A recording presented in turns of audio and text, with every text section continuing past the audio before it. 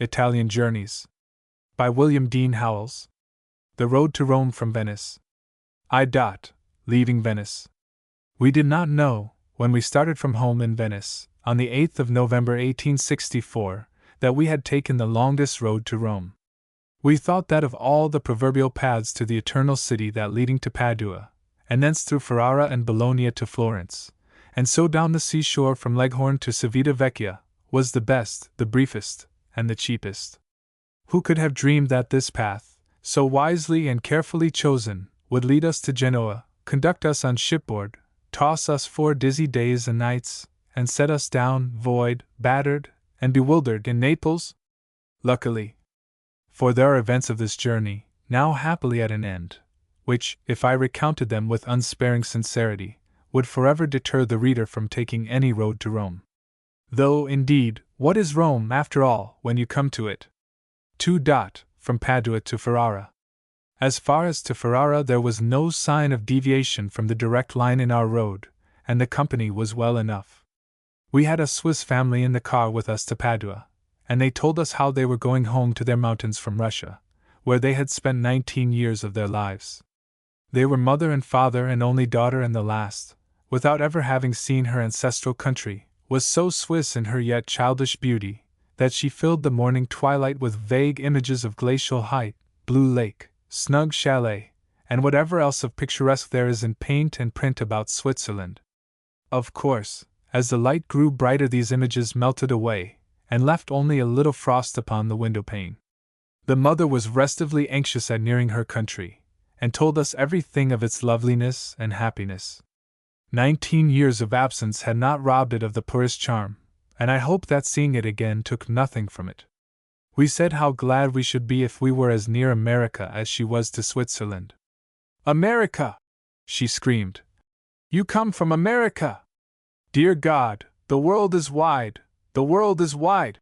The thought was so paralyzing that it silenced the fat little lady for a moment, and gave her husband time to express his sympathy with us in our war, which he understood perfectly well.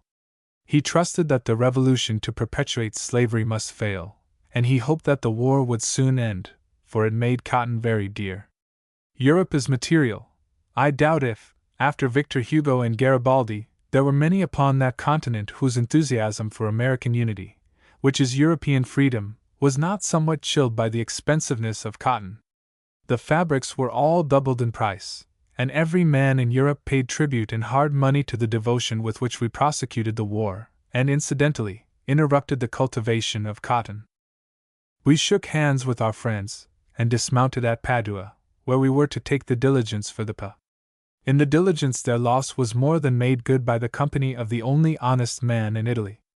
Of course this honest man had been a great sufferer from his own countrymen, and I wish that all English and American tourists, who think themselves the sole victims of publican rapacity and deceit in Italy, could have heard our honest man's talk.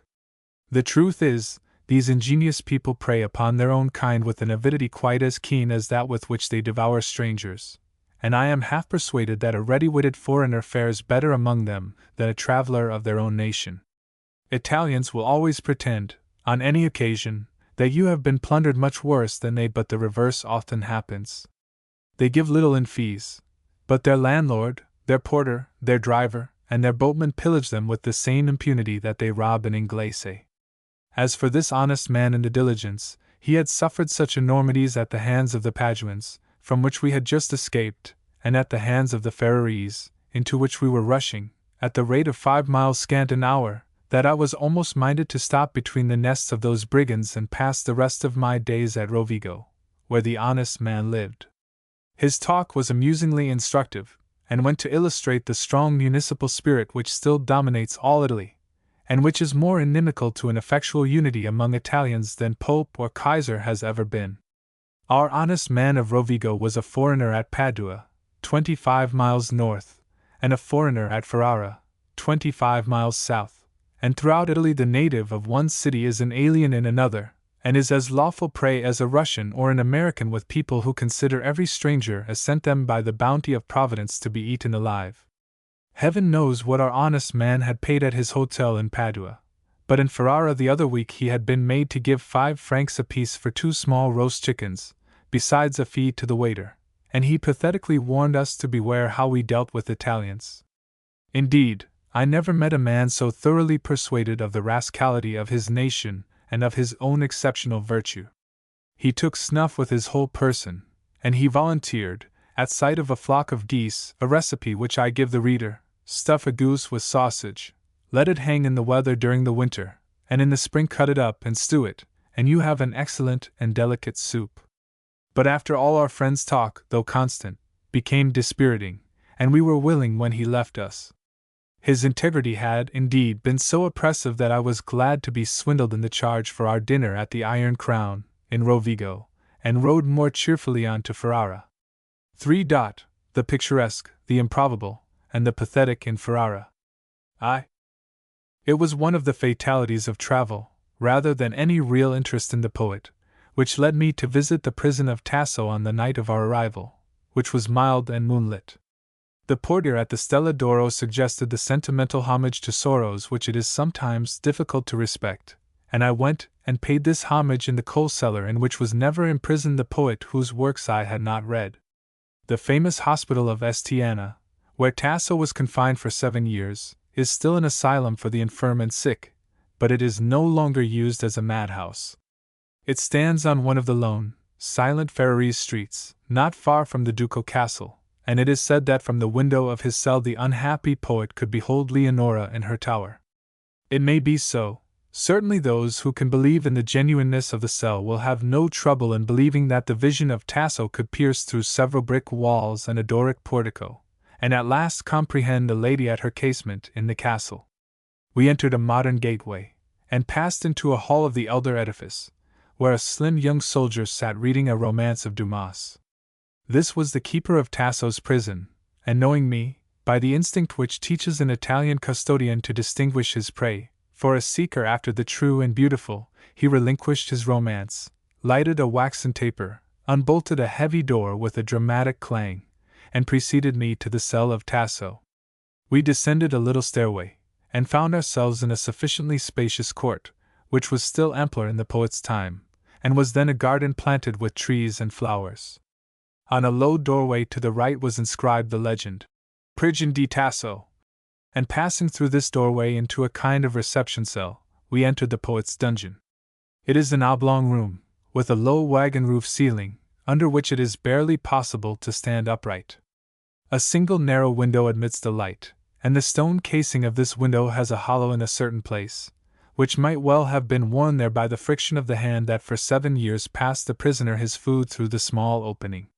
The young custodian pointed to this memento of suffering, without effusion, and he drew my attention to other remarkable things in the cell, without troubling himself to palliate their improbability in the least. They were his stock in trade, you paid your money, and took your choice of believing in them or not. On the other hand, my portier, an ex-valet de place, pumped a softly murmuring stream of enthusiasm, and expressed the freshest delight in the inspection of each object of interest. One still faintly discerns among the vast number of names with which the walls of the ante-cell are bewritten, that of Lamartine. The name of Byron, which was once deeply graven in the stucco, had been scooped away by the Grand Duke of Tuscany, so the custodian said, and there is only part of a capital B now visible.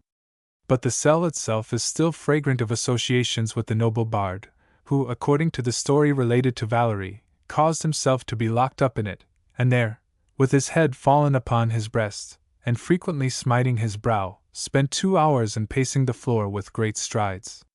It is a touching picture, but its pathos becomes somewhat embarrassing when you enter the cell, and see the impossibility of taking more than 3 generous paces without turning.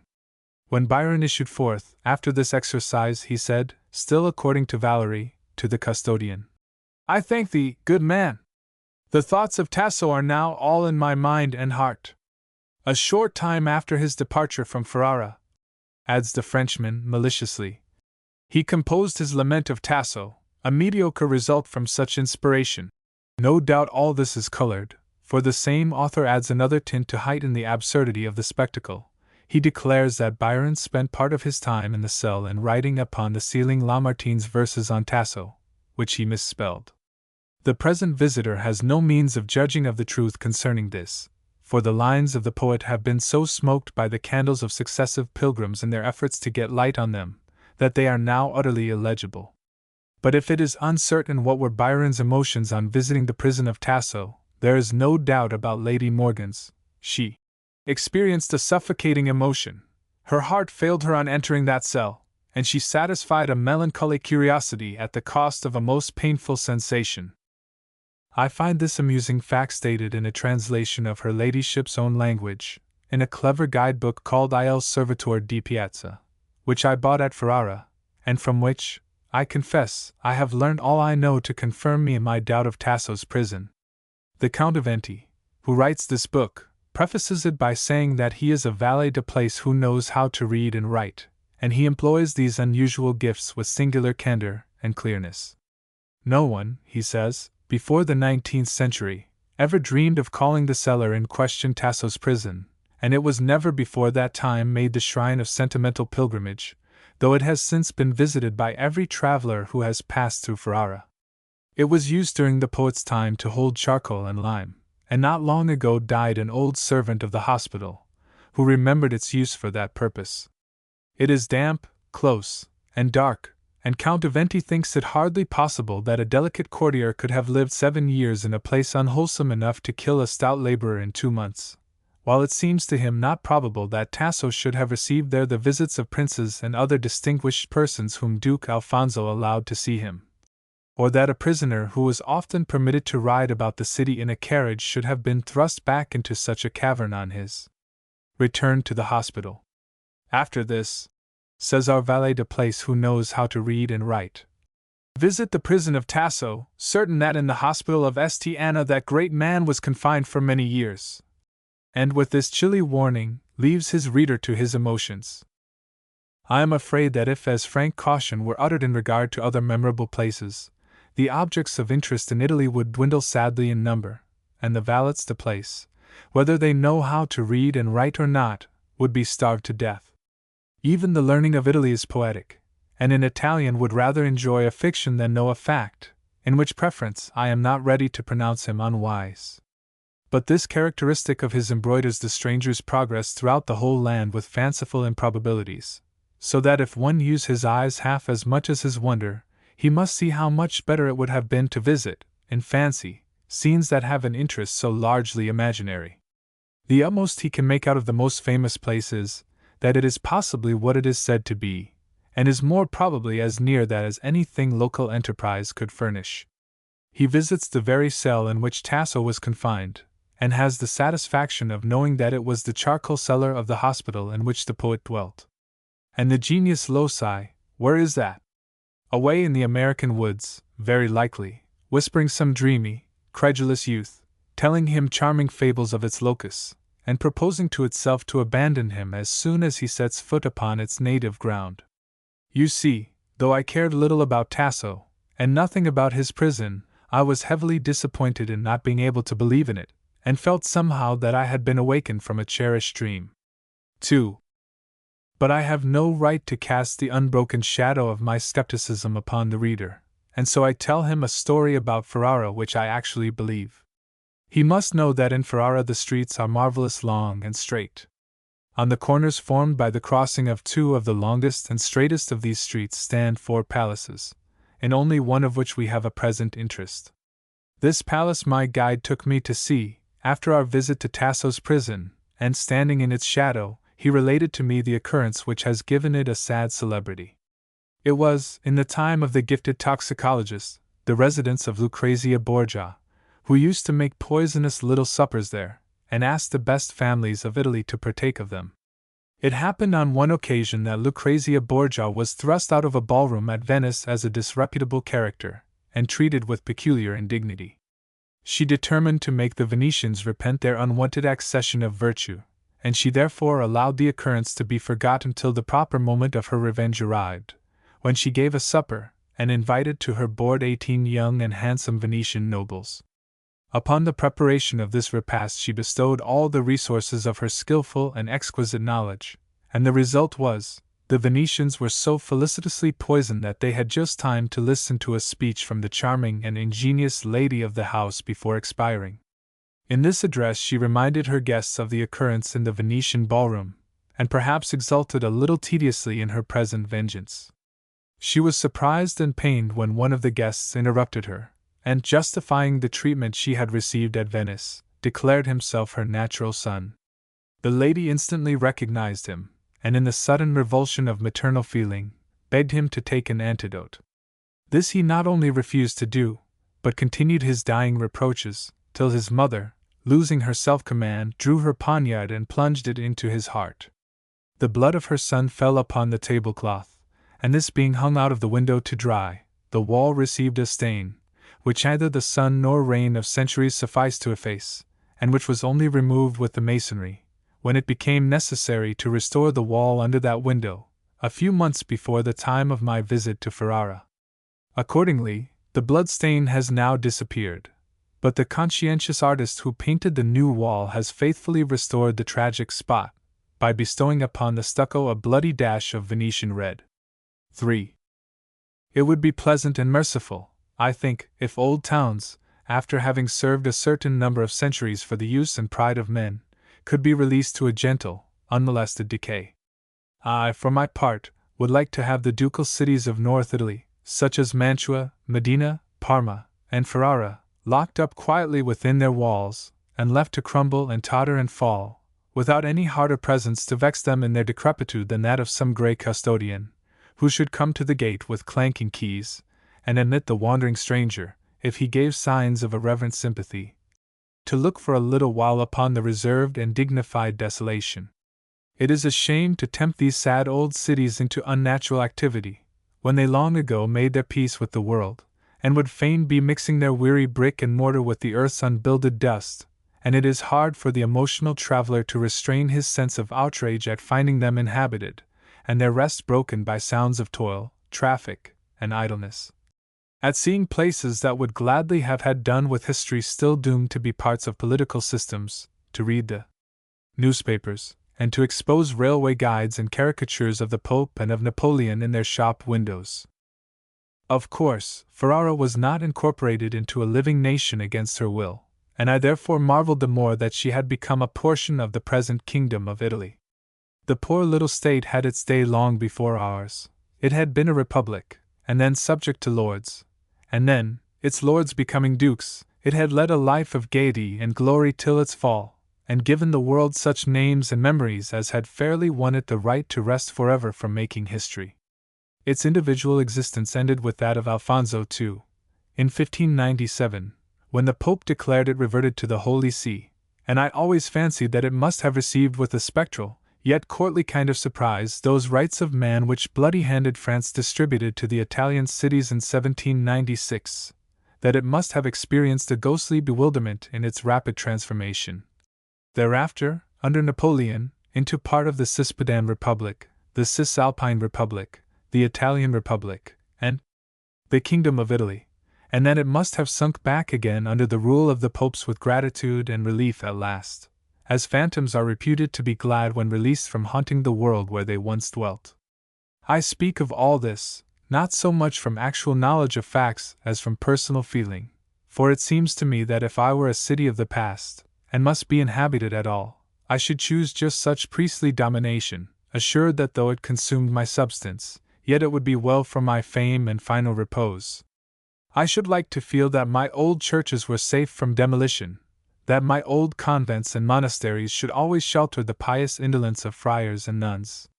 It would be pleasant to have studious monks exploring quaint corners of my unphilosophized annals, and gentle, snuff-taking abbés writing up episodes in the history of my noble families, and dedicating them to the present heirs of past renown, while the thinker and the reviewer should never penetrate my archives.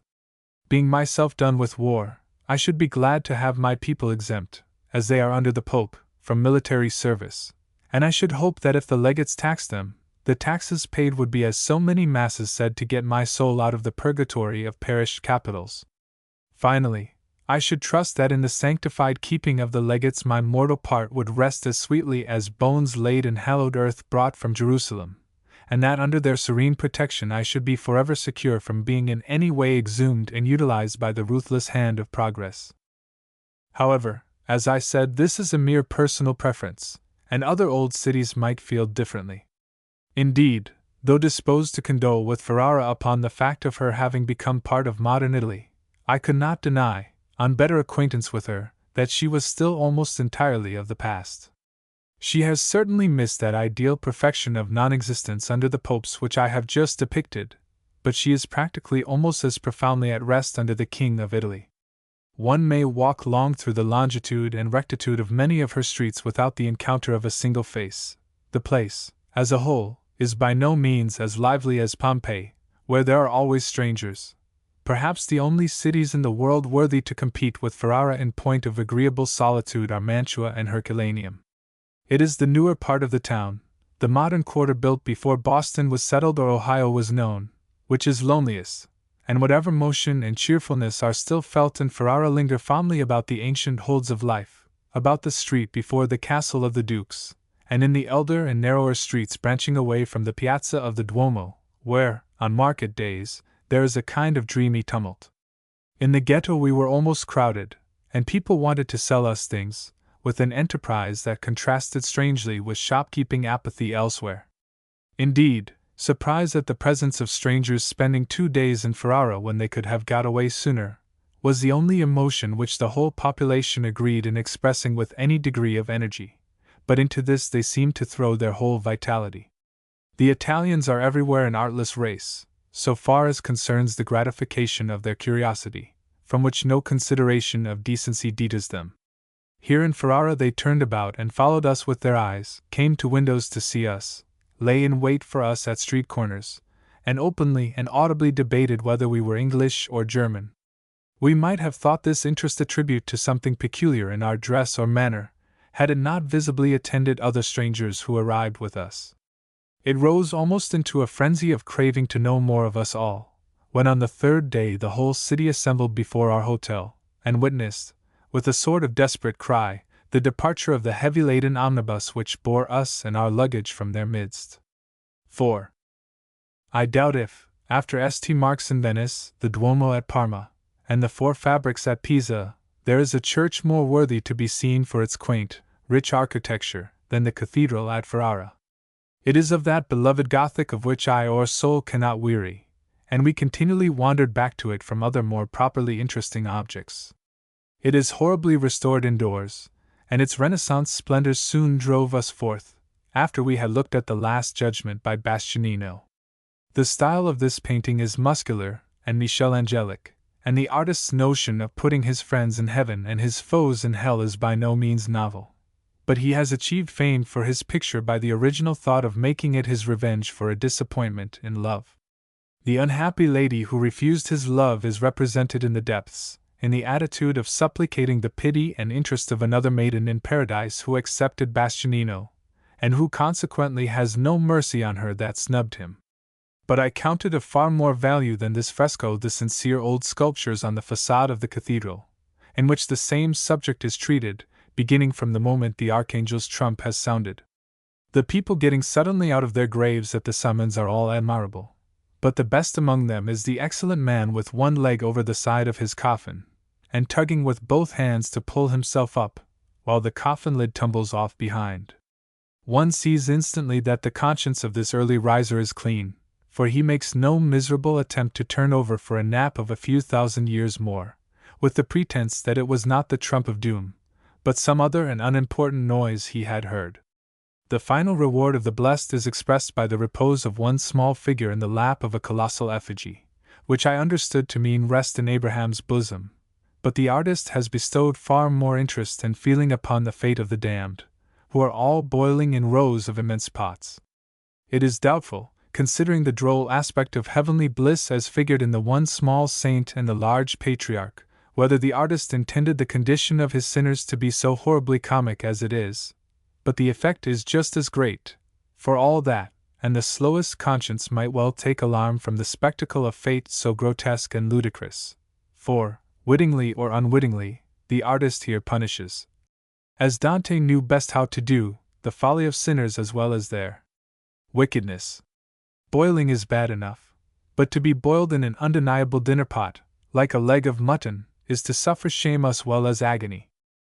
We turned from these horrors, and walked down by the side of the Duomo toward the ghetto, which is not so foul as one could wish a ghetto to be. The Jews were admitted to Ferrara in 1275, and throughout the government of the dukes, were free to live where they chose in the city, but the Pope's legate assigned them afterward a separate quarter, which was closed with gates. Large numbers of Spanish Jews fled hither during the persecutions, and there are 4 synagogues for the 4 languages, Spanish, German, French, and Italian. Aventi mentions, among other interesting facts concerning the Ferrarese Jews, that one of their rabbins, Isaco degli Abranelli, a man of excellent learning in the Scriptures, claimed to be descended from David. His children still abide in Ferrara, and it may have been one of his kingly line that kept the tempting antiquarian's shop on the corner from which you turn up toward the library. I should think such a man would find a sort of melancholy solace in such a place, filled with broken and fragmentary glories of every kind. It would serve him for that chamber of desolation, set apart in the houses of the Oriental Hebrews as a place to bewail themselves in. And indeed, this idea may go far to explain the universal Israelitish fondness for dealing in relics and ruins. The ghetto was in itself indifferent to us. It was merely our way to the library, whither the great memory of Ariosto invited us to see his famous relics treasured there. We found that the dead literati of Ferrara had the place wholly to themselves. Not a living soul disputed the solitude of the halls with the custodians, and the bust of Ariosto looked down from his monument upon rows of empty tables, idle chairs, and dusty inkstands. The poet, who was painted by Titian, has a tomb of abandoned ugliness, and sleeps under 3 epitaphs, while cherubs frescoed on the wall behind affect to disclose the mausoleum, by lifting a frescoed curtain, but deceive no one who cares to consider how impossible it would be for them to perform this service, and caper so ignobly as they do at the same time. In fact, this tomb of Ariosto shocks with its hideousness and levity. It stood formerly in the church of San Benedetto, where it was erected shortly after the poet's death, and it was brought to the library by the French, when they turned the church into a barracks for their troops. The poet's dust, therefore, rests here, where the worm, working silently through the vellum volumes on the shelves, feeds upon the immortality of many other poets. In the adjoining hall are the famed and precious manuscripts of Ariosto and of Tasso. A special application must be made to the librarian, in order to see the fragment of the Furioso in Ariosto's hand, and the manuscript copy of the Gerusalemme, with the corrections by Tasso. There are some pages of Ariosto's satires, framed and glazed for the satisfaction of the less curious, as well as a letter of Tasso's, written from the hospital of Estiana, which the poet sends to a friend, with 12 shirts, and in which he begs that his friend will have the shirts mended, and cautions him not to let them be mixed with others. But when the slow custodian had at last unlocked that more costly fragment of the Furioso, and placed it in my hands, the other manuscripts had no value for me. It seems to me that the one privilege which travel has reserved to itself is that of making each traveler, in presence of its treasures, forget whatever other travelers have said or written about them. I had read so much of Ariosto's industry, and of the proof of it in this manuscript, that I doubted if I should at last marvel at it. But the wonder remains with the relic, and I paid it my homage devoutly and humbly, and was disconcerted afterward to read again in my Valerie how sensibly all others had felt the preciousness of that famous page, which, filled with half a score of previous failures, contains in a little open space near the margin, the poet's final triumph in a clearly written stanza. Scarcely less touching and interesting than Ariosto's painful work on these yellow leaves, is the grand and simple tribute which another Italian poet was allowed to inscribe on one of them. Vittorio Alfieri beheld and venerated. And I think, counting over the many memorable things I saw on the road to Rome and the way home again, this manuscript was the noblest thing and best worthy to be remembered. When at last I turned from it, however, I saw that the custodian had another relic of Messer Lodovico, which he was not ashamed to match with the manuscript in my interest. This was the bone of one of the poet's fingers, which the pious care of Ferrara had picked up from his dust, when it was removed from the church to the library, and neatly bottled and labeled.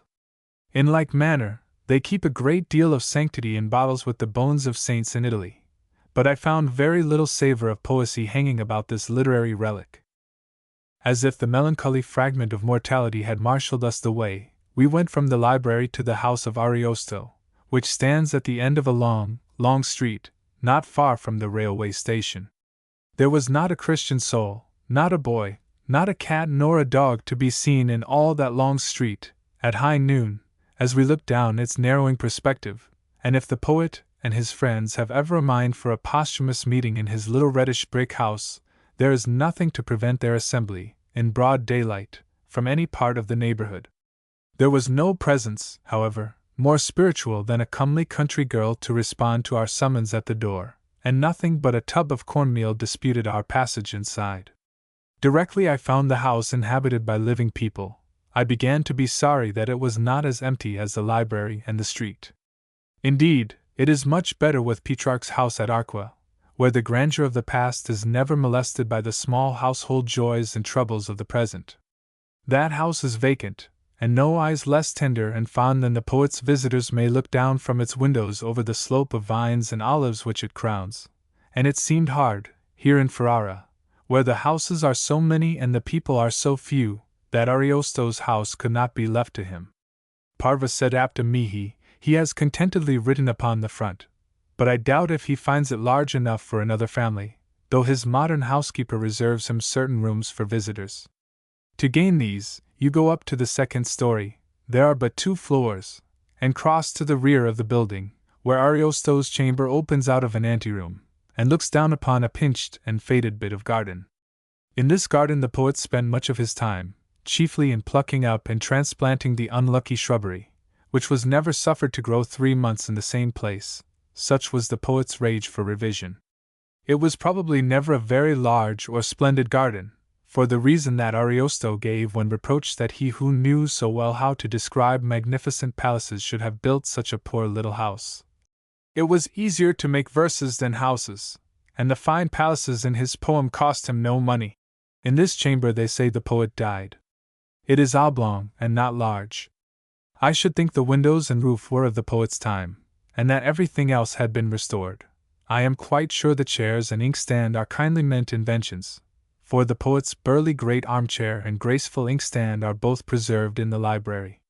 But the house is otherwise decent and probable, and I do not question but it was in the hall where we encountered the meal tub that the poet kept a copy of his Furioso, subject to the corrections and advice of his visitors. The ancestral house of the Ariosti has been within a few years restored out of all memory and semblance of itself, and my wish to see the place in which the poet was born and spent his childhood resulted, after infinite search, in finding a building faced newly with stucco and newly French windowed. Our porter said it was the work of the late English vice-consul, who had bought the house.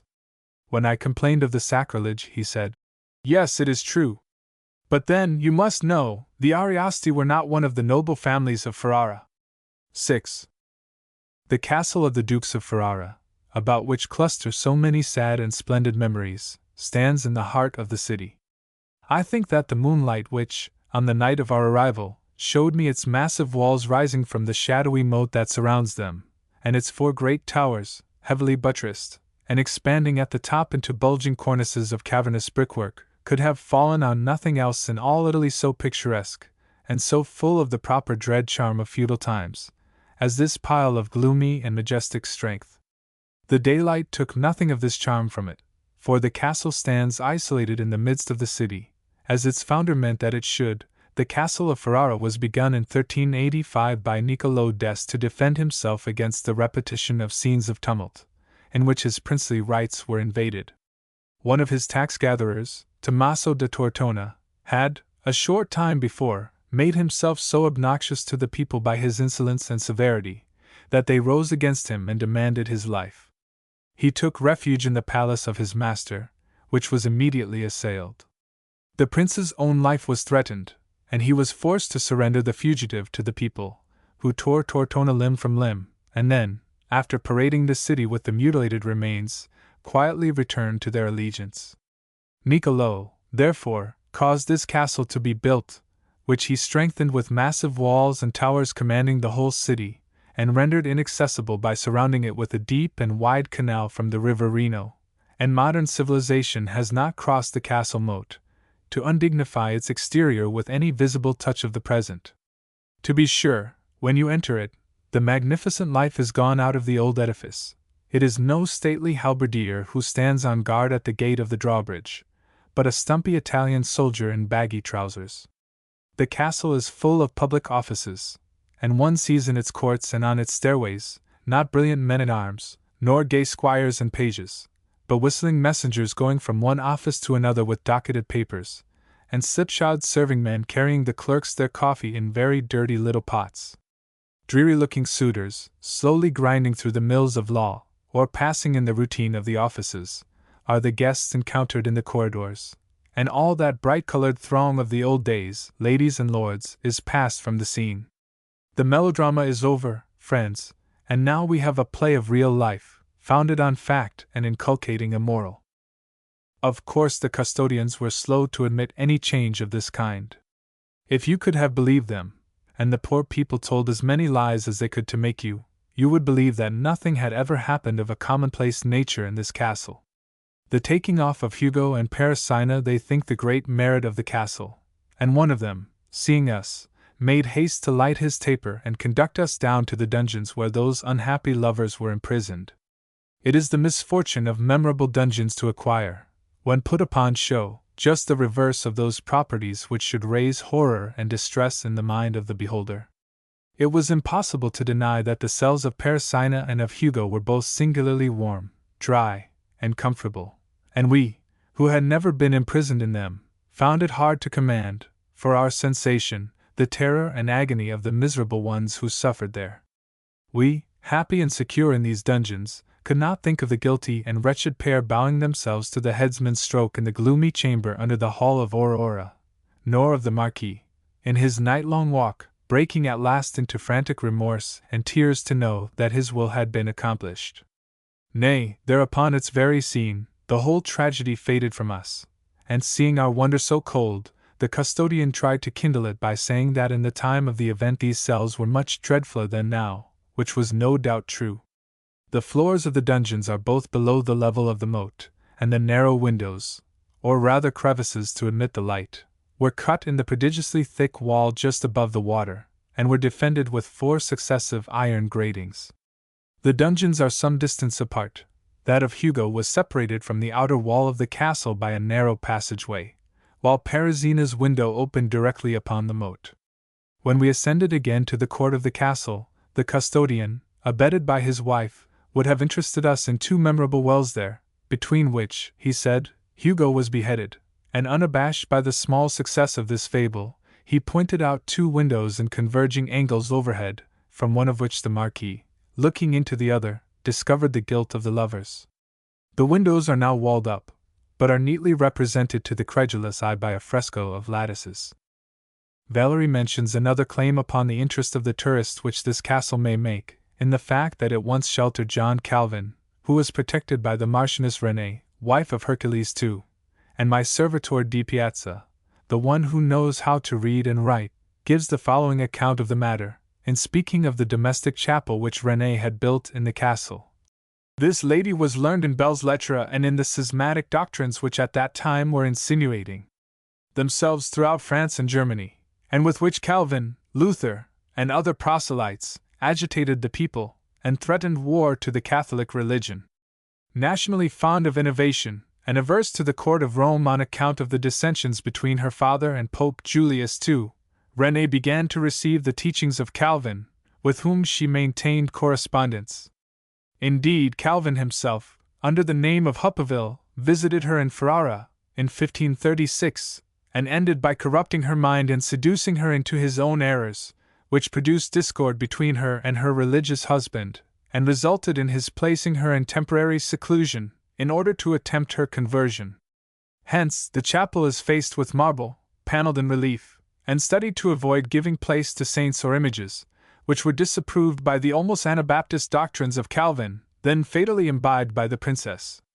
We would willingly, as Protestants, have visited this wicked chapel, but we were prevented from seeing it, as well as the famous frescoes of Dasso Dassi in the Hall of Aurora, by the fact that the prefect was giving a little dinner, pranzetto, in that part of the castle.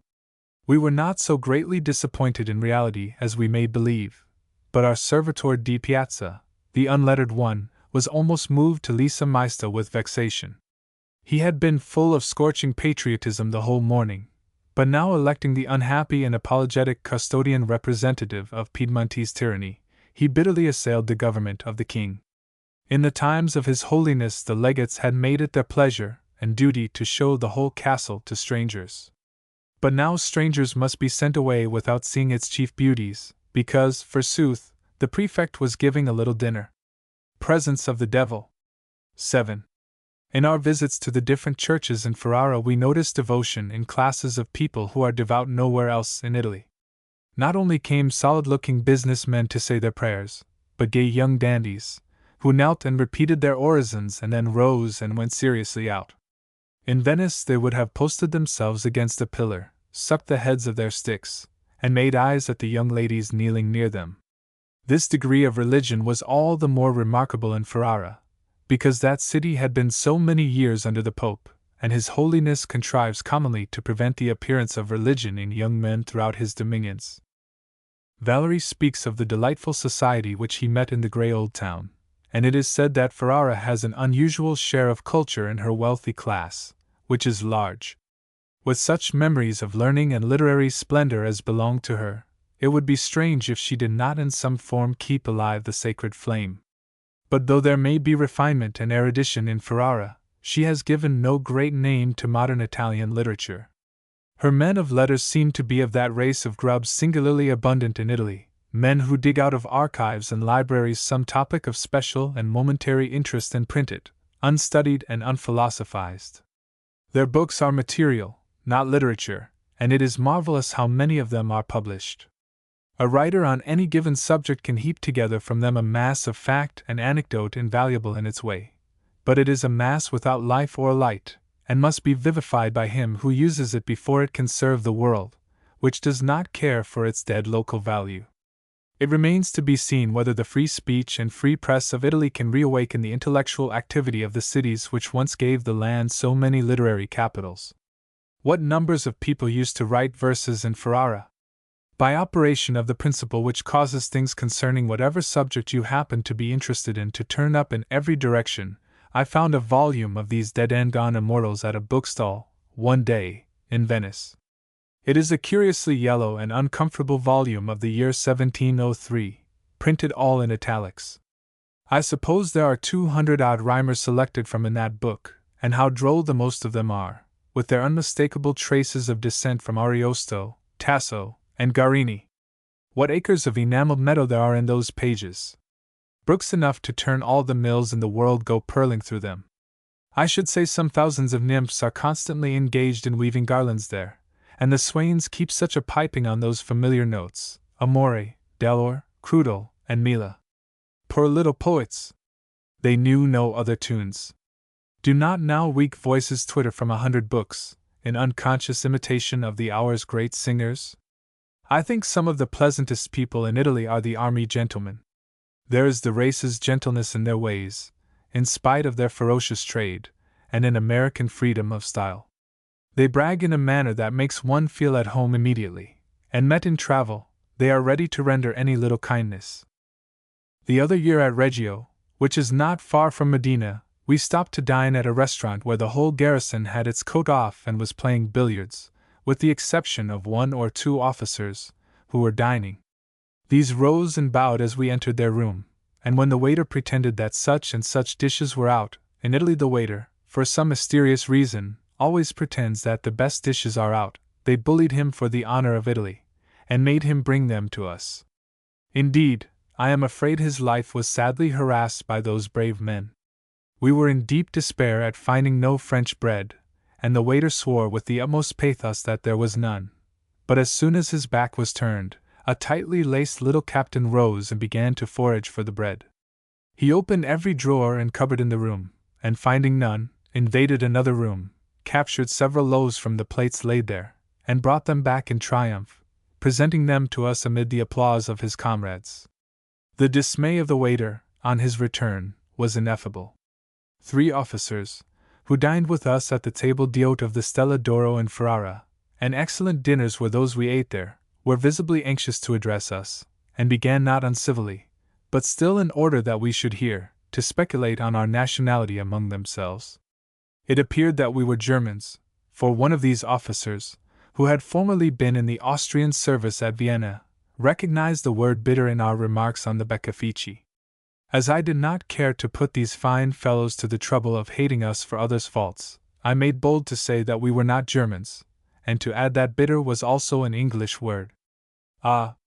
Yes, to be sure, one of them admitted, when he was with the Sardinian army in the Crimea, he had frequently heard the word used by the English soldiers. He nodded confirmation of what he said to his comrades, and then was good enough to display what English he knew.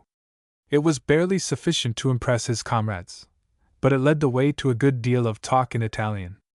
"I suppose you gentlemen are all Piedmontese?" I said. "Not at all," said our Crimean.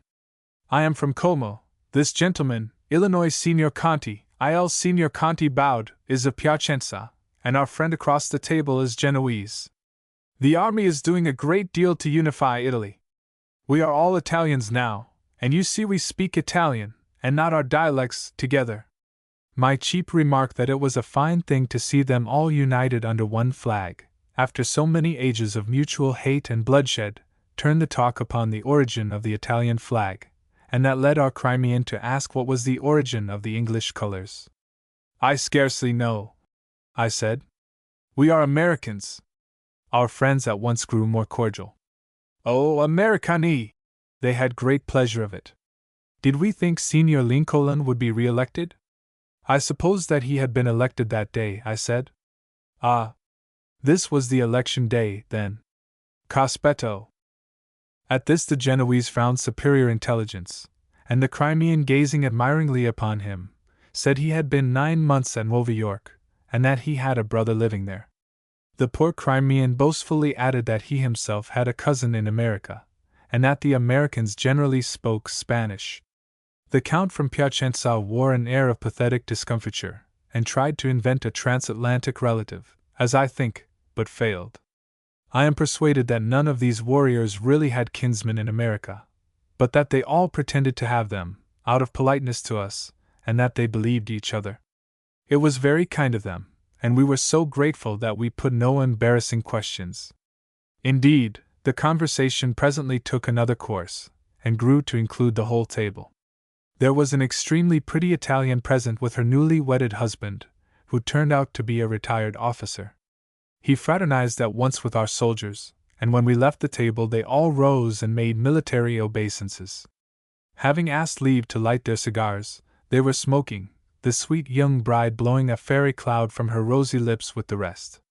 Indeed, I heard an Italian lady once remark, "Why should men pretend to deny us the privilege of smoking? It is so pleasant and innocent." It is but just to the Italians to say that they do not always deny it, and there is, without doubt, a certain grace and charm in a pretty fumitress. I suppose it is a habit not so pleasing in an ugly or middle-aged woman. Through Bologna to Genoa. We had intended to stay only 1 day at Ferrara, but just at that time the storms predicted on the Adriatic and Mediterranean coasts, by Matthew de la Drome, had been raging all over Italy, and the railway communications were broken in every direction. The magnificent work through and under the Apennines, between Bologna and Florence, had been washed away by the mountain torrents in a dozen places, and the roads over the plains of the Romagna had been sapped by the flood, and rendered useless, where not actually laid under water. On the day of our intended departure we left the hotel, with other travelers, gaily incredulous of the landlord's fear that no train would start for Bologna. At the station we found a crowd of people waiting and hoping, but there was a sickly cast of doubt in some faces, and the labeled employees of the railway wore looks of ominous importance. Of course the crowd did not lose its temper. It sought information of the officials running to and fro with telegrams, in a spirit of national sweetness, and consoled itself with saying, as Italy has said under all circumstances of difficulty for centuries, "Si vo pazienza." At last a blank silence fell upon it, as the Capo Stazione advanced toward a well-dressed man in the crowd, and spoke to him quietly. The well-dressed man lifted his forefinger and waved it back and forth before his face. The well-dressed man. Dunque, non si part più? No departures, then? The Capo Stazione, waving his forefinger in like manner. Non si part più. Like a mournful echo. We knew quite as well from this pantomime of negation as from the dialogue our sad fate, and submitted to it. Some adventurous spirit demanded whether any trains would go on the morrow. The Capo Stazione, with an air of one who would not presume to fathom the designs of Providence, responded, "Who knows? Today, certainly not. Tomorrow, perhaps." And vanished. It may give an idea of the Italian way of doing things to say that, as we understood, this break in the line was only a few miles in extent, that trains could have approached both to and from Bologna, and that a little enterprise on the part of the company could have passed travelers from one side to the other with very small trouble or delay. But the railway company was as much daunted by the inundation as a peasant going to market, and for 2 months after the accident no trains carried passengers from one city to the other. No doubt, however, the line was under process of very solid repair meanwhile.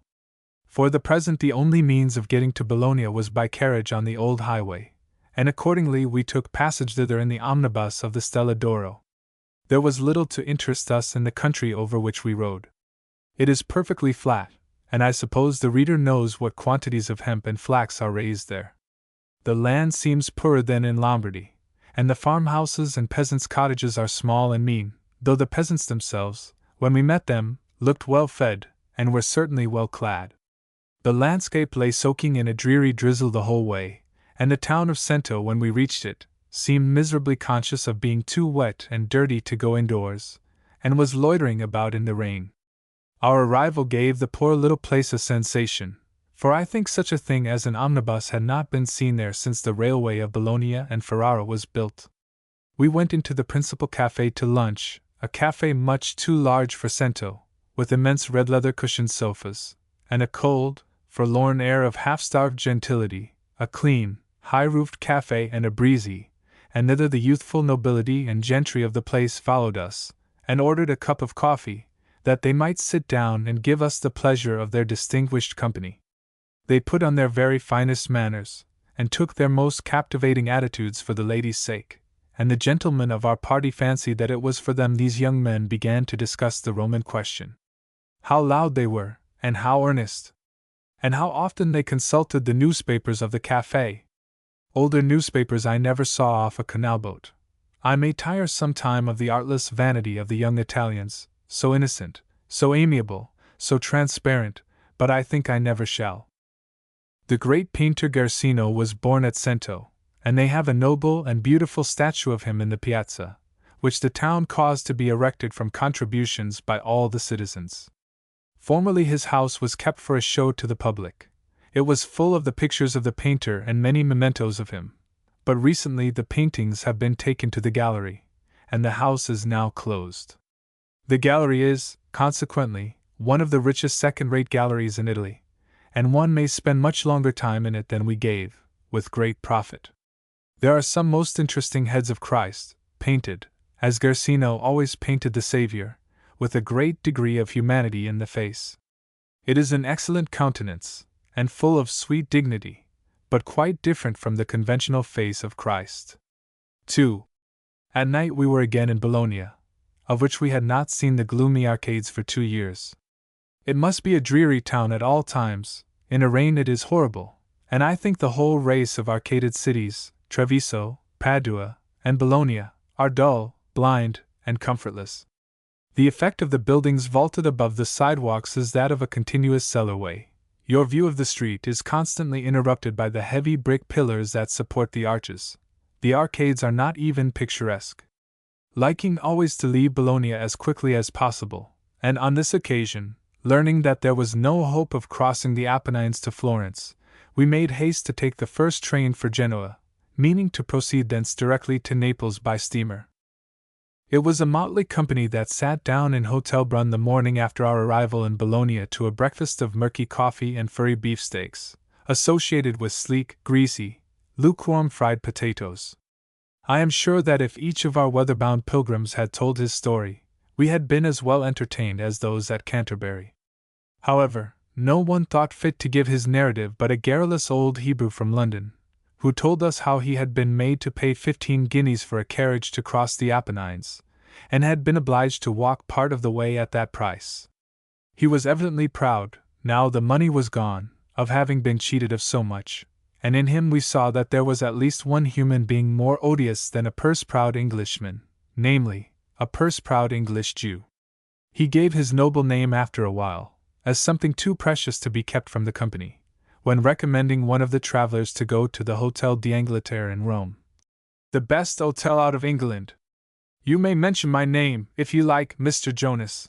The recipient of this favor noted down the talismanic words in his pocket-book, and Mr. Jonas, conscious of having conferred a benefit on his race, became more odious to it than ever. An Englishman is of a composition so uncomfortably original that no one can copy him, though many may caricature.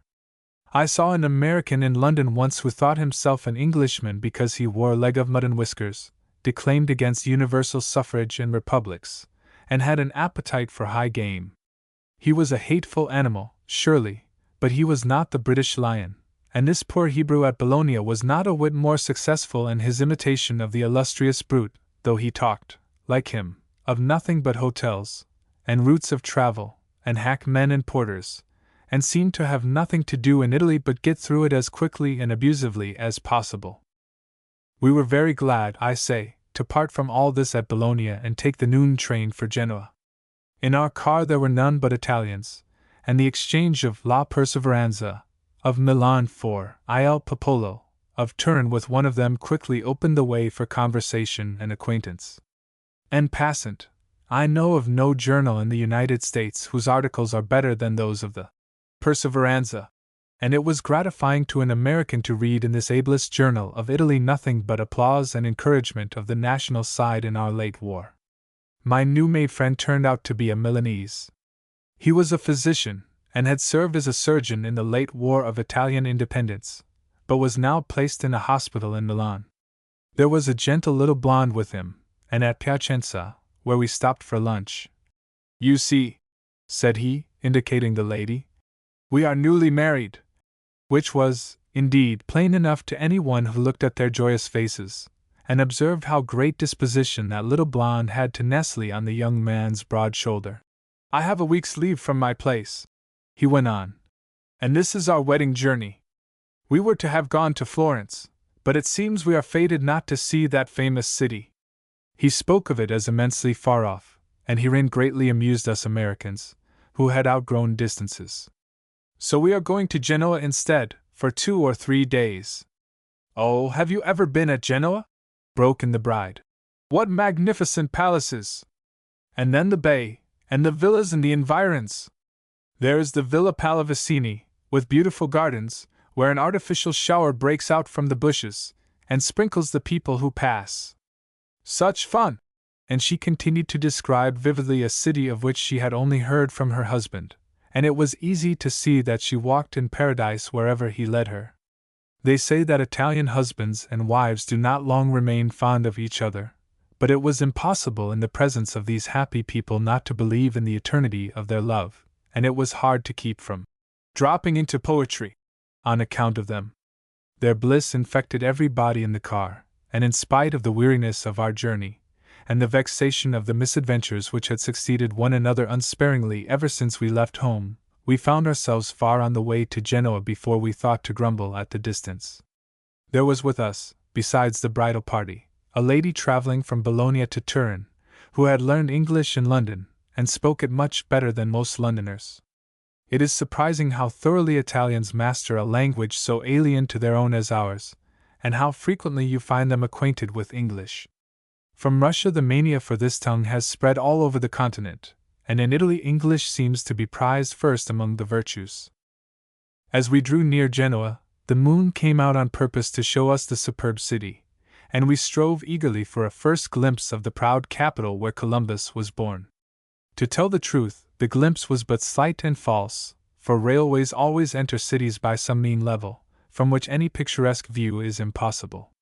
Near the station in Genoa, however, is the weak and ugly monument which the municipality has lately raised to Columbus.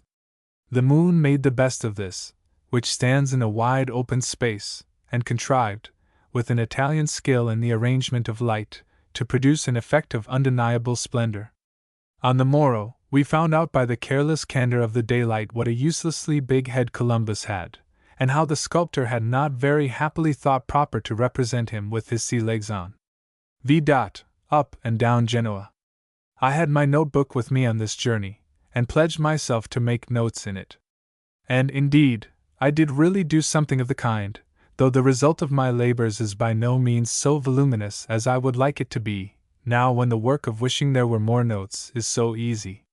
We spent but one day in Genoa, and I find such a marvelous succinct record of this in my book that I am tempted to give it here, after the fashion of that historical heavyweight who writes the life of Frederick the Great.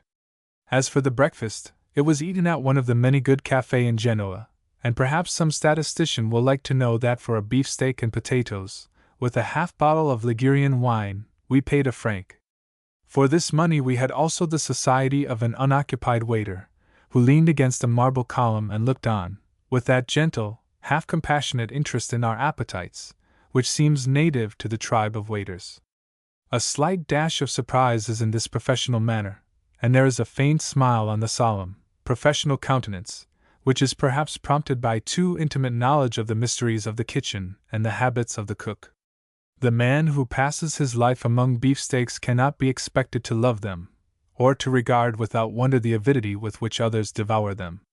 I imagine that service in restaurants must beget simple and natural tastes in eating, and that the jaded men who minister there to our pampered appetites demand only for themselves.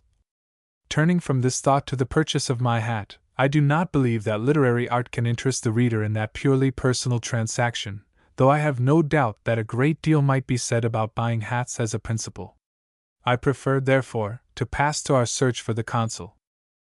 A former consulate, whom I know, has told me a good many stories about the pieces of popular mind which he received at different times from the traveling public, in reproof of his difficulty of discovery, and I think it must be one of the most jealously guarded rights of American citizens in foreign lands to declare the national representative hard to find, if there is no other complaint to lodge against him. It seems to be, in peculiar degree, a quality of consulship to be found remote and inaccessible.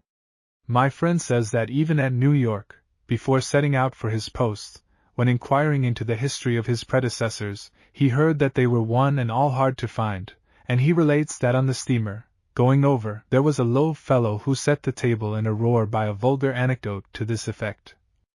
There was once a consulate, who indicated his office hours by the legend on his door, in from 10 to 1, an old ship captain, who kept coming for about a week without finding the consul, at last furiously wrote, in the terms of wager, under this legend, 10 to 1 you're out. My friend also states that one day a visitor of his remarked, I'm rather surprised to find you in. As a general rule, I never do find consuls in. Habitually, his fellow countrymen entertained him with accounts of their misadventures in reaching him. It was useless to represent to them that his house was in the most convenient locality where, indeed, no stranger can walk 20 rods from his hotel without losing himself, that their guide was an ass, or their courier a rogue. They listened to him politely, but they never pardoned him in the least, and neither will I forgive the consul at Genoa. I had no earthly consular business with him, but a private favor to ask. It was Sunday, and I could not reasonably expect to find him at his office, or anybody to tell me where he lived, but I have seldom had so keen a sense of personal wrong and national neglect as in my search for that consul's house. In Italy there is no species of fact with which any human being you meet will not pretend to have perfect acquaintance, and of course, the driver whose fiacre we took professed himself a complete guide to the consul's whereabouts, and took us successively to the residences of the consuls of all the South American republics. It occurred to me that it might be well to inquire of these officials where their colleague was to be found, but it is true that not one consul of them was at home. Their doors were opened by vacant old women, in whom a vague intelligence feebly guttered, like the wick of an expiring candle, and who, after feigning to throw floods of light on the object of my search, successively flickered out, and left me in total darkness. Till that day, I never knew of what lofty flight stairs were capable. As out of doors, in Genoa, it is either all up or downhill, so indoors it is either all up or downstairs. Ascending and descending, in one palace after another, those infinite marble steps, it became a question not solved to this hour, whether it was worse to ascend or descend. Each ordeal in its turn seemed so much more terrible than the other. At last I resolved to come to an understanding with the driver, and I spent what little breath I had left, it was dry and hot as the simum, in blowing up that infamous man. "You are a great driver," I said, "not to know your own city. What are you good for if you can't take a foreigner to his consuls?" "Signore," answered the driver patiently, "you would have to get a book in 2 volumes by heart, in order to be able to find everybody in Genoa. This city is a labyrinth." Truly it had so proved, and I could scarcely believe in my good luck when I actually found my friend, and set out with him on a ramble through its toils. A very great number of the streets in Genoa are footways merely, and these are as narrow, as dark, as full of jutting chimney places, balconies, and opened window shutters, and as picturesque as the little alleys in Venice. They wander at will around the bases of the gloomy old stone palaces, and seem to have a vagabond fondness for creeping down to the port, and losing themselves there in a certain cavernous arcade which curves round the water with the flexion of the shore, and makes itself a twilight at noonday. Under it are clangorous shops of ironsmiths, and sizzling shops of marine cooks, and looking down its dim perspective, one beholds chiefly sea legs coming and going, more or less affected by strong waters, and as the faces to which these sea legs belong draw near, one discerns sailors from all parts of the world, tawny men from Sicily and Norway, as diverse in their tawniness as olive and train oil. Sharp faces from Nantucket and from the Piraeus, likewise mightily different in their sharpness, blond Germans and blond Englishmen, and now and then a colored brother also in the seafaring line, with sea legs, also, more or less affected by strong waters like the rest. What curious people are these seafarers! They coast the whole world, and know nothing of it, being more ignorant and helpless than children on shore. I spoke with the Yankee mate of a ship one day at Venice, and asked him how he liked the city. Well, he had not been ashore yet. He was told he had better go ashore, that the Piazza San Marco was worth seeing. Well, he knew it, he had seen pictures of it, but he guessed he wouldn't go ashore. Why not, now he was here? Well, he laid out to go ashore the next time he came to Venice. And so, bless his honest soul, he lay 3 weeks at Venice with his ship, after a voyage of 2 months, and he sailed away without ever setting his foot on that enchanted ground.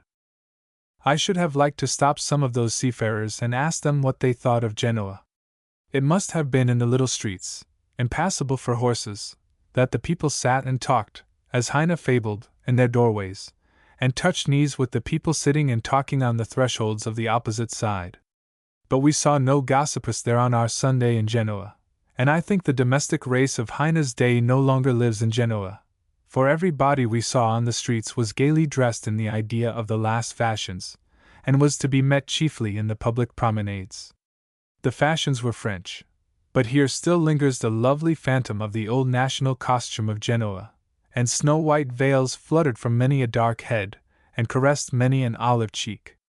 It is the kindest and charitablest of attirements, this white veil, and while decking beauty to the most perilous effect, befriends and modifies age and ugliness. The pleasure with which I look at the splendor of an Italian crowd in winter is always touched with melancholy. I know that, at the time of its noonday promenade, it has nothing but a cup of coffee in its stomach, that it has emerged from a house as cold and dim as a cellar, and that it will presently go home to dine on rice and boiled beef. I know that chilblains secretly gnaw the hands inside of its kid gloves, and I see in the rawness of its faces the anguish of winter-long suffering from cold. But I also look at many in this crowd with the eye of the economist, and wonder how people practicing even so great self-denial as they can contrive to make so much display on their little means, how those clerks of public offices, who have rarely an income of $500 a year, can dress with such peerless gorgeousness. I suppose the national instinct teaches them ways and means unknown to us. The passion for dress is universal, the men are as fond of it as the women, and happily, clothes are comparatively cheap. It is no great harm in itself, this display. It is only a pity that there is often nothing, or worse than nothing, under the shining surface. We walked with the brilliant Genoese crowd upon the hill where the public promenade overlooks a landscape of city and country, houses and gardens, vines and olives, which it makes the heart ache to behold, it is so faultlessly beautiful. Behind us the fountain was. The birds were singing, and there were innumerable fair girls going by, about whom one might have made romances if one had not known better. Our friend pointed out to us the Pink Jail, in which Dickens lived while at Genoa, and showed us on the brow of a distant upland the villa, called Il Paradiso, which Byron had occupied. I dare say this Genoese joke is already in print, that the devil re-entered paradise when Byron took this villa. Though, in loveliest Italy, one is half persuaded that the devil had never left paradise. After lingering a little longer on that delicious height, we turned and went down for a stroll through the city. My notebook says that Genoa is the most magnificent city I ever saw, and I hold by my notebook, though I hardly know how to prove it.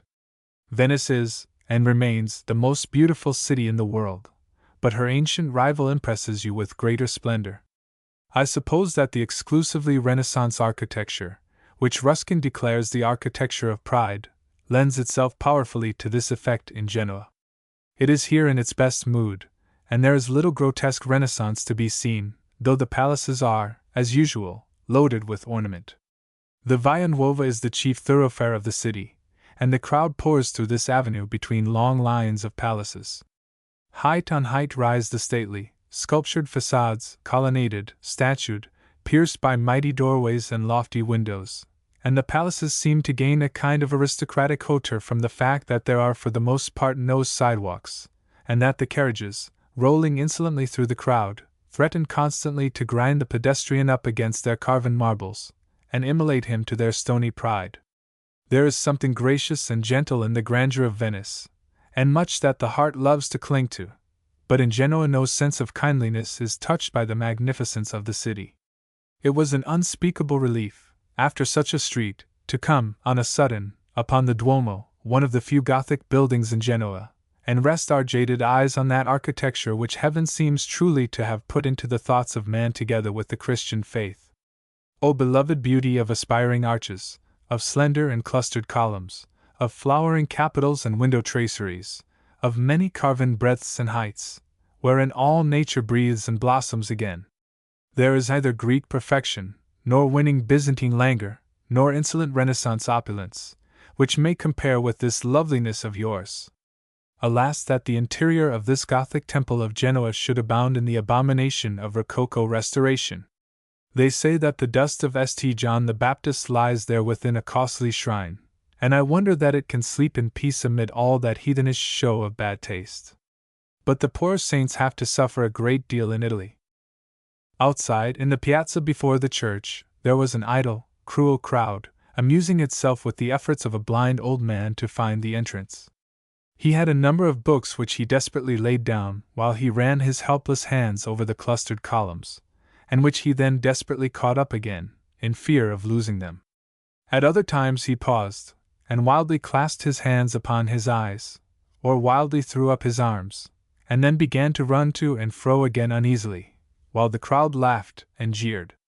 Doubtless a taint of madness afflicted him, but not the less he seemed the type of a blind soul that gropes darkly about through life, to find the doorway of some divine truth or beauty, touched by the heavenly harmonies from within, and miserably failing, amid the scornful cries and bitter glee of those who have no will but to mock aspiration. The girl turning somersaults in another place had far more popular sympathy than the blind madman at the temple door, but she was hardly a more cheerful spectacle. For all her festive spangles and fairy-like brevity of skirts, she had quite a workaday look upon her honest, blood-red face, as if this were business though it looked like sport, and her part of the diversion were as practical as that of the famous captain of the waiters, who gave the act of peeling a sack of potatoes a playful effect by standing on his head. The poor damsel was going over and over, to the sound of most dismal drumming and braying, in front of the immense old palace of the Genoese Doges, a classic building, stilted on a rustic base, and quite worthy of Palladio, if any body thinks that is praise. There was little left of our day when we had dined, but having seen the outside of Genoa, and not hoping to see the inside, we found even this little heavy on our hands, and were glad as the hour drew near when we were to take the steamer for Naples. It had been one of the noisiest days spent during several years in clamorous Italy, whose voiceful uproar strikes to the summits of her guardian Alps, and greets the coming stranger, and whose loud addio would stun him at parting, if he had not meanwhile become habituated to the operatic pitch of her everyday tones. In Genoa, the hotels, taking counsel of the vagabond streets, stand about the cavernous arcade already mentioned, and all the noise of the shipping reaches their guests. We rose early that Sunday morning to the sound of a fleet unloading cargoes of wrought iron, and of the hard swearing of all nations of seafaring men. The whole day long the tumult followed us, and seemed to culminate at last in the screams of a parrot, who thought it fine to cry, "Piove! Piove! Piove! It rains! It rains! It rains!" and had, no doubt, a secret interest in some umbrella shop. This unprincipled bird dwelt somewhere in the neighborhood of the street where you see the awful tablet in the wall devoting to infamy the citizens of the old republic that were false to their country. The sight of that pitiless stone recalls with a thrill the picturesque, unhappy past, with all the wandering, half-benighted efforts of the people to rend their liberty from now a foreign and now a native lord. At best, they only knew how to avenge their wrongs, but now, let us hope, they have learnt, with all Italy, to prevent them. The will was never wanting of old to the Ligurian race, and in this time they have done their full share to establish Italian freedom. I do not know why it should have been so surprising to hear the boatman who rowed us to the steamer's anchorage speak English, but, after his harsh Genoese profanity in getting his boat into open water, it was the last thing we expected from him. It had somehow the effect of a furious beast addressing you in your native tongue, and telling you it was "Very poorly wedir," and it made us cling to his good nature with the trembling solicitude of Little Red Riding Hood, when she begins to have the first faint suspicions of her grandmother. However, our boatman was no wild beast, but took our 6 cents of Buonamano with the base civility of a Christian man, when he had put our luggage in the cabin of the steamer. I wonder how he should have known us for Americans? He did so know us, and said he had been at New York in better days, when he voyaged upon higher seas than those he now navigated. On board, we watched with compassion an old gentleman in the cabin making a hearty meal of sardines and fruit pie, and I asked him if he had ever been at sea. No, he said. I could have wept over that innocent old gentleman's childlike confidence of appetite, and guileless trust of the deep. We went on deck, where one of the gentle beings of our party declared that she would remain as long as Genoa was in sight, and to tell the truth, the scene was worthy of the promised devotion. There, in a half-circle before us, blazed the lights of the quay. Above these twinkled the lamps of the steep streets and climbing palaces. Over and behind all hung the darkness on the heights, a sable cloud dotted with ruddy points of flame burning in the windows of invisible houses. Down the bay, and presently caught the heavy swell of the open sea. The other gentle being of our party then clutched my shoulder with a dreadful shudder, and after gasping, "Oh, Mr. Scribbler, why will the ship roll so?" was meekly hurried below by her sister, who did not return for a last glimpse of Genoa the proud.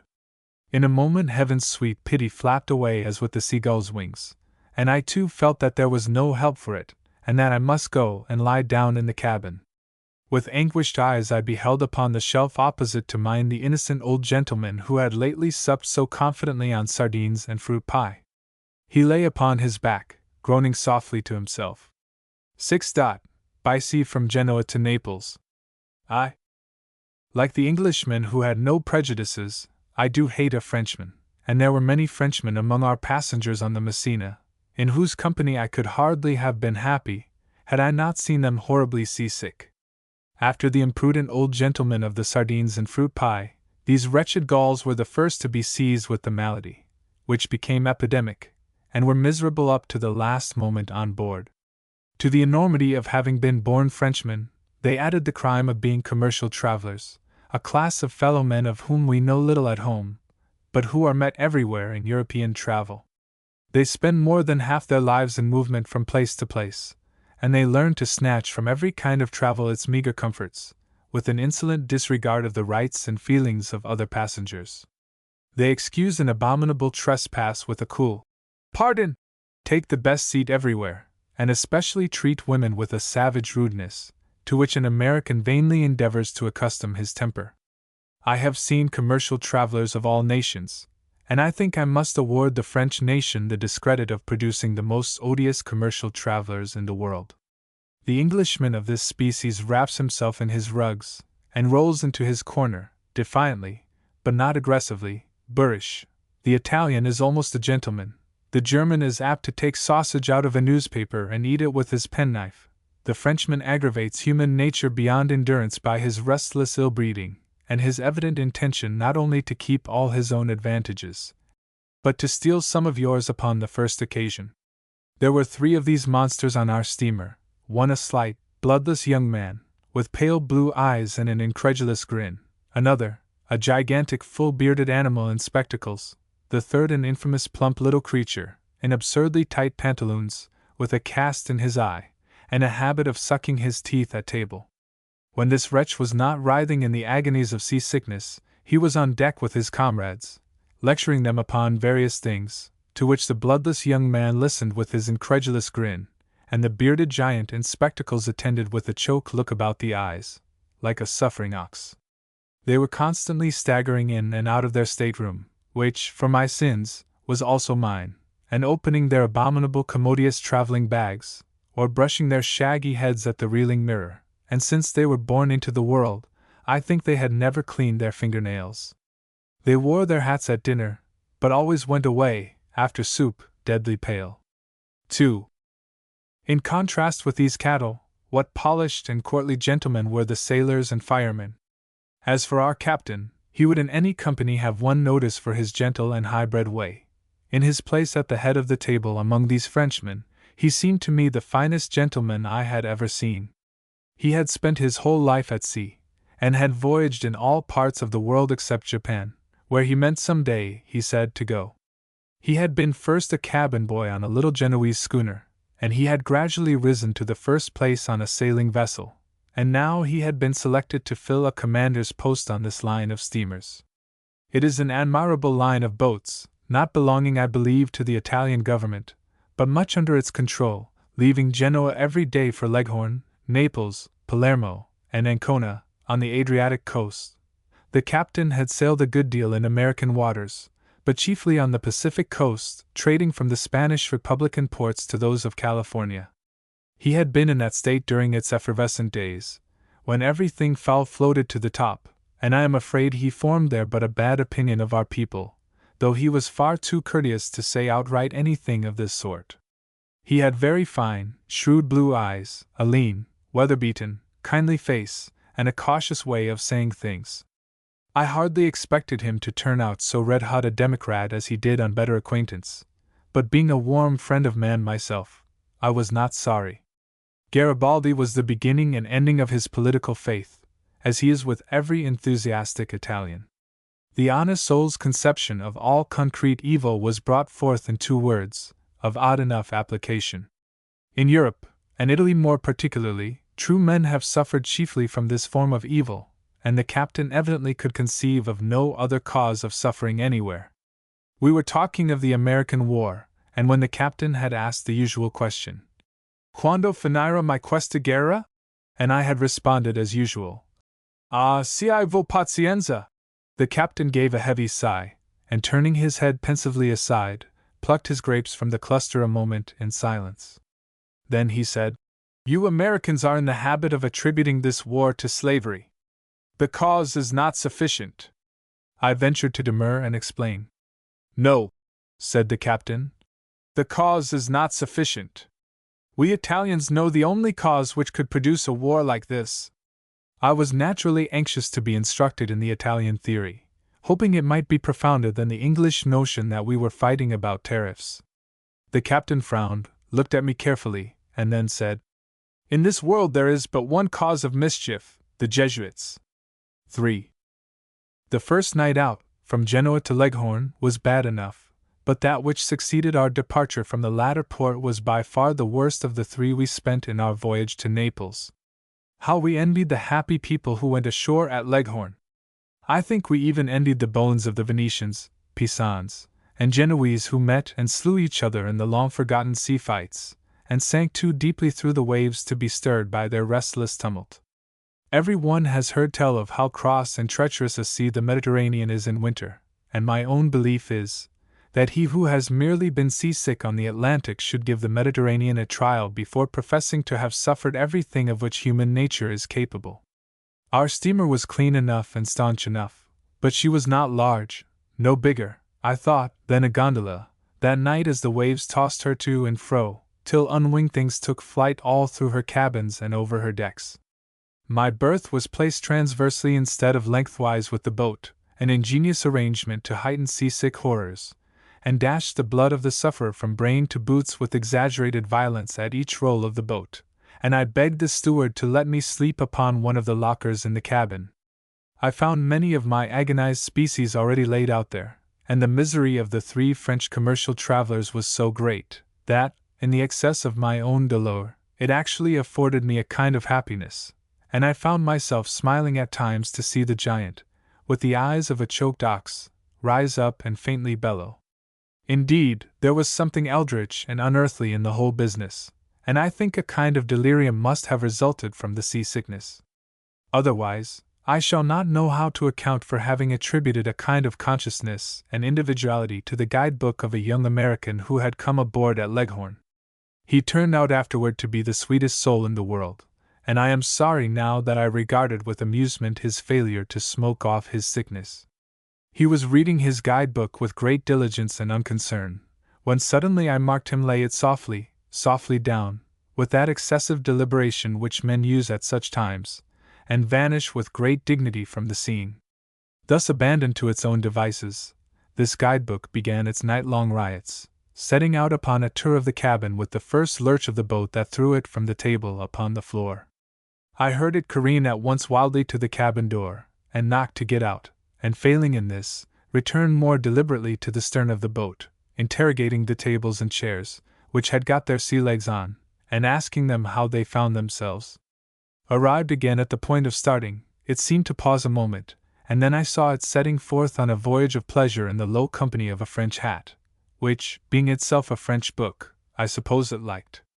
In these travels they both ran under the feet of one of the stewards and were replaced by an immense tour de force on the table, from which the book eloped again, this time in company with an overcoat. But it seemed the coat was too miserable to go far. It stretched itself at full length on the floor, and suffered the book to dance over it, back and forth, I know not how many times. At last, as the actions of the book were becoming unendurable, and the general seasickness was waxing into a frenzy, a heavy roll, that made the whole ship shriek and tremble, threw us all from our lockers, and gathering myself up, bruised and sore in every fibre, I lay down again and became sensible of a blissful lull. The machinery had stopped, and with the mute hope that we were all going to the bottom, I fell tranquilly asleep. 4. It appeared that the storm had really been dangerous. Instead of being only 6 hours from Naples, as we ought to be at this time, we were got no further than Porto Longone, in the Isle of Elba. We woke in a quiet, sheltered little bay, whence we could only behold, not feel, the storm left far out upon the open sea.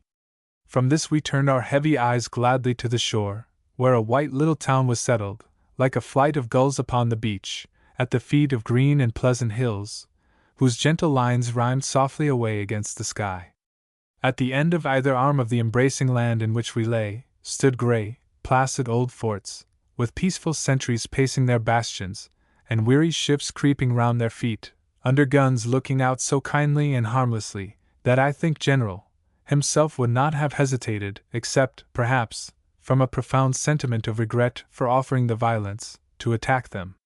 Our port was full of frightened shipping, steamers, brigs, and schooners, of all sizes and nations, and since it was our misfortune that Napoleon spent his exile in Elba at Porto Ferrato instead of Porto Longone, we amused ourselves with looking at the vessels and the white town and the soft hills, instead of hunting up dead lions' tracks. Our fellow passengers began to develop themselves. The regiment of soldiers whom we were transporting picturesquely breakfasted forward, and the second cabin people came aft to our deck, while the English engineer — there are English engineers on all the Mediterranean steamers — planted a camp stool in a sunny spot, and sat down to read the Birmingham Express. Our friends of the second cabin were chiefly officers with their wives and families, and they talked for the most part of their sufferings during the night. They spoke such exquisite Italian that I thought them Tuscans, but they told me they were of Sicily, where their beautiful speech first had life. Let us hear what they talked of in their divine language, and with that ineffable tonic accent which no foreigner perfectly acquires, and let us for once translate the profanities pagan and Christian, which adorn common parlance in Italy. "Ah, my God! How much I suffered!" says a sweet little woman with gentle brown eyes, red lips, and blameless Greek lines of face. "I broke 2 basins. There were 10 broken in all, by Diana," says this lady's sister. "Presence of the devil," says her husband, and "Body of Bacchus," her young brother, puffing his cigar. "And you, sir," said the lady, turning to a handsome young fellow in civil dress near her, "how did you pass this horrible night?" "Oh," says the young man, twirling his heavy blonde mustache, "mighty well, mighty well. Oh, mercy of God! You were not sick?" "I, signora, am never sea-sick. I am of the Navy." At which they all cry oh and ah, and declare they are glad of it, though why they should have been I don't know to this day. "I have often wished," added the young man meditatively, and in a serious tone, as if he had indeed given the subject much thought, "that it might please God to let me be seasick once, if only that I might know how it feels. But no!" He turned the conversation, as if his disappointment were too sore to dwell upon, and hearing our English, he made out to let us know that he had been at New York, and could speak our language, which he proceeded to do, to the great pride of his countrymen, and our own astonishment at the remarkable forms of English speech to which he gave utterance. We set out from Porto Long that night at 8 o'clock, and next evening, driving through much abated storms southward into calm waters and clear skies, reached Naples. At noon, Monte Circio, where Circe led her disreputable life, was a majestic rock against blue heaven and broken clouds. After nightfall, and under the risen moon, Vesuvius crept softly up from the sea, and stood a graceful steep, with wreaths of lightest cloud upon its crest, and the city lamps circling far round its bay. 7.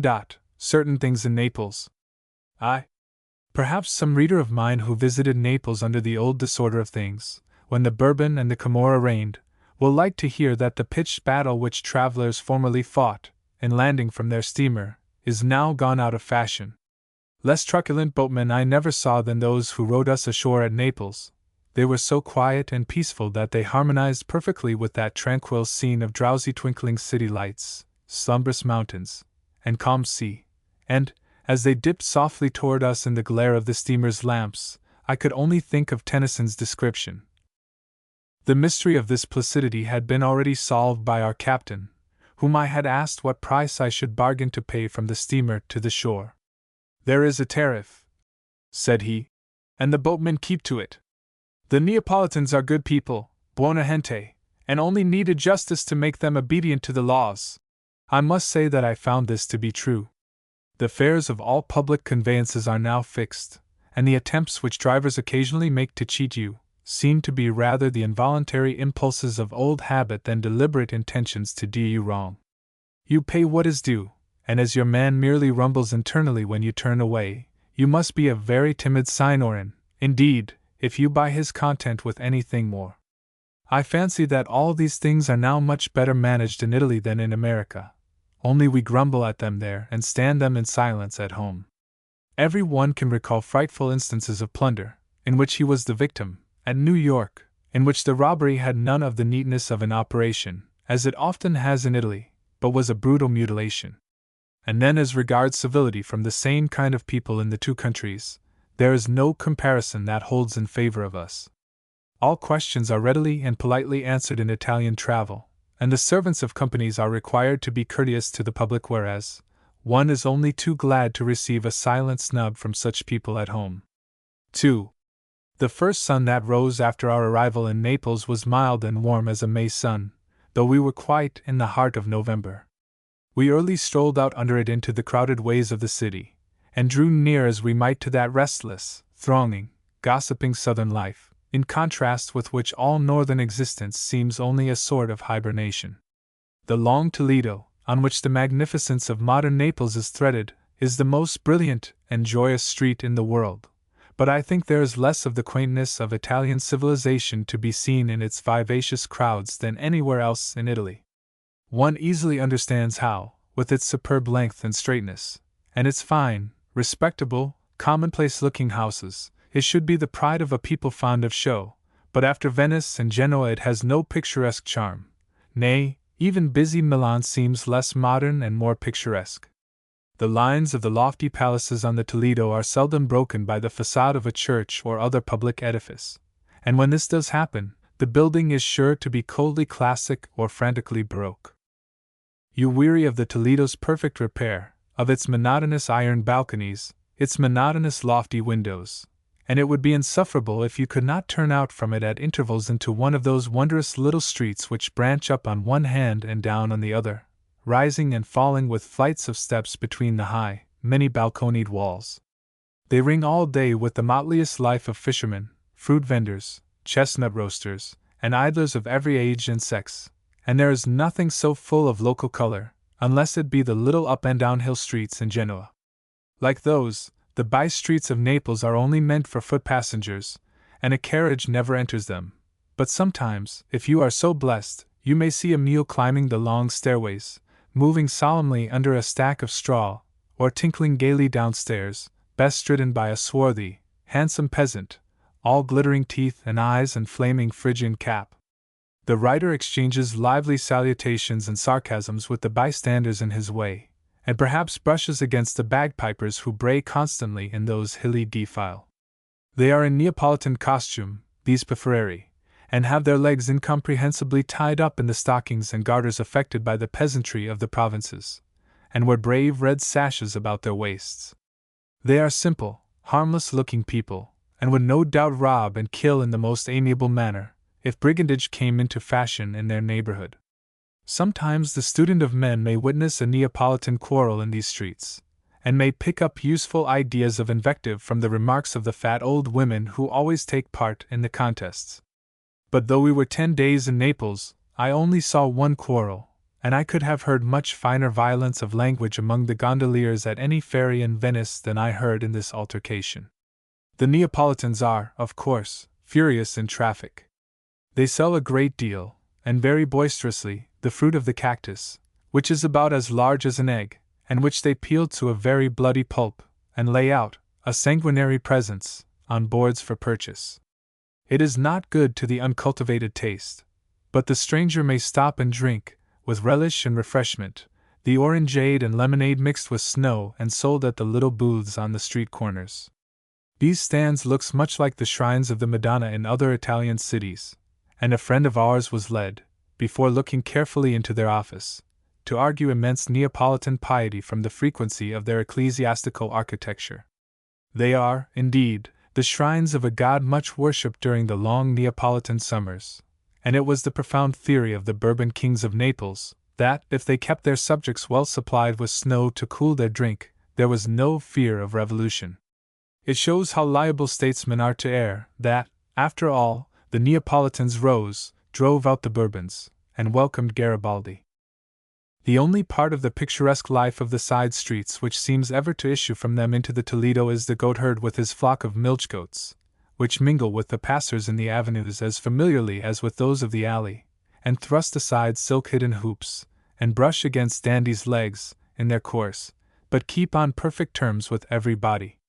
The goatherd leads the eldest of the flock, and the rest follow in docile order, and stop as he stops to ask at the doors if milk is wanted. When he happens to have an order, one of the goats is haled, much against her will, into the entry of a house, and there milked, while the others wait outside alone, nibbling and smelling thoughtfully about the masonry.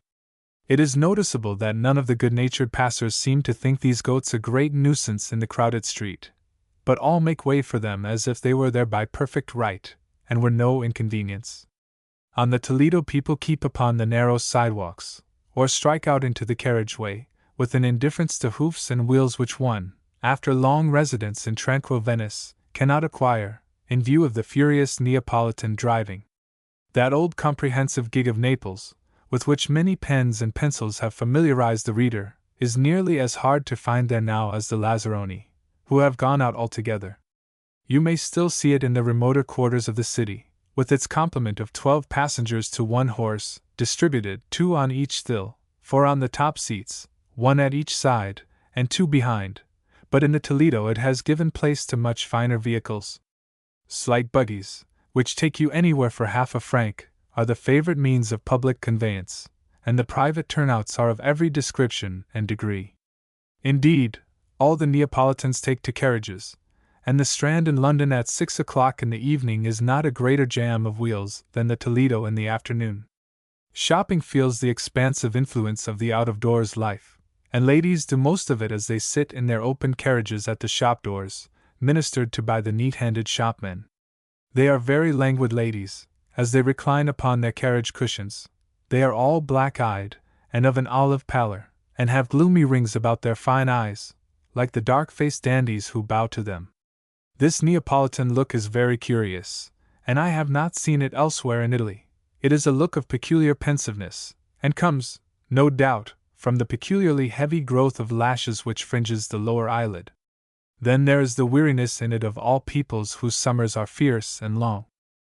As the Italians usually dress beyond their means, the dandies of Naples are very gorgeous. If it is now, say, 4 o'clock in the afternoon, they are all coming down the Toledo with the streams of carriages bound for the long drive around the bay. But our foot-passers go to walk in the beautiful Villa Real, between this course and the sea. The villa is a slender strip of paradise, a mile long. It is rapture to walk in it, and it comes, in description, to be a garden grove, with feathery palms, Greekish temples, musical fountains, white statues of the gods, and groups of fair girls in spring silks. If I remember aright, the sun is always setting on the bay, and you cannot tell whether this sunset is cooled by the water or the water is warmed by the golden light upon it, and upon the city, and upon all the soft mountain heights around. 3. Walking westward through the whole length of the Villa Real, and keeping with the crescent shore of the bay, you come, after a while, to the Grotto of Posilippo, which is not a grotto but a tunnel cut for a carriageway under the hill. It serves, however, the purpose of a grotto, if a grotto has any, and is of great length and dimness, and is all 8 winkle night and day with numberless lamps. Overlooking the street which passes into it is the tomb of Virgil, and it is this you have come to see. To reach it, you knock first at the door of a blacksmith, who calls a species of custodian, and when this latter has opened a gate in the wall, you follow him upstairs into a market garden. In one corner, and standing in a leafy and grassy shelter somewhat away from the vegetables, is the poet's tomb, which has a kind of claim to genuineness by virtue of its improbable appearance. It looks more like a bake-oven than even the Pompeian tombs. The masonry is antique, and is at least in skillful imitation of the fine Roman work. The interior is a small chamber with vaulted or wagon-roof ceiling, under which a man may stand upright, and at the end next the street is a little stone commemorating the place as Virgil's tomb, which was placed there by the Queen of France in 1840, and said by the custodian, a singularly dull ass, to be an exact copy of the original, whatever the original may have been. This guide could tell us nothing more about it, and was too stupidly honest to pretend to know more. The laurel planted by Petrarch at the door of the tomb, and renewed in later times by Casimir della Vigny, has been succeeded by a third laurel. The present twig was so slender, and looked so friendless and unprotected, that even enthusiasm for the memory of 2 poets could not be brought to rob it of one of its few leaves, and we contented ourselves with plucking some of the grass and weeds that grew abundantly on the roof of the tomb. There was a dusty quiet within the tomb, and a grassy quiet without, that pleased exceedingly. But though the memories of the place were so high and epic, it only suggested bucolic associations, and sunken into that nook of hillside verdure, made me think of a spring house on some faraway Ohio farm, a thought that, perhaps, would not have offended the poet, who loved and sang of humble country things, and, drawing wearily to his rest here, no doubt turned and remembered tenderly the rustic days before the excellent veterans of Augustus came to exile him from his father's farm at Mantua, and banish him to mere glory. But I believe most travelers have much nobler sensations in Virgil's tomb, and there is a great deal of testimony borne to their lofty sentiments on every scribblable inch of its walls. Valerie reminded me that Boccaccio, standing near it of old, first felt his fate decided for literature. Did he come there, I wonder, with poor Fiammetta, and enter the tomb with her tender hand in his, before ever he thought of that cruel absence she tells of? O Don Pietos! I hope so, and that this pilgrimage, half of love and half of letters, took place. Nel tempo nel quale la rivestita terra più che tutto l'altro anno si mostra bella. If you ascend from the tomb and turn Naples ward from the crest of the hill, you have the loveliest view in the world of the sea and of the crescent beach, mightily jeweled at its further horn with the black Castel dell'Ovo. Fishermen's children are playing all along the foamy border of the sea, and boats are darting out into the surf. The present humble muse is not above saying also that the linen which the laundresses hang to dry upon lines along the beach takes the sun like a dazzling flight of white birds, and gives a breezy life to the scene which it could not spare. 4. There was a little church on our way back from Posillipo, into which we lounged a moment, pausing at the altar of some very successful saint near the door. Here there were great numbers of the usual offerings from the sick whom the saint had eased of their various ills, waxen legs and arms from people who had been in peril of losing their limbs, as well as eyes, noses, fingers, and feet, and the crutches of those cured of lameness. But we were most amused with the waxen effigies of several entire babies hung up about the altar, which the poor souls who had been near losing the originals had brought there in gratitude to the saint. Generally, however, the churches of Naples are not very interesting, and one who came away without seeing them would have little to regret.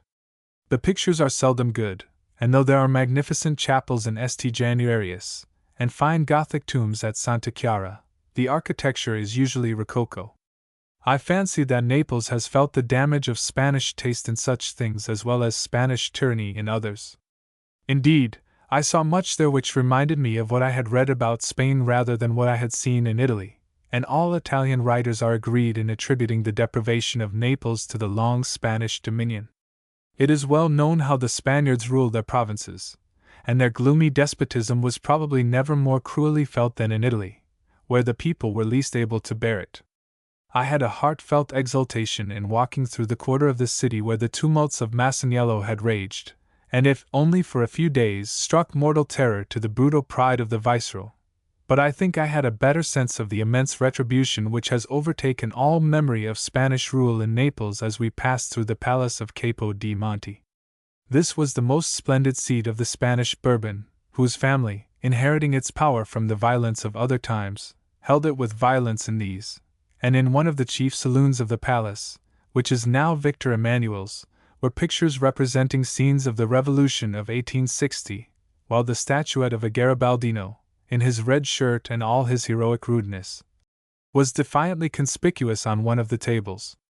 There was nothing else that pleased me as well in the palace, or in the grounds about it. These are all laid out in pleasant successions of grove, tangled wilderness, and pasture land, and were thronged, the Saturday afternoon of our visit, with all ranks of people, who strolled through the beautiful walks and enjoyed themselves in the peculiarly peaceful Italian way. Valerie says that the Villa Real in the Bourbon time was closed, except for a single day in the year, to all but the nobles, and that on this occasion it was filled with pretty peasant women, who made it a condition of their marriage bargains that their husbands should bring them to the Villa Real on St. Mary's Day. It is now free to all on every day of the year, and the grounds of the Palace Capo di Monte are opened every Saturday. I like the pleasant way in which sylvan nature and art had made friends in these beautiful grounds, in which nature had consented to overlook even the foolish vanity of the long aisles of lime, cut and trimmed in formal and fantastic shapes, according to the taste of the silly times of bagwigs and patches. On every side wild birds fluttered through these absurd trees, and in the thickets lurked innumerable pheasants, which occasionally issued forth and stalked in stately, fearless groups over the sunset crimson lawns. There was a brown gamekeeper for nearly every head of game, wearing a pheasant's wing in his hat and carrying a short, heavy sword, and our driver told us, with an awful solemnity in his bated breath, that no one might kill this game but the king, under penalty of the galleys. 6. We went one evening to the opera at San Carlo. It is one of the three theaters, San Carlo of Naples, La Scala of Milan, and Fenice of Venice, on which the Italians pride themselves, and it is certainly very large and imposing. The interior has a bel colpo d'occhio, which is what many Italians chiefly value in morals, manners, and architecture, but after this comes great shabbiness of detail. The boxes, even of the first order, are paved with brick tiles, and the red velvet border of the box which the people see from the pit is not supported in style by the seats within, which are merely covered with red oilcloth. The opera we saw was also second-rate, and was to the splendor of the scenic arrangements what the oilcloth was to the velvet. The house was full of people, but the dress of the audience was not so fine as we had expected in Naples. The evening dress is not de rigueur at Italian theaters, and people seem to have come to San Carlo in any pleasant carelessness of costume. 7. The Italians are simple and natural folks, pleased through all their show of conventionality with little things, and as easy and unconscious as children in their ways. There happened to be a new cafe opened in Naples while we were there, and we had the pleasure of seeing all ranks of people affected by its magnificence. Artless throngs blocked the sidewalk day and night before its windows, gazing upon its mirrors, fountains, and frescoes, and regarding the persons over their coffee within as beings lifted by sudden magic out of the common orbit of life and set dazzling in a higher sphere. All the waiters were uniformed in brass buttoned to blinding effect, and the head waiter was a majestic creature in a long blue coat reaching to his feet, and armed with a mighty silver-headed staff. This gorgeous apparition did nothing but walk up and down, and occasionally advance toward the door, as if to disperse the crowds. At such times, however, before executing his purpose, he would glance round on the splendors they were admiring, and, as if smitten with a sense of the enormous cruelty he had meditated in thinking to deprive them of the sight, would falter and turn away, leaving his intent unfulfilled. 8. A day in Pompeii. On the second morning after our arrival in Naples, we took the 7 o'clock train, which leaves the 19th century for the first cycle of the Christian era, and skirting the waters of the Neapolitan Bay almost the whole length of our journey, reached the railway station of Pompeii in an hour. As we rode along by that bluest sea, we saw the fishing boats go out, and the foamy waves, which it would be an insolent violence to call breakers, come in. We saw the mountains slope their tawny and golden manes caressingly downward to the waters, where the islands were dozing yet, and landward, on the left, we saw Vesuvius, with his brown mantle of ashes drawn close about his throat, reclining on the plain, and smoking a bland and thoughtful morning pipe, of which the silver fumes curled lightly upward in the sunrise. We dismounted at the station, walked a few rods eastward through a little cotton field, and found ourselves at the door of Hotel Diamond, where we took breakfast for a number of sesterces which I am sure it would have made an ancient Pompeian stir in his urn to think of paying. But in Italy one learns the chief Italian virtue, patience, and we paid our account with the utmost good nature. There was compensation in store for us, and the guide whom we found at the gate leading up the little hill to Pompeii inclined the disturbed balance in favor of our happiness. He was a Roman, spoke Italian that Beatrice might have addressed to Dante, and was numbered 26. I suppose it is known that the present Italian government forbids people to be pillaged in any way on its premises, and that the property of the state is no longer the traffic of custodians and their pitiless race. At Pompeii each person pays 2 francs for admission, and is rigorously forbidden by recurrent signboards to offer money to the guides. Ventese, as we shall call him, himself pointed out one of these notices in English, and did his duty faithfully without asking or receiving fees in money. He was a soldier, like all the other guides, and was a most intelligent, obliging fellow, with a self-respect and dignity worthy of one of our own volunteer soldiers. Ventese took us up the winding slope, and led us out of this living world through the sea gate of Pompeii back into the dead past, the past which, with all its sensuous beauty and grace, and all its intellectual power, I am not sorry to have dead, and for the most part, buried. Our feet had hardly trodden the lava flagging of the narrow streets when we came in sight of the laborers who were exhuming the inanimate city. They were few in number, not perhaps a score, and they worked tediously, with baskets to carry away the earth from the excavation, boys and girls carrying the baskets, and several athletic old women plying picks, while an overseer sat in a chair near by, and smoked, and directed their exertions.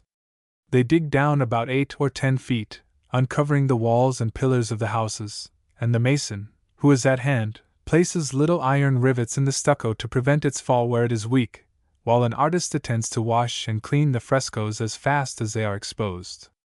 The soil through which the excavation first passes is not of great depth.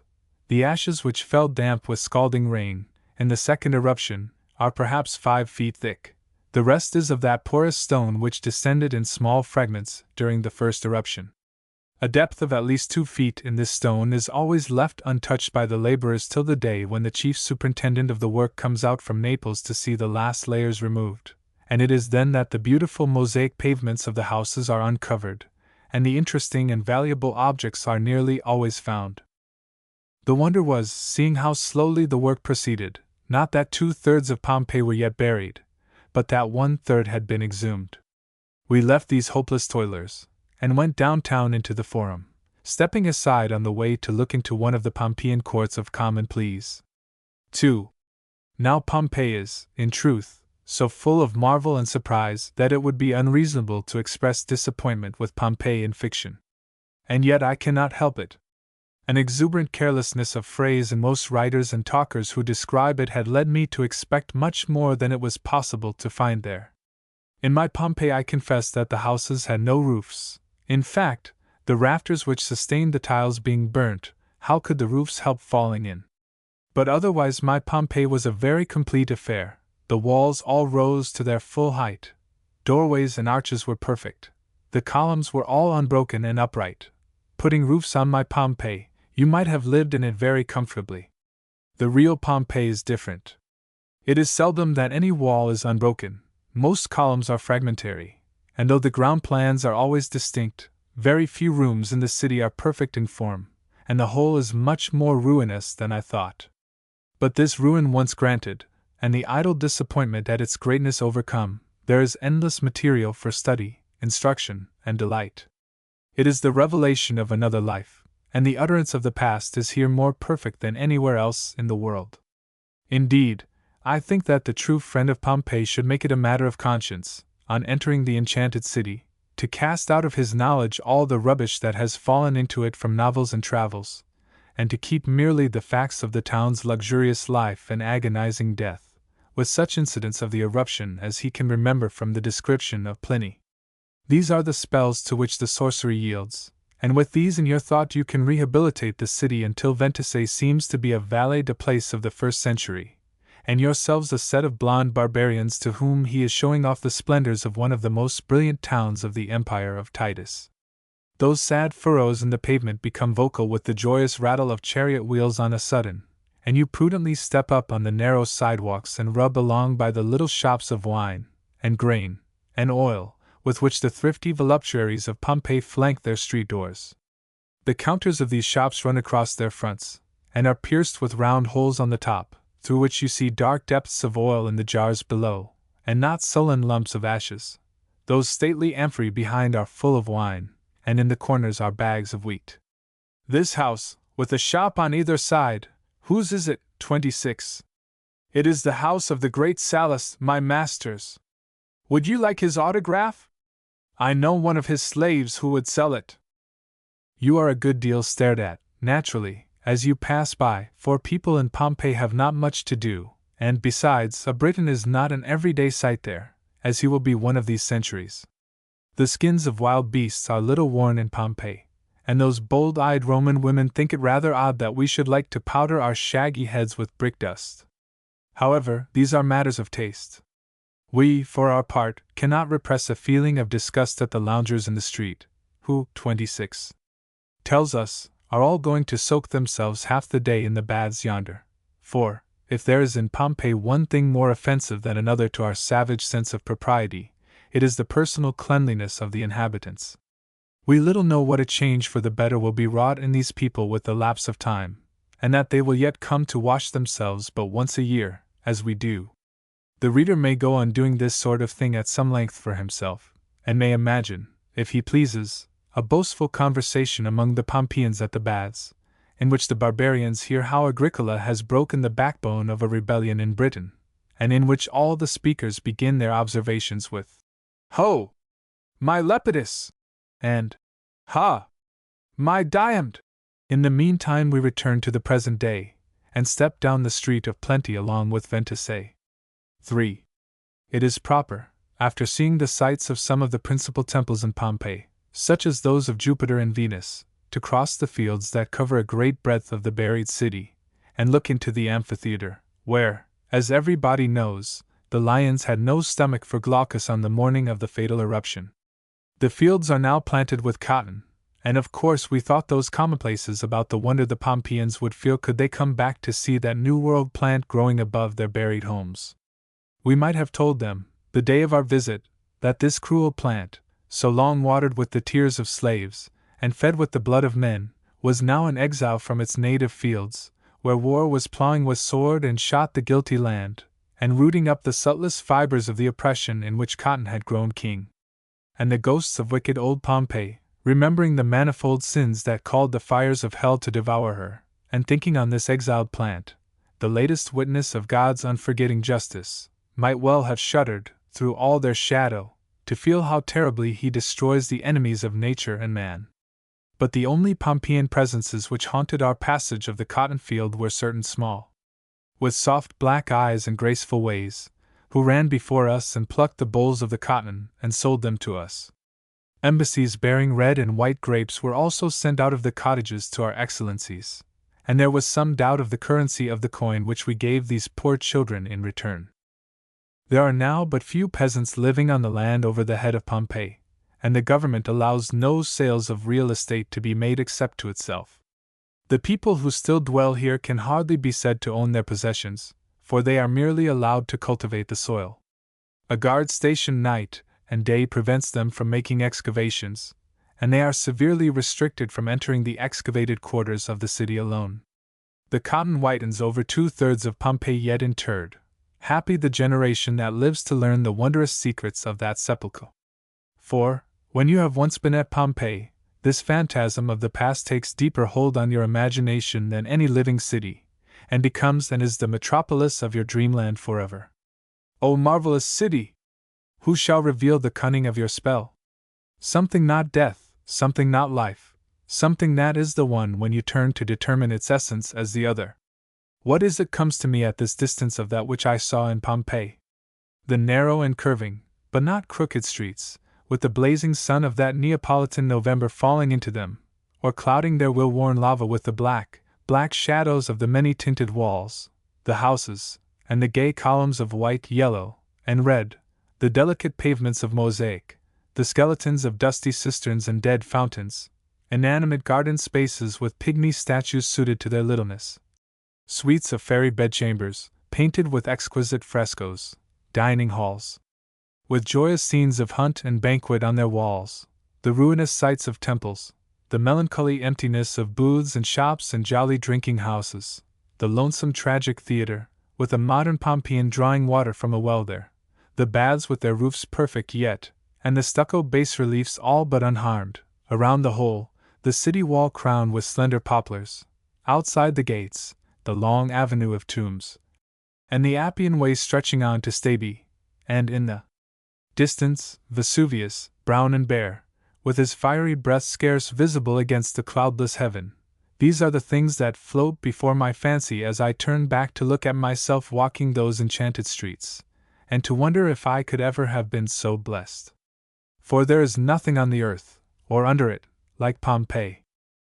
The amphitheater, to which we came now, after our stroll across the cotton fields, was small, like the vastest things in Pompeii, and had nothing of the stately magnificence of the arena at Verona, nor anything of the Roman Colosseum's melancholy and ruinous grandeur. But its littleness made it all the more comfortable and social, and seated upon its benches under a cool awning, one could have almost chatted across the arena with one's friends, could have witnessed the spectacle on the sands without losing a movement of the quick gladiators, or an agony of the victim given to the beasts, which must have been very delightful to a Pompeian of companionable habits and fine feelings. It is quite impossible, however, that the bouts described by Bulwer as taking place all at the same time on the arena should really have done so. The combatants would have rolled and tumbled and trampled over each other 100 times in the narrow space.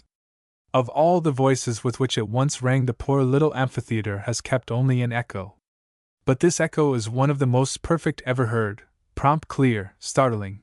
It blew back the light chaff we threw to it with amazing vehemence, and almost made us doubt if it were not a direct human utterance. Yet how was Ventese to know our names? And there was no one else to call them but ourselves. Our dolce duca gathered a nosegay from the crumbling ledges, and sat down in the cool of the once cruel cells beneath, and put it prettily together for the ladies. When we had wearied ourselves with the echo, he arose and led us back into Pompeii. 4. The plans of nearly all the houses in the city are alike: the entrance room next the door, the parlor or drawing room next that, then the impluvium, or unroofed space in the middle of the house, where the rains were caught and drained into the cistern, and where the household used to come to wash itself, primitively, as at a pump, the little garden, with its painted columns, behind the impluvium, and, at last, the dining room. There are minute bedchambers on either side, and, as I said, a shop at one side in front, for the sale of the master's grain, wine, and oil. The pavements of all the houses are of mosaic, which, in the better sort, is very delicate and beautiful, and is found sometimes perfectly uninjured. An exquisite pattern, often repeated, is a ground of tiny cubes of white marble with dots of black dropped regularly into it. Of course, there were many picturesque and fanciful designs, of which the best have been removed to the museum in Naples, but several good ones are still left, and, like that of the wild boar, give names to the houses in which they are found. But, after all, the great wonder, the glory, of these Pompeian houses is in their frescoes. If I tried to give an idea of the luxury of color in Pompeii, the most gorgeous adjectives would be as poorly able to reproduce a vivid and glowing sense of those hues as the photography which now copies the drawing of the decorations, so I do not try. I know it is a cheap and feeble thought, and yet let the reader please to consider a workman nearly 2,000 years laying upon the walls those soft lines that went to make up fauns and satyrs, nymphs and naiads, heroes and gods and goddesses, and getting weary and lying down to sleep, and dreaming of an eruption of the mountain, of the city buried under a fiery hail, and slumbering in its bed of ashes 17 centuries. Then of its being slowly exhumed, and, after another lapse of years, of someone coming to gather the shadow of that dreamer's work upon a plate of glass, that he might infinitely reproduce it, and sell it to tourists at from 5 francs to 50 centimes a copy. I say, consider such a dream, dreamed in the hot heart of the day, after certain cups of Vesuvian wine. What a piece of katzenjammer, I can use no milder term, would that workman think it when he woke again. Alas! What is history and the progress of the arts and sciences but one long katzenjammer? Photography cannot give, any more than I, the colors of the frescoes, but it can do the drawing better, and I suspect, the spirit also. I use the word workman, and not artist, in speaking of the decoration of the walls, for in most cases the painter was only an artisan, and did his work probably by the yard, as the artisan who paints walls and ceilings in Italy does at this day. But the old workman did his work much more skillfully and tastefully than the modern, threw on expanses of mellow color, delicately paneled off the places for the scenes, and penciled in the figures and draperies. There are usually more of the one than the other, with a deft hand. Of course, the houses of the rich were adorned by men of talent, but it is surprising to see the community of thought and feeling in all this work, whether it be from cunninger or clumsier hands. The subjects are nearly always chosen from the fables of the gods, and they are an illustration of the poets, Homer and the rest. To suit that soft, luxurious life which people led in Pompeii, the themes are commonly amorous, and sometimes not too chaste. There is much of Bacchus and Ariadne, much of Venus and Adonis, and Diana bathes a good deal with her nymphs, not to mention frequent representations of the toilet of that beautiful monster which the lascivious art of the time loved to depict. One of the most pleasing of all the scenes is that in one of the houses of the Judgment of Paris, in which the shepherd sits upon a bank in an attitude of ineffable and flattered importance, with one leg carelessly crossing the other, and both hands resting lightly on his shepherd's crook, while the goddesses before him await his sentence. Naturally, the painter has done his best for the victress in this rivalry, and you see, as she should be, but with a warm and piquant spice of girlish resentment in her attitude, that Paris should pause for an instant, which is altogether delicious. Awful eyes! How did the painter make them? The wonder of all these pagan frescoes is the mystery of the eyes, still, beautiful, unhuman. You cannot believe that it is wrong for those tranquil-eyed men and women to do evil. They look so calm and so unconscious in it all, and in the presence of the celestials, as they bend upon you those eternal orbs, in whose regard you are but a part of space, you feel that here art has achieved the unearthly. I know of no words in literature which give a sense, nothing gives the idea, of the stare of these gods, except that magnificent line of Kingsley's, describing the advance over the sea toward Andromeda of the oblivious and unsympathizing Nereids. They floated slowly up, and their eyes. The colors of this fresco of the Judgment of Paris are still so fresh and bright that it photographs very well, but there are other frescoes wherein there is more visible perfection of line, but in which the colors are so dim that they can only be reproduced by drawings. One of these is the wounded Adonis cared for by Venus and the Loves, in which the story is treated with a playful pathos wonderfully charming.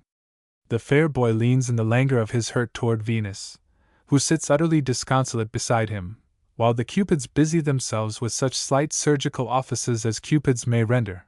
One prepares a linen bandage for the wound, another wraps it round the leg of Adonis, another supports one of his heavy arms, another finds his own emotions too much for him and pauses to weep. It is a pity that the colors of this beautiful fresco are grown so dim, and a greater pity that most of the other frescoes in Pompeii must share its fate, and fade away. The hues are vivid when the walls are first uncovered, and the ashes washed from the pictures, but then the malice of the elements begins anew, and rain and sun draw the life out of tints which the volcano failed to obliterate. In nearly all cases they could be preserved by throwing a roof above the walls, and it is a wonder that the government does not take this slight trouble to save them. Among the frescoes which told no story but their own, we were most pleased with one in a delicately painted little bedchamber. This represented an alarmed and furtive man, whom we at once pronounced a belated husband, opening a door with a night latch.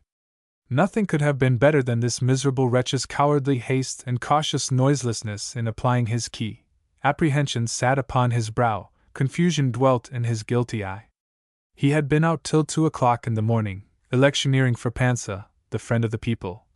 Pansa, and Roman gladiators, Pansa, and Christians to the beasts, was the platform, and he had left his Plaisance Uxor at home alone with the children, and now within this door that Plaisance Uxor awaited him.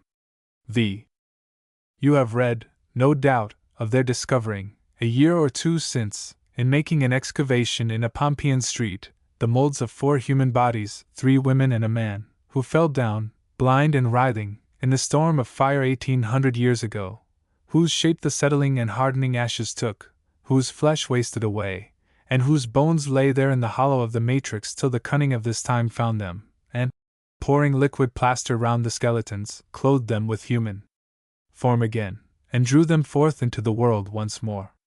There are many things in Pompeii which bring back the gay life of the city, but nothing which so vividly reports the terrible manner of her death as these effigies of the creatures that actually shared it. The man in the last struggle has thrown himself upon his back and taken his doom sturdily. There is a sublime calm in his rigid figure. The women lie upon their faces, their limbs tossed and distorted, their drapery tangled and heaped about them, and in every fiber you see how hard they died. One presses her face into her handkerchief to draw one last breath unmixed with scalding steam, another's arms are wildly thrown abroad to clutch at help, another's hand is appealingly raised, and on her slight fingers you see the silver hoops with which her poor dead vanity adorned them. The guide takes you aside from the street into the house where they lie, and a dreadful shadow drops upon your heart as you enter their presence.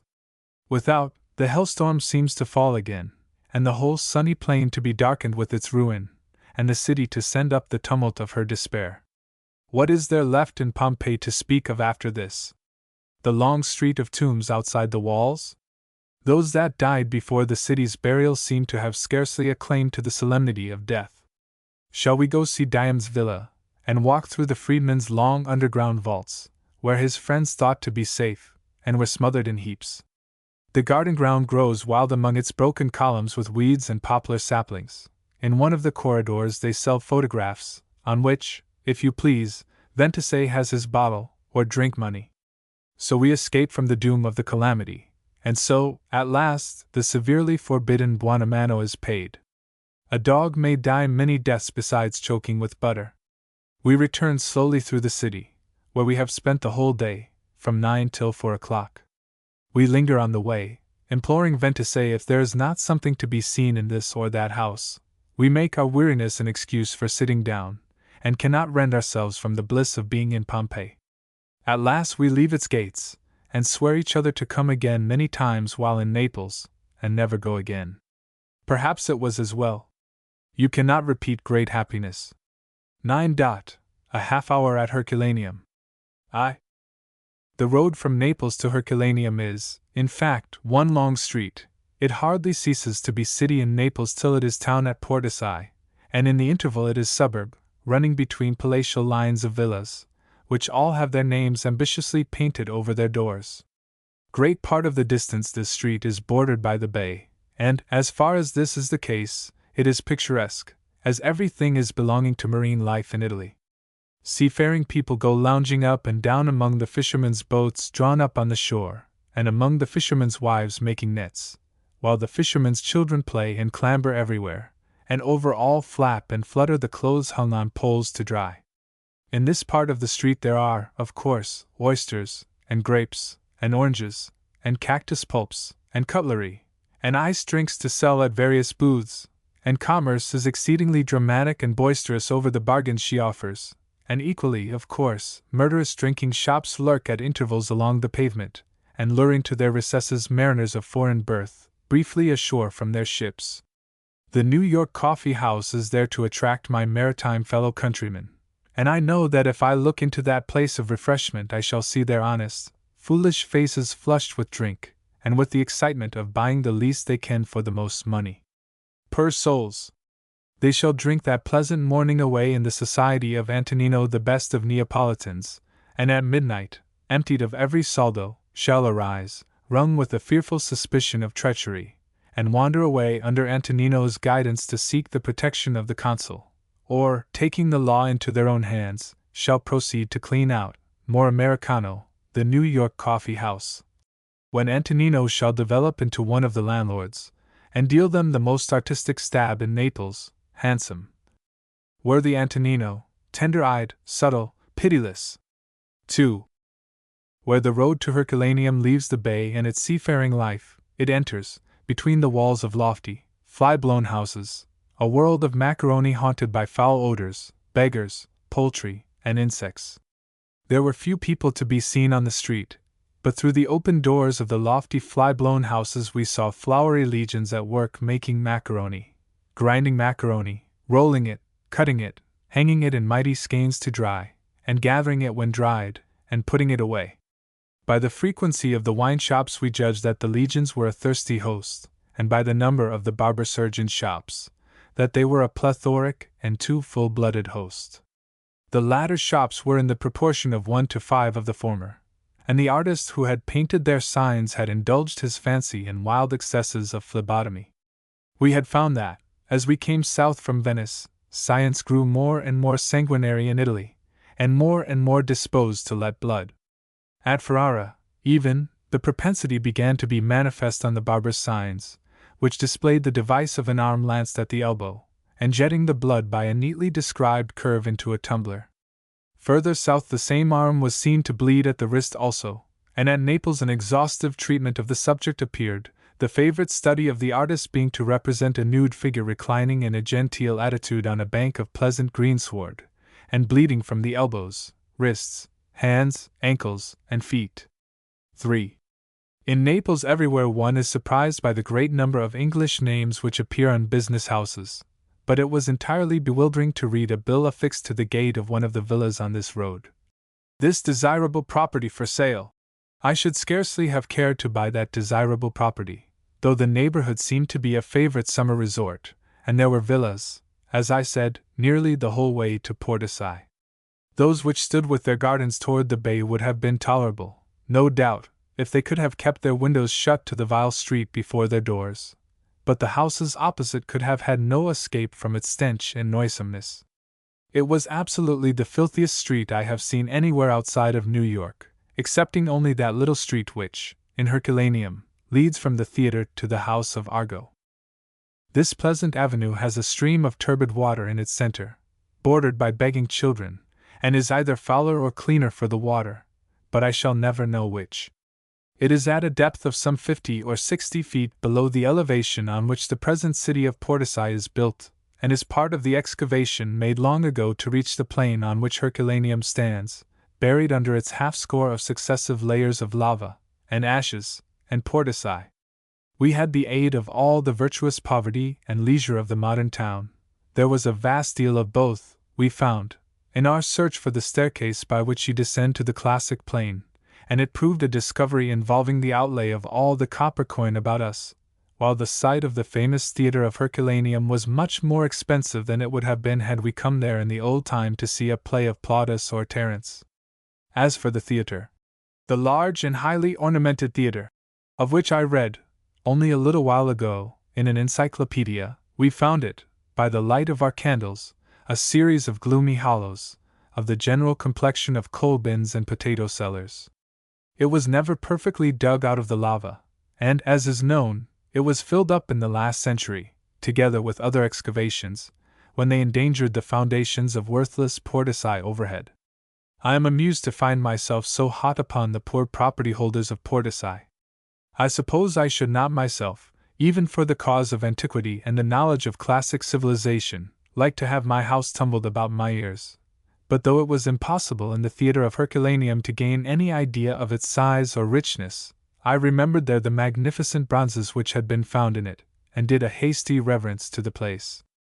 Indeed, it is amazing, when one sees how small a part of Herculaneum has been uncovered, to consider the number of fine works of art in the Museo Borbonico which were taken thence, and which argue a much richer and more refined community than that of Pompeii.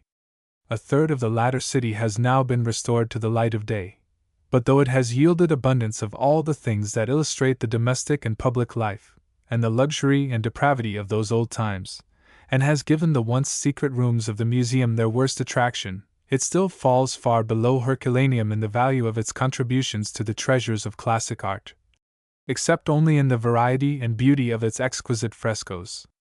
The effect of this fact is to stimulate the imagination of the visitor to that degree that nothing short of the instant destruction of Portisai and the excavation of all Herculaneum will satisfy him.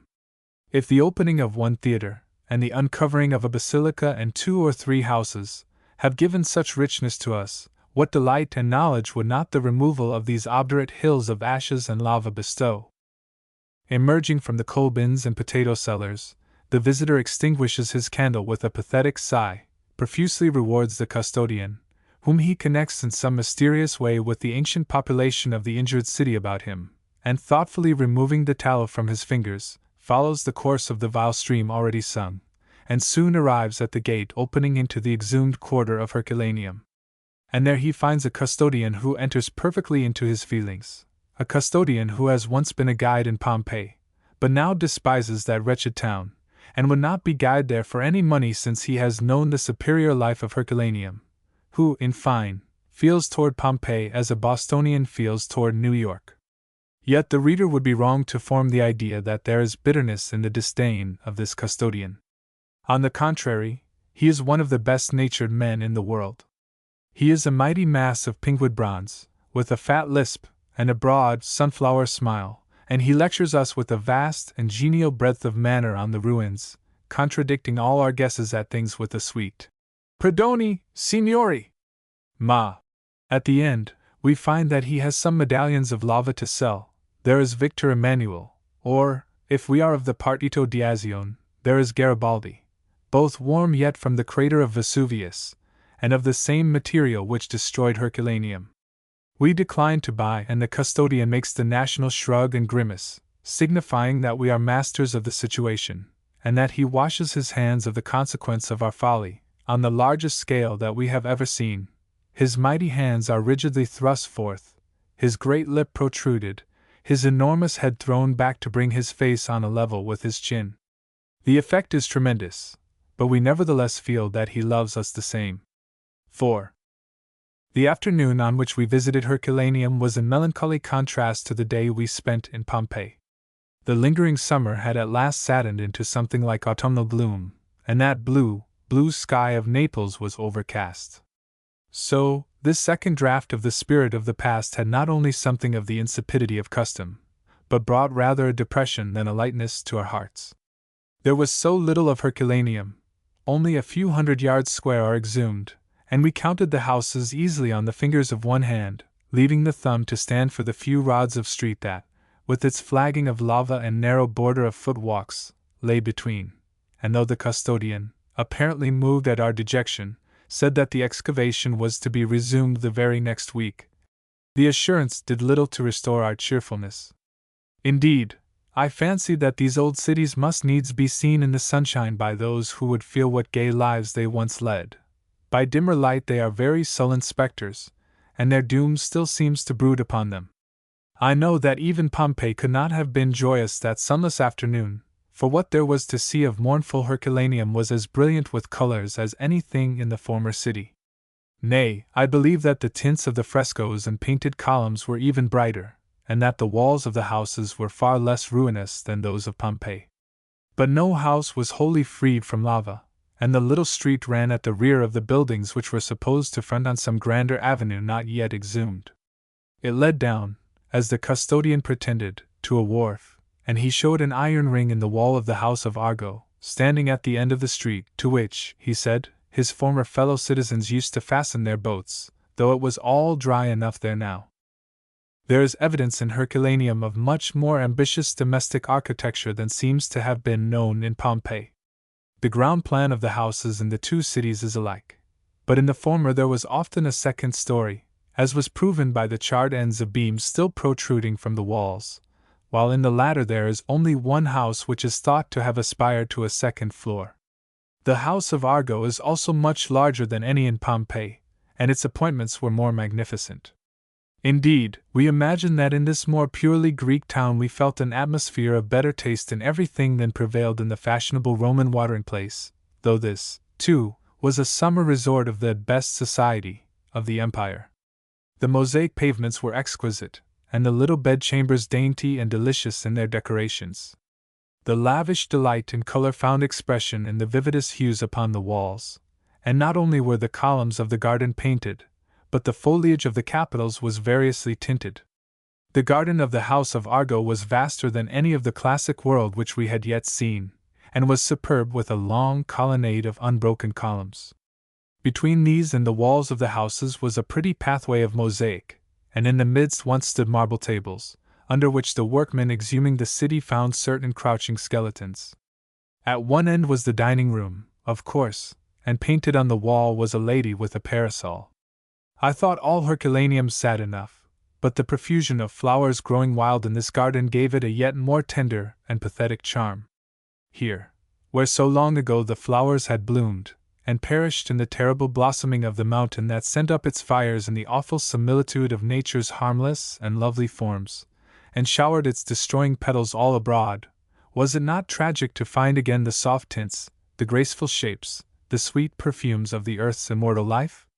Of them that planted and tended and plucked and bore in their bosoms and twined in their hair these fragile children of the summer, what witness in the world?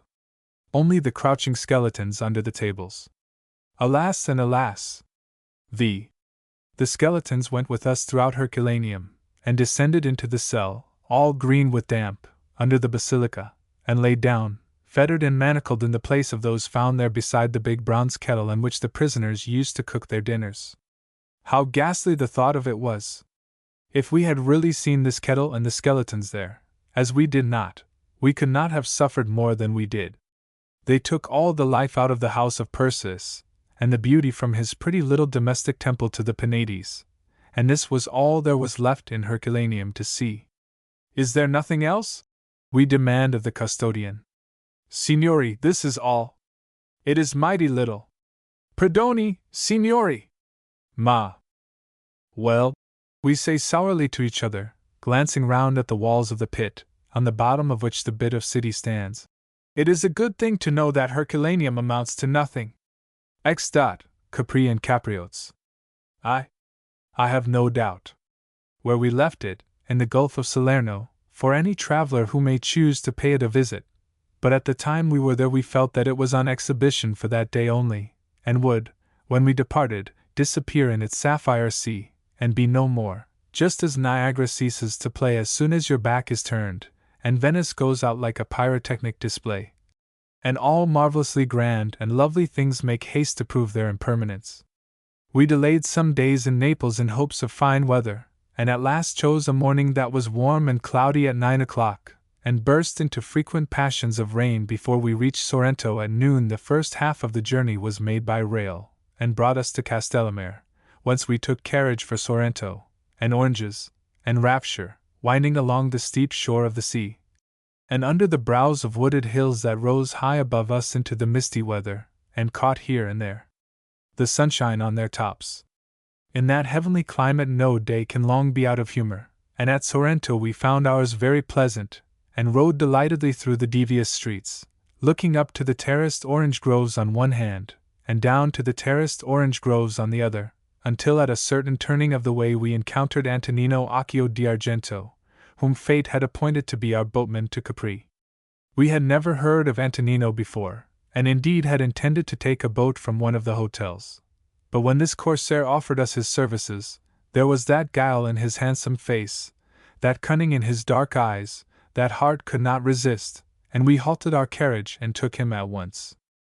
He kept his boat in one of those caverns which honeycomb the cliff under Sorrento, and afford a natural and admirable shelter for such small craft as may be dragged up out of reach of the waves, and here I bargained with him before finally agreeing to go with him to Capri. In Italy it is customary for a public carrier when engaged to give his employer as a pledge the sum agreed upon for the service, which is returned with the amount due him, at the end, if the service has been satisfactory, and I demanded of Antonino this caparra, as it is called. What caparra?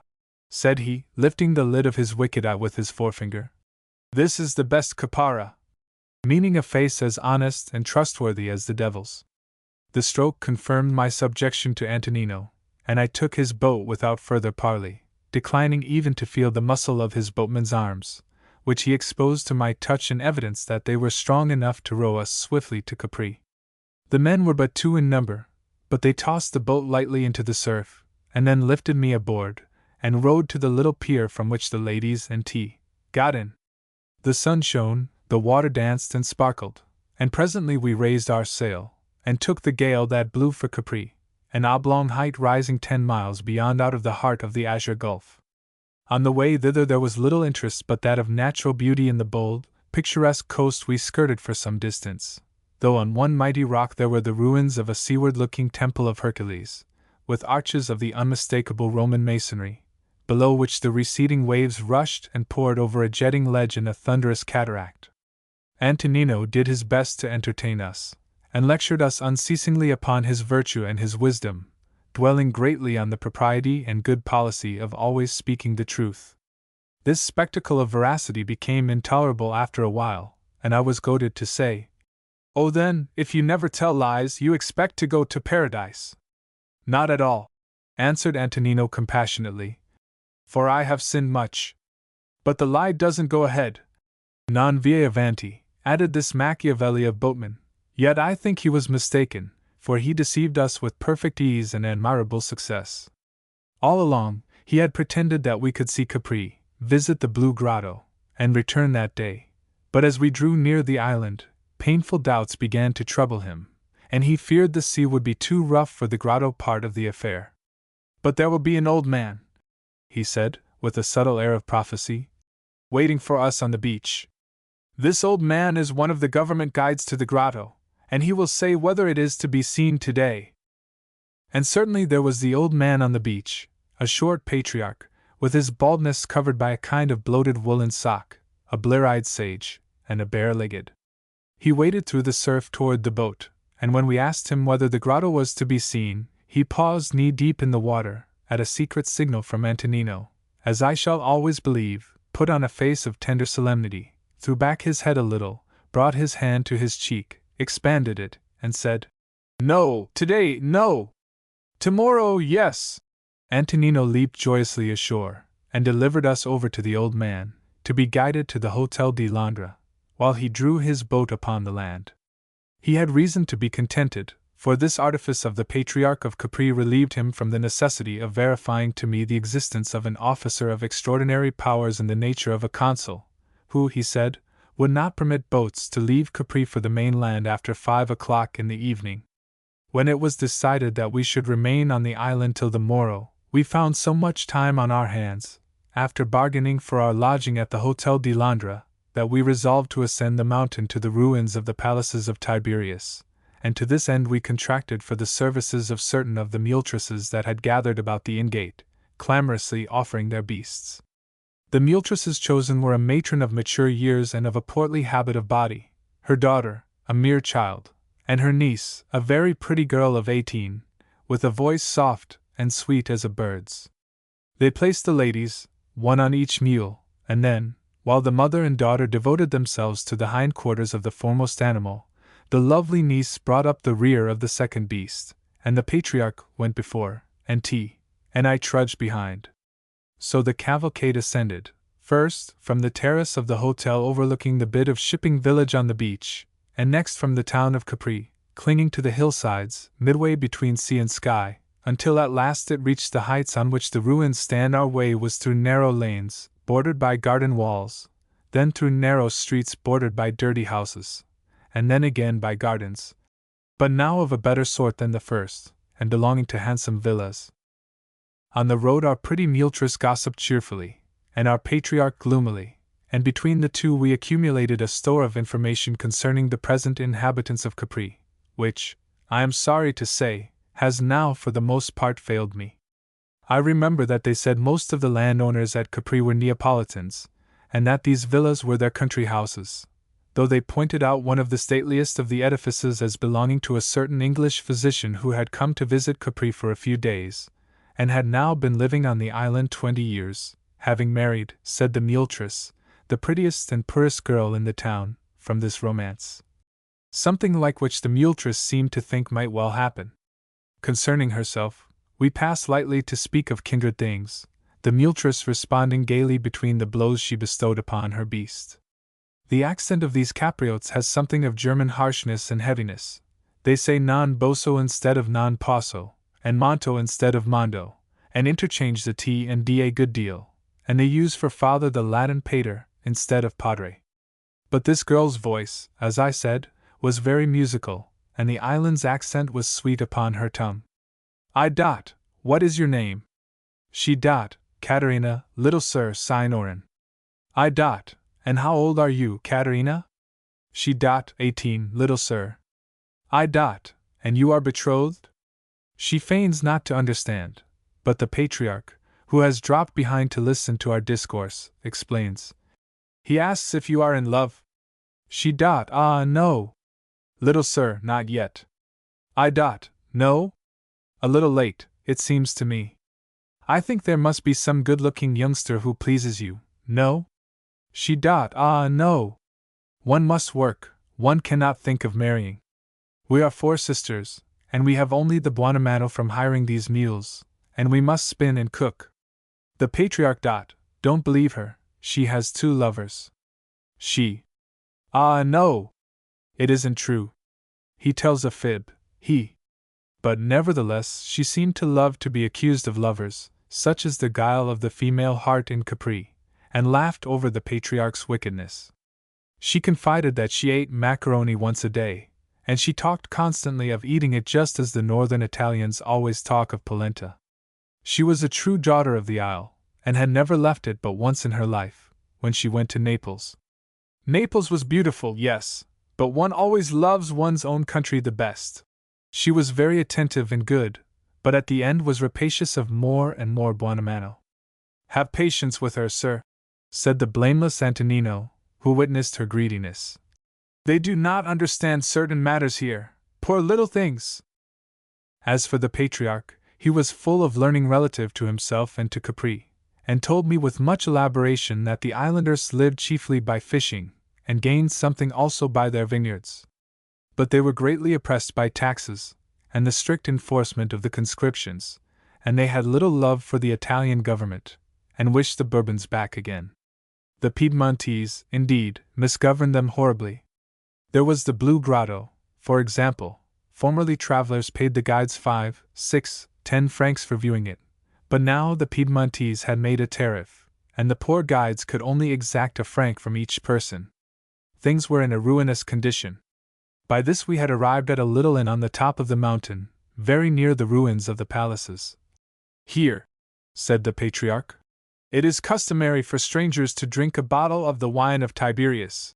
We obediently entered the hostelry, and the landlord, a white-toothed, brown-faced, good-humored peasant, gallantly ran forward and presented the ladies with bouquets of roses. We thought it a pretty and graceful act, but found later that it was to be paid for, like all pretty and graceful things in Italy, for when we came to settle for the wine, and the landlord wanted more than justice, he urged that he had presented the ladies with flowers, yet he equally gave me his benediction when I refused to pay for his politeness. "Now here," again said the patriarch in a solemn whisper, "you can see the tarantella dance for 2 francs, whereas down at your inn, if you hire the dancers through your landlord, it will cost you 5 or 6 francs. The difference was tempting, and decided us in favor of an immediate tarantella. The muletresses left their beasts to browse about the door of the inn, and came into the little public room, where were already the wife and sister of the landlord, and took their places vis-a-vis, while the landlord seized his tambourine and beat from it a wild and lively measure. The women were barefooted and hoopless, and they gave us the tarantella with all the beauty of natural movement and free floating drapery, and with all that splendid grace of pose which animates the antique statues and pictures of dancers. They swayed themselves in time with the music, then, filled with its passionate impulse, advanced and retreated and whirled away, snapping their fingers above their heads, and looking over their shoulders with a gay and a laughing challenge to each other. They drifted through the ever-repeated figures of flight and wooing, and wove for us pictures of delight that remained upon the brain like the effect of long-pondered vivid colors, and still returned to illumine and complete any representation of that indescribable dance. Heaven knows what peril there might have been in the beauty and grace of the pretty muletress but for the spectacle of her fat aunt, who, I must confess, could only burlesque some of her niece's airiest movements, and whose hard-bought buoyancy was at once pathetic and laughable. She earned her share of the spoils certainly, and she seemed glad when the dance was over, and went contentedly back to her meal. The patriarch had early retired from the scene as from a vanity with which he was too familiar for enjoyment, and I found him, when the tarantella was done, leaning on the curb of the precipitous rock immediately behind the inn, over which the Capriots say Tiberius used to cast the victims of his pleasures after he was sated with them. These have taken their place in the insular imagination as Christian martyrs, though it is probable that the poor souls were anything but Nazarenes. It took a stone thrown from the brink of the rock 20 seconds to send back a response from the water below, and the depth was too dizzying to look into. So we looked instead toward Amalfi, across the Gulf of Salerno, and toward Naples, across her bay. On every hand the sea was flushed with sunset, and an unspeakable calm dwelt upon it, while the heights rising from it softened and softened in the distance, and withdrew themselves into dreams of ghostly solitude and phantom city. His late Majesty the Emperor Tiberius is well known to have been a man of sentiment, and he may often have sought this spot to enjoy the evening hour. It was convenient to his palace, and he could here give a fillip to his jaded sensibilities by popping a boon companion over the cliff, and thus enjoy the fine poetic contrast which his perturbed and horrible spirit afforded to that scene of innocence and peace. Later he may have come hither also, when lust failed, when all the lewd plays and devices of his fancy palled upon his senses, when sin had grown insipid and even murder ceased to amuse, and his Majesty uttered his despair to the Senate in that terrible letter. What to write to you, or how to write I know not, and what not to write at this time. May all the gods and goddesses torment me more than I daily feel that I suffer if I do know. The poor patriarch was also a rascal in his small way, and he presently turned to me with a countenance full of cowardly trouble and base remorse. I pray you, little sir, not to tell the landlord below there that you have seen the tarantella danced here, for he has daughters and friends to dance it for strangers, and gets a deal of money by it. So if he asks you to see it, do me the pleasure to say, lest he should take on pigliarsi with me about it, thanks, but we saw the tarantella at Pompeii. It was the last place in Italy where we were likely to have seen the tarantella, but these simple people are improvident in lying, as in everything else. The patriarch had a curious spice of malice in him, which prompted him to speak evil of all, and to as many as he dared. After we had inspected the ruins of the emperor's villa, a clownish imbecile of a woman, professing to be the wife of the peasant who had made the excavations, came forth out of a cleft in the rock and received tribute of us. Why, I do not know.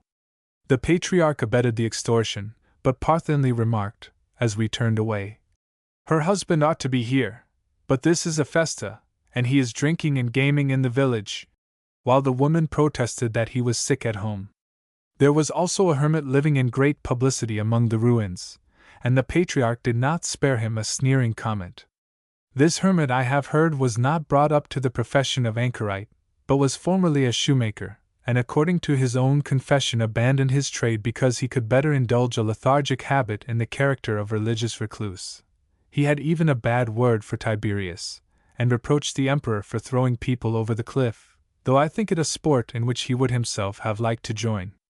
The only human creatures with whom he seemed to be in sympathy were the brigands of the mainland, of whom he spoke poetically as exiles and fugitives. As for the palace of Tiberius, which we had come go far and so toilsomely to see, it must be confessed there was very little left of it.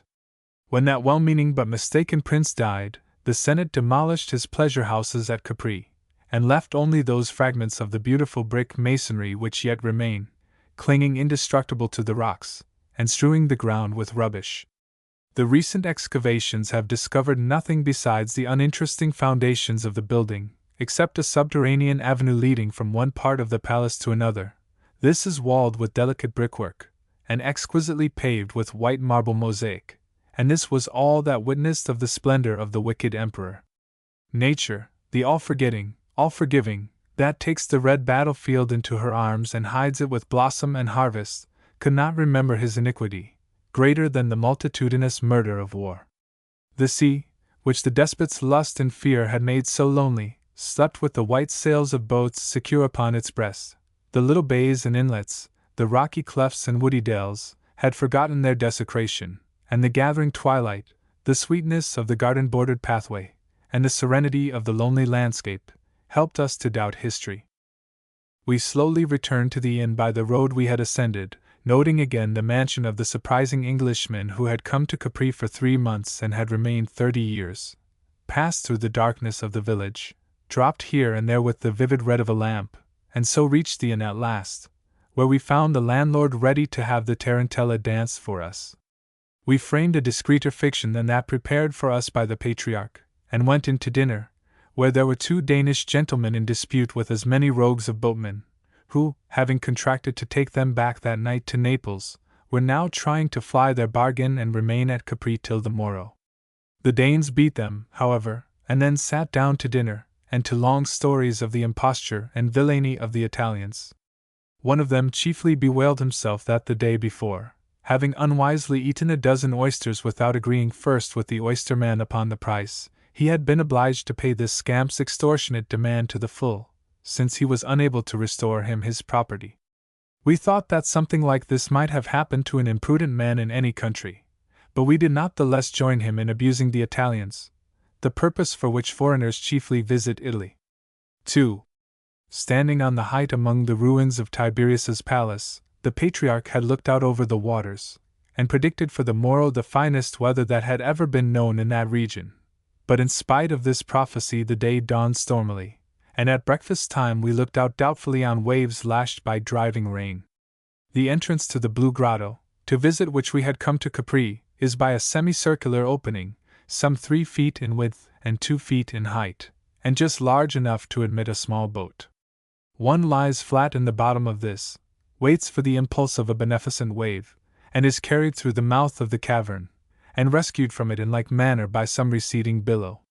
When the wind is in the wrong quarter, it is impossible to enter the grot at all, and we waited till 9 o'clock for the storm to abate before we ventured forth. In the meantime, one of the Danish gentlemen, who, after assisting his companion to compel the boatman to justice the night before, had stayed at Capri, and had risen early to see the grotto, returned from it, and we besieged him with 100 questions concerning it. But he preserved the wise silence of the boy who goes in to see the 6-legged calf, and comes out impervious to the curiosity of all the boys who are doubtful whether the monster is worth their money. Our Dane would merely say that it was now possible to visit the Blue Grotto, that he had seen it, that he was glad he had seen it. As to its blueness, messrs, yes, it is blue. Say I, Dyer. The ladies had been amusing themselves with the perusal of the hotel register, and the notes of admiration or disgust with which the different sojourners at the inn had filled it. As a rule, the English people found fault with the poor little hostelry, and the French people praised it. Commander Joshing and Lieutenant Pratt, R.N., of the former nation, were cheated by the donkey women, and thought themselves extremely fortunate to have escaped with their lives from the effects of Capri vintage. The landlord was an old Cossack. On the other hand, we read, J. Crutterd de lettres, a passé quinze jours ici, etnaeuk de felicites du patron de cet hotel et de sa famille. Cheerful man of letters. His good-natured record will keep green a name little known to literature. Who are G. Bradshaw, Duke of New York, and Signori Jones and Andrews, hereditary princes of the United States. Their patrician names followed the titles of several English nobles in the register. But that which most interested the ladies in this record was the warning of a terrified British matron against any visit to the Blue Grotto except in the very calmest weather. The British matron penned her caution after an all but fatal experience.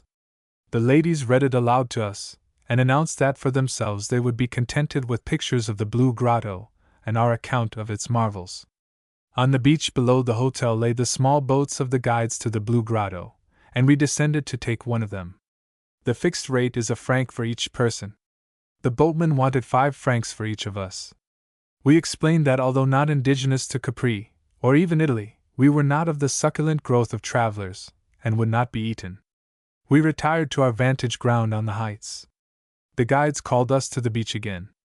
They would take us for 3 francs apiece, or say 6 francs for both of us.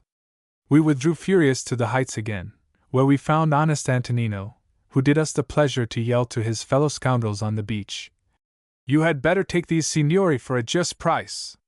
They are going to the syndic to complain of you." At which there arose a lamentable outcry among the boatmen, and they called with one voice for us to come down and go for a franc apiece.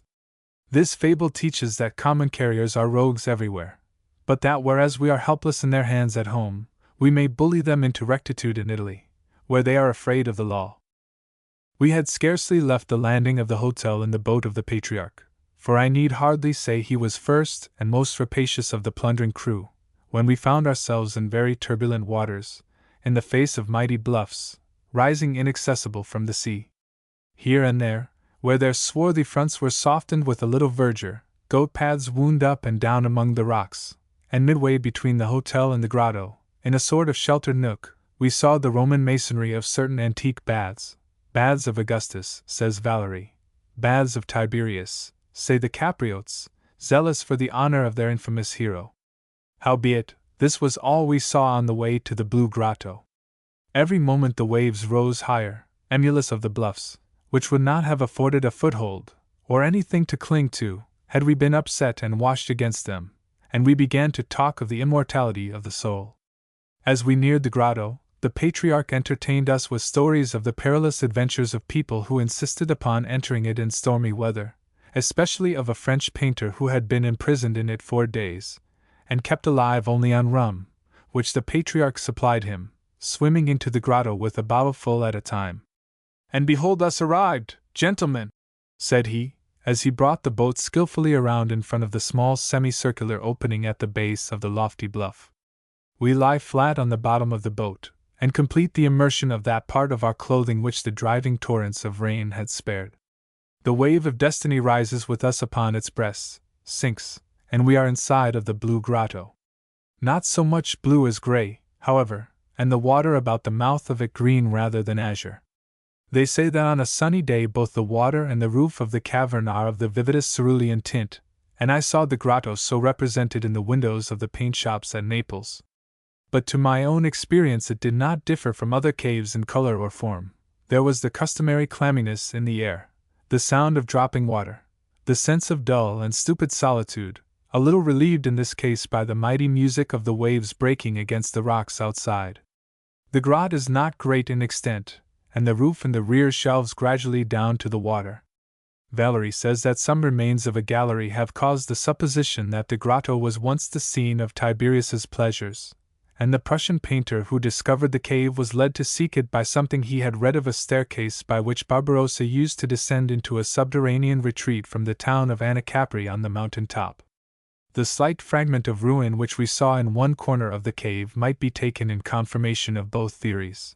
But the patriarch attributed the work to Barbarossa, being probably tired at last of hearing Tiberius so much talked about. We returned, soaked and disappointed, to the hotel, where we found Antonino very doubtful about the possibility of getting back that day to Sorrento, and disposed, when pooh-poohed out of the notion of bad weather, to revive the fiction of a prohibitory consul. He was staying in Capri at our expense, and the honest fellow would willingly have spent a fortnight there. We summoned the landlord to settlement, and he came with all his household to present the account, each one full of visible longing, yet restrained from asking Buonamano by a strong sense of previous contract. It was a deadly struggle with them, but they conquered themselves, and blessed us as we departed.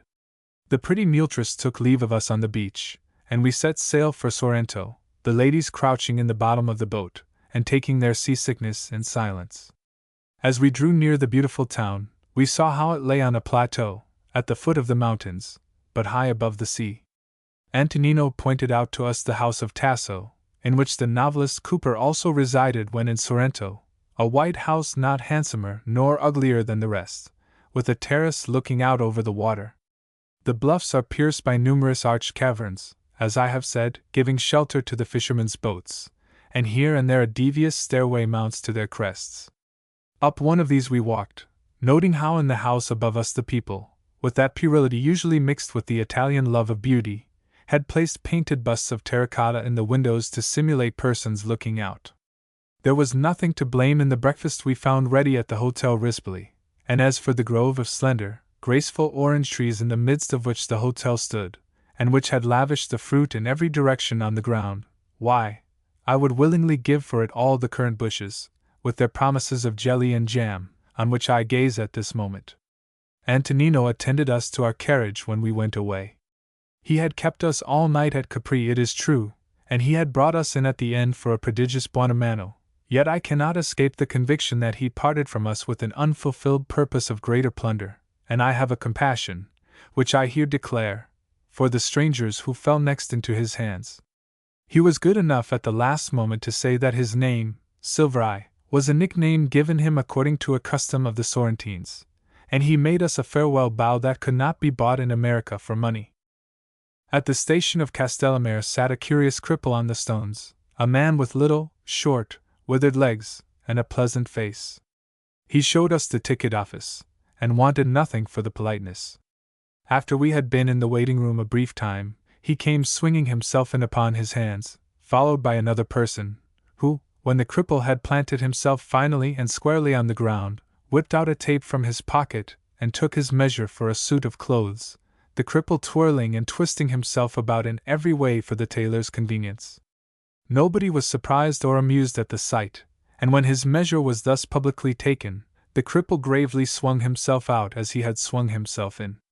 11. The Protestant Ragged Schools at Naples. I had the pleasure one day of visiting nearly all the free schools which the wise philanthropy of the Protestant residents of Naples has established in that city.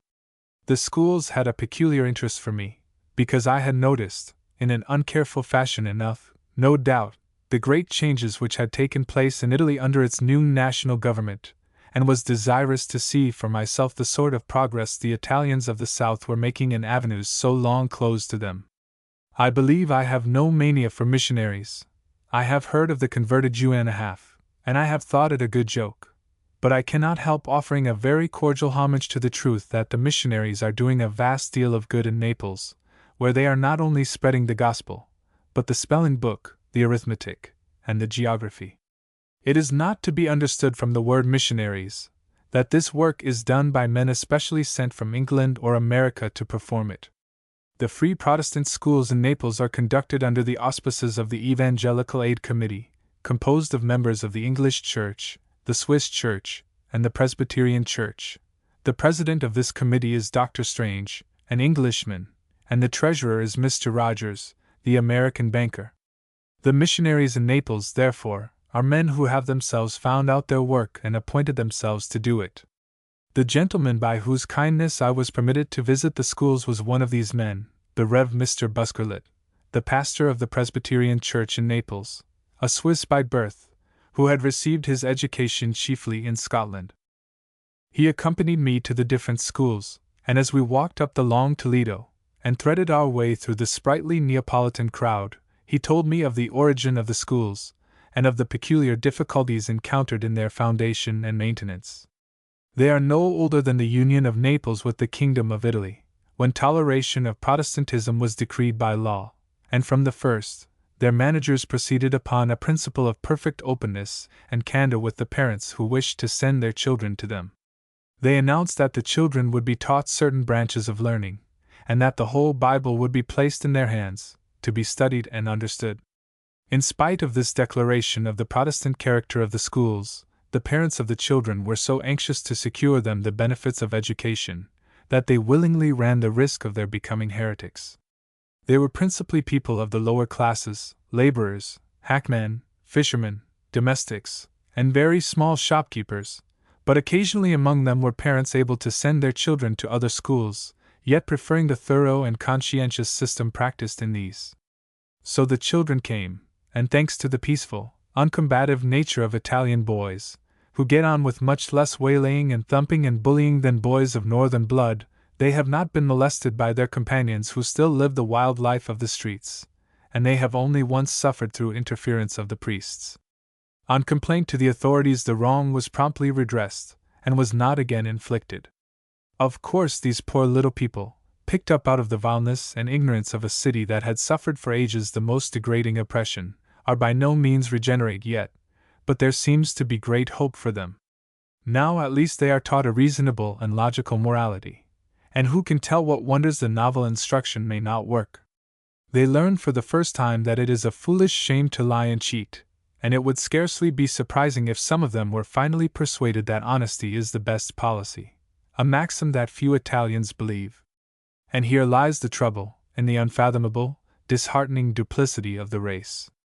The children are not quarrelsome, nor cruel, nor brutal, but the servile defect of falsehood fixed by long generations of slavery in the Italians is almost ineradicable.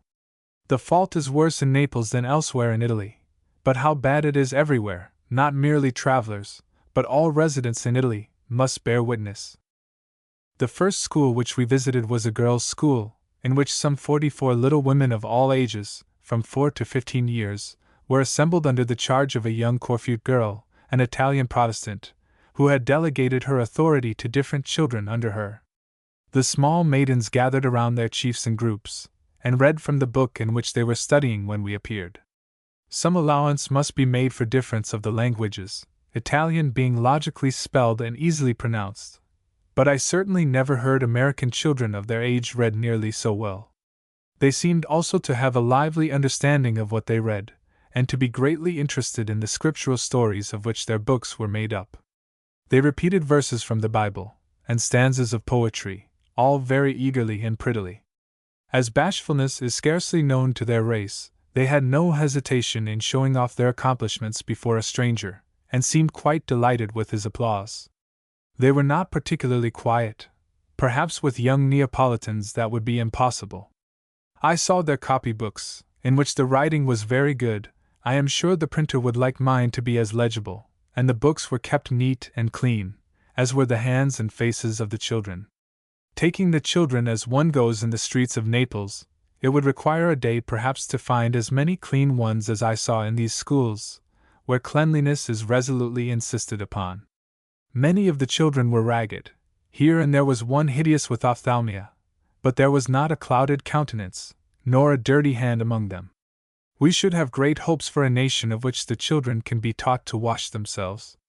There were 14 pupils in the boys' superior school, where geography, mathematics, linear drawing, French, Italian history, and ancient history were taught. A brief examination showed the boys to be well up in their studies. Indeed, they furnished some recondite information about Baffin's Bay for which I should not myself have liked to be called on suddenly.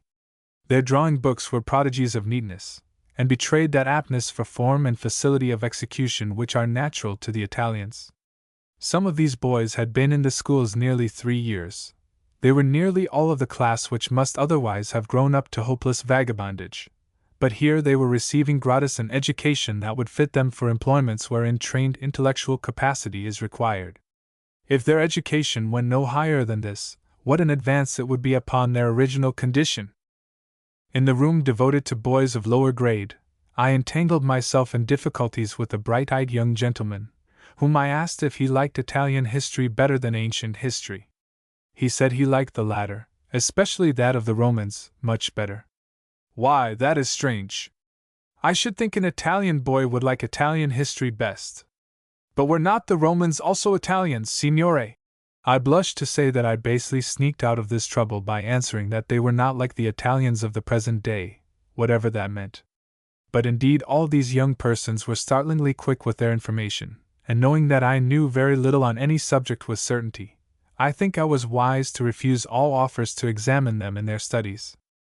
We left this school and returned to the Toledo by one of those wonderful little side streets already mentioned, which are forever tumultuous with the oddest Neapolitan life, with men quarreling themselves purple over small quantities of fish, with asses braying loud and clear above their discord, with women roasting pine cones at charcoal fires, with children in the agonies of having their hair combed, with degraded poultry and homeless dogs, with fruit stands and green groceries, and the little edifices of ecclesiastical architecture for the sale of lemonade, with wandering bagpipers, and herds of nonchalant goats, with horses, and grooms currying them, and over all, from vast heights of balcony, with people lazily hanging upon rails and looking down on the right.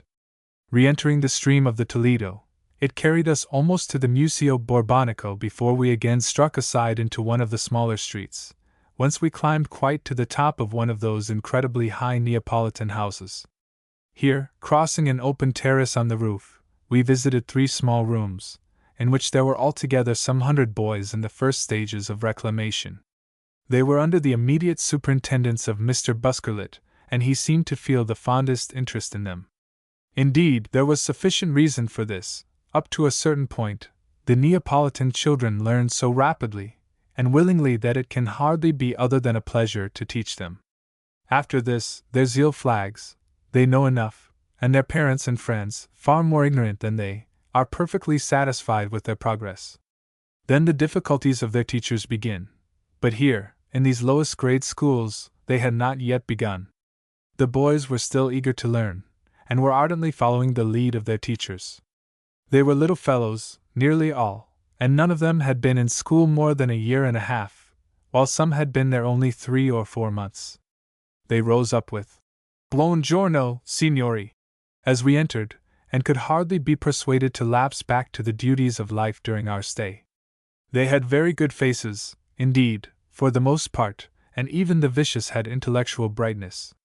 Just and consistent usage has the best influence on them, and one boy was pointed out as quite docile and manageable, whose parents had given him up as incorrigible before he entered the school. As it was, there was something almost pathetic in his good behavior, as being possible to him, but utterly alien to his instincts. The boys of these schools seldom play truant, and they are never severely beaten in school. When quite intractable, notice is given to their parents, and they usually return in a more docile state. It sometimes happens that the boys are taken away by their parents, from one motive or another, but they find their way back again, and are received as if nothing had happened.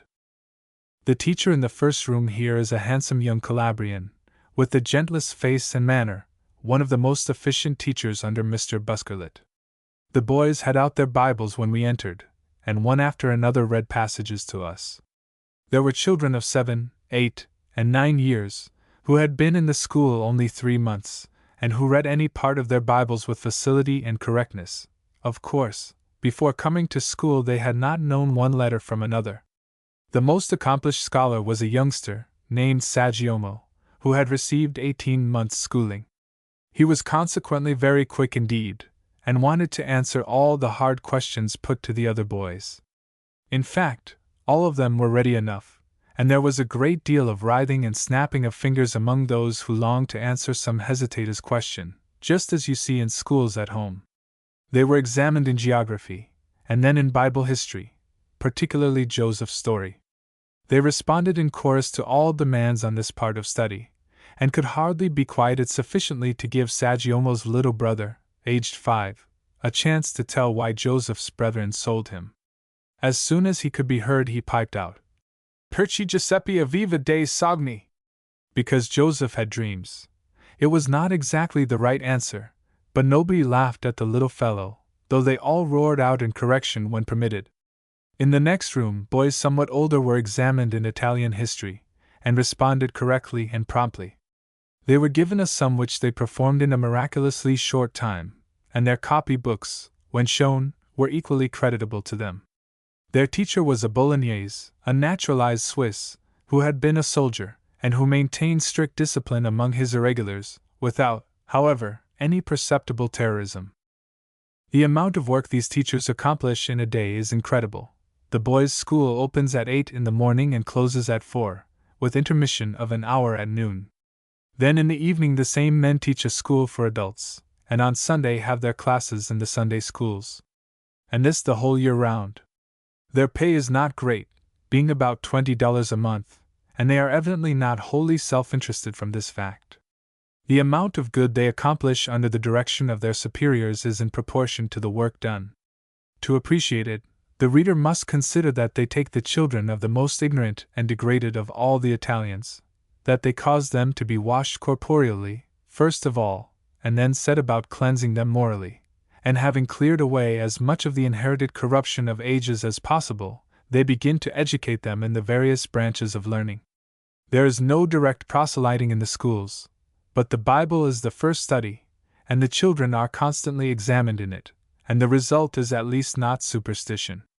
The advance upon the old condition of things is incalculably great, for till the revolution under Garibaldi in 1860, the schools of Naples were all in the hands of the priests or their creatures, and the little learning there imparted was as dangerous as it could well be made. Now these schools are free, the children are honestly and thoroughly taught, and if they are not directly instructed in Protestantism, are at least instructed to associate religion with morality, probably for the first time in their lives. Too much credit cannot be given to the Italian government, which has acted in such good faith with the men engaged in this work, protecting them from all interruption and persecution. But after all, the great praise is due to their own wise, unflagging zeal. They have worked unostentatiously, making no idle attacks on time-honored prejudices, but still having a purpose of enlightenment which they frankly avowed. The people whom they seek to benefit judge them by their works, and the result is that they have quite as much before them as they can do. Their discouragements are great. The day's teaching is often undone at home, the boys forget as aptly as they learn, and from the fact that only the baser feelings of fear and interest have ever been appealed to before in the Neapolitans, they have often to build in treacherous places without foundation of good faith or gratitude. Embarrassments for want of adequate funds are sometimes felt also. But no one can study their operations without feeling that success must attend their efforts, with honor to them, and with inestimable benefits to the generation which shall one day help to govern free Italy. 12. Between Rome and Naples. One day it became plain even to our reluctance that we could not stay in Naples forever, and the next morning we took the train for Rome. The Villa Rio put on its most alluring charm to him that ran down before breakfast to thread once more its pathways bordered with palms and fountains and statues. The bay beside it purpled and twinkled in the light that made silver of the fishermen's sails. Far away rose Vesuvius with his nightcap of mist still hanging about his shoulders. All around rang and rattled Naples. The city was never so fair before, nor could ever have been so hard to leave, and at the last moment the landlord of the Hotel Washington must needs add a supreme pang by developing into a poet, and presenting me with a copy of a comedy he had written.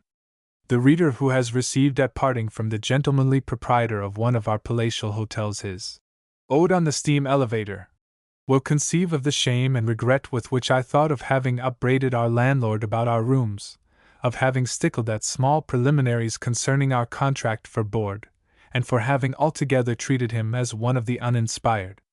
Let me do him the tardy justice to say that he keeps, after the Stella d'Oro at Ferrara, the best hotel in Italy, and that his comedy was really very sprightly. It is no small thing to know how to keep a hotel, as we know, and a poet who does it ought to have a double acclaim. Nobody who cares to travel with decency and comfort can take the second-class cars on the road between Naples and Rome, though these are perfectly good everywhere else in Italy. The papal city makes her influence felt for shabbiness and uncleanliness wherever she can, and her management seems to prevail on this railway. A glance into the second-class cars reconciled us to the first class, which in themselves were bad, and we took our places almost contentedly. The road passed through the wildest country we had seen in Italy, and presently a rain began to fall and made it drearier than ever. The land was much grown up with thickets of hazel, and was here and there sparsely wooded with oaks. Under these, hogs were feeding upon the acorns, and the wet swineherds were steaming over fires built at their roots. In some places the forest was quite dense, in other places it fell entirely away, and left the rocky hillsides bare and solitary but for the sheep that nibbled at the scanty grass, and the shepherds that leaned upon their crooks and motionlessly stared at us as we rushed by. As we drew near Rome, the scenery grew lonelier yet. The land rose into desolate, sterile, stony heights, without a patch of verdure on their nakedness, and at last abruptly dropped into the gloomy expanse of the Campagna. The towns along the route had little to interest us in their looks, though at San Germano we caught a glimpse of the famous old convent of Monte Cassino, perched aloft on its cliff and looking like a part of the rock on which it was built. Fancy now loves to climb that steep acclivity, and wander through the many-volumed library of the ancient Benedictine retreat, and on the whole finds it less fatiguing and certainly less expensive than actual ascent and acquaintance with the monastery would have been. 2 Croatian priests, who shared our compartment of the railway carriage, first drew our notice to the place, and were enthusiastic about it for many miles after it was out of sight. What gentle and pleasant men they were, and how hard it seemed that they should be priests and Croats. They told us all about the city of Spalato, where they lived, and gave us such a glowing account of Dalmatian poets and poetry that we began to doubt at last if the seat of literature were not somewhere on the east coast of the Adriatic, and I hope we left them the impression that the literary center of the world was not 1,000 miles from the horse-car office in Harvard Square. Here and there repairs were going forward on the railroad, and most of the laborers were women. They were straight and handsome girls, and moved with a stately grace under the baskets of earth balanced on their heads. Brave black eyes they had, such as love to look and to be looked at. They were not in the least hurried by their work, but desisted from it to gaze at the passengers whenever the train stopped.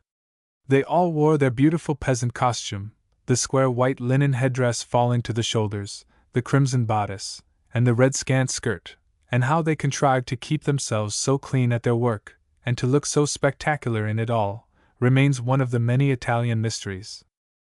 Another of these mysteries we beheld in the little beggar boy at Isoletta. He stood at the corner of the station quite mute and motionless during our pause, and made no sign of supplication or entreaty. He let his looks beg for him. He was perfectly beautiful and exceedingly picturesque. Where his body was not quite naked, his jacket and trousers hung in shreds and points. His long hair grew through the top of his hat, and fell over like a plume. Nobody could resist him. People ran out of the cars, at the risk of being left behind, to put coppers into the little dirty hand held languidly out to receive them. The boy thanked none, smiled on none, but looked curiously and cautiously at all, with the quick perception and the illogical conclusions of his class and race. As we started, he did not move, but remained in his attitude of listless tranquility. As we glanced back, the mystery of him seemed to be solved for a moment. He would stand there till he grew up into a graceful, prayerful, pitiless brigand, and then he would rend from travel the tribute now go freely given him. But after all, though his future seemed clear, and he appeared the type of a strange and hardly reclaimable people, he was not quite a solution of the Neapolitan puzzle. 13. Roman pearls. The first view of the ruins in the Forum brought a keen sense of disappointment. I knew that they could only be mere fragments and rubbish, but I was not prepared to find them so.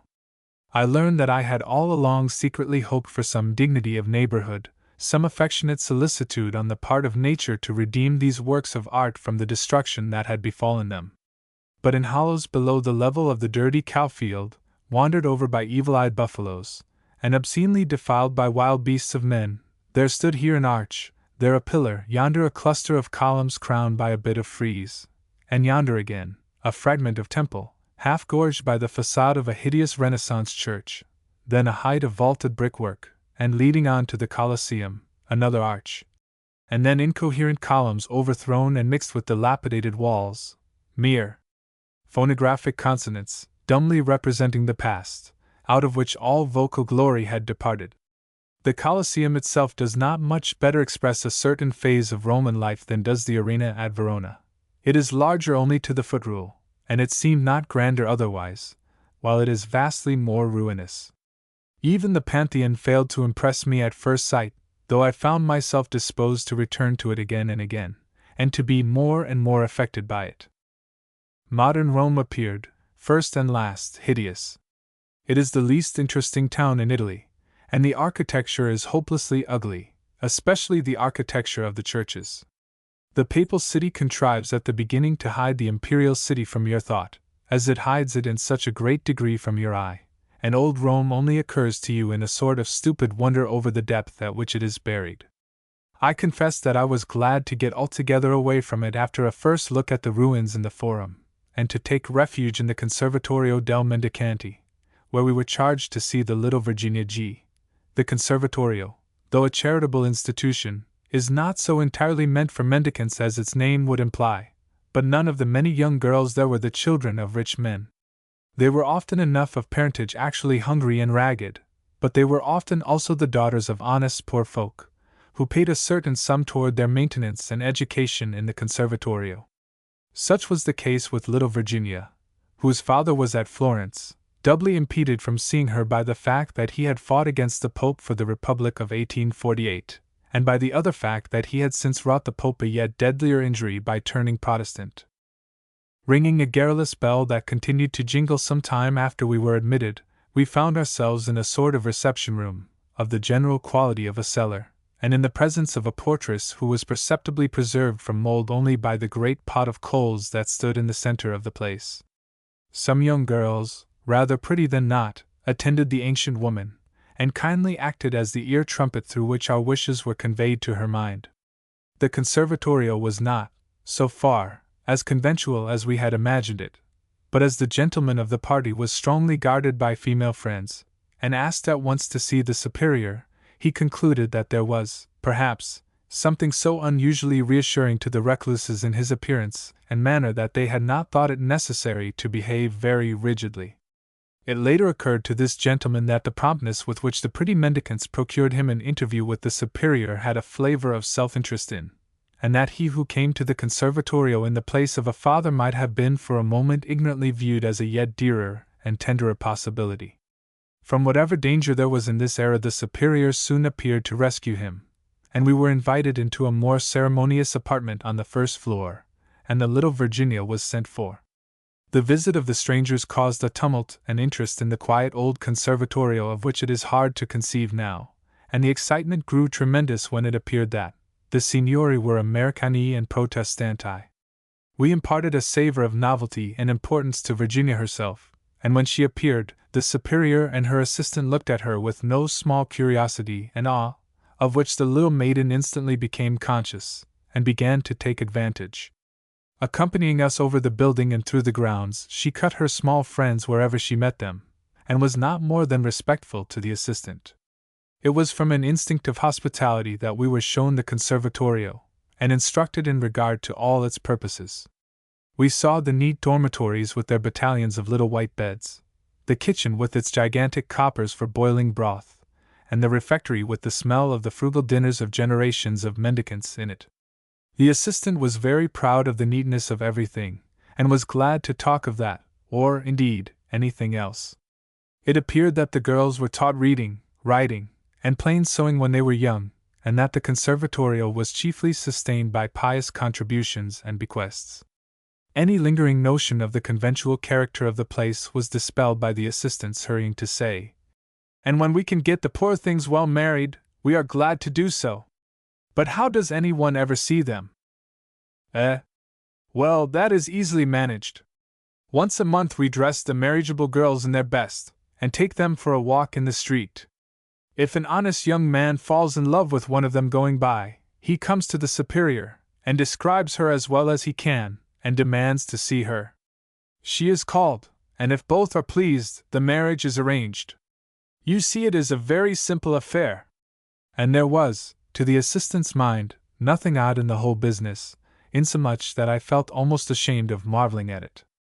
Issuing from the back door of the convent, we ascended by stairs and gateways into garden spaces, chiefly planted with turnips and the like poor but respectable vegetables, and curiously adorned with fragments of antique statuary, and here and there a fountain in a corner, trickling from moss-grown rocks, and falling into a trough of travertine, about the feet of some poor old goddess or virtue who had forgotten what her name was. Once, the assistant said, speaking as if the thing had been within her recollection, though it must have been centuries before, the antiquities of the conservatorio were much more numerous and striking, but they were now removed to the different museums. Nevertheless, they had still a beautiful prospect left, which we were welcome to enjoy if we would follow her, and presently, to our surprise, we stepped from the garden upon the roof of the Temple of Peace. The assistant had not boasted without reason. Away before us stretched the Campagna, a level waste, and empty, but for the umbrella palms that here and there waved like black plumes upon it, and for the arched lengths of the aqueducts that seemed to stalk down from the ages across the melancholy expanse like files of giants, with now and then a ruinous gap in the line, as if one had fallen out weary by the way. The city all around us glittered asleep in the dim December sunshine, and far below us, on the length of the Forum over which the Appian Way stretched from the Capitoline Hill under the Arch of Septimius Severus, and the Arch of Titus to the Arch of Constantine, leaving the Colosseum on the left, and losing itself in the foliage of the suburbs, the past seemed struggling to emerge from the ruins, and to reshape and animate itself anew. The effort was more successful than that which we had helped the past to make when standing on the level of the Forum. But antiquity must have been painfully conscious of the incongruity of the red-legged zouaves wandering over the grass, and of the bewildered tourists trying to make her out with their mise. In a day or two after this we returned again to our conservatorio, where we found that the excitement created by our first visit had been kept fully alive by the events attending the photographing of Virginia for her father. Not only Virginia was there to receive us, but her grandmother also, an old woman, dumb through some infirmity of age, who could only weep and smile in token of her content. I think she had but a dim idea, after all, of what went on beyond the visible fact of Virginia's photograph, and that she did not quite understand how we could cause it to be taken for her son. She was deeply compassionated by the superior, who rendered her pity with a great deal of gesticulation, casting up her eyes, shrugging her shoulders, and sighing grievously.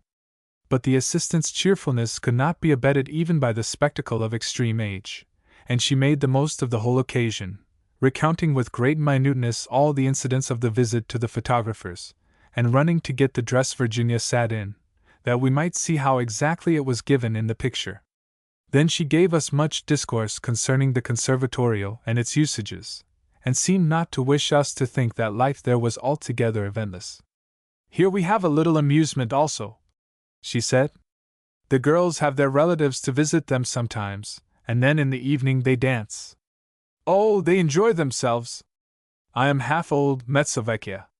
I am done with these things. But for youth, always kept down, Something lively is wanted. When we took leave of these simple folks, we took leave of almost the only natural and unprepared aspect of Italian life which we were to see in Rome, but we did not know this at the time. 2. Indeed, it seems to me that all moisture of romance and adventure has been well nigh sucked out of travel in Italy, and that compared with the old time, when the happy wayfarer journeyed by vettura through the innumerable little states of the peninsula, halted every other mile to show his passport, and robbed by customs officers in every color of shabby uniform and every variety of cocked hat. The present railroad period is one of but stale and insipid flavor. Much of local life and color remains, of course, but the hurried traveler sees little of it, and passed from one grand hotel to another, without material change in the cooking or the methods of extortion, he might nearly as well remain at Paris. The Italians, who live to so great extent by the travel through their country, learn our abominable languages and minister to our detestable comfort and propriety, till we have slight chance to know them as we once could, musical, picturesque, and full of sweet, natural knaveries, graceful falsehood, and all uncleanness. Rome really belongs to the Anglo-Saxon nations, and the Pope and the past seem to be carried on entirely for our diversion. Everything is systematized as thoroughly as in a museum where the objects are all ticketed, and our prejudices are consulted even down to almsgiving. Honest Beppo is gone from the steps in the Piazza di Spagna, and now the beggars are labeled like policemen, with an immense plate bearing the image of St. Peter, so that you may know you give to a worthy person when you bestow charity on one of them, and not, alas, to some abandoned impostor, as in former days. One of these highly recommended mendicants gave the last finish to the system, and begged of us in English. No custodian will answer you, if he can help it, in the Italian which he speaks so exquisitely, preferring to speak bad French instead, and in all the shops on the Corso the English tongue is de rigueur. After our dear friends at the Conservatorio, I think we found one of the most simple and interesting of Romans in the monk who showed us the catacombs of St. Sebastian. These catacombs, he assured us, were not restored like those of St. Calixtus, but were just as the martyrs left them, and, as I do not remember to have read anywhere that they are formed merely of long, low, narrow, wandering underground passages, lying on either side with tombs and tiers like berths on a steamer, and expanding here and there into small square chambers, bearing the traces of ancient frescoes, and evidently used as chapels, I venture to offer the information here. The reader is to keep in his mind a darkness broken by the light of wax tapers, a close smell, and crookedness and narrowness, or he cannot realize the catacombs as they are in fact. Our monkish guide, before entering the passage leading from the floor of the church to the tombs, in which there was still some fine small dust of the martyrs, warned us that to touch it was to incur the penalty of excommunication, and then gently craved pardon for having mentioned the fact. But, indeed, it was only to persons who showed a certain degree of reverence that these places were now exhibited, for some Protestants who had been permitted there had stolen handfuls of the precious ashes, merely to throw away. I assured him that I thought them beasts to do it, and I was afterwards puzzled to know what should attract their wantonness in the remnants of mortality, hardly to be distinguished from the common earth out of which the catacombs were dug. 3. Returning to the church above, we found, kneeling before one of the altars, 2 pilgrims, a man and a woman. The latter was habited in a nun-like dress of black, and the former in a long pilgrim's coat of coarse blue stuff. He bore a pilgrim's staff in his hand, and showed under his close hood a fine, handsome, reverent face, full of a sort of tender awe, touched with the pathos of penitence. In attendance upon the two was a dapper little silk-hatted man, with rogues so plainly written in his devotional countenance that I was not surprised to be told that he was a species of spiritual valet de place, whose occupation it was to attend pilgrims on their tour to the 7 churches at which these devotees pray in Rome, and there to direct their orisons and join in them. It was not to the pilgrims, but to the heretics that the monk now uncovered the precious marble slab on which Christ stood when he met Peter flying from Rome and turned him back. You are shown the prints of the divine feet, which the conscious stone received and keeps forever, and near at hand is one of the arrows with which St. Sebastian was shot. We looked at these things critically, having to pay for the spectacle, but the pilgrims and their guide were all faith and wonder. I remember seeing nothing else so finely superstitious at Rome. In a chapel near the church of St. John Lateran are, as is well known, the marble steps which once belonged to Pilate's house, and which the Saviour is said to have ascended when he went to trial before Pilate. The steps are protected against the wear and tear of devotion by a stout casing of wood, and they are constantly covered with penitents, who ascend and descend them upon their knees. Most of the pious people whom I saw in this act were children, and the boys enjoyed it with a good deal of giggling. As a very amusing feat, some old and haggard women gave the scene all the dignity which it possessed. But certain well-dressed ladies and gentlemen were undeniably awkward and absurd, and I was led to doubt if there were not an incompatibility between the abandon of simple faith and the respectability of good clothes. 4. In all other parts of Italy one hears constant talk among travelers of the malaria at Rome, and having seen a case of Roman fever, I know it is a thing not to be trifled with. But in Rome itself the malaria is laughed at by the foreign residents, who, nevertheless, go out of the city in midsummer. The Romans, to the number of 100,000 or so, remain there the whole year round, and I am bound to say I never saw a healthier, robuster-looking population. The cheeks of the French soldiers, too, whom we met at every turn, were red as their trousers, and they seemed to flourish on the imputed unwholesomeness of the atmosphere. All at Rome are united in declaring that the fever exists at Naples, and that sometimes those who have taken it there come and die in Rome, in order to give the city a bad name, and I think this very likely. Rome is certainly dirty, however, though there is a fountain in every square, and you are never out of the sound of falling water. The Corso and some of the principal streets do not so much impress you with their filth as with their dullness, but that part of the city where some of the most memorable relics of antiquity are to be found is unimaginably vile. The least said of the state of the archways of the Colosseum the soonest mended, and I have already spoken of the Forum. The streets near the Theatre of Pompey are almost impassable, and the so-called house of Rienzi is a stable, fortified against approach by a fosse of excrement. A noisome smell seems to be esteemed the most appropriate offering to the memory of ancient Rome, and I am not sure that the moderns are mistaken in this. In the rascal streets in the neighborhood of the most august ruins, the people turn round to stare at the stranger as he passes them. They are all dirty, and his decency must be no less a surprise to them than the neatness of the French soldiers amid all the filth is a puzzle to him. We wandered about a long time in such places one day, looking for the Tarpeian rock, less for Tarpeia's sake than for the sake of Miriam and Donatello and the model. There are 2 Tarpeian rocks, between which the stranger takes his choice, and we must have chosen the wrong one, for it seemed but a shallow gulf compared to that in our fancy.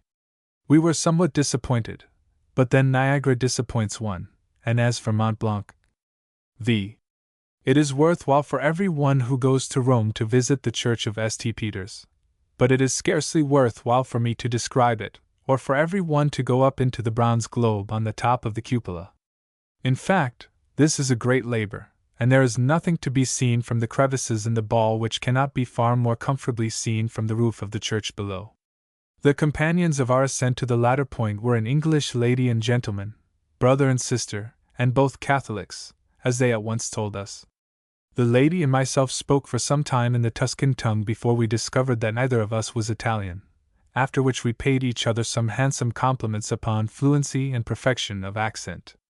The gentleman was a pleasant purple porpoise from the waters of Chile, whither he had wandered from the English coasts in early youth. He had 2 leading ideas. One concerned the Pope, to whom he had just been presented, and whom he viewed as the best and blandest of beings. The other related to his boy, then in England, whom he called Jack Sprat, and considered the grandest and greatest of boys. With the view from the roof of the church, this gentleman did not much trouble himself. He believed Jack Sprat could ride up to the roof where we stood on his donkey. As to the great bronze globe which we were hurrying to enter, he seemed to regard it merely as a rival in rotundity, and made not the slightest motion to follow us. I should be loath to vex the reader with any description of the scene before us and beneath us, even if I could faithfully portray it. But I recollect, with a pleasure not to be left unrecorded, the sweetness of the great fountain playing in the square before the church, and the harmony in which the city grew in every direction from it, like an emanation from its music, till the last house sank away into the pathetic solitude of the Campagna, with nothing beyond but the snow-capped mountains lighting up the remotest distance. At the same moment I experienced a rapture in reflecting that I had underpaid 3 hackmen during my stay in Rome, and thus contributed to avenge my race for ages of oppression. The vastness of St. Peter's itself is best felt in looking down upon the interior from the gallery that surrounds the inside of the dome, and in comparing one's own littleness with the greatness of all the neighboring mosaics. But as to the beauty of the temple, I could not find it without or within. 6. In Rome, one's fellow tourists are a constant source of gratification and surprise. I thought that American travelers were by no means the most absurd among those we saw, nor even the loudest in their approval of the Eternal City. A certain order of German greenness affords, perhaps, the pleasantest pasturage for the ruminating mind. For example, at the Villa Ludovisi there was, beside numerous Englishry in detached bodies, a troop of Germans, chiefly young men, frugally pursuing the Sehenswürdigkeiten in the social manner of their nation. They took their enjoyment very noisily, and wrangled together with furious amiability as they looked at Garcinos. Aurora. Then 2 of them parted from the rest, and went to a little summer house in the gardens, while the others followed us to the top of the casino. There they caught sight of their friends in the arbor, and the spectacle appeared to overwhelm them. They bowed, they took off their hats, they waved their handkerchiefs. It was not enough. One young fellow mounted on the balustrade of the roof at his neck's risk, lifted his hat on his cane and flourished it in greeting to the heart's friends in the arbor, from whom he had parted 2 minutes before. In strange contrast to the producer of this enthusiasm, so pumped and so unmistakably mixed with beer, a fat and pallid Englishwoman sat in a chair upon the roof and coldly sketched a lovely landscape. And she and the blonde young English girl beside her pronounced a little dialogue together, which I give, because I saw that they meant it for the public. The young girl. I wonder, you don't draw out st. patuas. The artist. Oh, I can draw out st. patuas from so many points. I am afraid that the worst form of American greenness appears abroad in a desire to be perfectly up in critical appreciation of the arts, and to approach the great works in the spirit of the connoisseur. The ambition is not altogether a bad one. Still, I could not help laughing at a fellow countryman when he told me that he had not yet seen Raphael's Transfiguration, because he wished to prepare his mind for understanding the original by first looking at all the copies he could find. 7. The Basilica San Paolo fuori le mura surpasses everything in splendor of marble and costly stone, porphyry, malachite, alabaster, and luxury of gilding that is to be seen at Rome. But I chiefly remember it because on the road that leads to it, through scenes as quiet and peaceful as if history had never known them, lies the Protestant graveyard in which Keats is buried. Quite by chance the driver mentioned it, pointing in the direction of the cemetery with his whip. We eagerly dismounted and repaired to the gate, where we were met by the son of the sexton, who spoke English through the beauteous line of a curved Hebrew nose. Perhaps a Christian could not be found in Rome to take charge of these heretic graves, though Christians can be got to do almost anything there for money. However, I do not think a Catholic would have kept the place in better order, or more intelligently understood our reverent curiosity. It was the new burial ground which we had entered, and which is a little to the right of the elder cemetery. It was very beautiful and tasteful in every way. The names upon the stones were chiefly English and Scotch, with here and there an American's. But affection drew us only to the prostrate tablet inscribed with the words, Percy Bysshe Shelley, Seo Arcordium. And then we were ready to go to the grave of him for whom we all feel so deep a tenderness. The grave of John Keats is one of few in the old burying ground, and lies almost in the shadow of the pyramid of Caius Cestius, and I could not help thinking of the wonder the Roman would have felt could he have known into what unnameable richness and beauty his Greek faith had ripened in the heart of the poor poet, where it was mixed with so much sorrow. Doubtless, in his time, a prominent citizen like Caius Cestius was a leading member of the temple in his neighborhood, and regularly attended sacrifice. It would have been but decent. And yet I fancied that a man immersed like him in affairs might have learned with surprise the inner and more fragrant meaning of the symbols with the outside of which his life was satisfied. And I was glad to reflect that in our day such a thing is impossible. The grave of our beloved poet is sunken to the level of the common earth, and is only marked by the quaintly lettered, simple stone bearing the famous epitaph. While at Rome I heard talk of another and grander monument which some members of the Keats family were to place over the dust of their great kinsman. But for one, I hope this may never be done, even though the original stone should also be left there, as was intended. Let the world still keep unchanged this shrine, to which it can repair with at once pity and tenderness and respect. A rose tree and some sweet-smelling bushes grew upon the grave, and the roses were in bloom. We asked leave to take one of them, but at last could only bring ourselves to gather some of the fallen petals. Our Hebrew guide was willing enough, and unconsciously set us a little example of wantonness, for while he listened to our explanation of the mystery which had puzzled him ever since he had learned English, namely, why the stone should say, "Writ on water," and not written, he kept plucking mechanically at one of the fragrant shrubs, pinching away the leaves, and rending the tender twig, till I, remembering the once sensitive dust from which it grew, waited for the tortured tree to cry out to him with a voice of words and blood, "Perci mi scianti?" 8. It seems to me that a candid person will wish to pause a little before condemning Gibson's colored statues. They have been grossly misrepresented. They do not impress one at all as waxwork, and there is great wrong in saying that their tinted nakedness suggests impurity any more than the white nakedness of other statues. The coloring is quite conventional. The flesh is merely warmed with the hue representing life, the hair is always a very delicate yellow, the eyes a tender violet, and there is no other particularization of color. A fillet binding the hair may be gilded, the hem of a robe traced in blue. I, who had just come from seeing the fragments of antique statuary in Naples Museum, tinted in the same way, could not feel that there was anything preposterous in Gibson's works, and I am not ashamed to say that they gave me pleasure. As we passed, in his studio, from one room to another, the workmen who showed the marbles surprised and delighted us by asking if we would like to see the sculptor, and took us up into the little room where Gibson worked.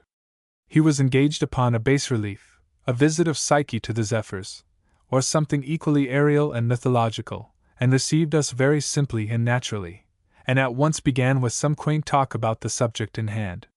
When we mentioned our pleasure in his colored marbles we touched the right spring, and he went on to speak of his favorite theory with visible delight, making occasional pauses to bestow a touch on the bas-relief, and coming back to his theme with that self-corroborative "yes" of his, which Hawthorne has immortalized. He was dressed with extraordinary slovenliness and indifference to clothes, had no collar, I think, and evidently did not know what he had on. Everything about him bespoke the utmost unconsciousness and democratic plainness of life, so that I could readily believe a story I heard of him. Having dined the greater part of his life in Roman restaurants where it is but wholesome to go over your plate, glass, spoon, and knife and fork with your napkin before using them, the great sculptor had acquired such habits of neatness that at table in the most aristocratic house in England he absent-mindedly went through all that ceremony of cleansing and wiping. It is a story they tell in Rome, where everybody is anecdote, and not always so good-naturedly. 9. One Sunday afternoon we went with some artistic friends to visit the studio of the great German painter, Overbeck, and since I first read Uhland I have known no pleasure so illogical as I felt in looking at this painter's drawings. In the sensuous heart of objective Italy he treats the themes of medieval Catholicism with the most subjective feeling, and I thought I perceived in his work the enthusiasm which led many Protestant German painters and poets of the Romantic school back into the twilight of the Romish faith, in the hope that they might thus realize to themselves something of the earnestness which animated the elder Christian artists. Overbeck's work is beautiful, but it is unreal, and expresses the sentiment of no time, as the work of the Romantic German poets seems without relation to any world men ever lived in. Walking from the painter's house, 2 of us parted with the rest on the steps of the church of Santa Maria Maggiore, and pursued our stroll through the gate of San Lorenzo out upon the Campagna, which tempts the sojourner at Rome, until at last he must go and see if it will give him the fever. And alas!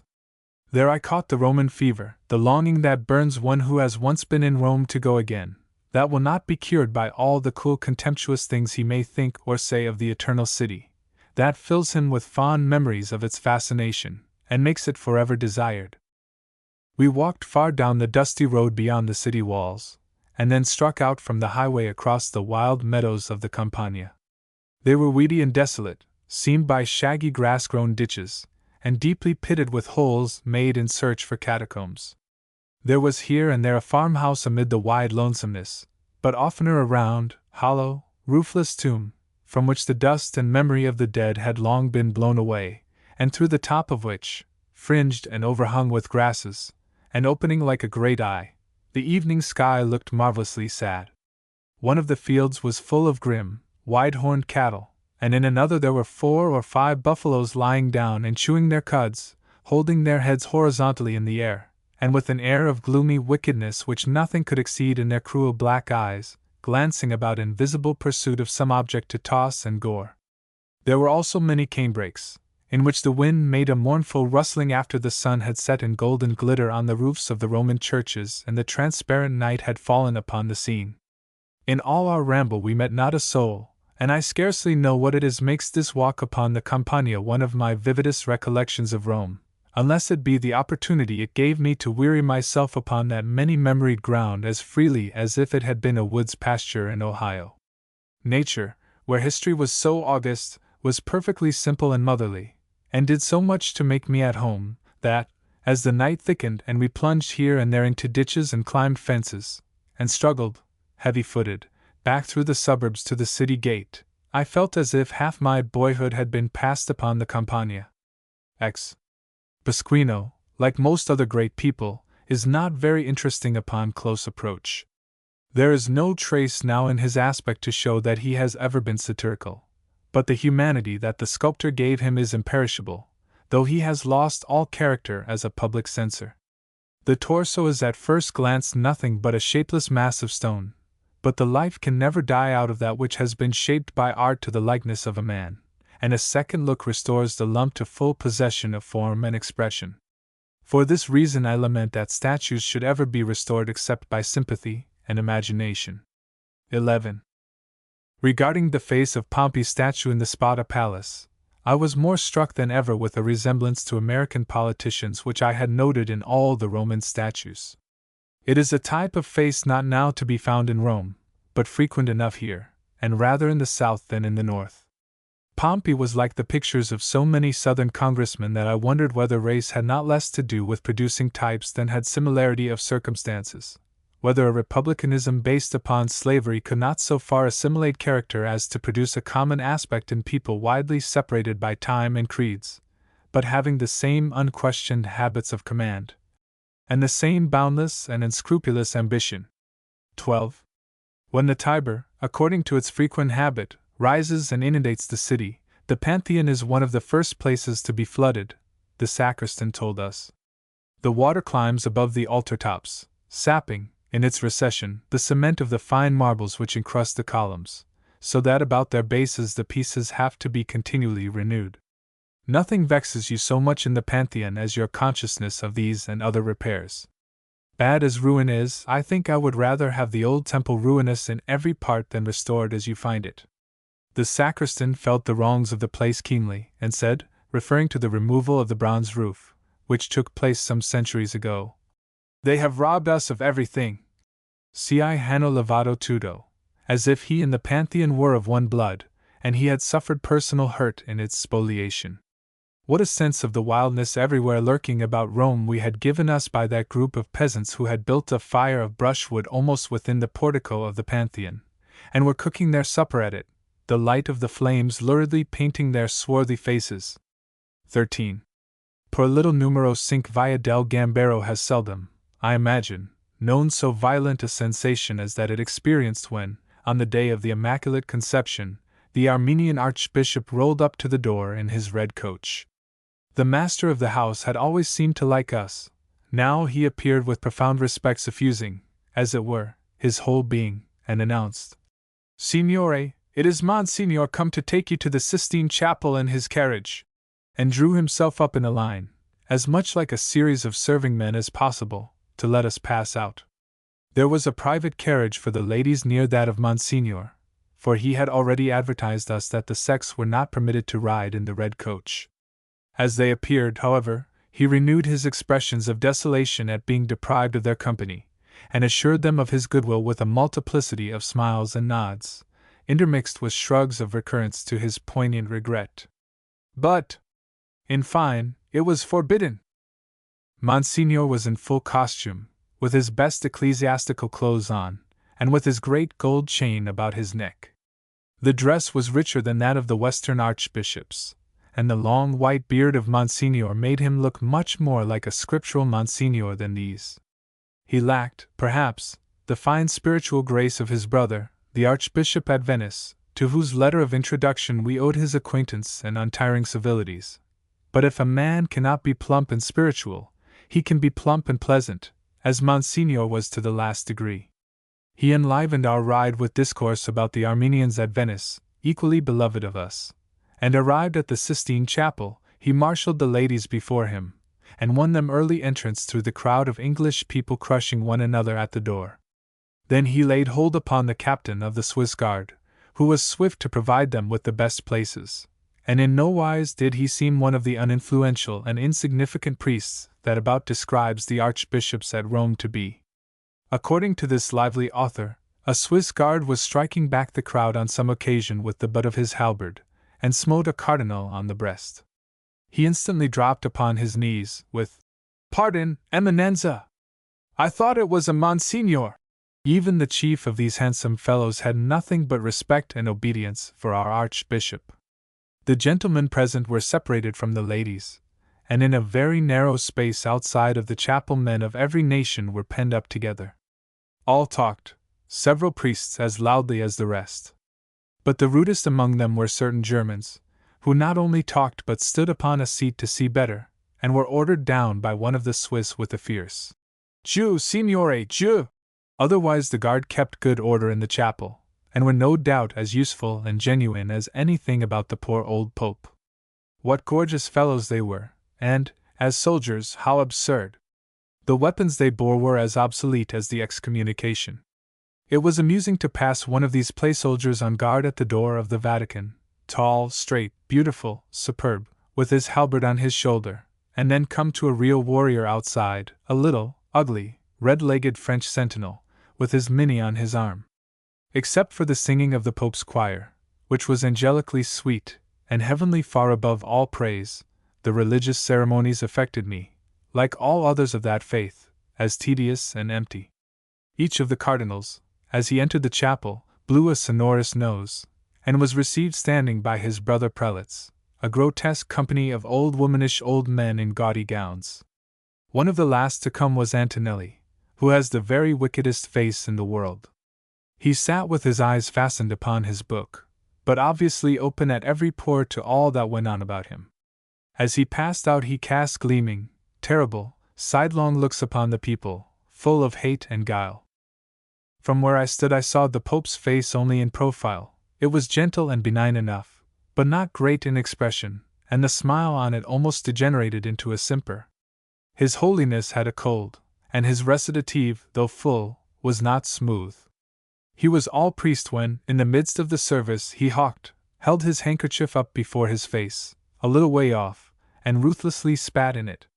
Forza Maggiore.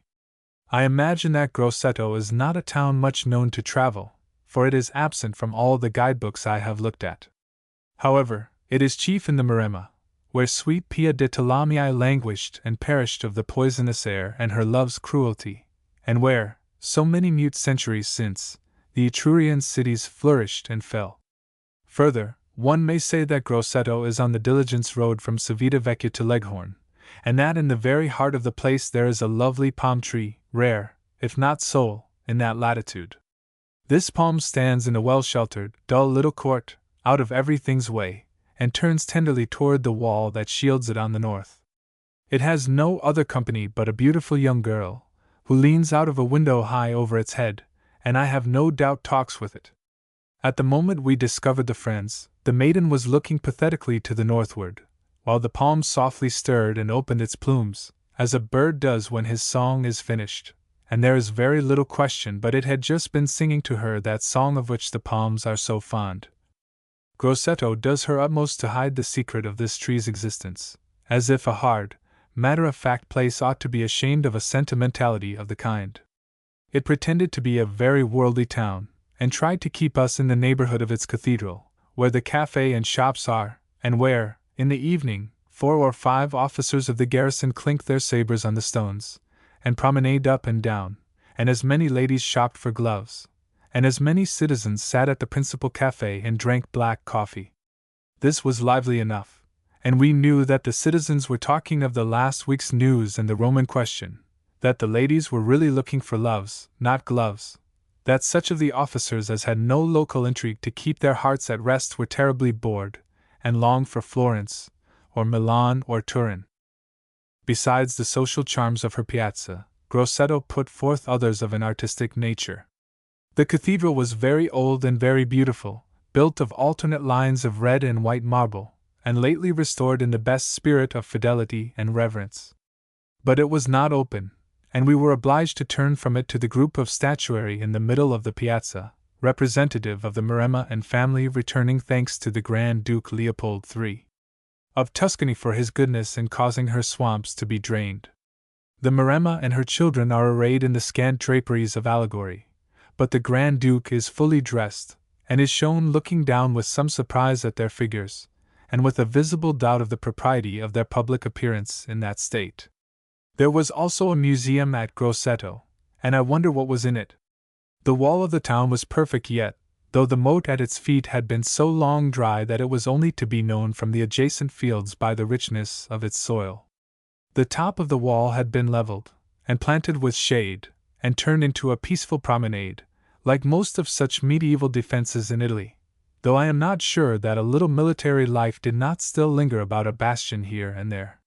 From somewhere, when we strolled out early in the morning, to walk upon the wall, there came to us a throb of drums, but I believe that the only armed men we saw, beside the officers in the piazza, were the numerous sportsmen resorting at that season to Grosseto for the excellent shooting in the marshes.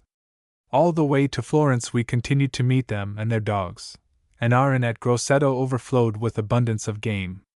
On the kitchen floor and in the court were heaps of larks, pheasants, quails, and beccafici, at which a troop of scullion boys constantly plucked, and from which the great, noble, beautiful, white-aproned cook forever fried, stewed, broiled, and roasted. We lived chiefly upon these generous birds during our sojourn, and found, when we attempted to vary our bill of fare, that the very genteel waiter attending us had few distinct ideas beyond them. He was part of the repairs and improvements which that hostelry had recently undergone, and had evidently come in with the 4-pronged forks, the chromolithographs of Victor Emmanuel, Garibaldi, Solferino, and Magenta in the large dining room, and the iron stove in the small one. He had nothing, evidently, in common with the brick floors of the bedchambers, and the ancient rooms with great fireplaces. He strove to give a Florentine blandishment to the rusticity of life in the Maremma, and we felt sure that he must know what beefsteak was. When we ordered it, he assumed to be perfectly conversant with it, started to bring it, paused, turned, and with a great sacrifice of personal dignity, demanded, "Beefsteak di manzo, o beefsteak di mutton? Beefsteak of beef, or beefsteak of mutton?" Of Grosseto proper, this is all I remember, if I except a boy whom I heard singing after dark in the streets. The cause of our sojourn there was an instance of forza majeure, as the agent of the diligence company defiantly expressed it, in refusing us damages for our overturn into the river. It was in the early part of the winter when we started from Rome for Venice, and we were traveling northward by diligence because the railways were still more or less interrupted by the storms and floods predicted of Mathieu de la Drome, the only reliable prophet France has produced since Voltaire, and if our accident was caused by an overruling providence, the company, according to the very law of its existence, was not responsible. To be sure, we did not see how an overruling providence was to blame for loading upon our diligence the baggage of 2 diligences, or for the clumsiness of our driver. But on the other hand, it is certain that the company did not make it rain or cause the inundation. And in fine, although we could not have traveled by railway, we were masters to have taken the steamer instead of the diligence at Civita Vecchia. The choice of either of these means of travel had presented itself in vivid hues of disadvantage all the way from Rome to the Papal Port, where the French steamer for Leghorn lay dancing a hornpipe upon the short, chopping waves, while we approached by railway. We had leisure enough to make the decision, if that was all we wanted. Our engine driver had derived his ideas of progress from an encyclical letter, and the train gave every promise of arriving at Civita Vecchia 500 years behind time. But such was the desolating and depressing influence of the weather and the landscape, that we reached Civita Vecchia as undecided as we had left Rome. On the one hand, there had been the land, soaked and sodden, wild, shagged with scrubby growths of timber and brooded over by sullen clouds, and visibly inhabited only by shepherds, leaning upon their staves at an angle of 45 degrees, and looking, in their immovable dejection, with their legs wrapped in long-haired goat skins, like satyrs that had been converted, and were trying to do right, turning dim faces to us. They warned us with every mute appeal against the land, as a waste of mud from one end of Italy to the other. On the other hand, there was the sea wind raving about our train and threatening to blow it over, and whenever we drew near the coast, heaping the waves upon the beach in thundering menace. We weakly and fearfully remembered our former journeys by diligence over broken railway routes. We recalled our cruel voyage from Genoa to Naples by sea, and in a state of pitiable dismay we ate 5 francs worth at the restaurant of the Civita Vecchia station before we knew it, and long before we had made up our minds. Still we might have lingered and hesitated, and perhaps returned to Rome at last, but for the dramatic resolution of the old man who solicited passengers for the diligence, and carried their passports for a final papal visa at the police office. By the account he gave of himself, he was one of the best men in the world, and unique in those parts for honesty and truthfulness, and he besought us, out of that affectionate interest with which our very aspect had inspired him, not to go by steamer, but to go by diligence, which in 19 hours would land us safe, and absolutely refreshed by the journey, at the railway station in Falonica. And now once would we go by diligence? Twice would we go? 3 times would we go? Signore, said our benefactor angrily, I lose my time with you, and ran away, to be called back in the course of destiny, as he knew well enough, and besought to take us as a special favor. From the passports he learned that there was official dignity among us, and addressed the unworthy bearer of public honors as Excellenza, and, at parting, bequeathed his advantage to the conductor, commending us all in set terms to his courtesy. He hovered caressingly about us as long as we remained, straining politeness to do us some last little service, and when the diligence rolled away, he did all that one man could to give us a round of applause. We laughed together at this silly old man, when out of sight, but we confessed that, if travel in our own country ever came, with advancing corruption, to be treated with the small deceits practiced upon it in Italy, it was not likely to be treated with the small civilities also there attendant on it, and so tried to console ourselves. At the moment of departure, we were surprised to have entered the diligence a fellow countryman, whom we had first seen on the road from Naples to Rome.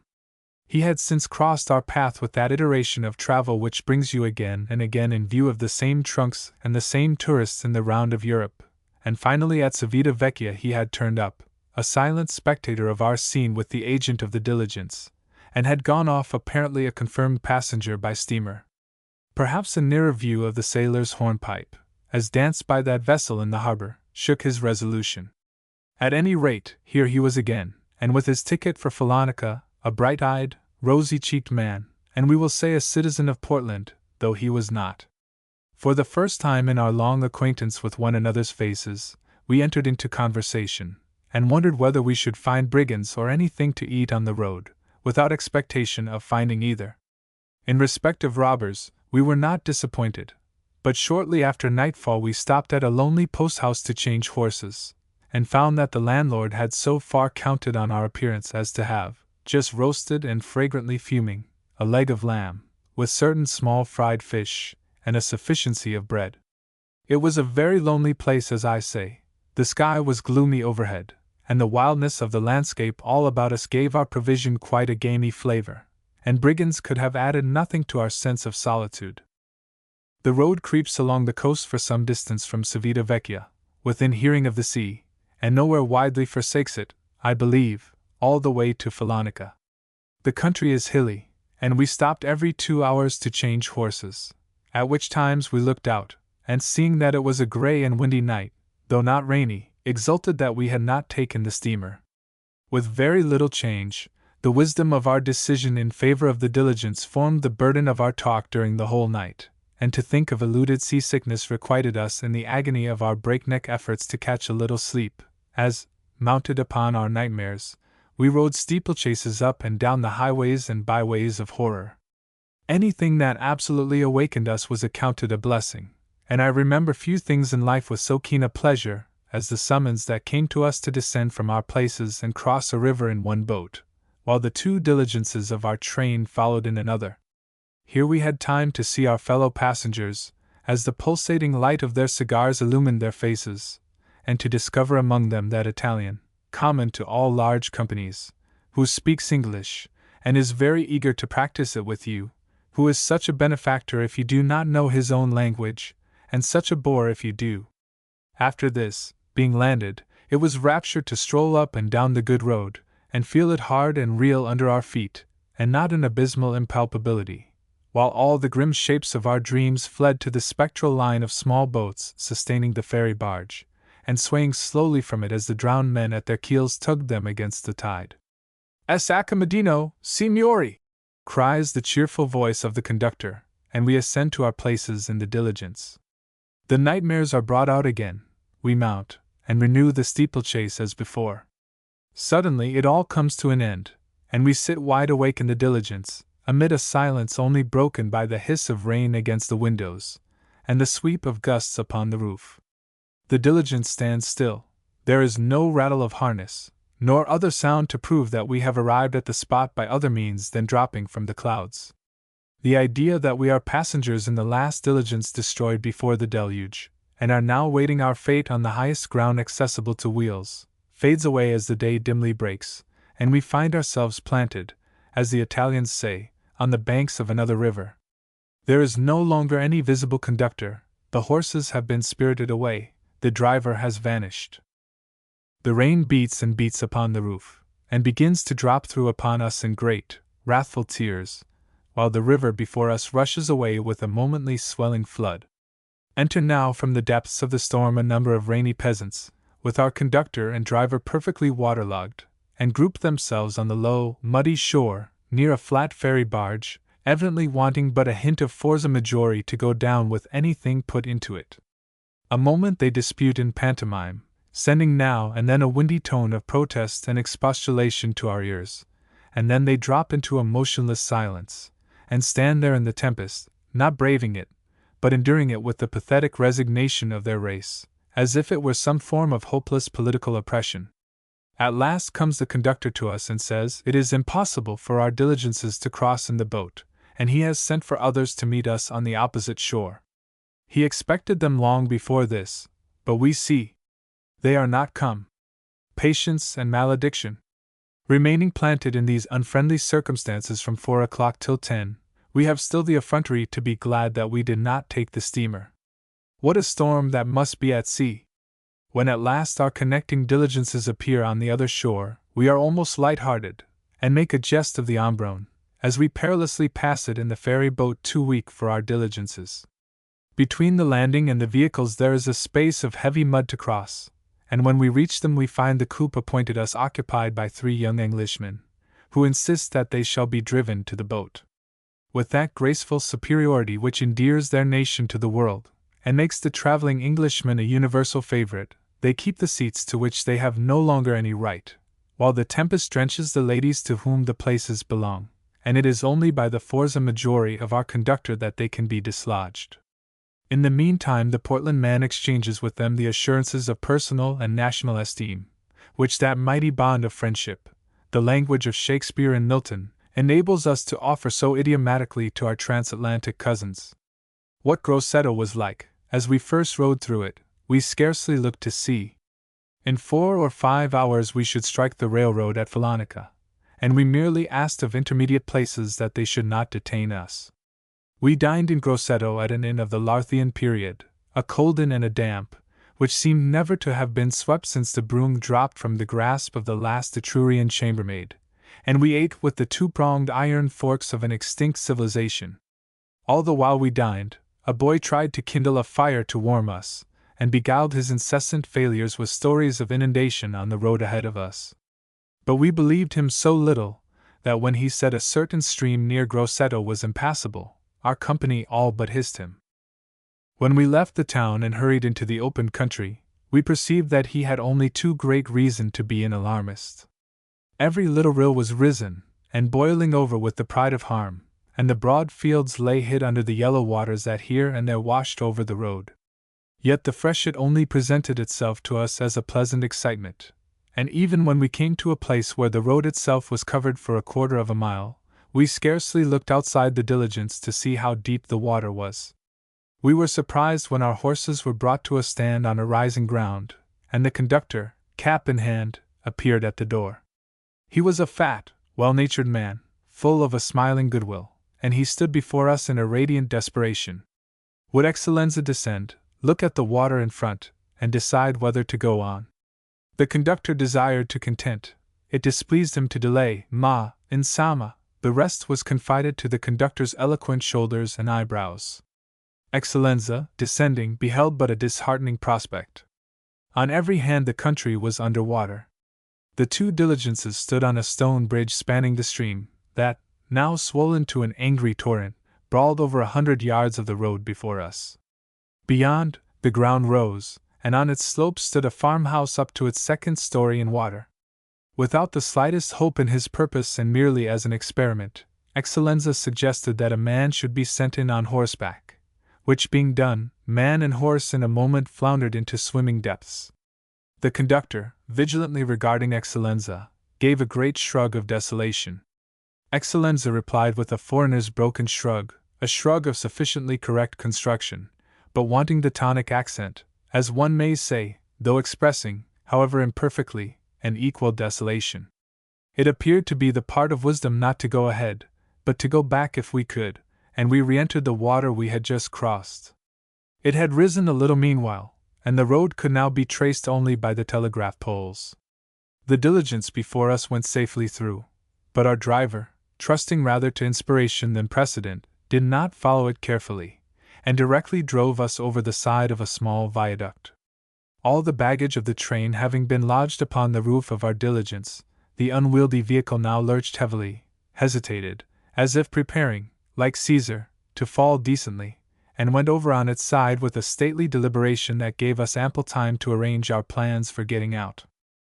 The torrent was only some 3 feet deep, but it was swift and muddy, and it was with a fine sense of shipwreck that Excellenza felt his boots filling with water, while a conviction that it would have been better, after all, to have taken the steamer, struck coldly home to him.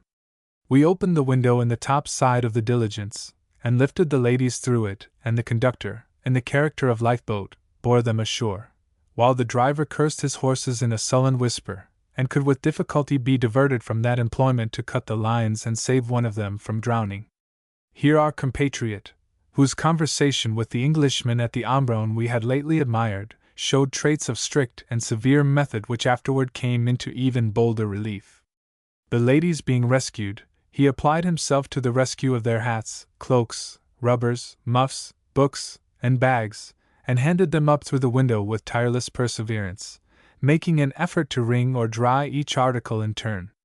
The other gentleman on top received them all rather grimly, and had not perhaps been amused by the situation but for the exploit of his hat. It was of the sort called in Italian as in English slang a stovepipe, canna, and having been made in Italy, it was of course too large for its wearer. It had never been anything but a horror and reproach to him, and he was now inexpressibly delighted to see it steal out of the diligence in company with one of the red leather cushions, and glide darkly down the flood. It nodded and nodded to the cushion with a superhuman tenderness and elegance, and had a preposterous air of whispering, as it drifted out of sight. The romantic interest of this episode had hardly died away, when our adventure acquired an idyllic flavor from the appearance on the scene of 4 peasants in an ox cart. These the conductor tried to engage to bring out the baggage and right the fallen diligence, and they, after making him a little speech upon the value of their health, which might be injured, asked him, tentatively, 200 francs for the service. The simple incident enforced the fact already known to us, that, If Italians sometimes take advantage of strangers, they are equally willing to prey upon each other. But I doubt if anything could have taught a foreigner the sweetness with which our conductor bore the enormity, and turned quietly from those brigands to carry the Portland man from the wreck, on which he lingered, to the shore. Here in the gathering twilight the passengers of both diligences grouped themselves, and made merry over the common disaster. As the conductor and the drivers brought off the luggage our spirits rose with the arrival of each trunk, and we were pleased or not as we found it soaked or dry. We applauded and admired the greater sufferers among us. A lady who opened a dripping box was felt to have perpetrated a pleasantry, and a Brazilian gentleman, whose luggage dropped to pieces and was scattered in the flood about the diligence, was looked upon as a very subtle humorist. Our own contribution to these witty passages was the epigrammatic display of a reeking trunk full of the pretty rubbish people bring away from Rome and Naples, copies of Pompeian frescoes more ruinous than the originals, photographs floating loose from their cards, little earthen busts reduced to the lumpishness of common clay, Roman scarfs stained and blotted out of all memory of their recent hues, Roman pearls clinging together in clammy masses. We were a band of brothers and sisters, as we all crowded into one diligence and returned to Grosseto. Arrived there, our party, knowing that a public conveyance in Italy, and everywhere else, always stops at the worst inn in a place, made bold to seek another, and found it without ado, though the person who undertook to show it spoke of it mysteriously and as of difficult access, and tried to make the simple affair as like a scene of grand opera as he could. We took one of the ancient rooms in which there was a vast fireplace, as already mentioned, and we there kindled such a fire as could not have been known in that fuel-sparing land for ages. The drying of the clothes was an affair that drew out all the energy and method of our compatriot, and at a late hour we left him moving about among the garments that dangled and dripped from pegs and hooks and lines, dealing with them as a physician with his sick, and tenderly nursing his dress coat, which he wrung and shook and smoothed and pulled this way and that with a never-satisfied anxiety. At midnight he hired a watcher to keep up the fire and turn the steaming raiment, and returning at 4 o'clock, found his watcher dead asleep before the empty fireplace. But I rather applaud than blame the watcher for this. He must have been a man of iron nerve to fall asleep amid all that phantasmal show of masks and disguises. What if those reeking silks had forsaken their nails, and decking themselves with the blotted Roman scarfs and the slimy Roman pearls, had invited the dress coats to look over the dripping photographs? Or if all those drowned garments had assumed the characters of the people whom they had grown to resemble, and had sat down to hear the shade of Pia de Tolomei rehearse the story of her sad fate in the Maremma? I say, if a watcher could sleep in such company, he was right to do so.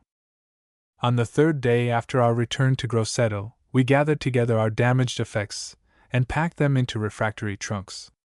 Then we held the customary discussion with the landlord concerning the effrontery of his account, and drove off once more toward Falonica. We could scarcely recognize the route for the one we had recently passed over, and it was not until we came to the scene of our wreck, and found the diligence stranded high and dry upon the roadside, that we could believe the whole landscape about us had been flooded 3 days before. The offending stream had shrunk back to its channel, and now seemed to feign an unconsciousness of its late excess, and had a virtuous air of not knowing how in the world to account for that upturned diligence. The waters, we learned, had begun to subside the night after our disaster, and the vehicle might have been righted and drawn off, for it was not in the least injured, 48 hours previously, but I suppose it was not en règle to touch it without orders from Rome. I picture it to myself still lying there, in the heart of the marshes, and thrilling sympathetic travel with the spectacle of its ultimate ruin. We reached Falonica at last, and then the cars hurried us to Leghorn. We were thoroughly humbled in spirit, and had no longer any doubt that we did ill to take the diligence at Civita Vecchia instead of the steamer, for we had been, not 19 hours, but 4 days on the road, and we had suffered as aforementioned. But we were destined to be partially restored to our self-esteem, if not entirely comforted for our losses, when we sat down to dinner in the Hotel Washington, and the urbane headwaiter, catching the drift of our English discourse, asked us, "Have the signori heard that the French steamer, which left Civita Vecchia the same day with their diligence, had to put back and lie in port more than 2 days on account of the storm?"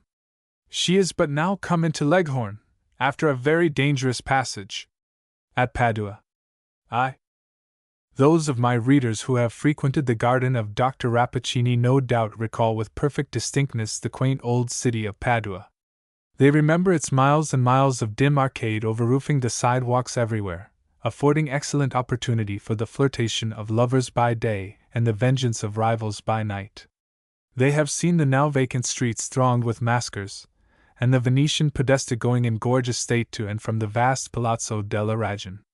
They have witnessed ringing tournaments in those sad empty squares, and races in the Prato della Valle, and many other wonders of different epochs, and their pleasure makes me half sorry that I should have lived for several years within an hour by rail from Padua, and should know little or nothing of these great sights from actual observation.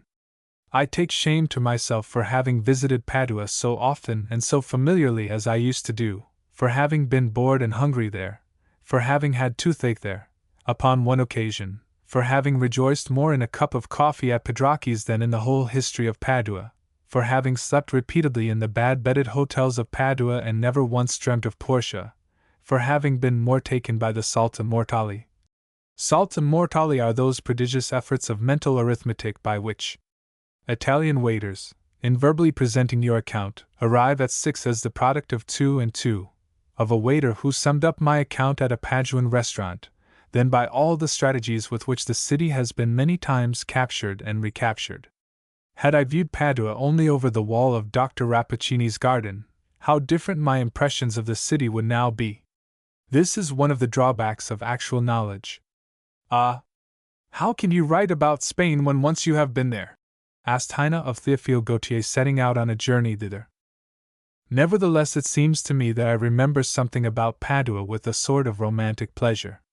There was a certain charm which I can dimly recall, in sauntering along the top of the old wall of the city, and looking down upon the plumy crests of the Indian corn that flourished up so mightily from the dry bed of the moat.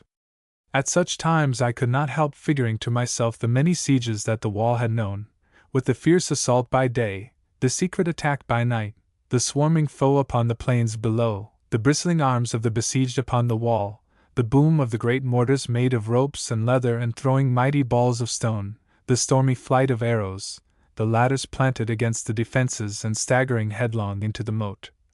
Enriched for future agriculture not only by its sluggish waters, but by the blood of many men.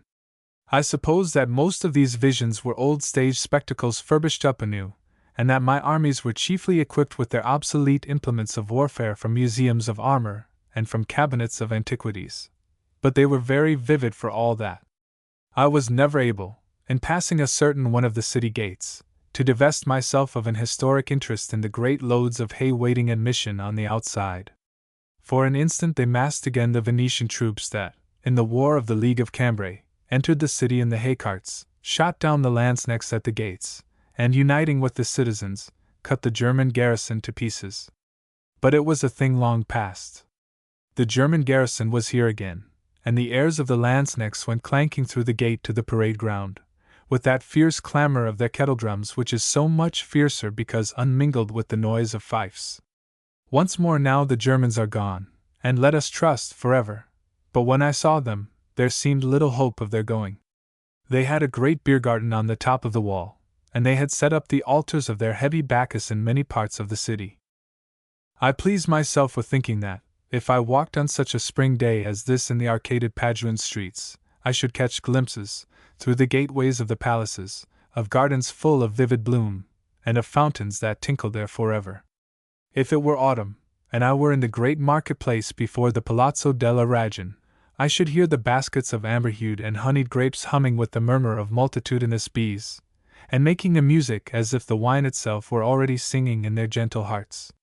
It is a great field of succulent verdure, that wide old marketplace, and fancy loves to browse about among its gay stores of fruits and vegetables, brought thither by the world-old peasant women who have been bringing fruits and vegetables to the Paduan market for so many centuries. They sit upon the ground before their great panniers, and knit and doze, and wake up with a drowsy commendala as you linger to look at their grapes. They have each a pair of scales, the emblem of injustice, and will weigh you out a scant measure of the fruit if you like. Their faces are yellow as parchment, and time has written them so full of wrinkles that there is not room for another line. Doubtless these old parchment visages are palimpsests, and would tell the whole history of Padua if you could get at each successive inscription. Among their primal records there must be some account of the Roman city, as each little contadinella remembered it on market days, and one might read of the terror of Attila's sack, a little later, with the peasant maid's personal recollections of the bold Hunnish trooper who ate up the grapes in her basket, and kissed her hard, round red cheeks, for in that time she was a blooming girl, and paid nothing for either privilege. What wild and confused reminiscences on the wrinkled visage we should find thereafter of the fierce Republican times, of Esselino, of the Carraras, of the Venetian rule. And is it not sad to think of systems and peoples all passing away, and these ancient women lasting still, and still selling grapes in front of the Palazzo della Ragione? What a long mortality! The youngest of their number is 1,000 years older than the palace, which was begun in the 12th century, and which is much the same now as it was when first completed. I know that, if I entered it, I should be sure of finding the great hall of the palace, the vastest hall in the world, dim and dull and dusty and delightful, with nothing in it except at one end Donatello's colossal marble-headed wooden horse of Troy, stared at from the other end by the two dog-faced Egyptian women in basalt placed there by Belzoni. Late in the drowsy summer afternoons I should have the court of the university all to myself, and might study unmolested the blazons of the noble youth who have attended the school in different centuries ever since 1200, and have left their escutcheons on the walls to commemorate them.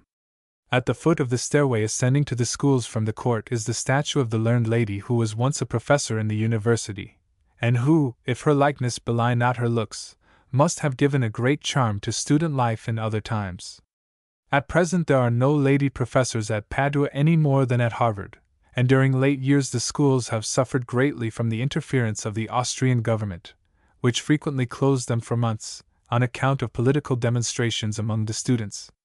But now there is an end of this and many other stupid oppressions, and the time-honored university will doubtless regain its ancient importance.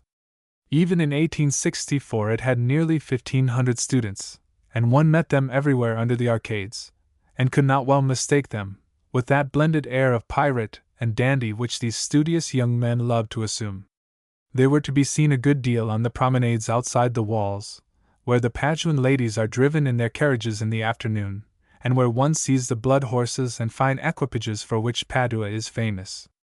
There used once to be races in the Prato della Valle, after the Italian notion of horse races, but these are now discontinued, and there is nothing to be found there but the statues of scholars and soldiers and statesmen, posted in a circle around the old race course.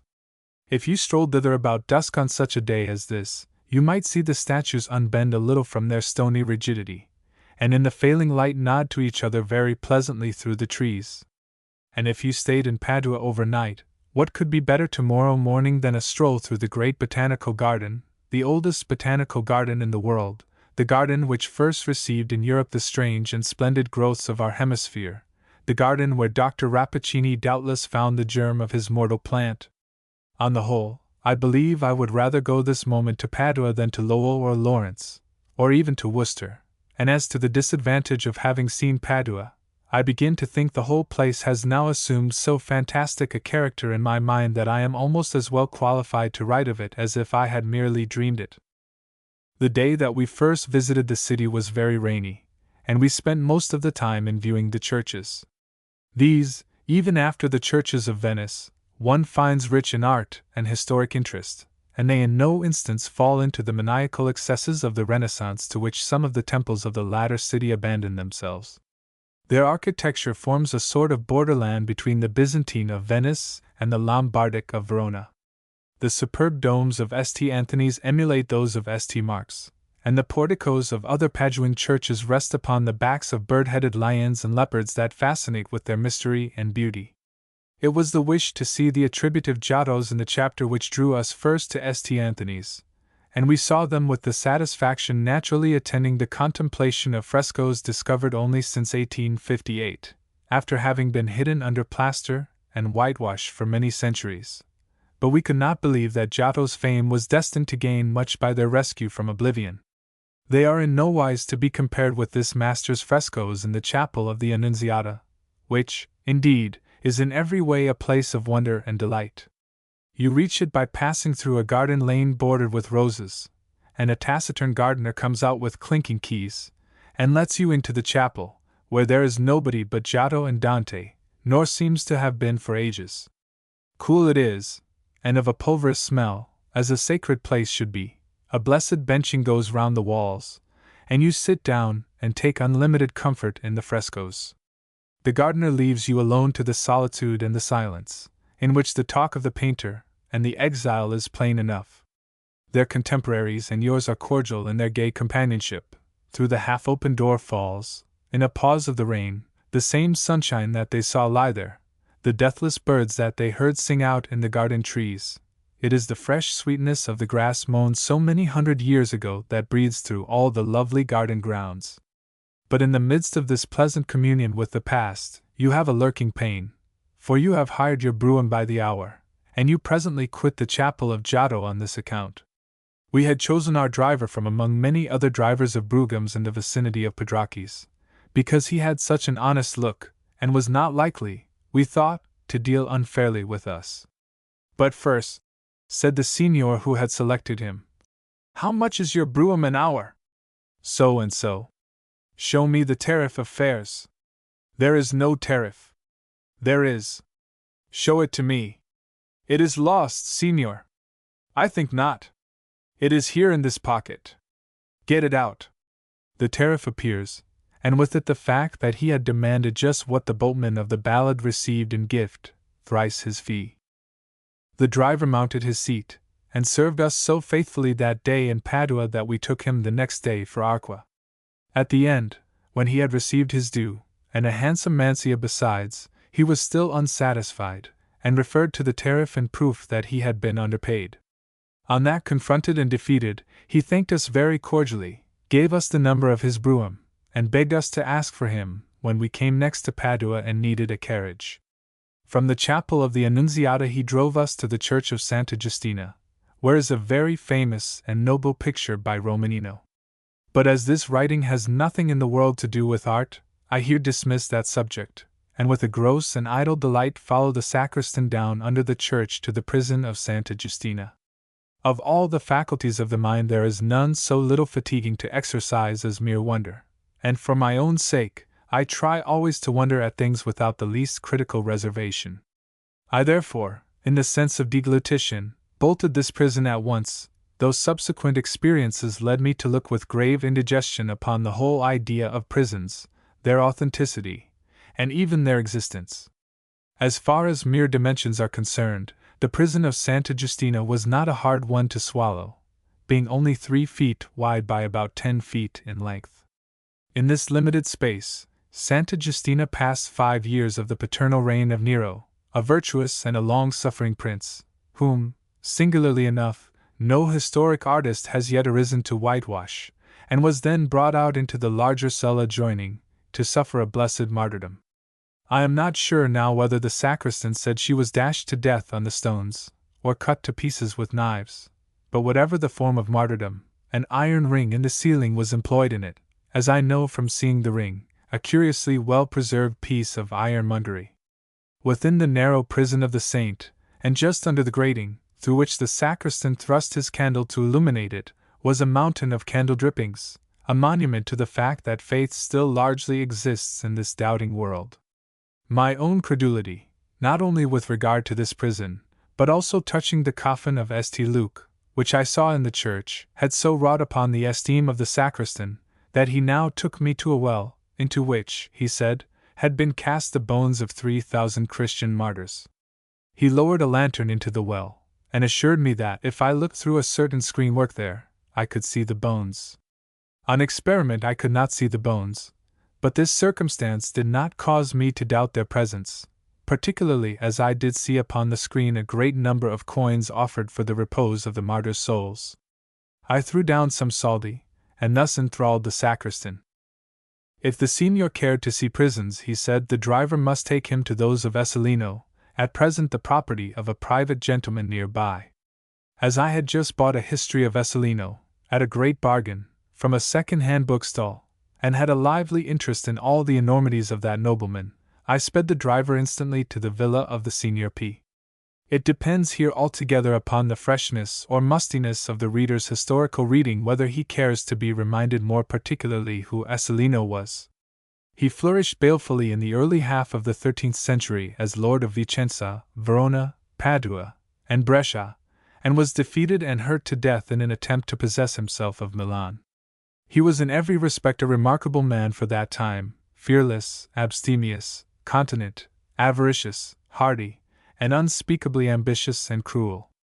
He survived and suppressed innumerable conspiracies, escaping even the thrust of the assassin whom the fame of his enormous wickedness had caused the old man of the mountain to send against him. As Lord of Padua he was more incredibly severe and bloody in his rule than as Lord of the other cities, for the Paduans had been latest free, and conspired the most frequently against him. He extirpated whole families on suspicion that a single member had been concerned in a meditated revolt. Little children and helpless women suffered hideous mutilation and shame at his hands. 6 prisons in Padua were constantly filled by his arrests. The whole country was traversed by witnesses of his cruelties, men and women deprived of an arm or leg, and begging from door to door. He had long been excommunicated. At last the church proclaimed a crusade against him, and his lieutenant and nephew, more demoniacal, if possible, than himself, was driven out of Padua while he was operating against Mantua. Asolino retired to Verona, and maintained a struggle against the crusade for nearly 2 years longer, with a courage which never failed him.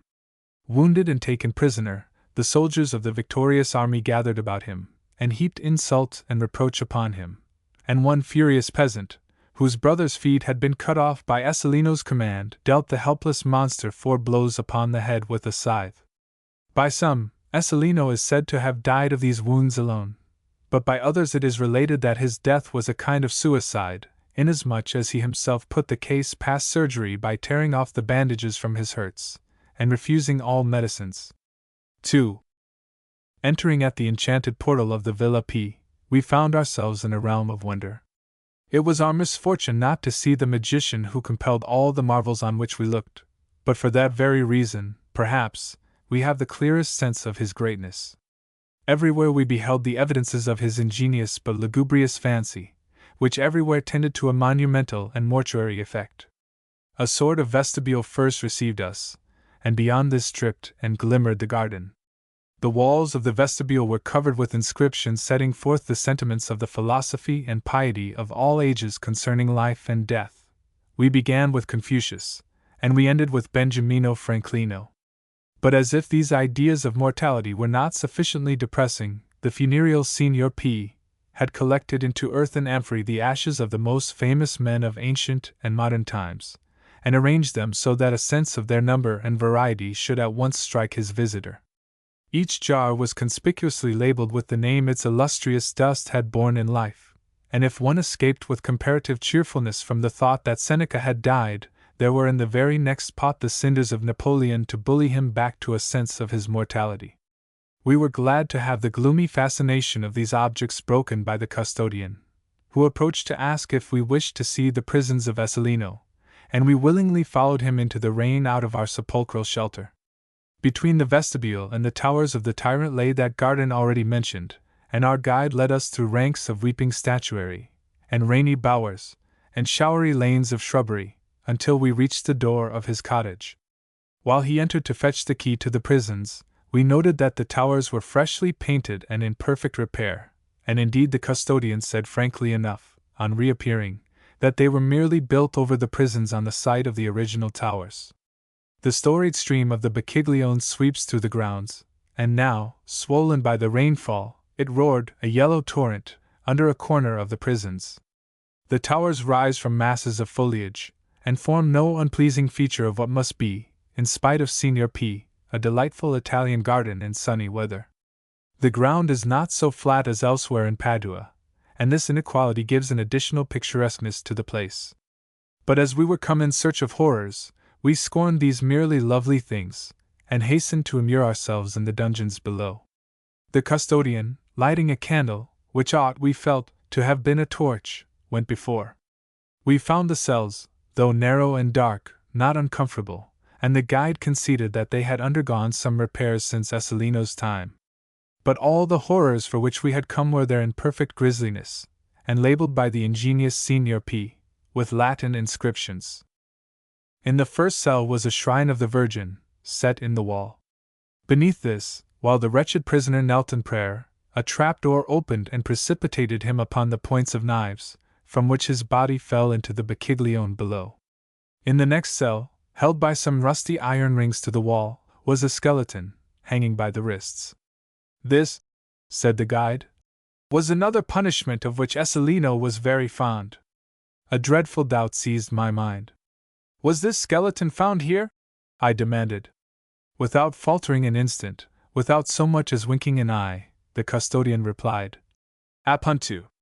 It was a great relief, and restored me to confidence in the establishment. I am at a loss to explain how my faith should have been confirmed afterwards by coming upon a guillotine, an awful instrument in the likeness of a straw cutter, with a decapitated wooden figure under its blade, which the custodian confessed to be a modern improvement placed there by Signor P. Yet my credulity was so strengthened by his candor, that I accepted without hesitation the torture of the water drop when we came to it. The water jar was as well preserved as if placed there but yesterday, and the skeleton beneath it, found as we saw it, was entire and perfect. In the adjoining cell sat a skeleton, found as we saw it, with its neck in the clutch of the garrote, which was one of Esselino's more merciful punishments, while in still another cell the ferocity of the tyrant appeared in the penalty inflicted upon the wretch whose skeleton had been hanging for ages, as we saw it, head downwards from the ceiling. Beyond these, in a yet darker and drearier dungeon, stood a heavy oblong wooden box, with two apertures near the top, peering through which we found that we were looking into the eyeless sockets of a skull. Within this box Esselino had immured the victim we beheld there, and left him to perish in view of the platters of food and goblets of drink placed just beyond the reach of his hands. The food we saw was of course not the original food. At last we came to the crowning horror of Villa P, the supreme excess of Esselino's cruelty. The guide entered the cell before us, and, as we gained the threshold, threw the light of his taper vividly upon a block that stood in the middle of the floor. Fixed to the block by an immense spike driven through from the back was the little slender hand of a woman, which lay there just as it had been struck from the living arm, and which, after the lapse of so many centuries, was still as perfectly preserved as if it had been embalmed. The sight had a most cruel fascination, and while one of the horror-seekers stood helplessly conjuring to his vision that scene of unknown dread, the shrieking woman dragged to the block the wild, shrill, horrible screech following the blow that drove in the spike, the merciful swoon after the mutilation. His companion, with a sudden pallor, demanded to be taken instantly away. In their swift withdrawal, they only glanced at a few detached instruments of torture, all original Esselino's, but intended for the infliction of minor and comparatively unimportant torments, and then they passed from that place of fear. 3. In the evening we sat talking at the Café Pedracchi with an abate, an acquaintance of ours, who was a professor in the University of Padua. Pedracchi's is the great café of Padua, a granite edifice of Egyptian architecture, which is the mausoleum of the proprietor's fortune. The pecuniary skeleton at the feast, however, does not much trouble the guests. They begin early in the evening to gather into the elegant saloons of the café, somewhat too large for so small a city as Padua, and they sit there late in the night over their cheerful cups and their ices, with their newspapers and their talk. Not so many ladies are to be seen as at the café in Venice, for it is only in the greater cities that they go much to these public places. There are few students at Pedracchi's, for they frequent the cheaper café, but you may nearly always find there some professor of the university, and on the evening of which I speak there were two present besides our abate. Our friend's great passion was the English language, which he understood too well to venture to speak a great deal. He had been translating from that tongue into Italian certain American poems, and our talk was of these at first. Then we began to talk of distinguished American writers, of whom intelligent Italians always know at least four, in this succession: Cooper, Mrs. Stowe, Longfellow, and Irving. Mrs. Stowe's Capanna di Zio Tom is, of course, universally read, and my friend had also read Il Fiore di Maggio, The Mayflower. of Longfellow, the Evangeline, is familiar to Italians through a translation of the poem, but our abate knew all the poet's works, and one of the other professors present that evening had made such faithful study of them as to have produced some translations rendering the original with remarkable fidelity and spirit. I have before me here his brochure, printed last year at Padua, and containing versions of Enceladus, Excelsior, A Psalm of Life, The Old Clock on the Stairs, Sand of the Desert in an Hourglass, Twilight, Daybreak, The Quadroon Girl, and Torquemada, pieces which give the Italians a fair notion of our poet's lyrical range, and which bear witness to Professor Messaдаglia's sympathetic and familiar knowledge of his works.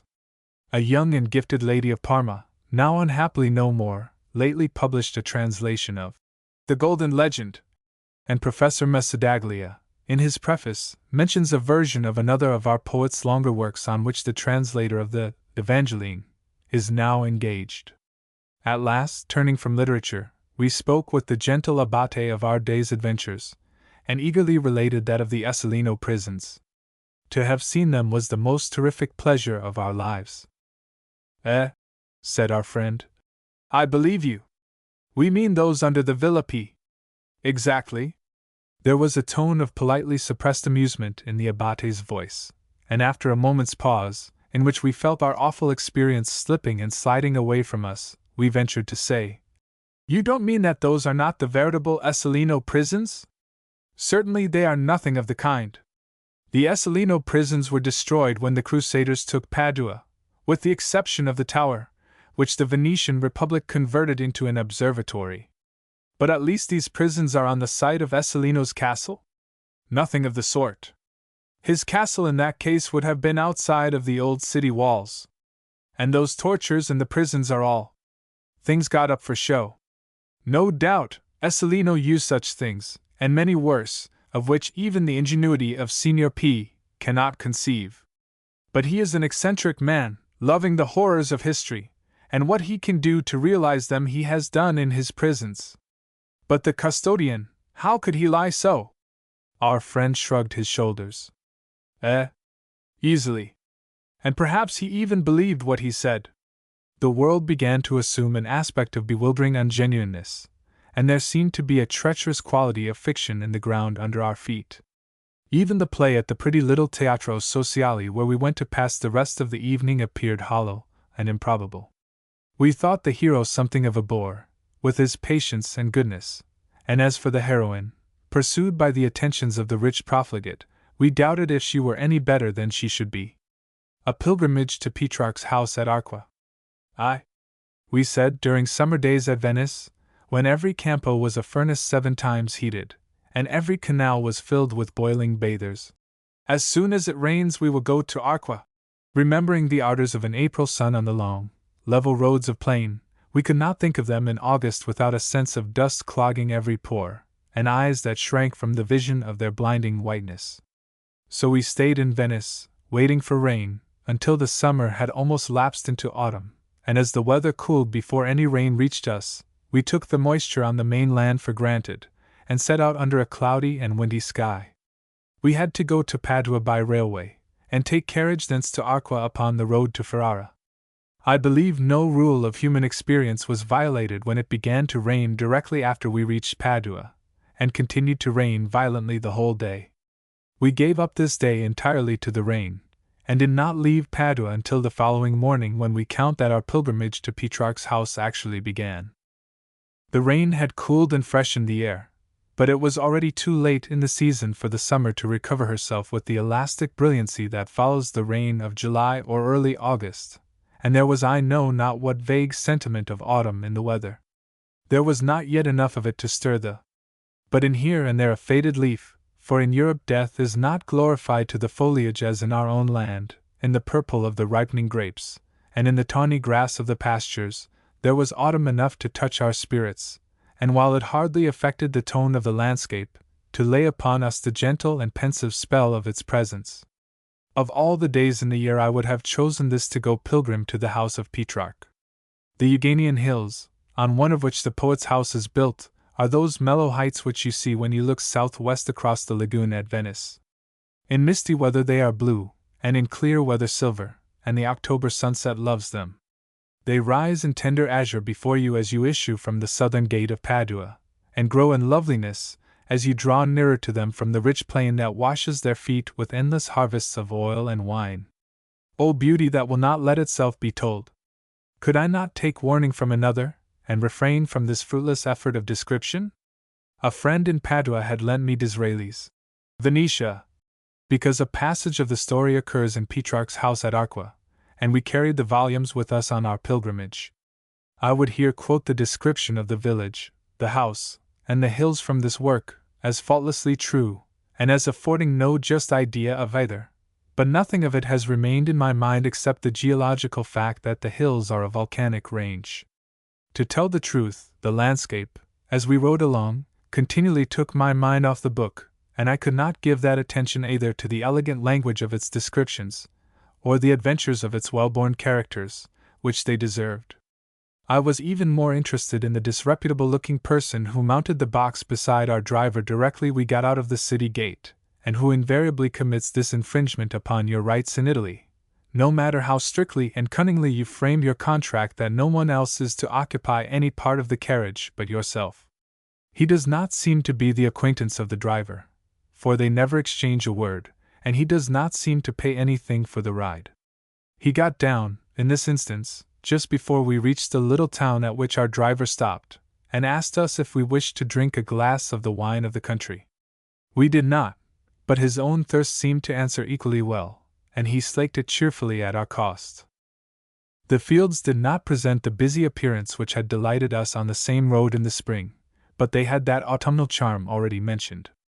Many of the vine leaves were sere, the red grapes were already purple, and the white grapes pearly ripe, and they formed a gorgeous necklace for the trees, around which they clung in opulent festoons. Then, dearer to our American hearts than this southern splendor, were the russet fields of Indian corn, and scattered among the shrunken stalks, great nuggets of the harmless gold of pumpkins. At Battaglia, the village just beyond which you turn off to go to Arqua, there was a fair, on the blessed occasion of some saint's day, and there were many booths full of fruits, agricultural implements, toys, clothes, wooden ware, and the like. There was a great crowd and a noise, but, according to the mysterious Italian custom, nobody seemed to be buying or selling. I am in the belief that a small purchase of grapes we made here on our return was the great transaction of the day, unless, indeed, the neat operation in alms achieved at our expense by a mendicant villager may be classed commercially. When we turned off from the Rovigo road at Battaglia, we were only 3 miles from Arqua. 2. Now, all the way from this turning to the foot of the hill on which the village was stretched asleep in the tender sunshine, there was on either side of the road a stream of living water. There was no other barrier than this between the road and the fields, unless the vines swinging from tree to tree formed a barrier, and, as if in graceful excuse for the interposition of even these slender streams, nature had lavished such growth of wild flowers and wild berries on the banks that it was like a garden avenue, through the fragrance and beauty of which we rolled, delighted to silence, almost to sadness. When we began to climb the hill to Arqua, and the driver stopped to breathe his horse, I got out and finished the easy ascent on foot. The great marvel to me is that the prospect of the vast plain below, on which, turning back, I feasted my vision, should be there yet, and always. It had the rare and saddening beauty of evanescence, and awoke in me the memory of all beautiful scenery, so that I embroidered the landscape with the silver threads of western streams, and bordered it with Ohio hills. Ohio hills? When I looked again, it was the storied Euganean group. But what transoceanic bird, voyaging hither, dropped from its mouth the blackberry which took root and grew and blossomed and ripened, that I might taste home in it on these classic hills? I wonder, did Petrarch walk often down this road from his house just above?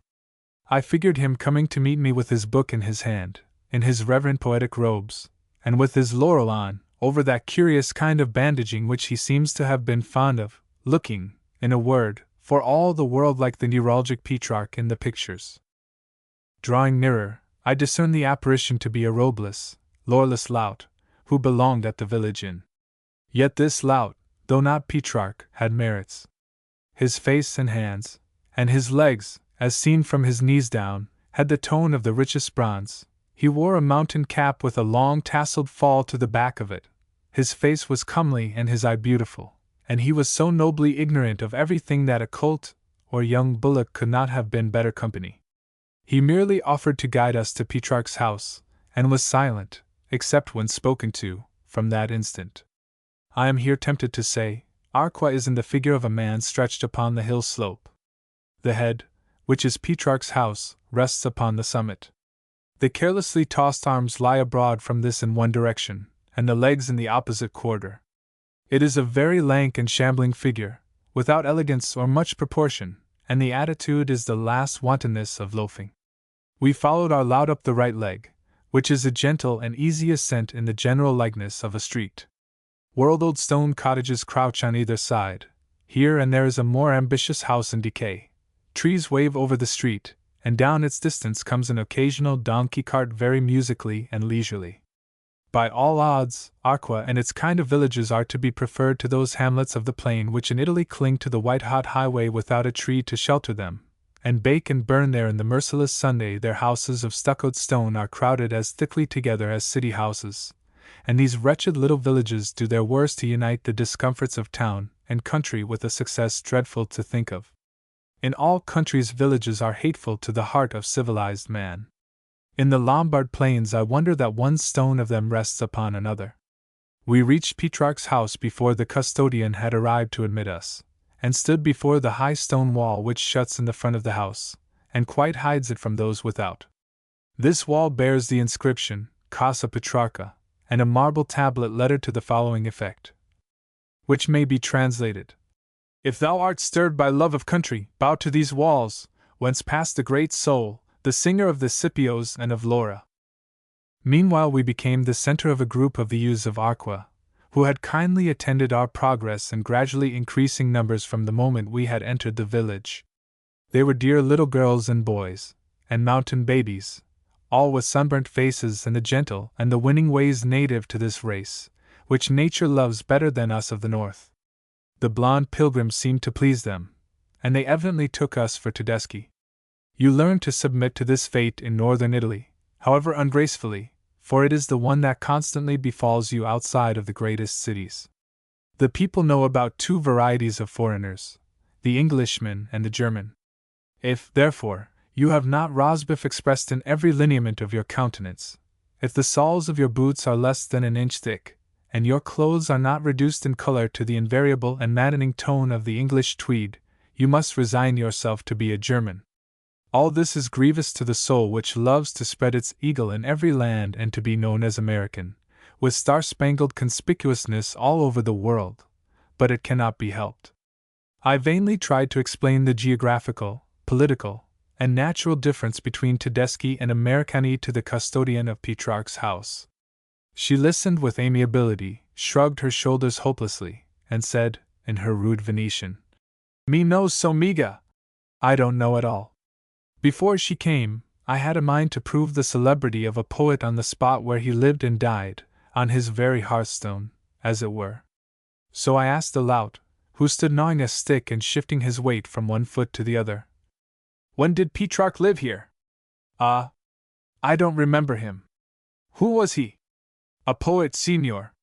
Certainly the first response was not encouraging, but the last revealed that even to the heavy and clouded soul of this lout the divine fame of the poet had penetrated, and he a lout in the village where Petrarch lived and ought to be first forgotten.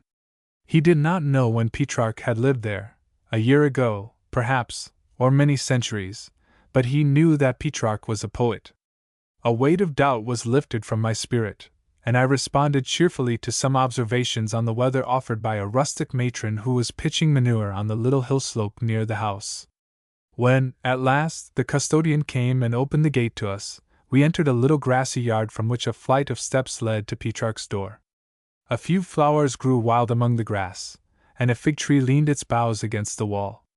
The figs on it were green, though they hung ripe and blackening on every other tree in Arqua. Some ivy clung to the stones, and from this and the fig tree, as we came away, we plucked memorial leaves, and blended them with flowers which the youth of Arqua picked and forced upon us for remembrance. A quaint old door opened into the little stone house, and admitted us to a kind of wide passageway with rooms on either side, and at the end opposite to which we entered, another door opened upon a balcony.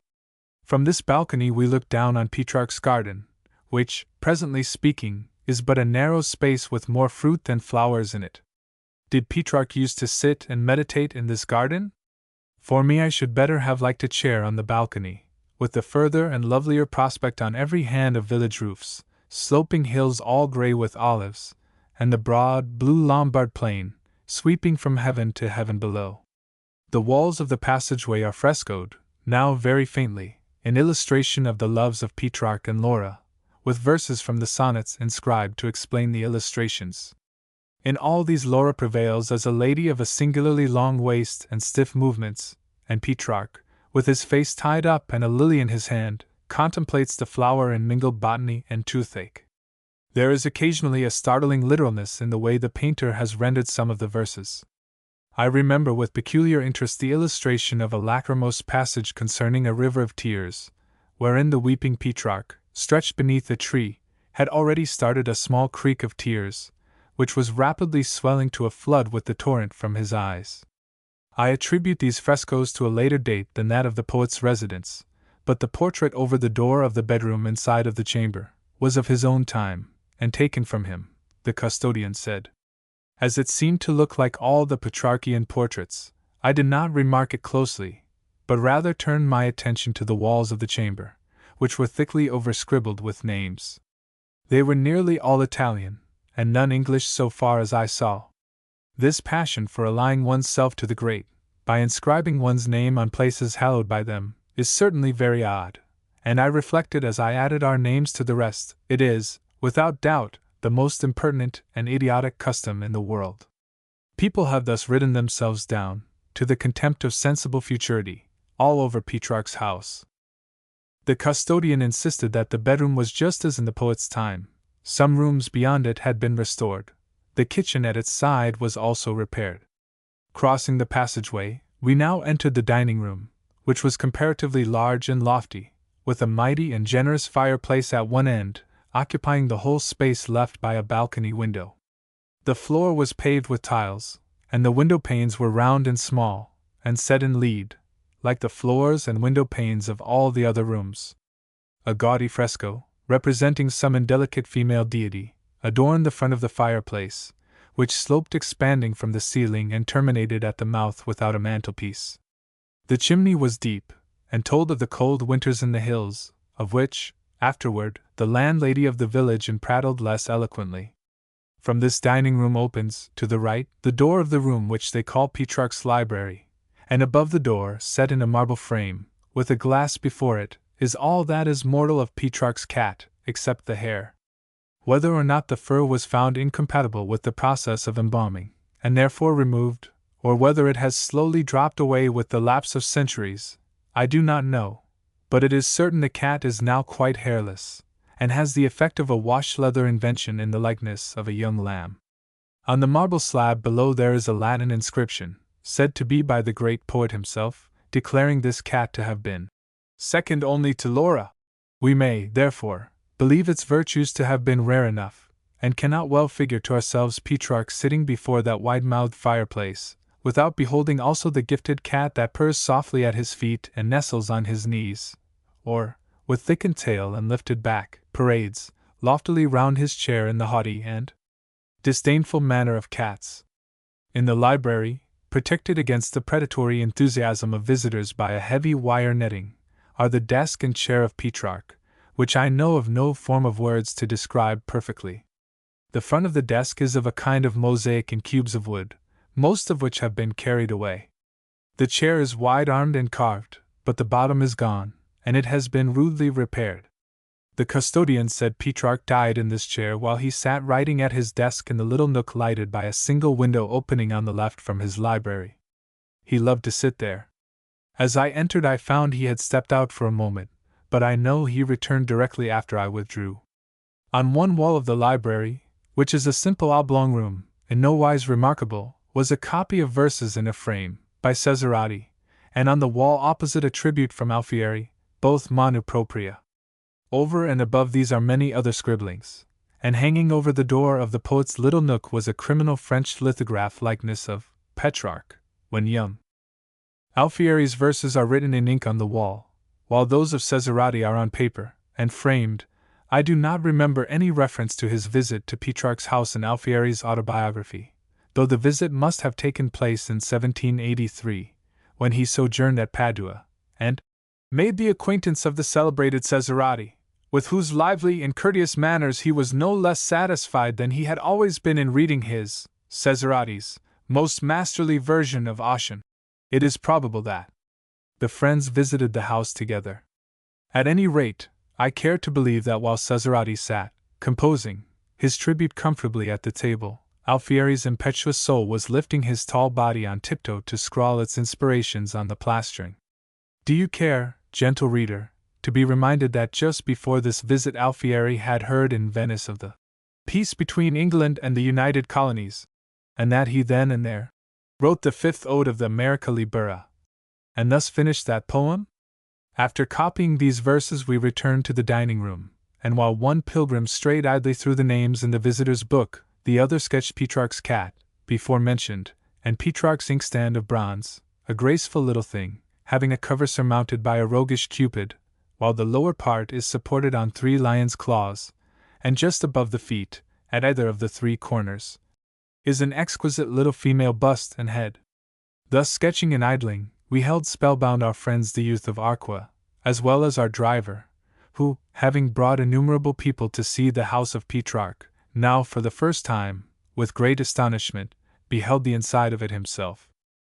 As to the authenticity of the house I think there can be no doubt, and as to the genuineness of the relics there, nothing in the world could shake my faith in them, though Muratori certainly characterizes them as superstitions. The great poet was 65 years old when he came to rest at Arqua, and when, in his own pathetic words, there remained to him only to consider and to desire how to make a good end. He says further, at the close of his autobiography, in one of the Euganean hills, near to 10 miles from the city of Padua, I have built me a house, small but pleasant and decent, in the midst of slopes clothed with vines and olives, abundantly sufficient for a family not large and discreet. Here I lead my life, and although, as I have said, infirm of body, yet tranquil of mind, without excitements, without distractions, without cares, reading always, and writing and praising God, and thanking God as well for evil as for good, which evil, if I err not, is trial merely and not punishment.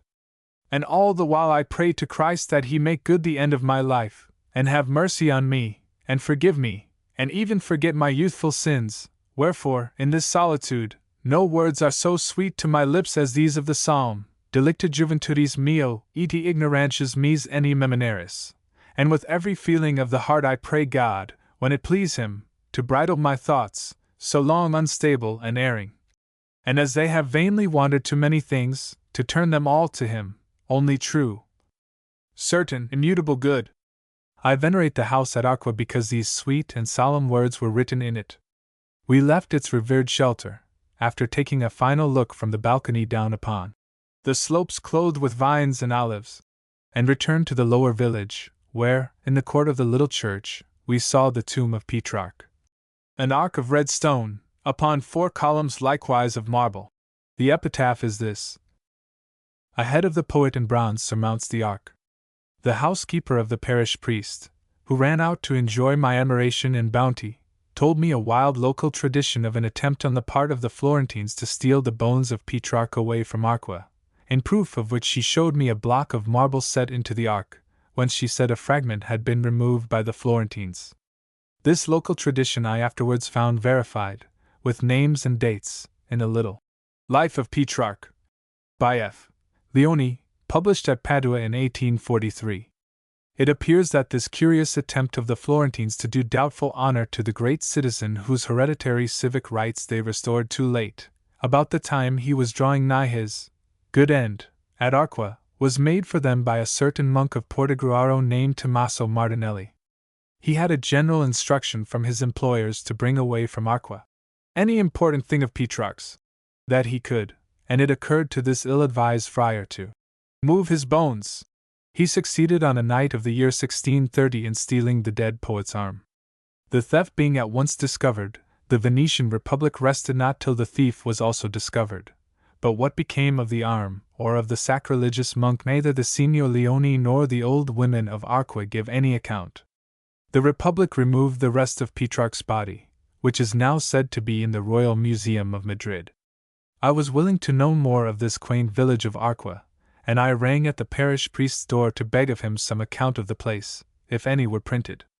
But already at 1 o'clock he had gone to bed for a nap, and must on no account be roused till 4. It is but a quiet life men lead in Arqua, and their souls are in drowsy hands.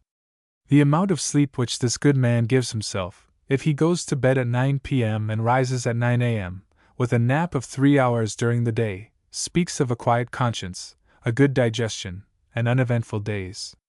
As I turned this notion over in my mind, my longing to behold his reverence increased, that I might read life at Arqua in the smooth curves of his well-padded countenance. I thought it must be that his bowels of compassion were well-rounded, and making sure of absolution, I was half-minded, if I got speech with him, to improve the occasion by confessing 1 or 2 of my blackest sins. Ought I to say here that, on the occasion of a second visit to Arqua, I succeeded in finding this excellent ecclesiastic wide awake at 2 o'clock in the afternoon, and that he granted me an interview at that hour? Justice to him, I think, demands this admission of me. He was not at all a fat priest, as I had prefigured him, but rather of a spare person, and of a brisk and lively manner. At the village inn, after listening half an hour to a discourse on nothing but white wine from a young priest, who had stopped to drink a glass of it, I was put in the way of seeing the priest of Arqua by the former's courtesy. Happily enough, his reverence chanced to have the very thing I wanted to see, no other than Leone's Life of Petrarch, to which I have already referred. Courtesy is the blood in an Italian's veins, and I need not say that the ecclesiastic of Arqua, seeing my interest in the place, was very polite and obliging. But he continued to sleep throughout our first stay in Arqua, and I did not see him then. I strolled up and down the lazy, rambling streets, and chiefly devoted myself to watching the young women who were washing clothes at the stream running from the fountain of Petrarch. Their arms and legs were bronzed and bare, and they chattered and laughed gaily at their work. Their wash-tubs were formed by a long marble conduit from the fountain, their washboards by the inward sloping conduit sides, and they thrashed and beat the garments clean upon the smooth stone. To a girl, their waists were broad and their ankles thick. Above their foreheads the hair was cut short, and their back hair was gathered into a mass, and held together by converging circle of silver pins. The Piazza della Fontana, in Arqua, is a place some 50 feet in length and breadth, and seems to be a favorite place of public resort. In the evening, doubtless, it is alive with gossipers, as now with workers. It may be that then his reverence, risen from his nap, saunters by, and pauses long enough to chuck a pretty girl under the chin or pinch an urchin's cheek. Our dinner was ready by the time I got back to the inn, and we sat down to a chicken stewed in oil and a stoup of the white wine of Arqua. It was a modest feast, but being a friend to oil, I found it savory, and the wine was both good and strong. While we lingered over the repast, we speculated somewhat carelessly whether Arqua had retained among its simplicities the primitive Italian cheapness of which you read much. When our landlord leaned over the table and made out our account on it with a bit of chalk, the bill was as follows. It surely was not a costly dinner, yet I could have bought the same chicken in Venice for half the money, which is but another proof that the demand of the producer is often much larger than the supply of the consumer, and that to buy poultry cheaply you must not purchase it where raised, but rather in a large city after it has been transported 40 miles or more. Not that we begrudged the thrifty innkeeper his fee. We paid it cheerfully, as well for his own sake as for that of his pleasant and neat little wife, who kept the whole inn so sweet and clean, and we bade them a most cordial farewell as we drove away from their door. 3.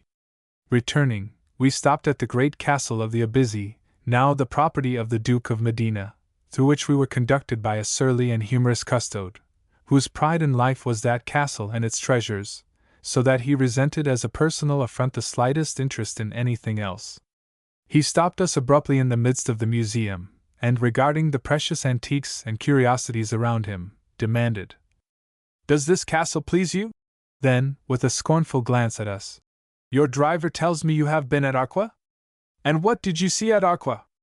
A shabby little house and a cat without any hair on.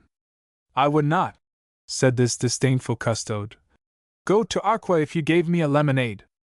A visit to the Cimbri. I had often heard in Venice of that ancient people, settled in the Alpine hills about the pretty town of Bassano, on the Brenta, whom common fame declares to be a remnant of the Cimbrian invaders of Rome, broken up in battle, and dispersed along the borders of North Italy, by Marius, many centuries ago.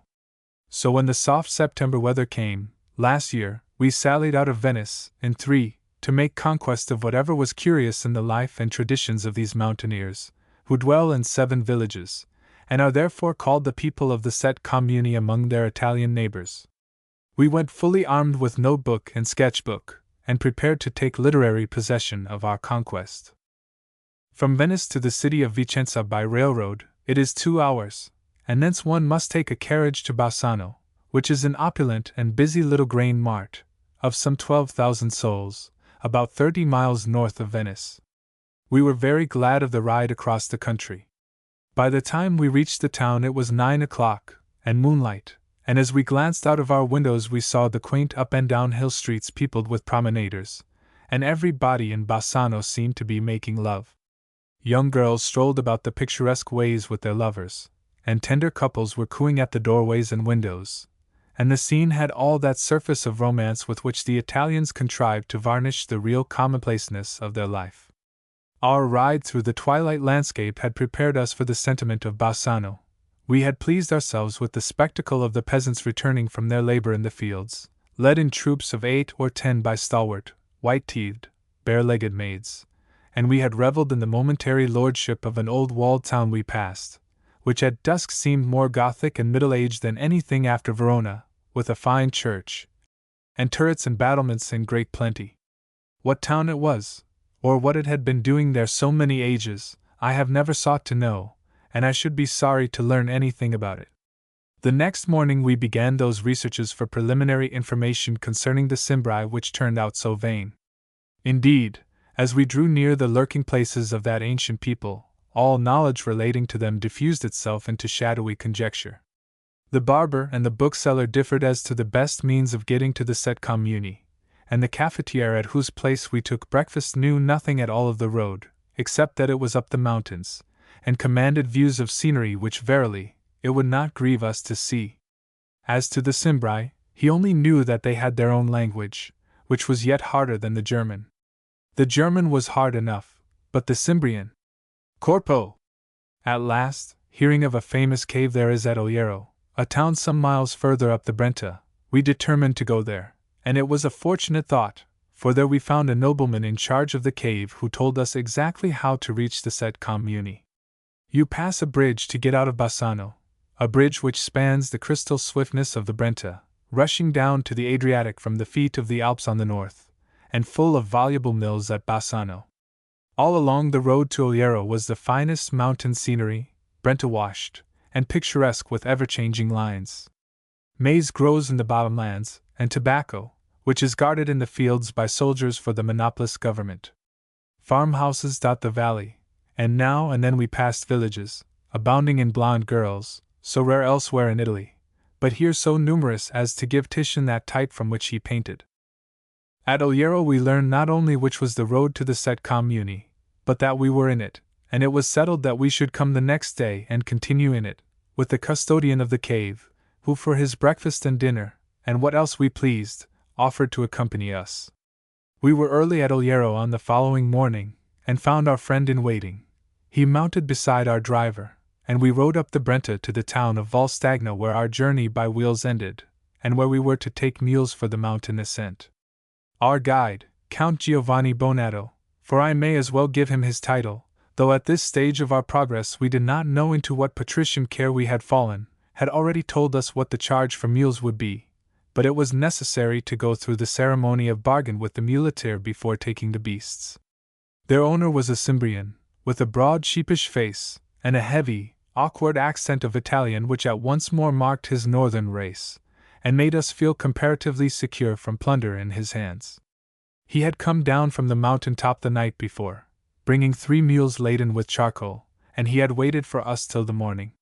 His beasts were furnished with comfortable pads, covered with linen, to ride upon, and with halters instead of bridles, and we were prayed to let them have their heads in the ascent, and not to try to guide them. The elegant leisure of Valstagna, and in an Italian town nearly the whole population is elegantly at leisure, turned out to witness the departure of our expedition. The pretty little blonde wife of our innkeeper, who was to get dinner ready against our return, held up her baby to wish us bon voyage, and waved us adieu with the infant as with a handkerchief. The chickens and children scattered to right and left before our advance. And with Count Giovanni going splendidly ahead on foot, and the Cimbrian bringing up the rear, we struck on the broad rocky valley between the heights, and presently began the ascent.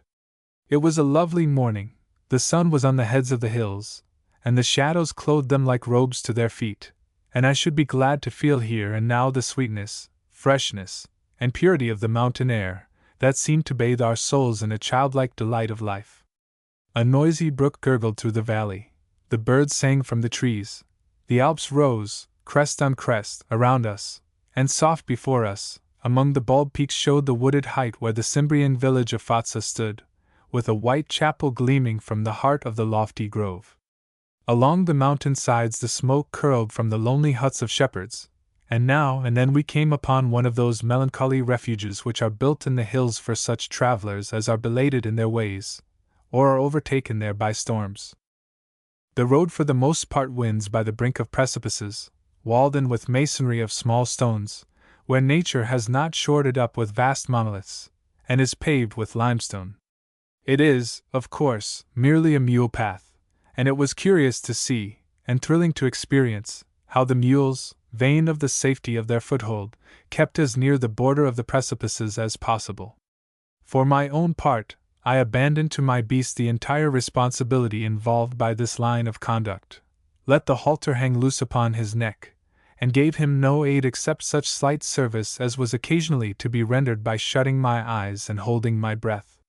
The mule of the fair traveler behind me was not only ambitious of peril like my own, but was envious of my beast's captaincy, and continually tried to pass him on the outside of the path, to the great dismay of the gentle rider, while half-suppressed wails of terror from the second lady in the train gave evidence of equal vanity and daring in her mule.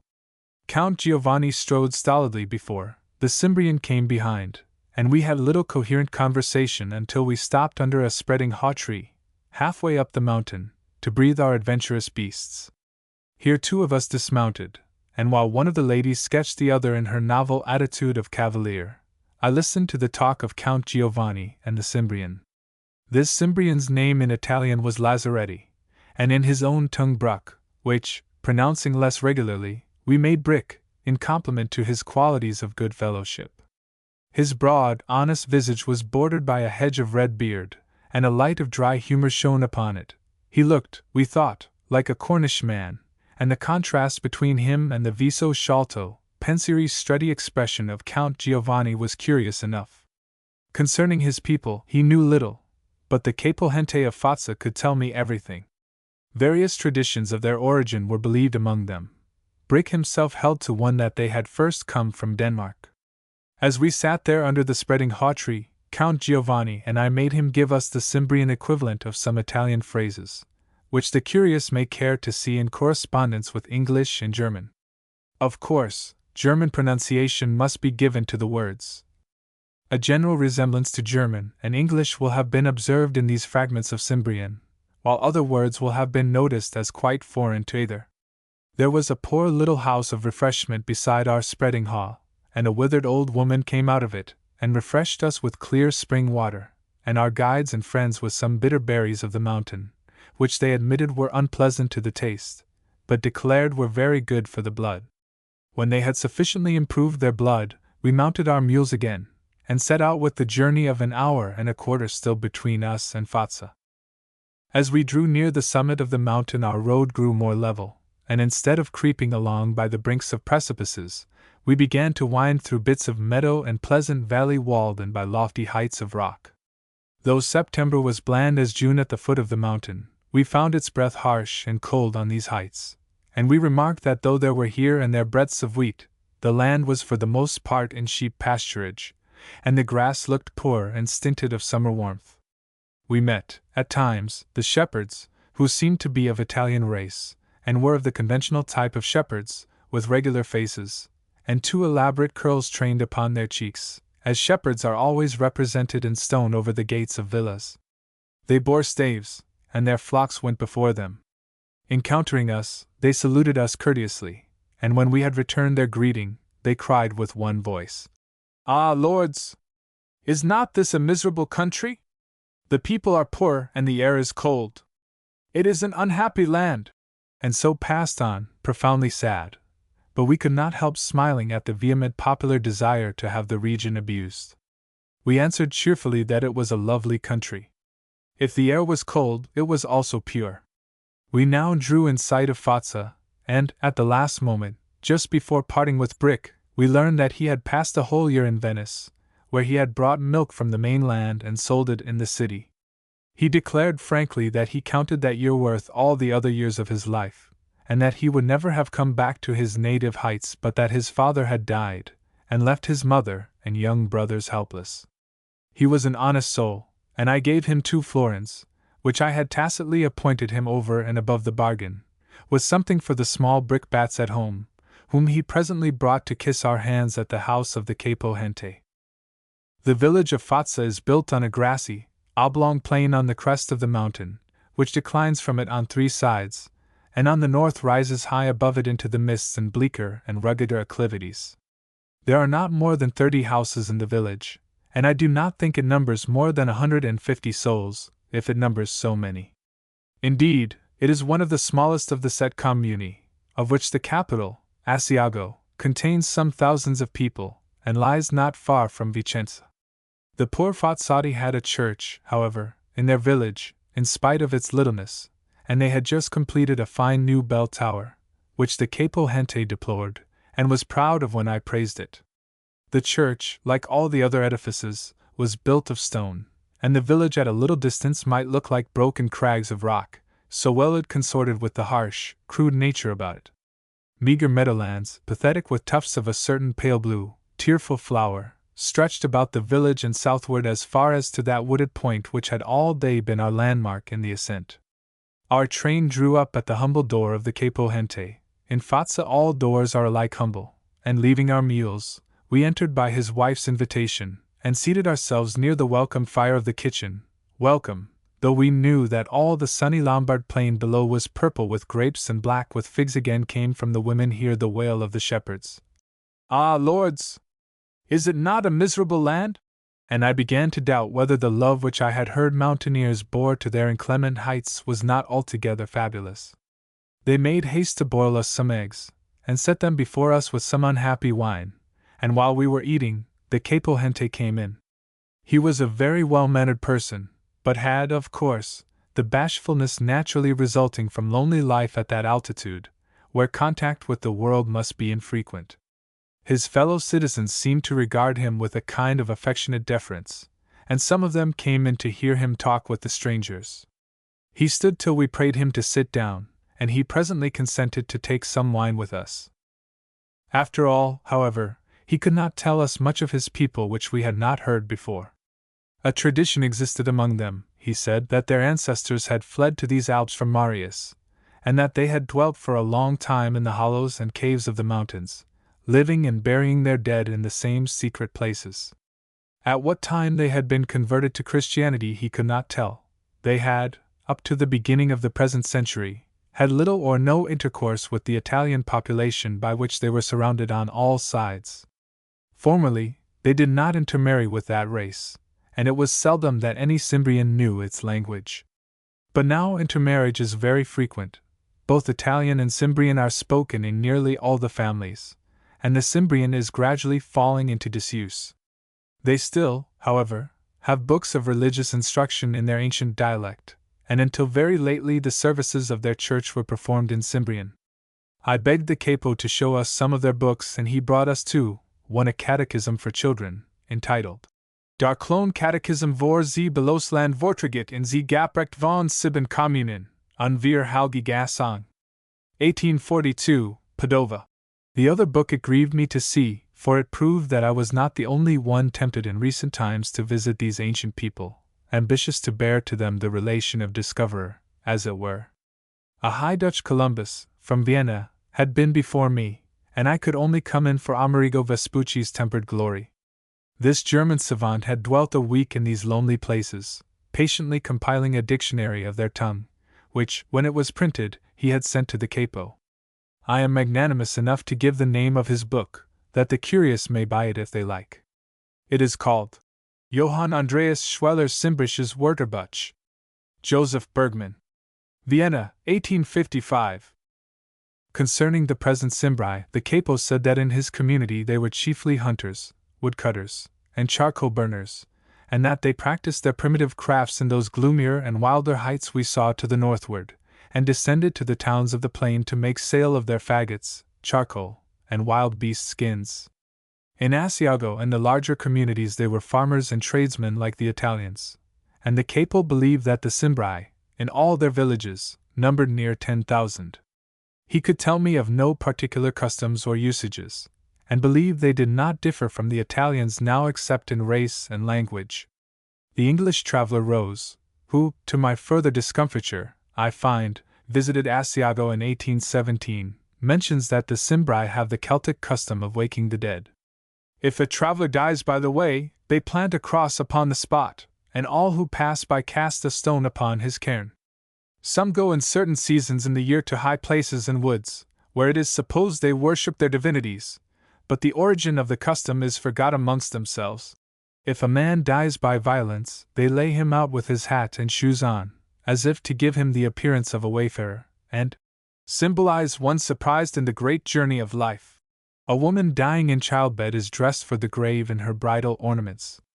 Mr. Rose is very scornful of the notion that these people are Cimbri, and holds that it is more consonant to all the evidence of history to say that the flux and reflux of Teutonic invaders at different periods deposited this backwater of barbarians in the district they now inhabit. The whole space, which in addition to the 7 burghs contains 24 villages, is bounded by rivers, Alps, and hills. Its most precise limits are the Brenta to the east, and the Astico to the west. They are, of course, subject to the Austrian government, but not so strictly as the Italians are, and though they are taxed and made to do military service, they are otherwise left to regulate their affairs pretty much at their pleasure. The capo ended his discourse with much polite regret that he had nothing more worthy to tell us, and, as if to make us amends for having come so far to learn so little, he said there was a hermit living near, whom we might like to see, and sent his son to conduct us to the hermitage. It turned out to be the white object which we had seen gleaming in the wood on the mountain from so great distance below, and the wood turned out to be a pleasant beechen grove, in which we found the hermit cutting faggots. He was warmly dressed in clothes without rent, and wore the clerical knee breeches. He saluted us with a cricket-like chirpiness of manner, and was greatly amazed to hear that we had come all the way from America to visit him. His hermitage was built upon the side of a whitewashed chapel to St. Francis, and contained 3 or 4 little rooms or cupboards, in which the hermit dwelt and meditated. They opened into the chapel, of which the hermit had the care, and which he kept neat and clean like himself. He told us proudly that once a year, on the day of the titular saint, a priest came and said Mass in that chapel, and it was easy to see that this was the great occasion of the old man's life. For 40 years, he said, he had been devout, and for 25 he had dwelt in this place, where the goodness of God and the charity of the poor people around had kept him from want. Altogether, he was a pleasant enough hermit, not in the least spiritual, but gentle, simple, and evidently sincere. We gave some small coins of silver to aid him to continue his life of devotion, and Count Giovanni bestowed some coppers with the stately blessing, Ideo six benedica, Padre mio. So we left the hermitage, left Fazza, and started down the mountain on foot, for no one may ride down those steeps. Long before we reached the bottom, we had learned to loathe mountains and to long for dead levels during the rest of life. Yet the descent was picturesque, and in some things even more interesting than the ascent had been. We met more people, now melancholy shepherds with their flocks, now swineherds and swineherdesses with herds of wild black pigs of the Italian breed, now men driving asses that brayed and woke long, loud, and most musical echoes in the hills, now whole peasant families driving cows, horses, and mules to the plains below. On the way down, fragments of autobiography began, with the opportunities of conversation, to come from the Count Giovanni, and we learned that he was a private soldier at home on that permesso which the Austrian government frequently gives its less able-bodied men in times of peace.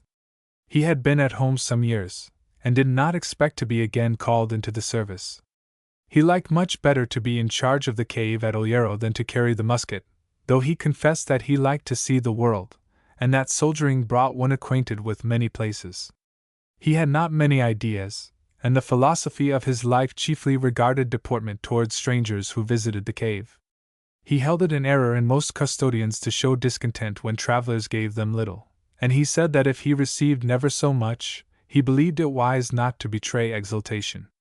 "Always be contented, and nothing more," said Count Giovanni. "It is what you people always promise beforehand," I said, "when you bargain with strangers to do them a certain service for what they please, but afterward they must pay what you please or have trouble. I know you will not be content with what I give you." "If I am not content," cried Count Giovanni, "call me the greatest ass in the world." And I am bound to say that, for all I could see through the mask of his face, he was satisfied with what I gave him, though it was not much.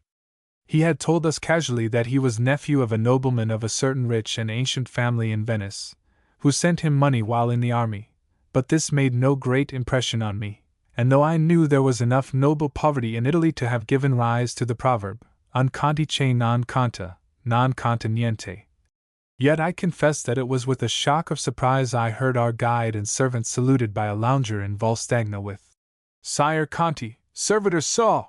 I looked narrowly at him, but there was no ray of feeling or pride visible in his pale, languid visage as he responded, "Buona sera, caro."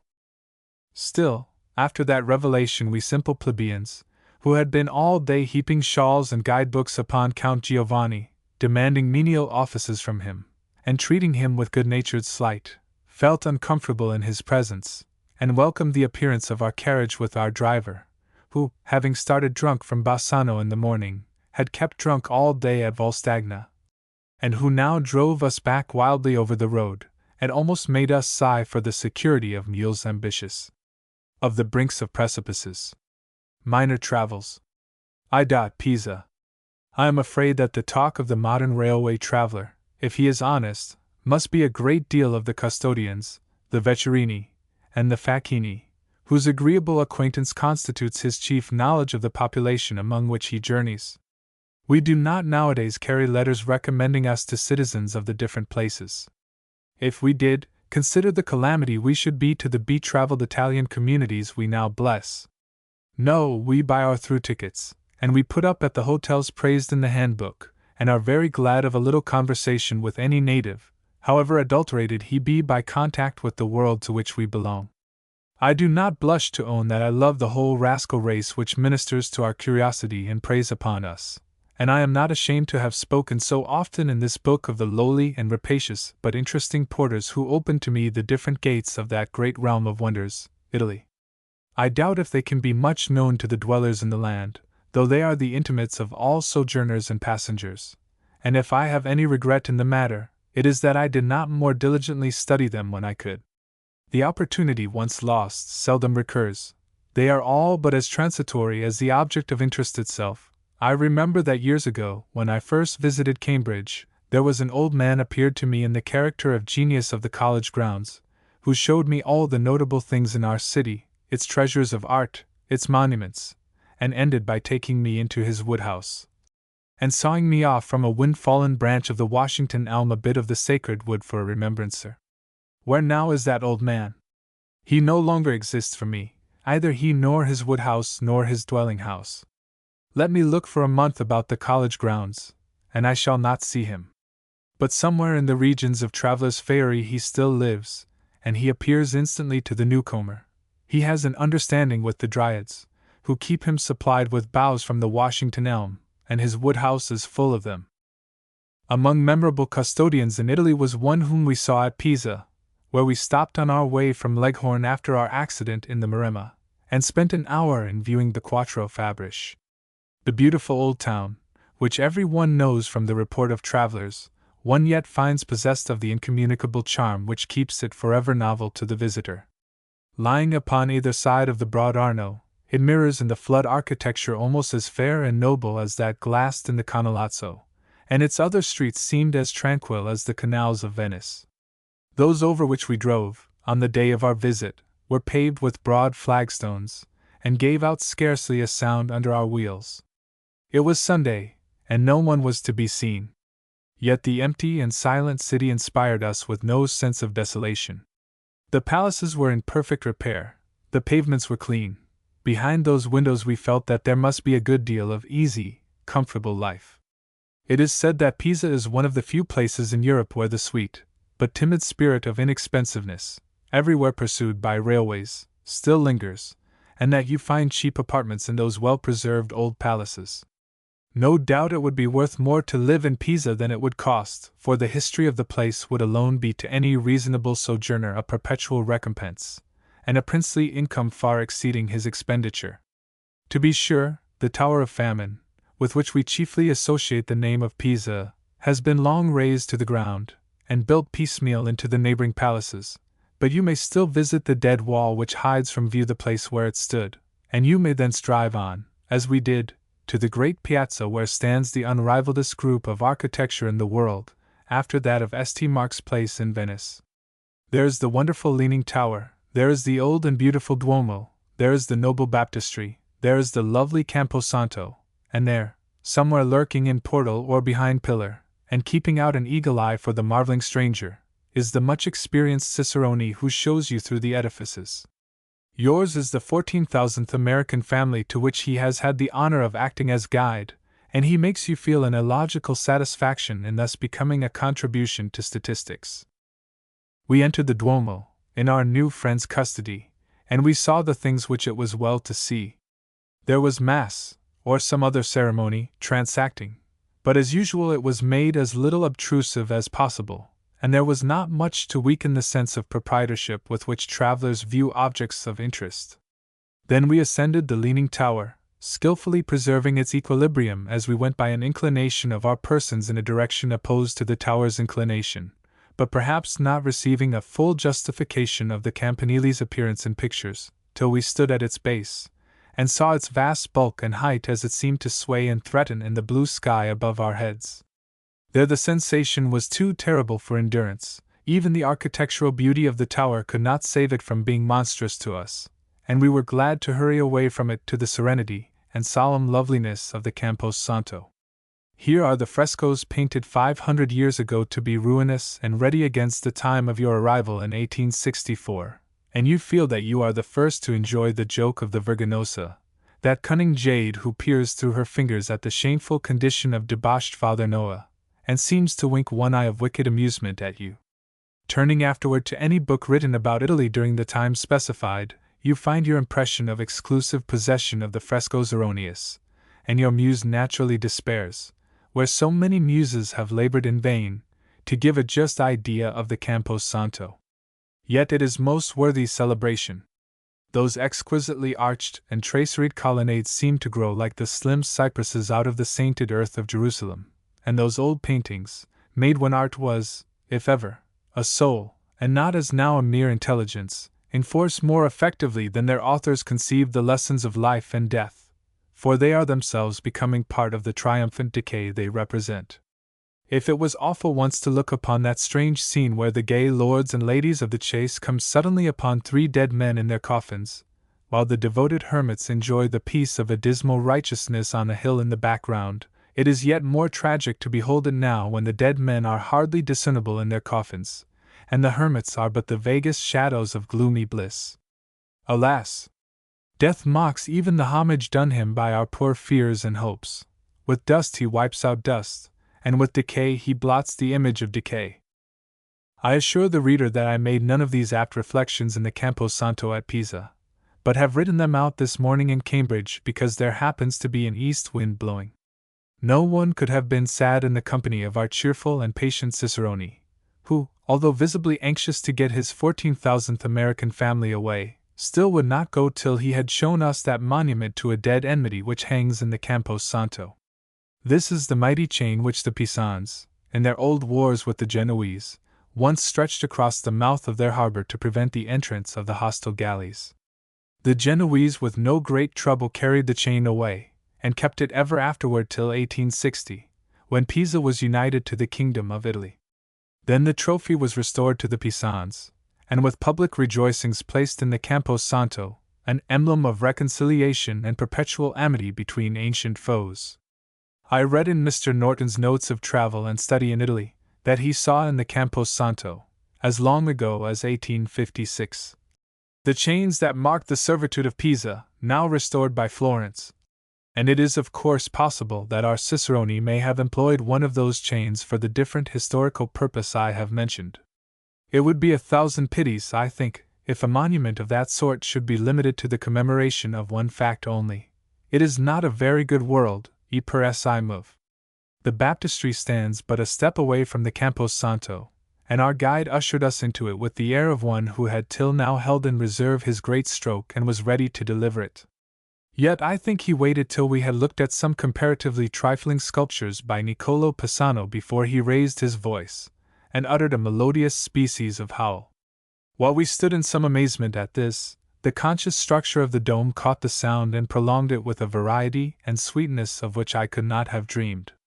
The man poured out in quick succession his musical wails, and then ceased, and a choir of heavenly echoes burst forth in response. There was a supernatural beauty in these harmonies of which I despair of giving any true idea. They were of such tender and exalted rapture that we might well have thought them the voices of young-eyed cherubim, singing as they passed through paradise over that spot of earth where we stood. They seemed a celestial compassion that stooped and soothed, and rose again in lofty and solemn acclaim, leaving us poor and penitent and humbled. We were long silent, and then broke forth with cries of admiration of which the marvelous echo made eloquence. "Did you ever," said the cicerone after we had left the building, "hear such music as that? The papal choir does not equal it," we answered with one voice. The cicerone was not to be silenced even with such a tribute, and he went on. "Perhaps, as you are Americans, you know Monsieur Fillmore, the president?" "No." "Ah, what a fine man! You saw that he had his heart actually in his hand. Well, one day he said to me here, when I told him of the baptistry echo, 'We have the finest echo in the world in the Hall of Congress.' I said nothing, but for answer I merely howled a little, thus. Monsieur Fillmore was convinced. Said he, 'There is no other echo in the world besides this.' You are right, I am unique," pursued the cicerone, "for making this echo. But," he added with a sigh, "it has been my ruin. The English have put me in all the guidebooks, and sometimes I have to howl 20 times a day. When our Victor Emmanuel came here I showed him the church, the tower, and the Campo Santo. Says the king, 'Pfui!'" Here the cicerone gave that sweeping outward motion with both hands by which Italians dismiss a trifling subject. "Make me the echo, I was forced," concluded the cicerone with a strong sense of injury in his tone, "to howl half an hour without ceasing." 2. The Ferrara Road. The delight of one of our first journeys over the road between Padua and Ferrara was a Roman camerier out of place, who got into the diligence at Ponte Lagascuro.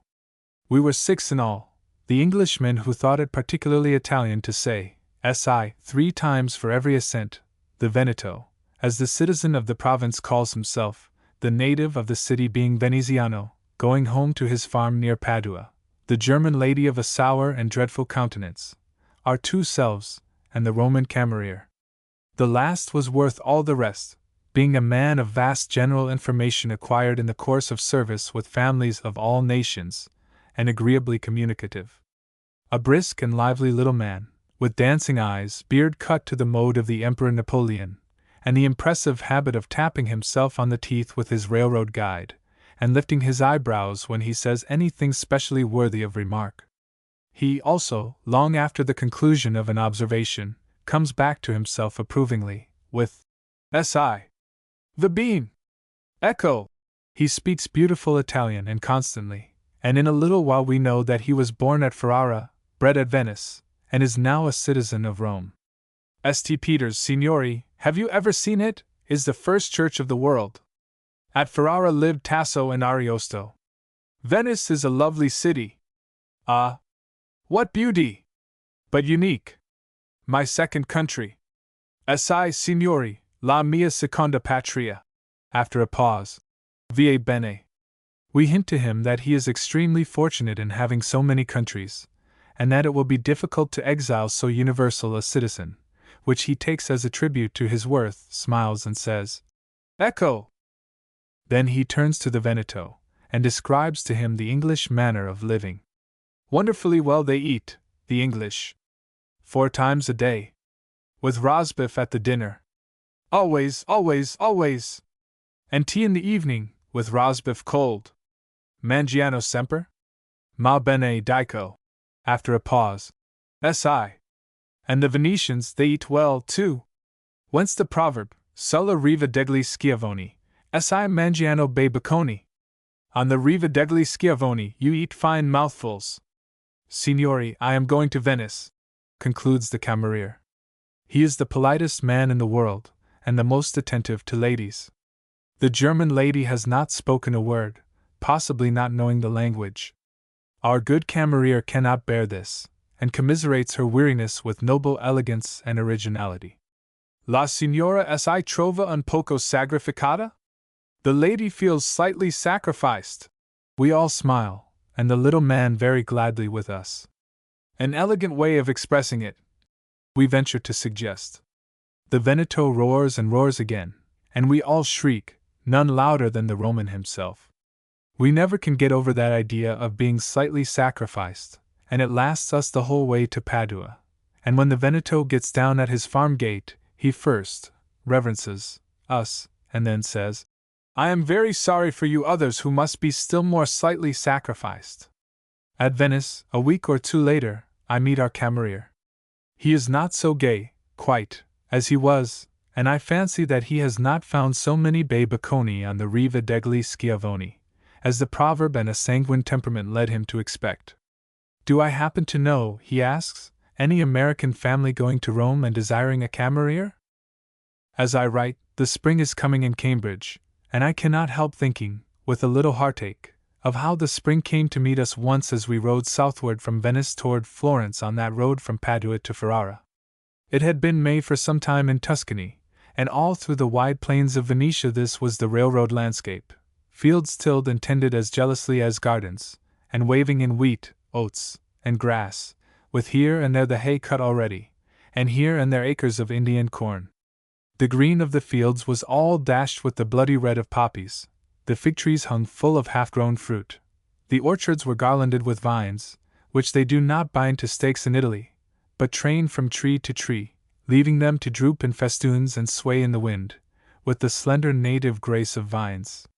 Huge stone farmhouses shelter under the same roof the family and all the livestock of the farm. Thatched cottages thickly dotting the fields send forth to their cultivation the most picturesque peasants, men and women, pretty young girls in broad hats, and wonderful old brown and crooked crones, who seem never to have been younger nor fairer.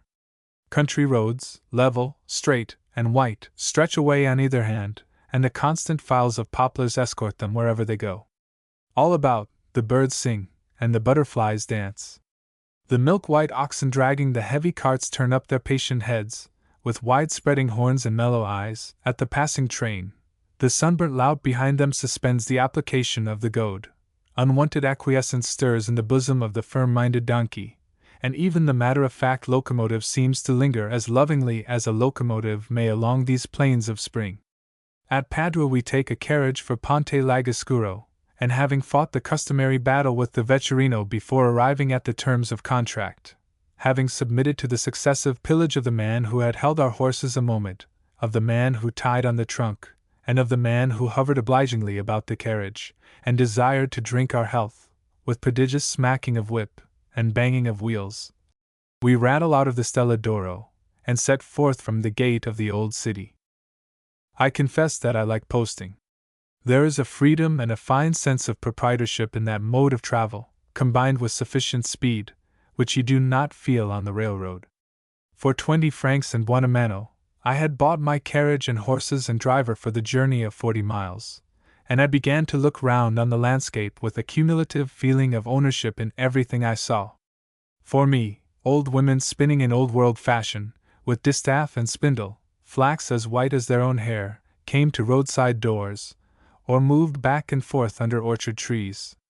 For me, the peasants toiled in the fields together, wearing for my sake wide straw hats, or gay ribbons, or red caps. The white oxen were willing to mass themselves in effective groups, as the ploughman turned the end of his furrow. Young girls specially appointed themselves to lead horses to springs as we passed. Children had larger eyes and finer faces and played more about the cottage doors, on account of our posting. As for the vine-garlanded trees in the orchards, and the opulence of the endless fertile plain, the white distance of the road before us with its guardian poplars, I doubt if people in a diligence could have got so much of these things as we. Certainly they could not have had all to themselves the lordly splendor with which we dashed through gaping villages, taking the street from everybody, and fading magnificently away upon the road. 3. Trieste. If you take the midnight steamer at Venice, you reach Trieste by 6 o'clock in the morning, and the hills rise to meet you as you enter the broad bay dotted with the sail of fishing craft.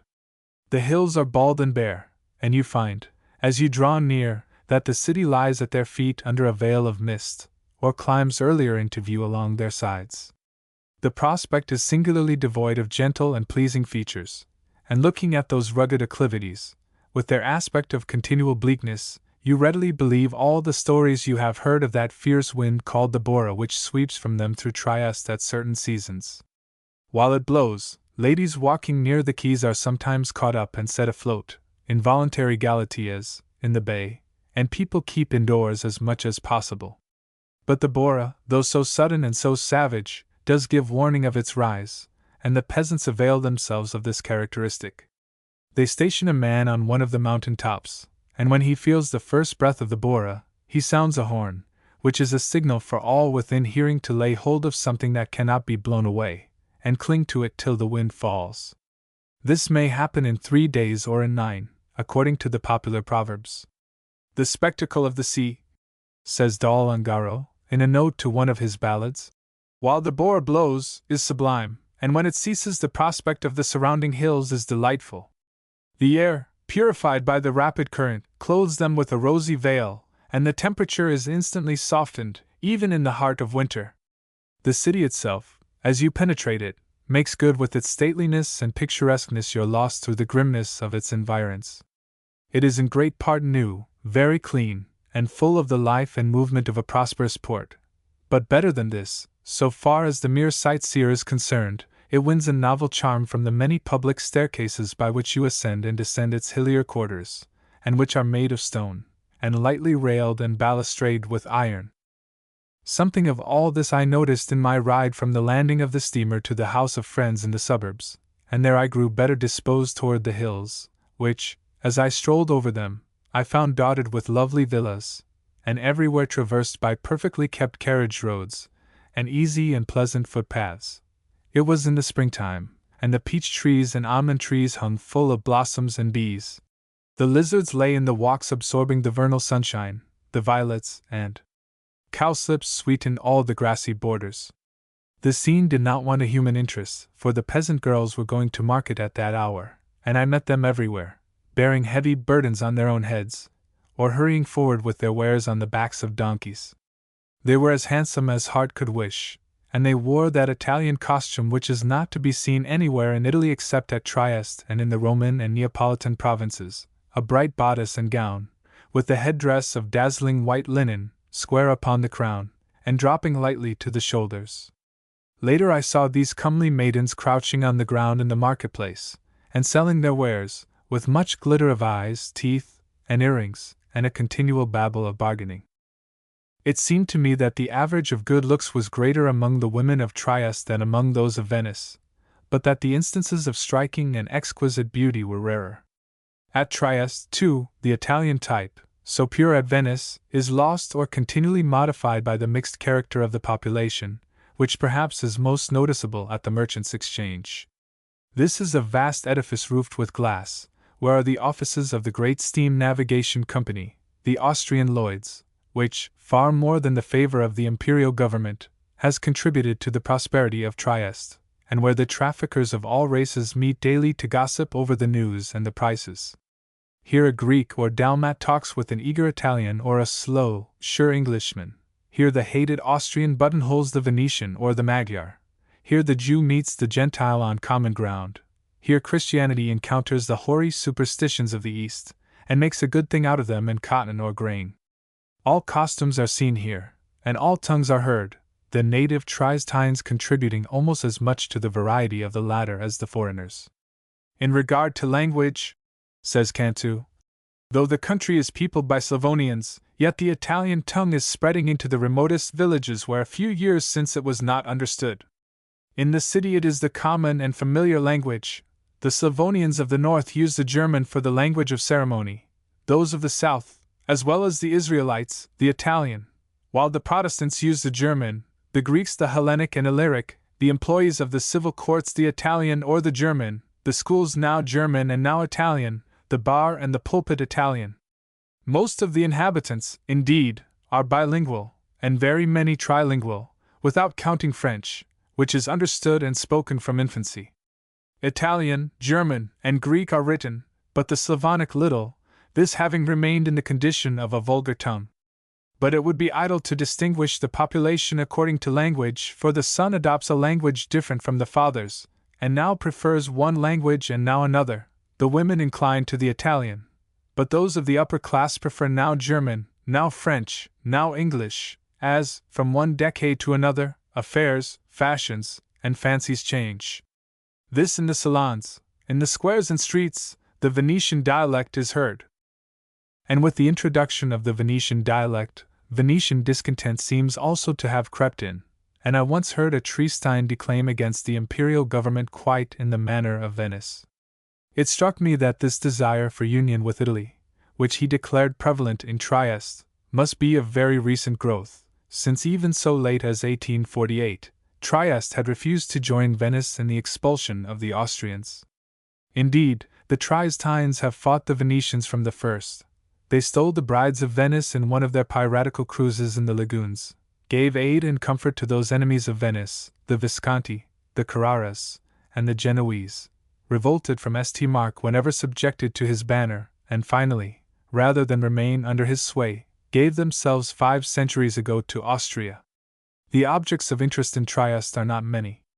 There are remains of an attributive temple of Jupiter under the Duomo, and there is near at hand the Museum of Classical Antiquities founded in honor of Winckelmann, murdered at Trieste by that ill-advised Pistages, and Cangeli, who had seen the medals bestowed on the antiquary by Maria Theresa and believed him rich.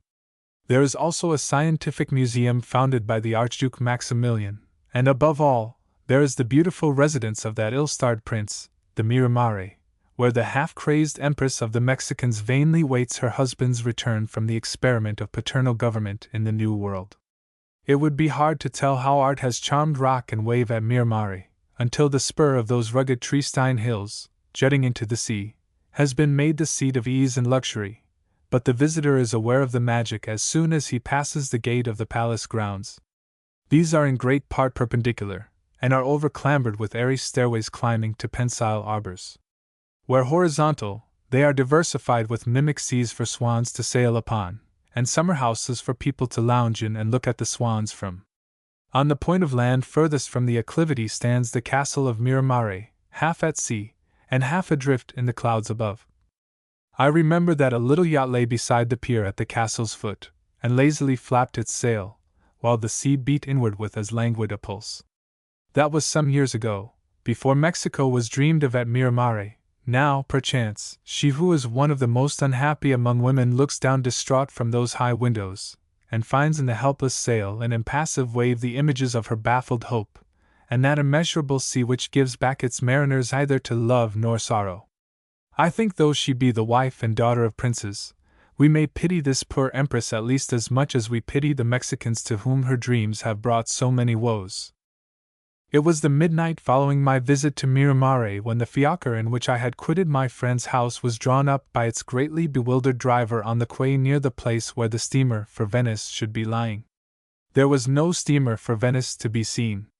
The driver swore a little in the polyglot profanities of his native city, and descending from his box, went and questioned different lights, blue lights, yellow lights, green lights, to be seen at different points.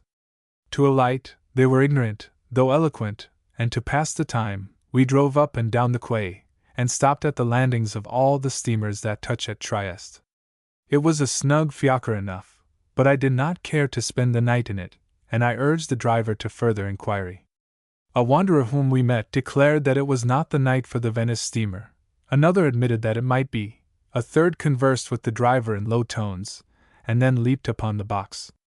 We drove rapidly away, and before I had, in view of this mysterious proceeding, composed a fitting paragraph for the Fatti Diversi of the Osservatore Triestino, descriptive of the state in which the Guardia di Polizia should find me floating in the bay, exanimate, and evidently the prey of a triste avvenimento, the driver pulled up once more, and now beside a steamer. It was the steamer for Venice, he said, in precisely the tone which he would have used had he driven me directly to it without blundering. It was breathing heavily, and was just about to depart, but even in the hurry of getting on board, I could not help noticing that it seemed to have grown a great deal since I had last voyaged in it. There was not a soul to be seen except the mute steward who took my satchel, and guiding me below into an elegant saloon, instantly left me alone. Here again the steamer was vastly enlarged. These were not the narrow quarters of the Venice steamer, nor was this lamp, shedding a soft light on cushioned seats and paneled doors and wainscotings, the sort of illumination usual in that humble craft. I rang the small silver bell on the long table, and the mute steward appeared. Was this the steamer for Venice? Sicuro. All that I could do in comment was to sit down, and in the meantime the steamer trembled, groaned, choked, cleared its throat, and we were under way. The other passengers have all gone to bed, I suppose? I argued acutely, seeing none of them. Nevertheless, I thought it odd, and it seemed a shrewd means of relief to ring the bell, and pretending drowsiness, to ask the steward which was my stateroom. He replied with a curious smile that I could have any of them. Amazed, I yet selected a stateroom, and while the steward was gone for the sheets and pillowcases, I occupied my time by opening the doors of all the other staterooms. They were empty. Am I the only passenger? I asked, when he returned, with some anxiety. Precisely, he answered. I could not proceed and ask if he composed the entire crew. It seemed too fearfully probable that he did. I now suspected that I had taken passage with the Olandese Volante. There was nothing in the world for it, however, but to go to bed, and there, with the accession of a slight seasickness, my views of the situation underwent a total change. I had gone down into the maelstrom with the Ancient Mariner. I was a manuscript found in a bottle. Coming to the surface about 6 o'clock a.m., I found a daylight as cheerful as need be upon the appointments of the elegant cabin, and upon the good-natured face of the steward when he brought me the café latte, and the buttered toast for my breakfast.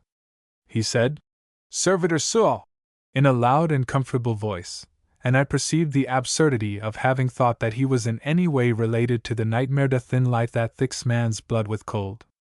"This is not the regular Venice steamer, I suppose?" I remarked to the steward as he laid my breakfast in state upon the long table.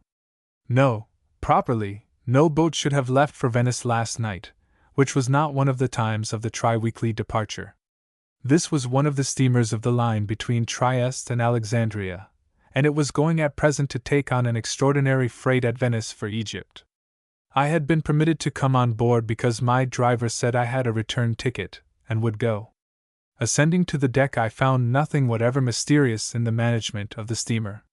The captain met me with a bow in the gangway. Seamen were coiling wet ropes at different points, as they always are. The mate was promenading the bridge, and taking the rainy weather as it came, with his oilcloth coat and hat on. The wheel of the steamer was as usual chewing the sea, and finding it unpalatable, and making vain efforts at expectoration. We were in sight of the breakwater outside Malamaco, and a pilot boat was making us from the land. Even at this point the innumerable fortifications of the Austrians began, and they multiplied as we drew near Venice, till we entered the lagoon, and found it a nest of fortresses one with another. Unhappily, the day being rainy, Venice did not spring resplendent from the sea, as I had always read she would. She rose slowly and languidly from the water, not like a queen, but like the grey, slovenly, bedrabbled, heartbroken old slave she really was. 4. Bassano. I have already told, in recounting the story of our visit to the Cimbri, how full of courtship we found the little city of Bassano on the evening of our arrival there. Bassano is the birthplace of the painter Jacopo da Ponte, who was one of the first Italian painters to treat scriptural story as accessory to mere landscape, and who had a peculiar fondness for painting entrances into the ark, for in these he could indulge without stint the taste for pairing off early acquired from observation of local customs in his native town. This was the theory offered by one who had imbibed the spirit of subtle speculation from Ruskin, and I think it reasonable. At least it does not conflict with the fact that there is at Bassano a most excellent gallery of paintings entirely devoted to the works of Jacopo da Ponte and his 4 sons, who are here to be seen to better advantage than anywhere else. As few strangers visit Bassano, the gallery is little frequented. It is in charge of a very strict old man, who will not allow people to look at the pictures till he has shown them the adjoining cabinet of geological specimens. It is in vain that you assure him of your indifference to these scientific secateurs. He is deaf, and you are not suffered to escape a single fossil. He asked us 100 questions, and understood nothing in reply, insomuch that when he came to his last inquiry, "Have the Protestants the same God as the Catholics?" we were rather glad that he should be obliged to settle the fact for himself. Underneath the gallery was a school of boys, whom as we entered we heard humming over the bitter honey which childhood is obliged to gather from the opening flowers of orthography. When we passed out, the master gave these poor busy bees an atom of holiday, and they all swarmed forth together to look at the strangers. The teacher was a long, lank man, in a black threadbare coat, and a skull-cap, exactly like the schoolmaster in The Deserted Village. We made a pretense of asking him our way to somewhere, and went wrong, and came by accident upon a wide flat space, bare as a brickyard, beside which was lettered on a fragment of the old city wall, Giuoco di Palla. It was evidently the playground of the whole city, and it gave us a pleasanter idea of life in Bassano than we had yet conceived, to think of its entire population playing ball there in the spring afternoons. We respected Bassano as much for this as for her diligent remembrance of her illustrious dead, of whom she has very great numbers. It appeared to us that nearly every other house bore a tablet announcing that here was born, or here died, some great or good man of whom no one out of Bassano ever heard. There is enough celebrity in Bassano to supply the world, but as laurel is a thing that grows anywhere, I covet rather from Bassano the magnificent ivy that covers the portions of her ancient wall yet standing. The wall, where visible, is seen to be of a pebbly rough cast, but it is clad almost from the ground in glossy ivy, that glitters upon it like chainmail upon the vast shoulders of some giant warrior. The moat beneath is turned into a lovely promenade bordered by quiet villas, with rococo shepherds and shepherdesses in marble on their gates. Where the wall is built to the verge of the high ground on which the city stands, there is a swift descent to the wide valley of the Brenta waving in corn and vines and tobacco. We went up the Brenta one day as far as Oliero, to visit the famous cavern already mentioned, out of which, from the secret heart of the hill, gushes one of the foamy affluents of the river. It is reached by passing through a paper mill, fed by the stream, and then through a sort of antegrot, whence stepping stones are laid in the brawling current through a succession of natural compartments with dome-like roofs. From the hill overhead hang stalactites of all grotesque and fairy shapes, and the rock underfoot is embroidered with fantastic designs wrought by the water in the silence and darkness of the endless night.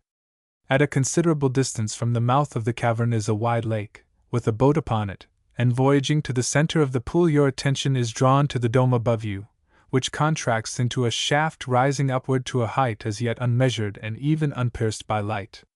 From somewhere in its mysterious ascent, an aurora boy, with a tallow candle, produces a so-called effect of sunrise and sheds a sad, disheartening radiance on the lake and the cavern's sides, which is to sunlight about as the blind creatures of subterranean waters are to those of waves that laugh and dance above ground.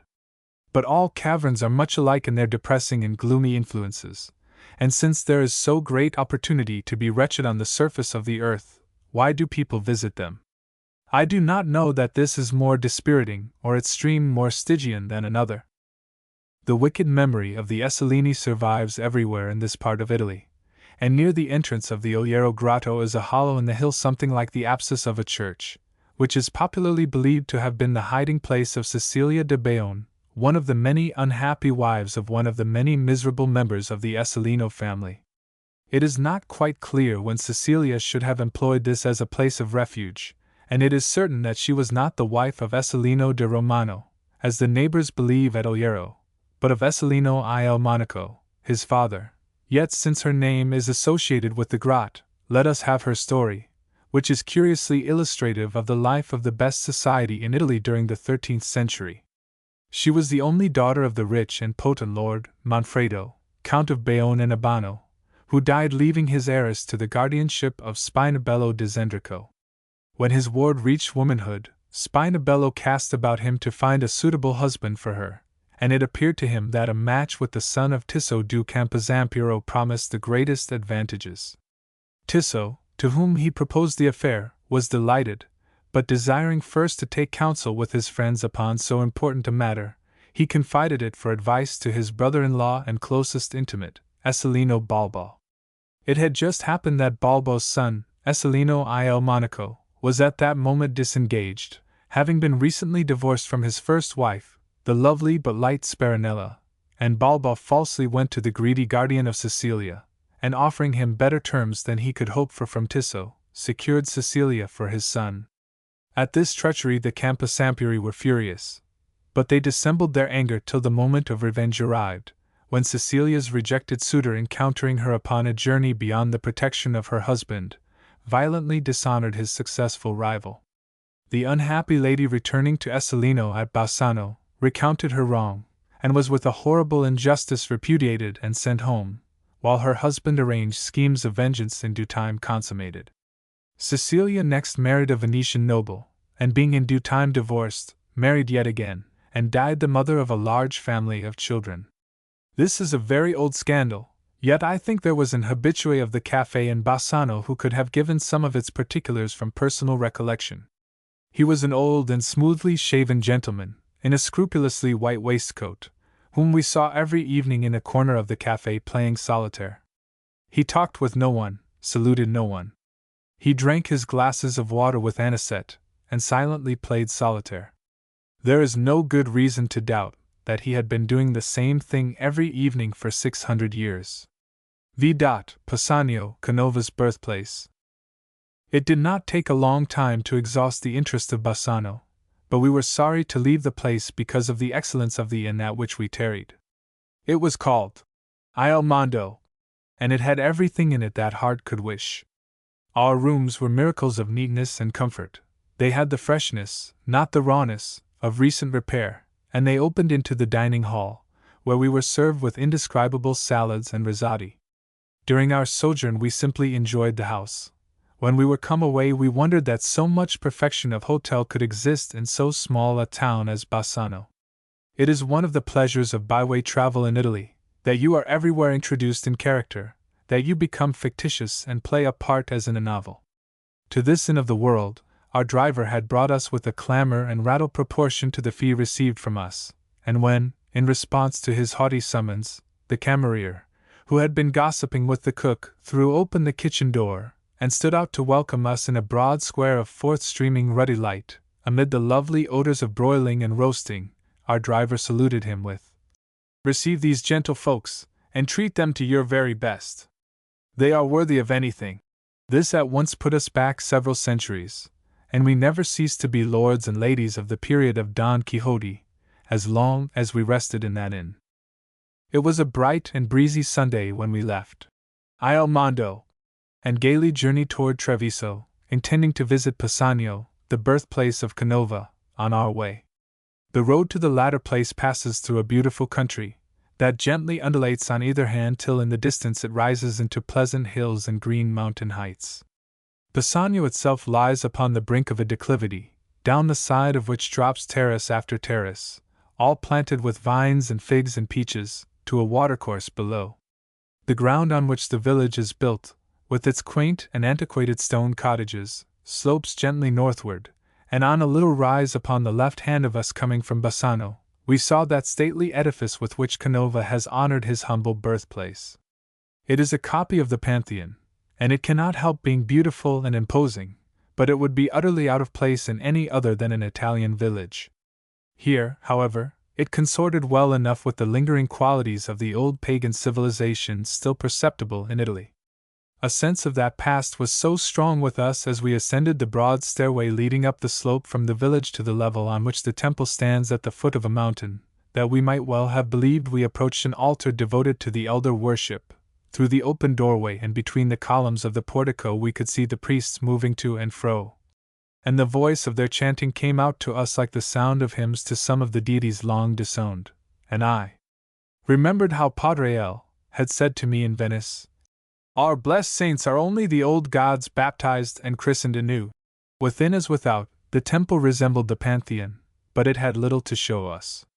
The niches designed by Canova for statues of the saints are empty yet, but there are busts by his own hand of himself and his brother, the Bishop Canova. Among the people was the sculptor's niece, whom our guide pointed out to us, and who was evidently used to being looked at. She seemed not to dislike it, and stared back at us amiably enough, being a good-natured, plump, comely dark-faced lady of perhaps 50 years. Pisanio is nothing if not Canova, and our guide, a boy, knew all about him, how, more especially, he had first manifested his wonderful genius by modeling a group of sheep out of the dust of the highway, and how an Inglese happening along in his carriage saw the boy's work and gave him a plate full of gold Napoleons. I dare say this is as near the truth as most facts. And is it not better for the historic Canova to have begun in this way than to have poorly picked up the rudiments of his art in the workshop of his father, a maker of altarpieces and the like for country churches? The Canova family was intermarried with the Venetian nobility, and will not credit those stories of Canova's beginnings which his townsmen so fondly cherish. I believe they would even distrust the butter lion with which the boy sculptor is said to have adorned the table of the noble Falier, and first won his notice. Besides the temple at Pisanio, there is a very pretty gallery containing casts of all Canova's works. It is an interesting place, where Psyches and Cupids flutter, where Venuses present themselves in every variety of attitude, where sorrows sit upon hard, straight-backed classic chairs, and mourn in the society of faithful storks, where the bereft of this century surround deathbeds in Greek costume appropriate to the scene, where muses and graces sweetly pose themselves and insipidly smile, and where the dancers and passions, though nakeder, are no wickeder than the saints and virtues. In all, there are 195 pieces in the gallery, and among the rest the statue named George Washington, which was sent to America in 1820, and afterwards destroyed by fire in the Capitol. The figure is in a sitting posture.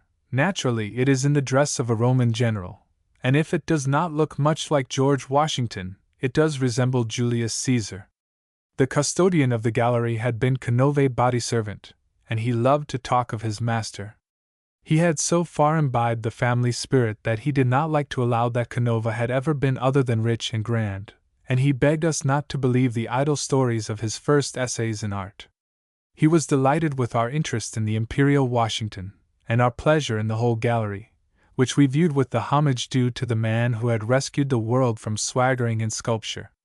When we were satisfied, he invited us, with his mistress's permission, into the house of the Canovas adjoining the gallery, and there we saw many paintings by the sculptor, pausing longest in a lovely little room decorated after the Pompeian manner with scherzi and miniature panels representing the jocose classic usualities, cupids escaping from cages, and being sold from them, and playing many pranks and games with nymphs and graces. Then Canova was done, and Pisanio was finished, and we resumed our way to Treviso, a town nearly as much porticoed as Padua, and having a memory and hardly any other consciousness. The Duomo, which is perhaps the ugliest Duomo in the world, contains an Annunciation by Titian, one of his best paintings, and in the Monte di Pieta is the grand and beautiful Entombment by which Giorgione is perhaps most worthily remembered. The church of San Nicolo is interesting from its quaint and pleasing frescoes by the school of Giotto. At the railway station an admirable old man sells the most delicious white and purple grapes. 6. Como. My visit to Lake Como has become to me a dream of summer, a vision that remains faded the whole year round, till the blazing heats of July bring out the sympathetic tints in which it was vividly painted. Then I behold myself again in burning Milan, amidst noises and fervors and bustle that seem intolerable after my first 6 months in tranquil, cool, mute Venice. Looking at the great white cathedral, with its infinite pinnacles piercing the cloudless blue, and gathering the fierce sun upon it, I half expect to see the whole mass calcined by the heat, and crumbling, statue by statue, finial by finial, arch by arch, into a vast heap of lime on the piazza, with a few charred English tourists blackening here and there upon the ruin, and contributing a smell of burnt leather and Scotch tweed to the horror of the scene. All round Milan smokes the great Lombard plain, and to the north rises Monte Rosa, her dark head coiffed with tantalizing snows as with a peasant's white linen kerchief. And I am walking out upon that fuming plain as far as to the Arco della Pace, on which the bronze horses may melt any minute, or I am sweltering through the city's noonday streets, in search of San Ambrogio, or the Cenicolo of Da Vinci, or what know I. Coming back to our hotel, Alla Bella Venezia, and greeted on entering by the immense fresco which covers one whole side of the court, it appeared to my friend and me no wonder that Garibaldi should look so longingly from the prow of a gondola toward the airy towers and balloon-like domes that swim above the unattainable lagoons of Venice, where the Austrian then lorded it in coolness and quietness, while hot, red-shirt Italy was shut out upon the dusty plains and stony hills. Our desire for water became insufferable. We paid our modest bills, and at 6 o'clock we took the train for Como, where we arrived about the hour when Don Abbondio, walking down the lonely path with his book of devotions in his hand, gave himself to the devil on meeting the bravos of Don Rodrigo. I counsel the reader to turn to I Promessi Sposi, if he would know how all the lovely Como country looks at that hour. For me, the ride through the evening landscape, and the faint sentiment of pensiveness provoked by the smell of the ripening maize, which exhales the same sweetness on the way to Como that it does on any Ohio bottom land, have given me an appetite, and I am to dine before wooing the descriptive muse. After dinner, we find at the door of the hotel an English architect whom we know, and we take a boat together for a moonlight row upon the lake, and voyage far up the placid water through air that bathes our heated senses like dew. How far we have left Milan behind! On the lake lies the moon, but the hills are held by mysterious shadows, which for the time are as substantial to us as the hills themselves. Hints of habitation appear in the twinkling lights along the water's edge, and we suspect an alabaster lamp in every casement, and in every invisible house a villa such as Claude Melnot described to Pauline, and some one mouths that well-worn fustian. The rags of sentimentality flutter from every crag and olive tree and orange tree in all Italy, like the wilted paper collars which vulgar tourists leave by our own mountains and streams, to commemorate their enjoyment of the landscape. The town of Como lies, a swarm of lights, behind us, the hills and shadows gloom around, the lake is a sheet of tremulous silver. There is no telling how we get back to our hotel, or with what satisfied hearts we fall asleep in our room there. The steamer starts for the head of the lake at 8 o'clock in the morning, and we go on board at that hour. There is some pretense of shelter in the awning stretched over the after part of the boat, but we do not feel the need of it in the fresh morning air, and we get as near the bow as possible, that we may be the very first to enjoy the famous beauty of the scenes opening before us. A few sails dot the water, and everywhere there are small, canopied rowboats, such as we went pleasuring in last night. We reach a bend in the lake, and all the roofs and towers of the city of Como pass from view, as if they had been so much architecture painted on a scene and shifted out of sight at a theater. But other roofs and towers constantly succeed them, not less lovely and picturesque than they, with every curve of the many-curving lake. We advance over charming expanses of water lying between lofty hills, and as the lake is narrow, the voyage is like that of a winding river, like that of the Ohio, but for the primeval wildness of the acclivities that guard our western stream, and the tawniness of its current. Wherever the hills do not descend sheer into Como, a pretty town nestles on the brink, or, if not a town, then a villa, or else a cottage, if there is room for nothing more. Many little towns climb the heights halfway, and where the hills are green and cultivated in vines or olives, peasants' houses scale them to the crest. They grow loftier and loftier as we leave our starting place farther behind, and as we draw near Calico they wear light wreaths of cloud and snow. So cool a breeze has drawn down between them all the way that we fancy it to have come from them till we stop at Calico, and find that, but for the efforts of our honest engine, sweating and toiling in the dark below, we should have had no current of air. A burning calm is in the atmosphere, and on the broad, flat valley, out of which a marshy stream oozes into the lake, and on the snow-crowned hills upon the left, and on the dirty village of Calico upon the right, and on the indolent beggars waiting to welcome us, and sunning their goiters at the landing. The name Calico, indeed, might be literally taken in English as descriptive of the local insalubrity. The place was once large, but it has fallen away much from sickness, and we found a bill posted in its public places inviting emigrants to America on the part of a German steamship company. It was the only advertisement of the kind I ever saw in Italy, and I judged that the people must be notoriously discontented there to make it worth the while of a steamship company to tempt from home any of the homekeeping Italian race. And yet Calico, though undeniably hot, and openly dirty, and tacitly unhealthy, had merits, though the dinner we got there was not among its virtues. It had an accessible country about it. That is, its woods and fields were not impenetrably walled in from the vagabond foot, and after we had dined we went and lay down under some greenly waving trees beside a field of corn, and heard the plumed and panoplied maize talking to itself of its kindred in America. It always has a welcome for tourists of our nation wherever it finds us in Italy, and sometimes its sympathy, expressed in a rustling and clashing of its long green blades, or in its strong sweet perfume, has, as already hinted, made me homesick, though I have been uniformly unaffected by potato patches and tobacco fields. If only the maize could impart to the Italian cooks the beautiful mystery of roasting ears. Ah! Then indeed it might claim a full and perfect fraternization from its compatriots abroad. From where we lay beside the cornfield, we could see, through the twinkling leaves and the twinkling atmosphere, the great hills across the lake, taking their afternoon naps, with their clouds drawn like handkerchiefs over their heads. It was very hot, and the red and purple ooze of the unwholesome river below burnt like a witch's oils. It was indeed but a fevered joy we snatched from nature there, and I am afraid that we got nothing more comfortable from sentiment, when, rising, we wandered off through the unguarded fields toward a ruined tower on a hill. It must have been a relic of feudal times, and I could easily believe it had been the hold of one of those wicked lords who used to rule in the terror of the people beside peaceful and happy Como. But the life, good or bad, was utterly gone out of it now, and what was left of the tower was a burden to the sense.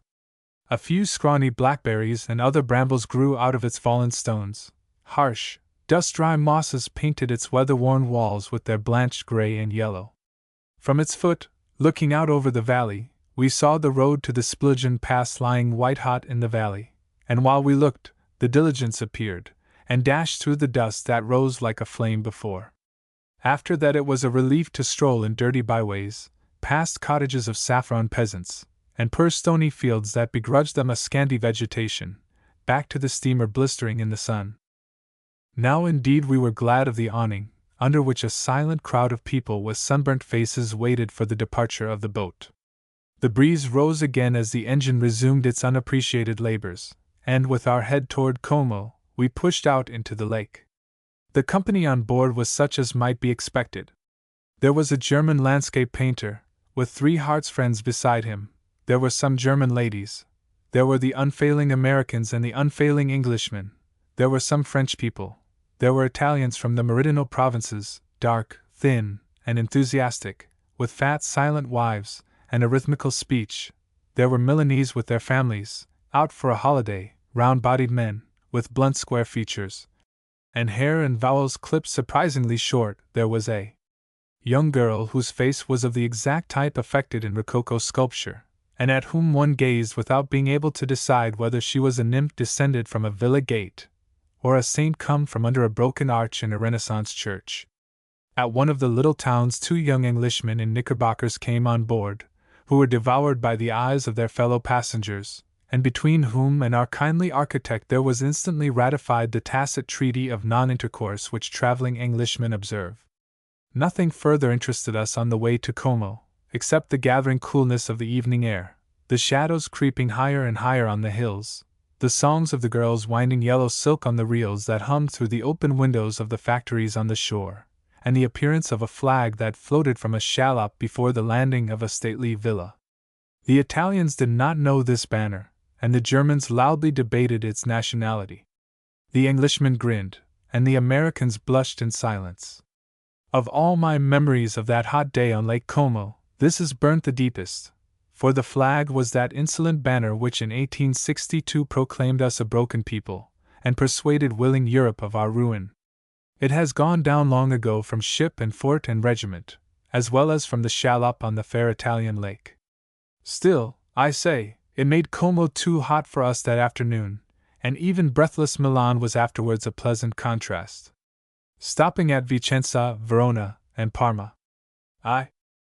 It was after sunset when we arrived in the birthplace of Palladio, which we found a fair city in the lap of caressing hills. There are pretty villas upon these slopes, and an abundance of shaded walks and drives about the houses which were pointed out to us, by the boy who carried our light luggage from the railway station, as the property of rich citizens, but little less than lords, in quality. A lovely grove lay between the station and the city, and our guide not only took us voluntarily by the longest route through this, but, after reaching the streets, led us by labyrinthine ways to the hotel, in order, he afterwards confessed, to show us the city. He was a poet, though in that lowly walk of life, and he had done well. No other moment of our stay would have served us so well for a first general impression of Vicenza as that twilight hour. In its uncertain glimmer we seemed to get quite back to the dawn of feudal civilization, when Theodoric founded the great basilica of the city, and as we stood before the famous clock tower, which rises light and straight as a mast 82 meters into the air from a base of 7 meters, the wavering obscurity enhanced the effect by half concealing the tower's crest, and letting it soar endlessly upward in the fancy. The basilica is greatly restored by Palladio, and the cold hand of that friend of virtuous poverty in architecture lies heavy upon his native city in many places. Yet there is still a great deal of Lombardic architecture in Vicenza, and we walked through one street of palaces in which Venetian Gothic prevailed, so that it seemed as if the Grand Canal had but just shrunk away from their bases. When we threw open our window at the hotel, we found that it overlooked one of the city gates, from which rose a Ghibelline tower with a great bulging cornice, full of the beauty and memory of times long before Palladio. They were rather troublous times, and not to be recalled here in all their circumstance, but I think it due to Vicenza, which is now little spoken of, even in Italy, and is scarcely known in America, where her straw braid is bought for that of Leghorn, to remind the reader that the city was for a long time a republic of very independent and warlike stomach. Before she arrived at that state, however, she had undergone a great variety of fortunes. The Gauls founded the city, as I learned from the Chronicles of Vicenza, by Battista Pagliarino, published at Vicenza in 1563, when Gideon was judge in Israel, and were driven out by the Romans some centuries later. As a matter of course, Vicenza was sacked by Attila and conquered by Alboin, after which she was ruled by some lords of her own, until she was made an imperial city by Henry I. Then she had a government more or less republican in form till Frederick Barbarossa burnt her, and wrapped her in ashes, and gave her to his vicar Asolino de Romano, who held her in cruel tyranny, from 1236 to 1259. The Paduans next ruled her 40 years, and the Veronese 77, and the Milanese 17 years. Then she reposed in the arms of the Venetian Republic till these fell weak and helpless from all the Venetian possessions at the threat of Napoleon. Vicenza belonged again to Venice during the brief Republic of 1848, but the most memorable battle of that heroic but unhappy epoch gave her back to Austria. Now at last, and for the first time, she is Italian. Vicenza is. And but that I so long fought against Asolino de Romano, and the imperial interest in Italy, I could readily forgive her all her past errors. To us of the Lombard League, It was grievous that she should remain so doggishly faithful to her tyrant, though it is to be granted that perhaps fear had as much to do with her devotion as favor. The defense of 1848 was greatly to her honor, and she took an active part in that demonstration against the Austrians which endured from 1859 till 1866. Of the demonstration we travelers saw an amusing phase at the opera which we attended the evening of our arrival in Vicenza. Nabucodonosor was the piece to be given in the new open-air theater outside the city walls, whither we walked under the starlight. It was a pretty structure of fresh white stucco, oval in form, with some graceful architectural pretensions without, and within very charmingly galleried, while overhead it was roofed with a blue dome set with such starry mosaic as never covered temple or theater since they used to leave their houses of play and worship open to the attic skies. The old Hebrew story had, on this stage, brought so near to nature, effects seldom known to opera, and the scene evoked from far-off days the awful interest of the Bible histories, the vague, unfigured oriental splendor, the desert, the captive people by the waters of the river of Babylon, the shadow and mystery of the prophecies. When the Hebrews, chained and toiling on the banks of the Euphrates, lifted their voices in lamentation, the sublime music so transfigured the commonplaceness of the words, that they meant all deep and unutterable affliction, and for a while swept away whatever was false and tawdry in the show, and thrilled our hearts with a rapture rarely felt. Yet, as but a moment before we had laughed to see Nebuchadnezzar's crown shot off his head by a squib visibly directed from the side scenes, at the point when, according to the libretto, the thunder roars, and a bolt descends upon the head of the king, so but a moment after some new absurdity marred the illusion, and we began to look about the theater at the audience. We then beheld that act of demonstrazione which I have mentioned. In one of the few boxes sat a young and very beautiful woman in a dress of white, with a fan which she kept in constant movement. It was red on one side, and green on the other, and gave, with the white dress, the forbidden Italian colors, while, looked at alone, it was innocent of offense. I do not think a soul in the theater was ignorant of the demonstration. A satisfied consciousness was reflected from the faces of the Italians, and I saw two Austrian officers exchange looks of good-natured intelligence, after a glance at the fair patriot. I wonder what those poor people do, now they are free, and deprived of the sweet, perilous luxury of defying their tyrants by constant acts of subtle disdain. Life in Venetia must be very dull. No more explosion of pasteboard petards, no more treason in bouquets, no more stealthy inscriptions on the walls. It must be insufferably dull. Ebbene, pazienza. Perhaps Victor Emmanuel may betray them yet. A spirit of lawless effrontery, indeed, seemed to pervade the whole audience in the theater that night at Vicenza, and to extend to the ministers of the law themselves. There were large placards everywhere posted, notifying the people that it was forbidden to smoke in the theater, and that smokers were liable to expulsion.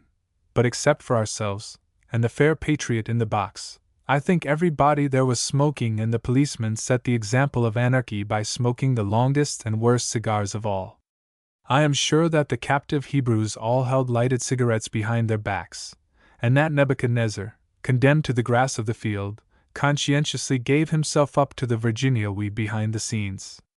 Before I fell asleep that night, the moon rose over the top of the feudal tower, in front of our hotel, and produced some very pretty effects with the battlements. Early in the morning a regiment of Croats marched through the gate below the tower, their band playing The Young Recruit. These advantages of situation were not charged in our bill, but, even if they had been, I should still advise my reader to go, when in Vicenza, if he loves a pleasant landlord and a good dinner, to the Hotel de la Ville, which he will find almost at his sole disposition for however long time he may stay.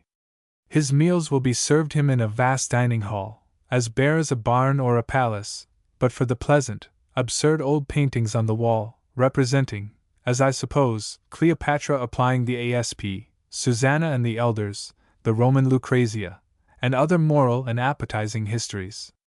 I take it there is a quaint side table or two lost midway of the wall, and that an old woodcut picture of the most noble city of Venice hangs over each. I know that there is a screen at one end of the apartment behind which the landlord invisibly assumes the head waiter, and I suspect that at the moment of sitting down at meat, you hear two Englishmen talking, as they pass along the neighboring corridor, of wine, in dissatisfied chest tones. This hotel is of course built round a court, in which there is a stable and, exposed to the weather, a diligence, and 2 or 3 carriages and a driver, and an ostler chewing straw, and a pump and a grapevine. Why the hotel, therefore, does not smell like a stable, from garret to cellar, I am utterly at a loss to know. I state the fact that it does not, and that every other hotel in Italy does smell of stable as if cattle had been immemorially pastured in its halls, and horses housed in its bedchambers, or as if its only guests were centaurs on their travels. From the Museo Civico, whither we repaired first in the morning, and where there are some beautiful montagnas, and an assortment of good and bad works by other masters, we went to the Campo Santo, which is worthy to be seen, if only because of the beautiful Losci monument by Vela, one of the greatest modern sculptors. It is nothing more than a very simple tomb, at the door of which stands a figure in flowing drapery, with folded hands and uplifted eyes in an attitude exquisitely expressive of grief. The figure is said to be the portrait statue of the widow of him within the tomb, and the face is very beautiful. We asked if the widow was still young, and the custodian answered us in terms that ought to endear him to all women, if not to our whole mortal race. "Oh, quite young yet. She is perhaps 50 years old." After the Campo Santo one ought to go to that theatre which Palladio built for the representation of classic tragedy, and which is perhaps the perfectest reproduction of the Greek theatre in the world. Alfieri is the only poet of modern times whose works have been judged worthy of this stage, and no drama has been given on it since 1857, when the Oedipus Tyrannus of Sophocles was played. We found it very silent and dusty, and were much sadder as we walked through its gaily frescoed, desolate anterooms than we had been in the Campo Santo.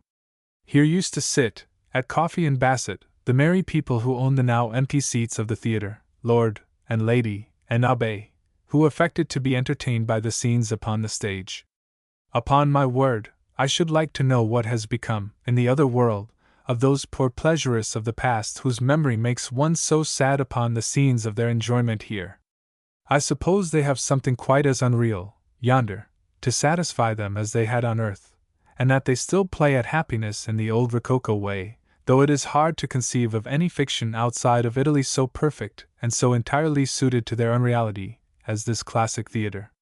It is a Greek theatre, for Greek tragedies, but it could never have been for popular amusement, and it was not open to the air, though it had a sky skillfully painted in the center of the roof.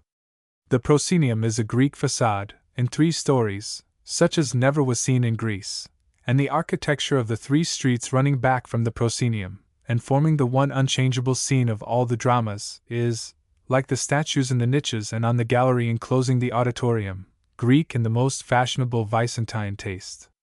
It must have been but an operatic chorus that sang in the semicircular space just below the stage and in front of the audience. Admit and forget these small blemishes and aberrations, however, and what a marvelous thing Palladio's theatre is. The sky above the stage is a wonderful trick, and those 3 streets, one in the center and serving as entrance for the royal persons of the drama, one at the right for the nobles, and one at the left for the citizens, present unsurpassed effects of illusion. They are not painted, but modeled in stucco. In perspective they seem each half a mile long, but entering them you find that they run back from the proscenium only some 15 feet, the fronts of the houses and the statues upon them decreasing in recession with a well-ordered abruptness. The semicircular gallery above the auditorium is of stone, and 40 statues of marble crown its colonnade, or occupying niches between the columns. 2. It was curious to pass, with the impression left by this costly and ingenious toy upon our minds, at once to the amphitheatre in Verona, which, next to the Colosseum, has, of all the works bequeathed us by the ancient Roman world, the greatest claim upon the wonder and imagination. Indeed, it makes even a stronger appeal to the fancy. We know who built the Colosseum, but in its unstoried origin, the Veronese arena has the mystery of the pyramids. Was its founder Augustus, or Vitellius, or Antoninus, or Maximian, or the Republic of Verona? Nothing is certain but that it was conceived and reared by some mighty prince or people, and that it yet remains in such perfection that the great shows of 2,000 years ago might take place in it today. It is so suggestive of the fierce and splendid spectacles of Roman times that the ring left by a modern circus on the arena, and absurdly dwarfed by the vast space of the oval, had an impertinence which we hotly resented, looking down on it from the highest grade of the interior. It then lay 50 feet below us, in the middle of an ellipse 500 feet in length and 400 in breadth, and capable of holding 50,000 spectators. The seats that the multitudes pressed of old are perfect, yet scarce a stone has been removed from the interior. The aedile and the prefect might take their places again in the balustrade tribunes above the great entrance at either end of the arena, and scarcely see that they were changed. Nay, the victims and the gladiators might return to the cells below the seats of the people, and not know they had left them for a day. The wild beasts might leap into the arena from dens as secure and strong as when first built. The ruin within seems only to begin with the aqueduct, which was used to flood the arena for the naval shows, but which is now choked with the dust of ages. Without, however, is plain enough the doom which is written against all the work of human hands, and which, unknown of the builders, is among the memorable things placed in the cornerstone of every edifice. Of the outer wall that rose high over the highest seats of the amphitheatre, and encircled it with stately corridors, giving it vaster amplitude and grace, the earthquake of 6 centuries ago spared only a fragment that now threatens above one of the narrow Veronese streets. Blacksmiths, wagon-makers, and workers in clangorous metals have made shops of the lower corridors of the old arena, and it is friends and neighbors with the modern life about it, as such things usually are in Italy. Fortunately for the stranger, the Piazza Bra flanks it on one hand, and across this it has a magnificent approach. It is not less happy in being little known to sentiment, and the traveler who visits it by moonlight has a full sense of grandeur and pathos, without any of the sheepishness attending homage to that battered old coquette, the Colosseum, which so many emotional people have sighed over, kissing and afterwards telling. But he who would know the innocent charm of a ruin as yet almost wholly uncourted by travel, must go to the Roman theatre in Verona. It is not a favorite of the handbooks, and we were decided to see it chiefly by a visit to the museum, where, besides an admirable gallery of paintings, there is a most interesting collection of antiques in bronze and marble found in excavating the theatre.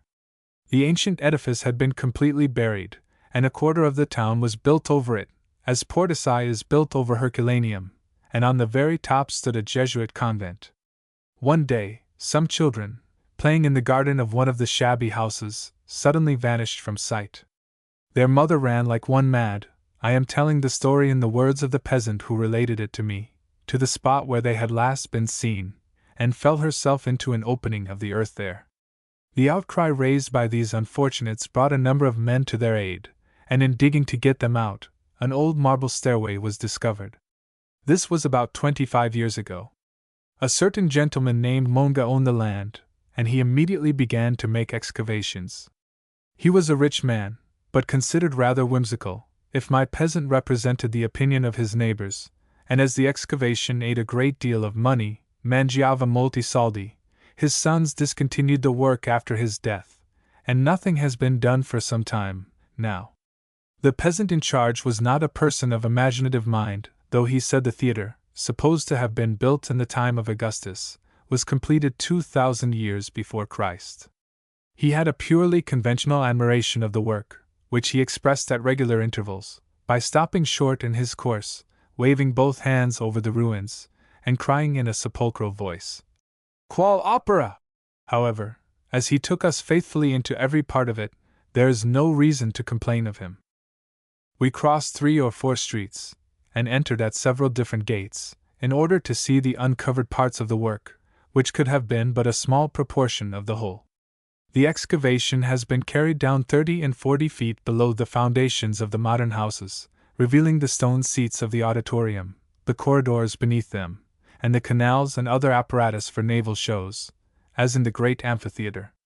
These works are even more stupendous than those of the amphitheatre, for in many cases they are not constructed, but hewn out of the living rock, so that in this light the theatre is a gigantic sculpture.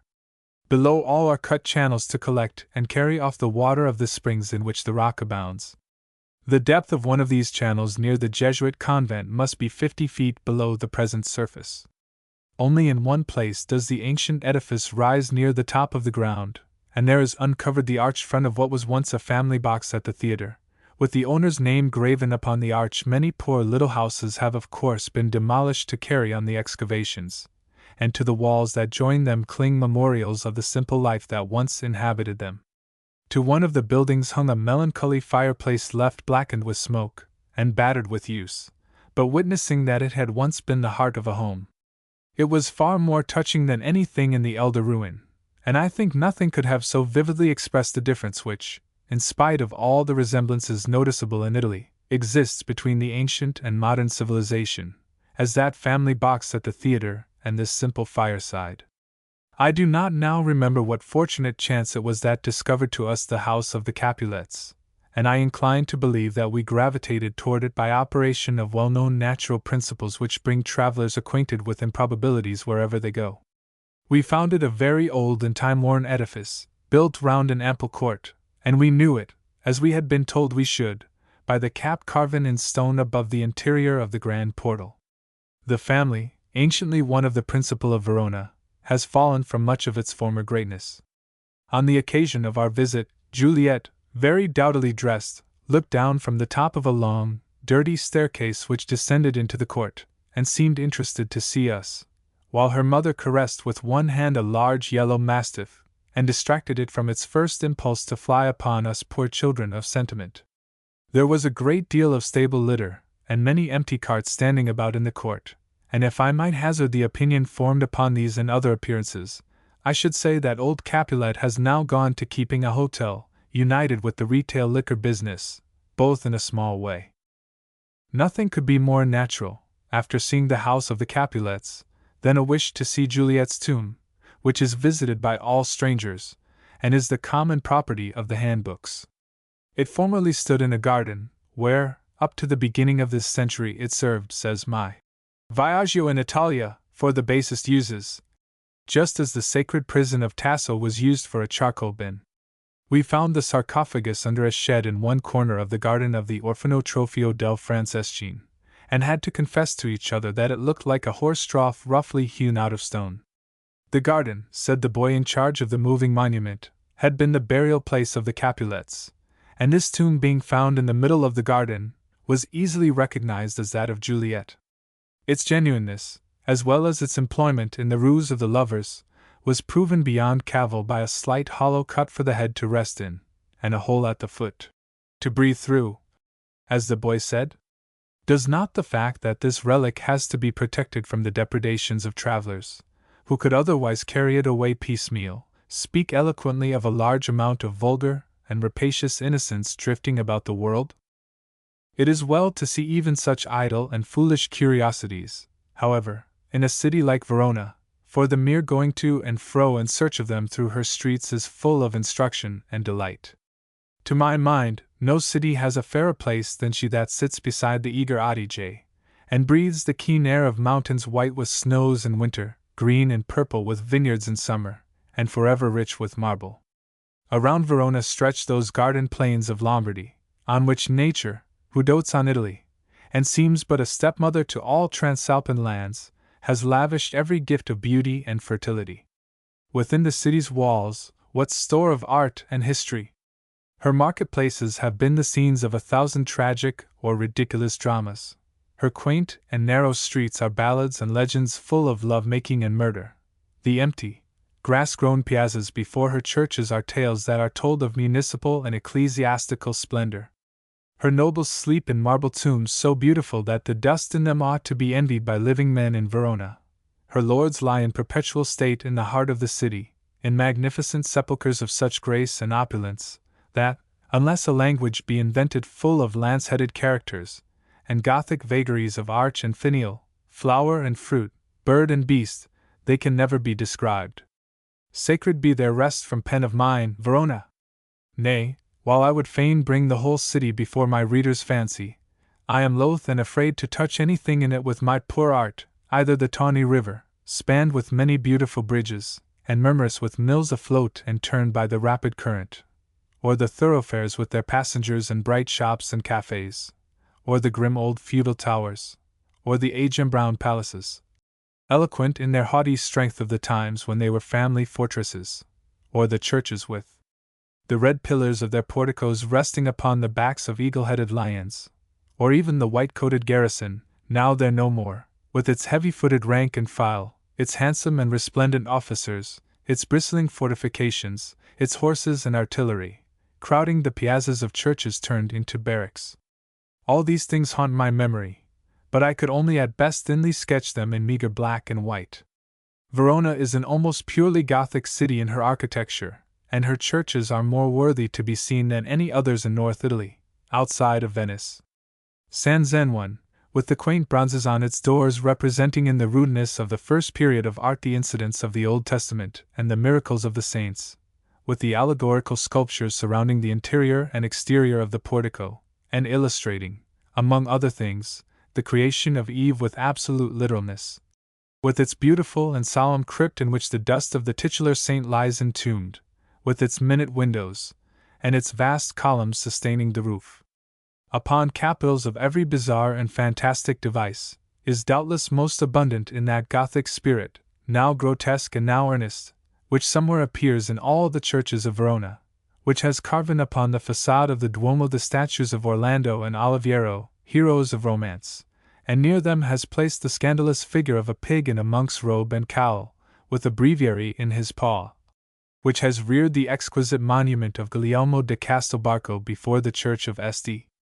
Anastasia, and has produced the tombs of the Scaligeri before the chapel of Santa Maria Antica. I have already pledged myself not to attempt any description of these tombs, and shall not fall now.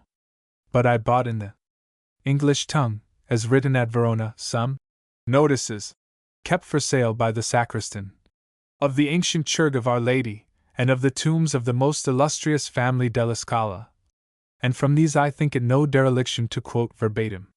First is the tomb of San Francesco, who was surnamed the Great by reason of his valor. With him the great Alighieri and other exiles took refuge. We see his figure extended upon a bed, and above his statue on horseback with the visor down, and his crest falling behind his shoulders, his horse covered with mail. The columns and capitals are wonderful. Within the cemetery to the right leaning against the walls of the church is the tomb of John Scaliger. In the side of this tomb near the wall of sacristy, you see the urn that encloses the ashes of Martin I, who was traitorously killed on the 17th of October, 1277 by Scaramello of the Scaramelli, who wished to revenge the honor of a young lady of his family. The mausoleum that is in the side facing the place encloses the Martin II's ashes. This building is sumptuous and wonderful because it stands on 4 columns, each of which has an architrave of 9 feet. On the beam stands a very large square of marble that forms the floor, on which stands the urn of the defunct. 4 other columns support the vault that covers the urn, and the rest is adorned by facts of Old Testament.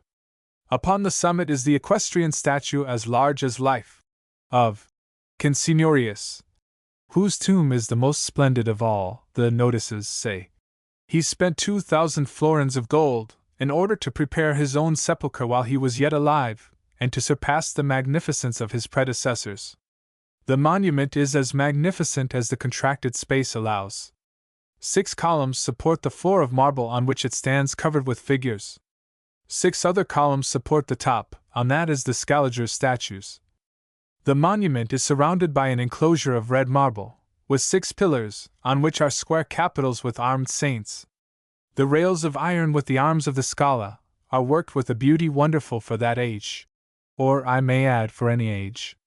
These rails are an exquisite network of iron wrought by hand, with an art emulous of that of Niccolò Caparra at Florence. The chief device employed is a ladder scala, constantly repeated in the centers of counterfoils, and the whole fabric is still so flexible and perfect, after the lapse of centuries, that the net may be shaken throughout by a touch. 4 other tombs of the Scaligeri are here, among which the notices particularly mention that of Alboin della Scala. He was one of the Ghibelline party, as the arms on his urn show, that is a staircase risen by an eagle, wherefore Dante said, in sulla scala porta il santo uccello. I should have been glad to meet the author of these delightful histories, but in his absence we fared well enough with the sacristan. When, a few hours before we left Verona, we came for a last look at the beautiful sepulchres, he recognized us, and seeing a sketchbook in the party, he invited us within the enclosure again, and then ran and fetched chairs for us to sit upon, nay, even placed chairs for us to rest our feet on, winning an exuberant courtesy of the Italian race. If I had never acknowledged it before, I must do homage to it now, remembering the sweetness of the sacristans and custodians of Verona. They were all men of the most sympathetic natures. He at San Zen one seemed never to have met with real friends till we expressed pleasure in the magnificent Montaigne, which is the pride of his church. "What coloring!" he cried, and then triumphantly took us into the crypt. "What a magnificent crypt! What works they executed in those days there!" At San Giorgio Maggiore, where there are a Tintoretto and a Veronese, and 4 horrible swindling big pictures by Romanino, I discovered to my great dismay that I had in my pocket but 5 soldi, which I offered with much abasement and many apologies to the sacristan, but he received them as if they had been so many Napoleons, prayed me not to speak of embarrassment, and declared that his labors in our behalf had been nothing but pleasure. At Santa Maria in Organo, where are the wonderful intagli of Fra Giovanni de Verona, the sacristan fully shared our sorrow that the best pictures could not be unveiled as it was Holy Week. He was also moved with us at the gradual decay of the intagli, and led us to believe that, to a man of so much sensibility, the general ruinous state of the church was an inexpressible affliction, and we rejoiced for his sake that it should possess at least one piece of art in perfect repair. This was a modern work, that day exposed for the first time, and it represented in a group of wooden figures the death of St. Joseph. The Virgin and Christ supported the dying saint on either hand, and as the whole was vividly colored, and rays of glory in pink and yellow gauze descended upon Joseph's head, nothing could have been more impressive. 3. Parma is laid out with a regularity which may be called characteristic of the great ducal cities of Italy, and which it fully shares with Mantua, Ferrara, and Bologna. The seigneurial cities, Verona, Vicenza, Padua, and Treviso, are far more picturesque, and Parma excels only in the number and beauty of her fountains. It is a city of gloomy aspect, says Valery, who possibly entered it in a pensive frame of mind, for its sadness did not impress us. We had just come from Medina, where the badness of our hotel enveloped the city in an atmosphere of profound melancholy. In fact, it will not do to trust to travelers in anything. I, for example, have just now spoken of the many beautiful fountains in Parma because I think it right to uphold the statement of M. Richard's Handbook, but I only remember seeing one fountain, passably handsome, there. My Lord Cork, who was at Parma in 1754, says nothing of fountains, and Richard Lascelles, Gent., who was there a century earlier, merely speaks of the fountains in the Duke's gardens, which, together with his graces, wild beasts, and exquisite coaches, and admirable theatre to exhibit operas in, the Duomo, whose cupola was painted by the rare hand of Correggio, and the Church of the Capuchins, where Alexander Farnese is buried, were the chief thing to be seen in Parma at that day. The wild beasts have long ago run away with the exquisite coaches, but the other wonders named by Master Lascelles are still extant in Parma, together with some things he does not name. Our minds, in going thither, were mainly bent upon Correggio and his works, and while our dinner was cooking at the admirable Albergo della Posta, we went off to feast upon the perennial hash of frogs in the dome of the cathedral. This is one of the finest Gothic churches in Italy, and vividly recalls Verona, while it has a quite unique and most beautiful feature in the 3 light-columned galleries that traverse the facade one above another. Close at hand stands the ancient baptistry, hardly less peculiar and beautiful. But after all, it is the work of the great painter which gives the temple its chief right to wonder and reverence. We found the fresco, of course, much wasted, and at first glance, before the innumerable arms and legs had time to order and attribute themselves to their respective bodies, we felt the justice of the undying spite which called this divinest of frescoes a Guazzetto di Rain. But in another moment it appeared to us the most sublime conception of the Assumption ever painted, and we did not find Carracci's praise too warm where he says, and I still remained stupefied with the sight of so grand a work, everything so well conceived, so well seen from below, with so much severity yet with so much judgment and so much grace, with a coloring which is of very flesh. The height of the fresco above the floor of the church is so vast that it might well appear like a heavenly scene to the reeling sense of the spectator. Brain, nerve, and muscle were strained to utter exhaustion in a very few minutes, and we came away with our admiration only half satisfied, and resolved to ascend the cupola next day, and see the fresco on something like equal terms. In one sort we did thus approach it, and as we looked at the gracious floating figures of the heavenly company through the apertures of the dome, they did seem to adopt us and make us part of the painting. But the tremendous depth, over which they drifted so lightly, it dizzied us to look into, and I am not certain that I should counsel travelers to repeat our experience. Where still perfect, the fresco can only gain from close inspection, it is painted with such exquisite and jealous perfection, yet the whole effect is now better from below, for the decay is less apparent, and besides, life is short, and the stairway by which one ascends to the dome is in every way too exigent. It is with the most astounding sense of contrast that you pass from the Assumption to the contemplation of that other famous roof frescoed by Correggio, in the Monastero di San Paolo. You might almost touch the ceiling with your hand, it hovers so low with its counterfeit of vine-clambered trellis work, and its pretty boys looking roguishly through the embowering leaves. It is altogether the loveliest room in the world, and if the Diana in her car on the chimney is truly a portrait of the abbess for whom the chamber was decorated, she was altogether worthy of it, and one is glad to think of her enjoying life in the fashion amiably permitted to nuns in the 15th century. What curious scenes the gaiety of this little chamber conjures up, and what a vivid comment it is upon the age and people that produced it! This is one of the things that makes a single hour of travel worth whole years of historic study, and which casts its light upon all future reading. Here, no doubt, the sweet little abbess, with the noblest and prettiest of her nuns about her, received the polite world, and made a cheerful thing of devotion, while all over Transalpine Europe the sour-hearted reformers were destroying pleasant monasteries like this. The light-hearted lady nuns and their gentlemen friends looked on heresy as a deadly sin, and they had little reason to regard it with favor. It certainly made life harder for them in time, for it made reform within the church as well as without, so that at last the lovely chamber of St. Paul was closed against the public for more than 2 centuries. All Parma is full of Correggio, as Venice is of Titian and Tintoretto, as Naples of Spagnoletto, as Mantua of Giulio Romano, as Vicenza of Palladio, as Bassano of Da Ponte, as Bologna of Guido Reni. I have elsewhere noticed how ineffaceably and exclusively the manner of the masters seems to have stamped itself upon the art of the cities where they severally wrought, how at Parma Correggio yet lives in all the sketchy mouths of all the pictures painted there since his time. One might almost believe, hearing the Parmesans talk, that his manner had infected their dialect, and that they fashioned their lazy, incomplete utterance with the careless lips of his nymphs and angels.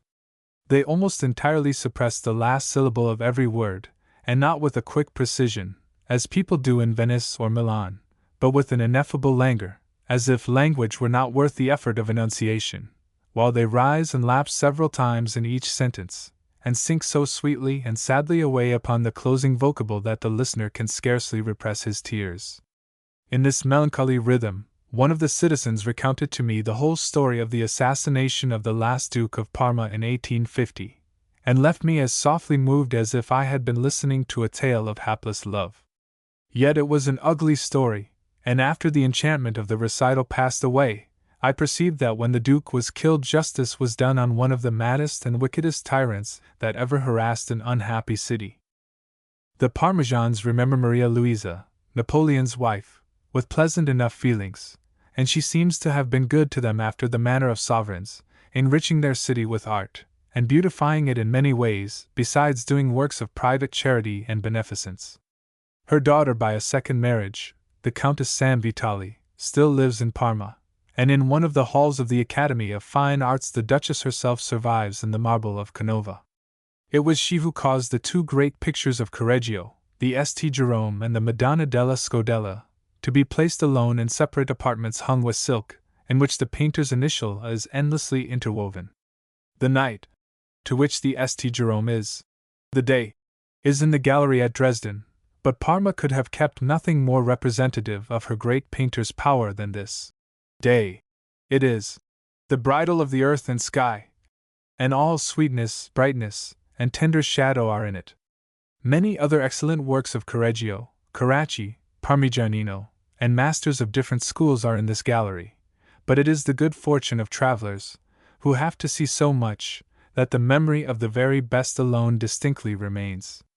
Nay, in the presence of prime beauty nothing else exists, and we found that the church of the Steccata, where Parmigianino's sublime Moses breaking the tables of the law is visible in the midst of a multitude of other figures on the vault, really contained nothing at last but that august and awful presence. Undoubtedly the best gallery of classical antiquities in North Italy is that of Parma, which has derived all its precious relics from the little city of Vallesia alone. It is a fine foretaste of Pompeii and the wonders of the Museo Borbonico at Naples, with its antique frescoes, and marble, and bronzes. I think nothing better has come out of Herculaneum than the comic statuette of Hercules drunk. He is in bronze, and the drunkest man who has descended to us from the elder world. He reels backward, and leers knowingly upon you, while one hand hangs stiffly at his side, and the other faintly clasps a wine cup, a burly, worthless, disgraceful demigod. The great Farnese Theatre was, as we have seen, admired by Lascelles, but Lord Cork found it a useless structure though immense. The same spirit that raised the Colossus at Rhodes, he says, raised the theatre at Parma, that insatiable spirit and lust of fame which would brave the Almighty by fixing eternity to the name of a perishable being. If it was indeed this spirit, I am bound to say that it did not build so wisely at Parma as at Rhodes. The playhouse that Ranuzio I constructed in 1628, to do honor to Cosimo II de' Medici, pausing at Parma on his way to visit the tomb of San Carlo Borromeo, and that for a century afterward was the scene of the most brilliant spectacles in the world, is now one of the dismalest and dustiest of ruins. This Theatrum Orbis Miraculum was built and ornamented with the most perishable materials, and even its size has shrunken as the imaginations of men have contracted under the strong light of later days. When it was first opened, it was believed to hold 14,000 spectators. At a later fate it held only 10,000. The last published description fixes its capacity at 5,000, and it is certain that for many and many a year it has held only the stray tourists who have looked in upon its desolation.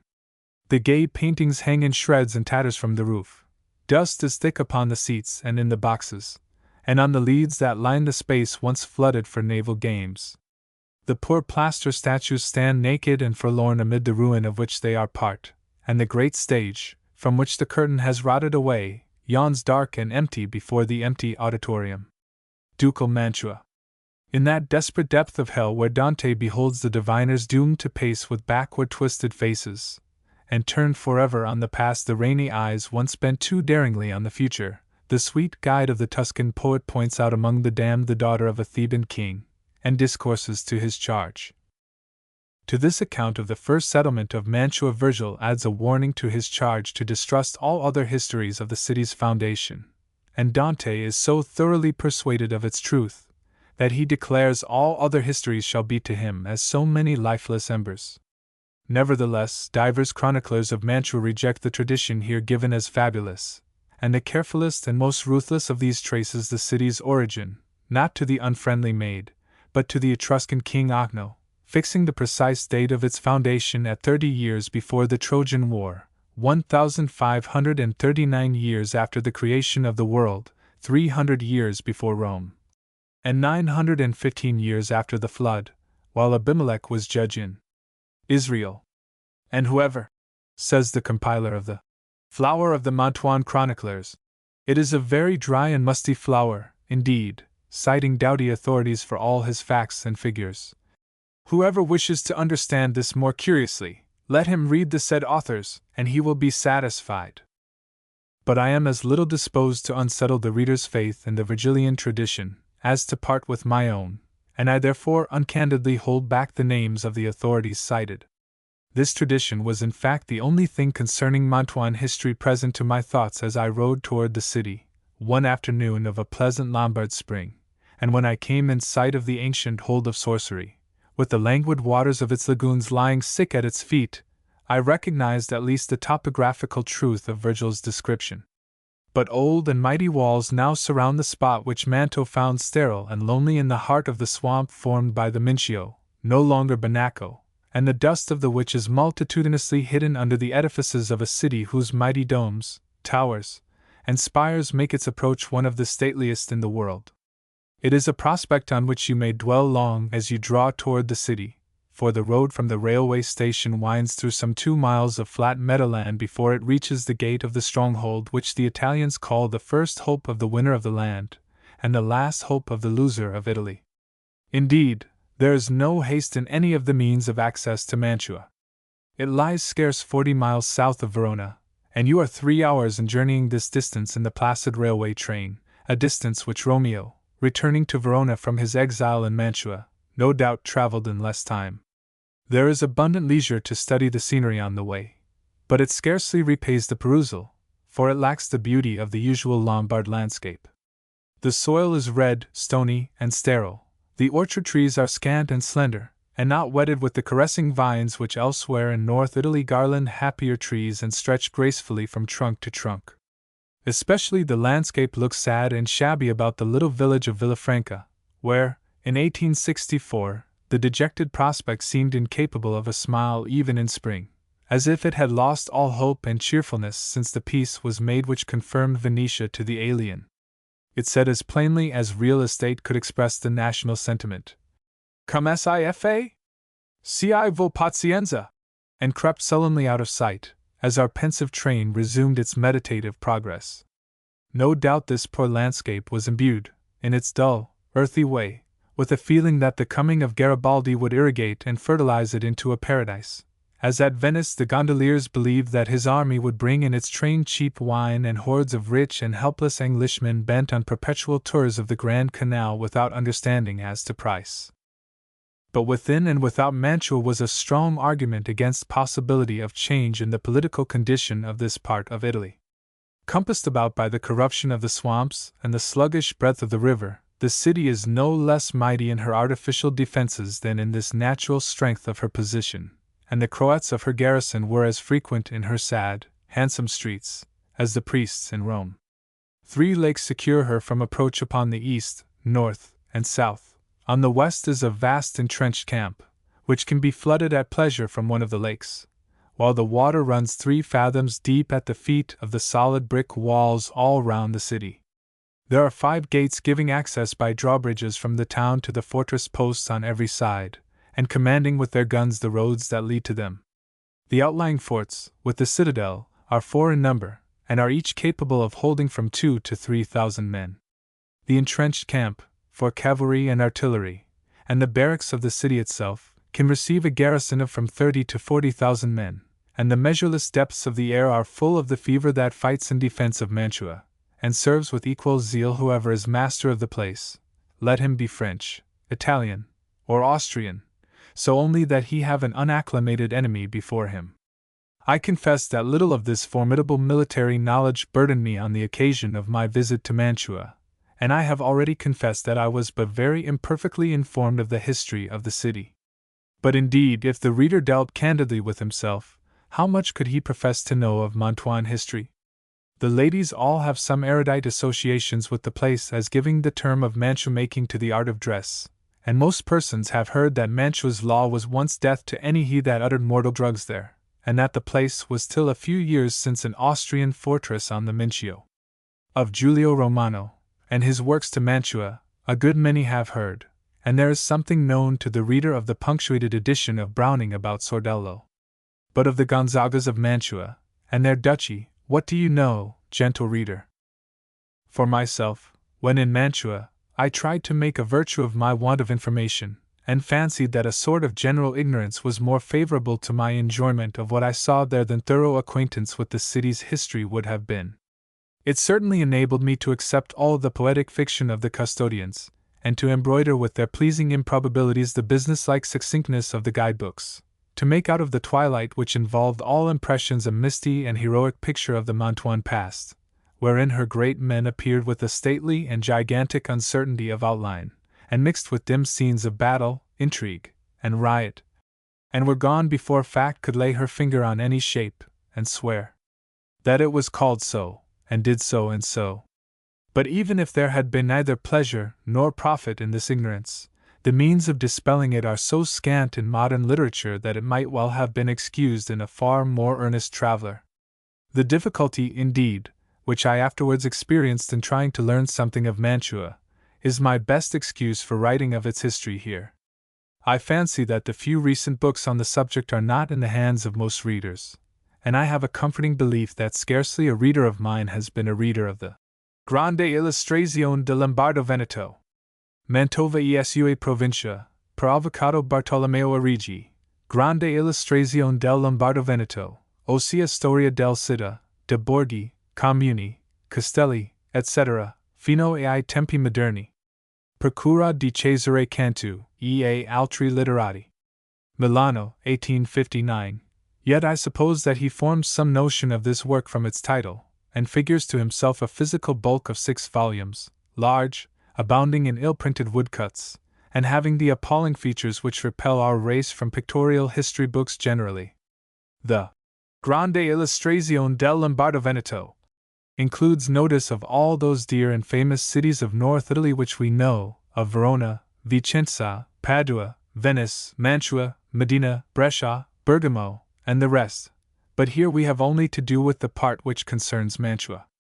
This is written by the advocate Bartolomeo Origi, whose ingenious avoidance of all that might make his theme attractive could not be sufficiently celebrated here, and may therefore be left to the reader's fancy.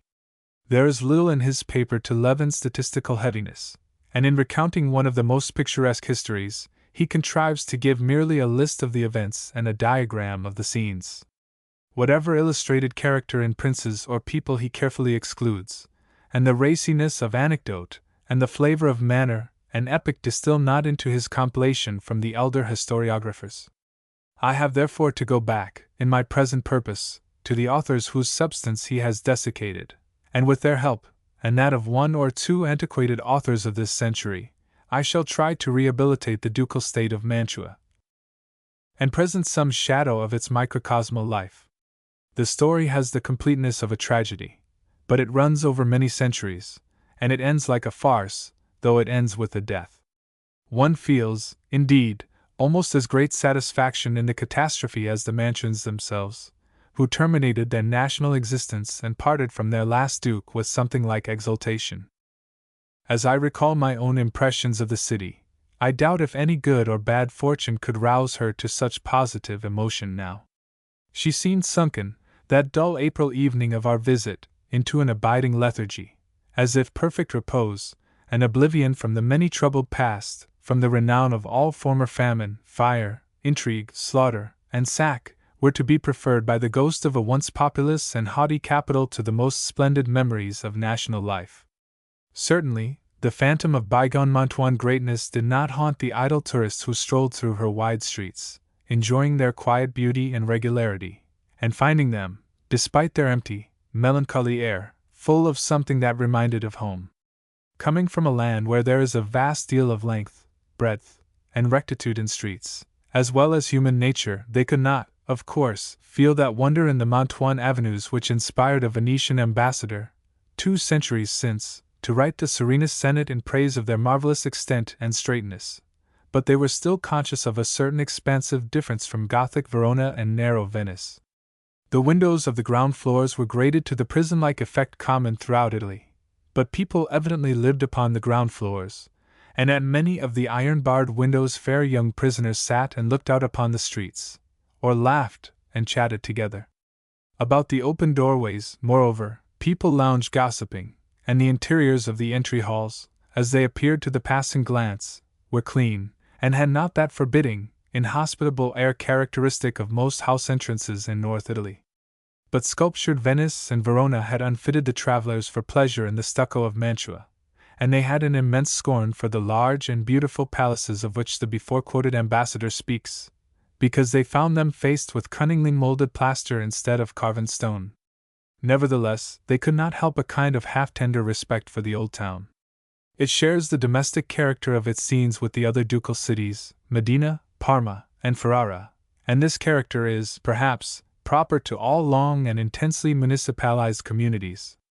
But Mantua has a ghostly calm wholly its own, and this was not in the least broken that evening by chatters at thresholds, and pretty laughers at grated windows. It was very, very quiet. Perhaps half a score of carriages rumbled by us in our long walk, and we met some scattered promenaders. But for the most part the streets were quite empty, and even in the chief piazza, where there was still some belated show of buying and selling, and about the doors of the cafes, where there was a good deal of languid loafing, there was no indecency of noise or bustle. There were visibly few people in the place, and it was in decay, but it was not squalid in its lapse. The streets were scrupulously neat and clean, and the stuccoed houses were all painted of that pale saffron hue which gives such unquestionable respectability to New England towns. Before we returned to our lodgings, Mantua had turned into twilight, and we walked homeward through a placid and dignified gloom, nowhere broken by the flare of gas, and only remotely affected, here and there, by the light of lamps of oil, faintly twinkling in a disheartened Mantuan fashion. If you turn this pensive light upon the yellow pages of those old chronicles of which I spoke, it reveals pictures fit to raise both pity and wonder for the past of this city, pictures full of the glory of struggles for freedom, of the splendor of wise princes, of the comfort of a prosperous and contented people, of the grateful fruits of protected arts and civilization, but likewise stained with images of unspeakable filth and wickedness, baseness and cruelty, incredible shame, suffering, and sin. Long before the birth of Christ, the Gauls drive out the Etruscans from Mantua, and aggrandize and beautify the city, to be in their turn expelled by the Romans, under whom Mantua again waxes strong and fair. In this time, the wife of a farmer not far from the city dreams a marvelous dream of bringing forth a laurel bough, and in due time bears into the world the chiefest of all Mantuans, with a smile upon his face. This is a poet, and they call his name Virgil. He goes from his native city to Rome, when ripe for glory, and has there the good fortune to win back his father's farm, which the greedy veterans of Augustus, then settled in the Cremonese, had annexed to the spoils bestowed upon them by the emperor. Later in this Roman time, and only 3 years after the death of him whom the poet all but prophesied, another grand event marks an epoch in Mantuan history. According to the pious legend, the soldier Longinus, who pierced the side of Christ as he hung upon the cross, has been converted by a miracle. Wiping away that costly blood from his spearhead, and then drawing his hand across his eyes, he is suddenly healed of his nearsightedness, and stricken with the full wonder of conviction. He gathers anxiously the precious drops of blood from his weapon into the phial from which the vinegar mixed with gall was poured, and forsaking his life of soldier, he wanders with his new-won faith and his priceless treasure to Mantua, where it is destined to work famous miracles, and to be the most valued possession of the city to all aftertime. The saint himself, preaching the gospel of Christ, suffers martyrdom under Tiberius. His tongue is cut out, and his body is burnt, and his ashes are buried at Mantua, forgotten, and found again in after ages with due signs and miraculous portents. The Romans give a civil tranquillity to Mantua, but it is not till 3 centuries after Christ that the persecutions of the Christians cease. Then the temples of the gods are thrown down, and churches are built, and the city goes forward to share the destinies of the Christianized empire, and be spoiled by the barbarians. In 407 the Goths take it, and the Vandals in their turn sack and waste it, and scatter its people, who return again after the storm, and rebuild their city. Attila, marching to destroy it, is met at Gaverno, as you see in Raphael's fresco in the Vatican, by Pope Leo I, who conjures him to spare the city, and threatens him with divine vengeance if he refuse. Above the pontiff's head 2 wrathful angels, bearing drawn swords, menace the Hun with death if he advance, and thus miraculously admonished, he turns aside from Mantua and spares it. The citizens successfully resist an attack of Alboin, but the Longobards afterwards, unrestrained by the visions of Attila, beat the Mantuans and take the city. From the Lombards the Greeks, sent thither by the Exarch of Ravenna, captured Mantua about the end of the 6th century, and then, the Lombards turning immediately to besiege it again, the Greeks defend their prize long and valiantly, but in the end are overpowered. They are allowed to retire with their men and arms to Ravenna, and the Lombards dismantle the city. Concerning our poor Mantua under Lombard rule there is but little known, except that she went to war with the Cremonese, and it may be fairly supposed that she was, like her neighbors, completely involved in foreign and domestic discords of every kind. That war with the Cremonese was about the possession of the river Alio, and the Mantuans came off victors in it, slaying immense numbers of the enemy, and taking some thousands of them prisoners, whom their countrymen ransomed on condition of building one of the gates of Mantua with materials from the Cremonese territory, and mortar mixed with water from the disputed Alio. The reader easily conceives how bitter a pill this must have been for the high-toned Cremonese gentlemen of that day. When Charlemagne made himself master of Italy, the Mantuan lands and Mantuan men were divided up among the brave soldiers who had helped to enslave the country. These warriors of Charlemagne became counts, and the contadini, or inhabitants of each contado, county, became absolutely dependent on their will and pleasure. It is recorded, to the confusion of those who think primitive barbarism is virtue, that the corruption of those rude and brutal old times was great, that all classes were sunk in vice, and that the clergy were especially venal and abominable. After the death of Charlemagne, in the 9th century, wars broke out all over Italy between the factions supporting different aspirants to his power, and we may be sure that Mantua had some share in the common quarrel. As I have found no explicit record of this period, I distribute to the city, as her portion of the calamities, at least 2 sieges, 1 capture and sack, and a decimation by famine and pestilence. We certainly read that, 50 years later, the Emperor Rudolph attacked it with his Hungarians, took it, pillaged it, and put great part of its people to the sword. During the siege, some pious Mantuans had buried, to save them from the religious foe, the blood of Christ, and part of the sponge which had held the gall and vinegar, together with the body of St. Longinus. Most unluckily, however, these excellent men were put to the sword, and all knowledge of the place of sepulture perished with them. At the end of these wars Mantua received a lord by appointment of the emperor, and the first lord's son married the daughter of the Duke of Lorraine, from which union was born the great Countess Matilda. Boniface was the happy bridegroom's name, and the wedding had a wild splendor and profuse barbaric jollity about it, which it is pleasant enough to read of after so much cutting and slashing. The viands were passed round on horseback to the guests, and the horses were shod with silver shoes loosely nailed on, that they might drop off and be scrambled for by the people. Oxen were roasted whole, as at a Kentucky barbecue, and wine was drawn from wells with buckets hung on silver chains. It was the first great display of that magnificence of which after princes of Mantua were so fond, and the wretched hinds out of whose sweat it came no doubt thought it very fine. Of course Lord Boniface had his wars. There was a plot to depose him discovered in Mantua, and the plotters fled to Verona. Boniface demanded them, but the Veronese answered stoutly that theirs was a free city, and no man should be taken from it against his will. Boniface marched to attack them, and the Veronese were such fools as to call the Duke of Austria to their aid, promising submission to his government in return for his help. It was then that Austria first put her finger into the Italian pasticcio, where she kept it so many centuries. But the Austrian governor whom the Duke set over the Veronese made himself intolerable, the Austrian governor always does, and they drove him out of the city. On this the Duke turns about, unites with Boniface, takes Verona and sacks it. An altogether pleasanter incident of Boniface's domination was the miraculous discovery of the sacred relics, buried and lost during the sack of Mantua by the Hungarians. The place of sepulture was revealed thrice to a blind pauper in a dream. People dug where he bade them and found the relics. Immediately on its exhumation the blood wrought innumerable miracles, and the fame of it grew so great, that the Pope came to see it, attended by such concourse of the people that they were obliged to sleep in the streets. It was an age that drew the mantle of exterior devotion and laborious penances and pilgrimages over the most hideous crimes and unnatural sins. But perhaps the poor believers who slept in the streets of Mantua on that occasion were none the worse for their faith when the Pope pronounced the blood genuine and blessed it.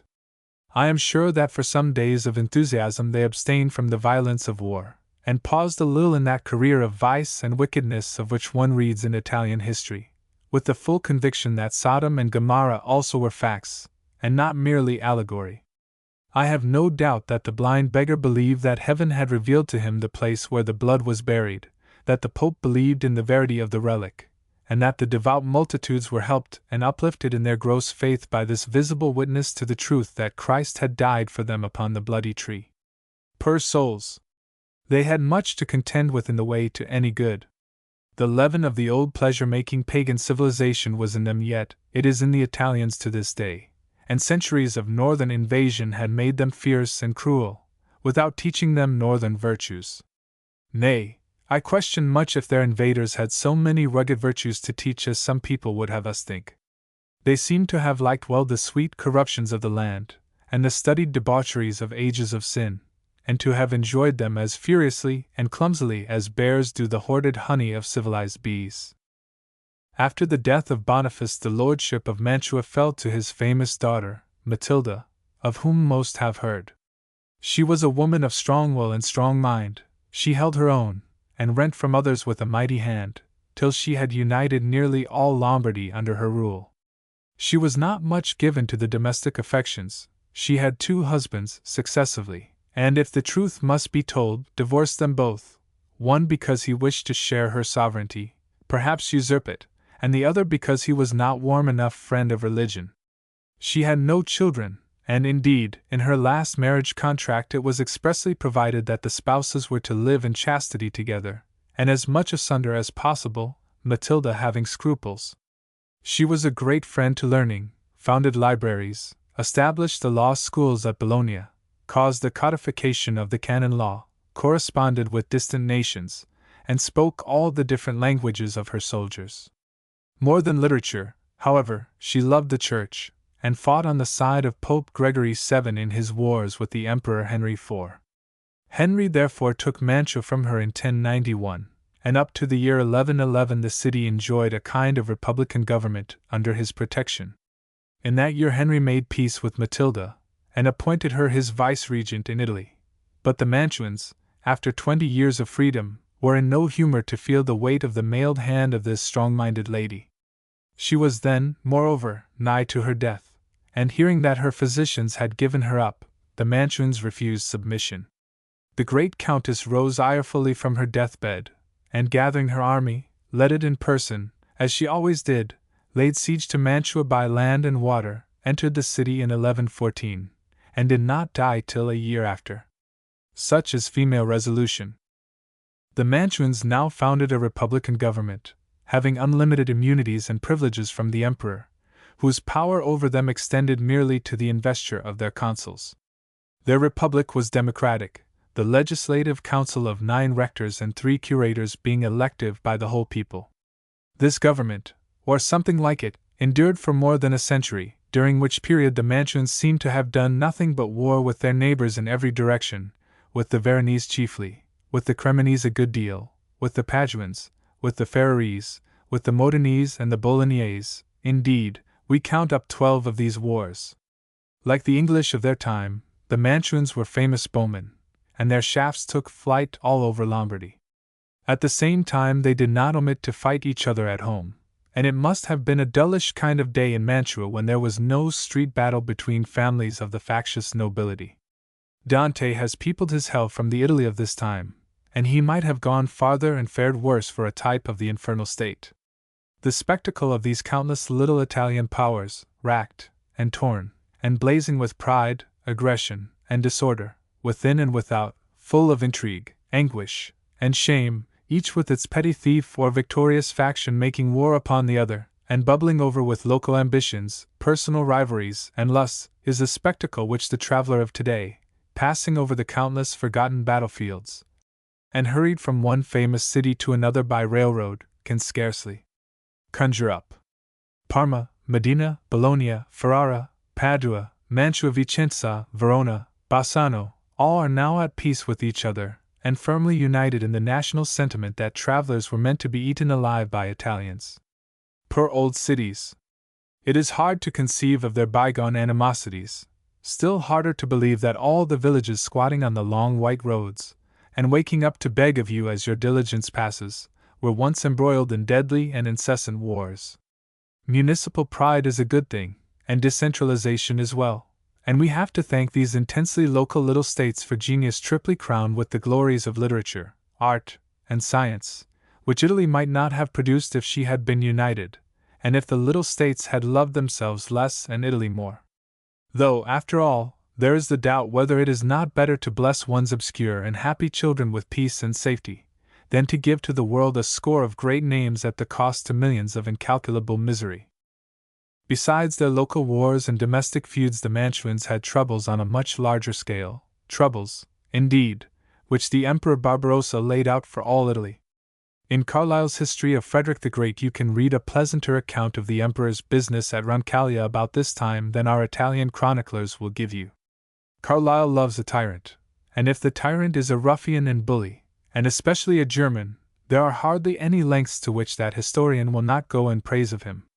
Truly, one would hardly guess, from that picture of Frederick Redbeard at Roncaglia, with the standard set before his tent, inviting all men to come and have justice done them, that the Emperor was actually at Roncaglia for the purpose of conspiring with his Diet to take away every vestige of liberty and independence from miserable Italy.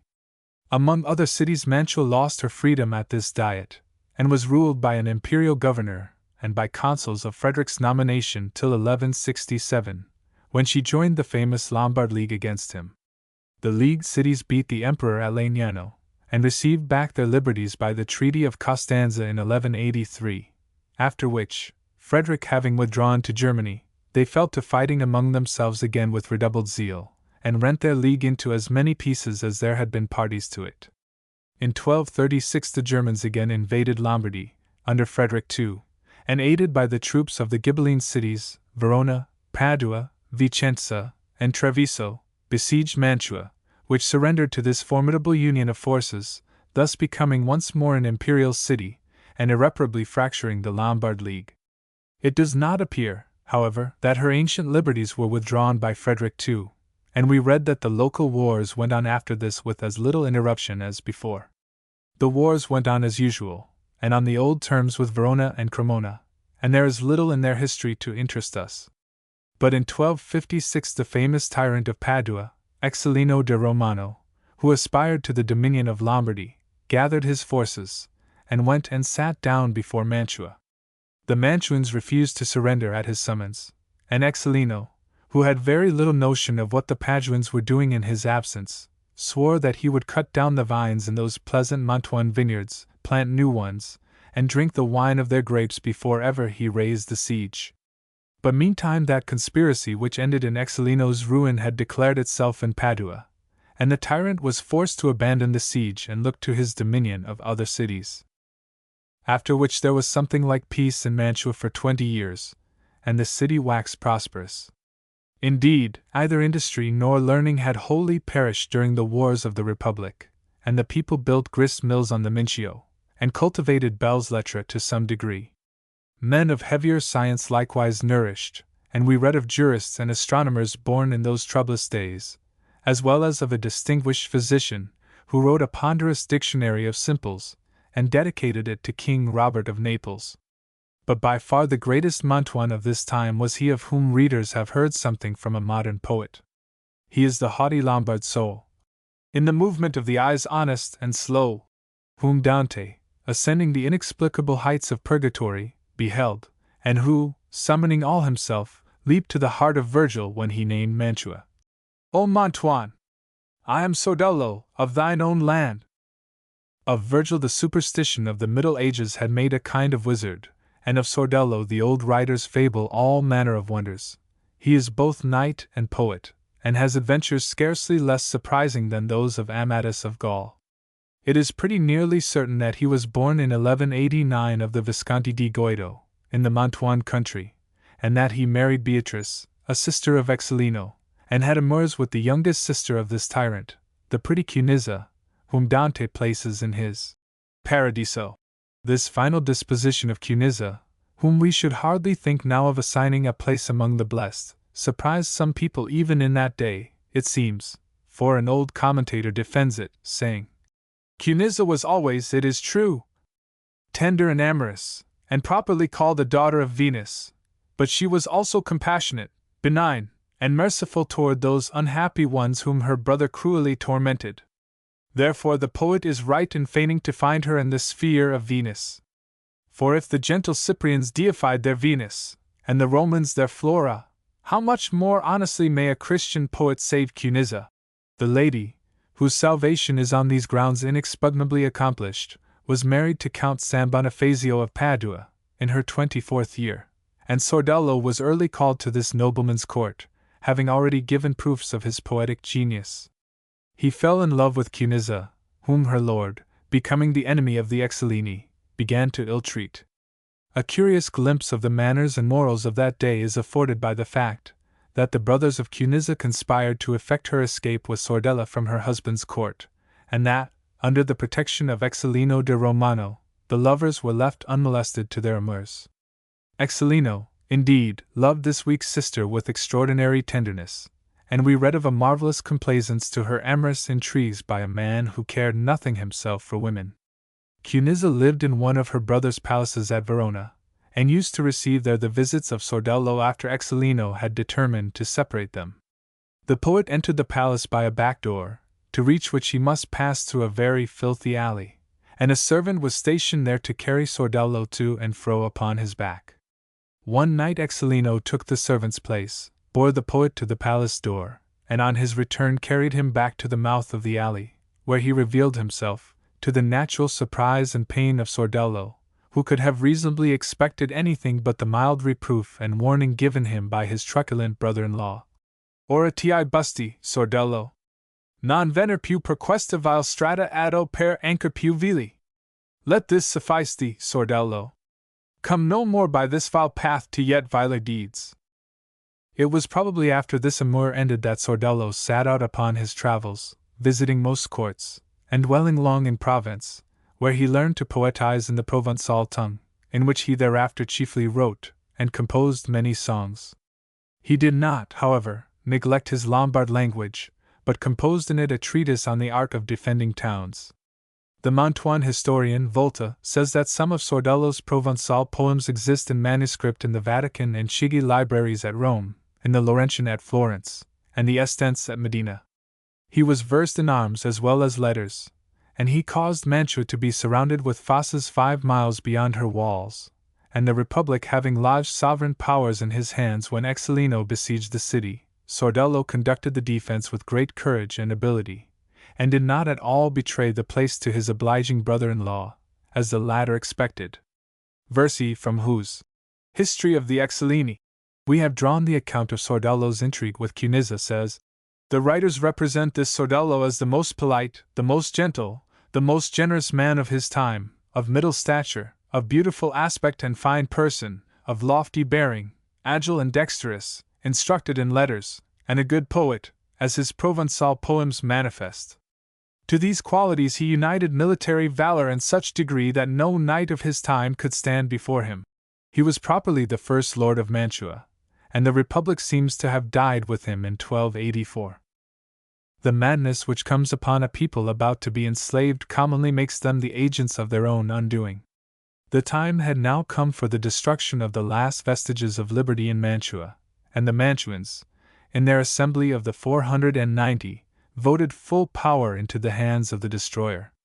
That Piemonte Bonacolsi whom Dante mentions in the 20th canto of the Inferno had been elected captain of the Republic, and feigning to fear aggression from the Marquis of Ferrara, he demanded of the people the right to banish all enemies of the state. This reasonable demand was granted, and the captain banished, as is well known, all enemies of Piemonte Bonacolsi. After that, having things his own way, he began to favor public tranquility, abolish family feuds and the ancient amusement of street battles, and led his enslaved country in the paths of material prosperity, for which he was no doubt lauded in his day by those who thought the Mantuans were not prepared for freedom. He resolved to make the captaincy of the Republic hereditary in the Bonacolsi family, and when he died, in 1293, his power descended to his son Bordelone. This Bordelone seems to have been a generous and merciful captain enough, but he loved ease and pleasure, and a rough nephew of his, Guido Botticella, conspired against him to that degree that Bordelone thought best, for peace and quietness' sake, to abdicate in his favor. Guido had the customary war with the Marquis of Ferrara, and then died, and was succeeded by his brother Passerino, a very bad person, whose son at last brought his whole family to grief. The emperor made him vicar of Medina, and he used the Modenese very cruelly, and shut up Francesco Pico and his sons in a tower, where he starved them, as the Pisans did Ugolino. In those days, also, the Pope was living at Avignon, and people used to send him money and other comforts there out of Italy. An officer of Passerino's, being of Ghibelline politics, attacked one of these richly laden emissaries, and took his spoils, dividing them with Passerino. For this the Pope naturally excommunicated the captain of Mantua, and thereupon his neighbors made a great deal of pious war upon him. But he beat the Bolognese, the most pious of his foes, near Montevoglio, and with his Modenese took from them that famous bucket, about which Tassini made his great burlesque epic, The Rape of the Bucket, La Secca Rapida, and which still hangs in the tower of the Duomo at Medina. Meantime, while Passerino had done everything to settle himself comfortably and permanently in the tyranny of Mantua, his worthless son Francesco fell in love with the wife of Filippino Gonzaga. According to the old Mantuan chronicles, the Gonzagas were of a royal German line, and had fixed themselves in the Mantuan territory in 770, where they built a castle Bianpa, and began at once to take part in public affairs.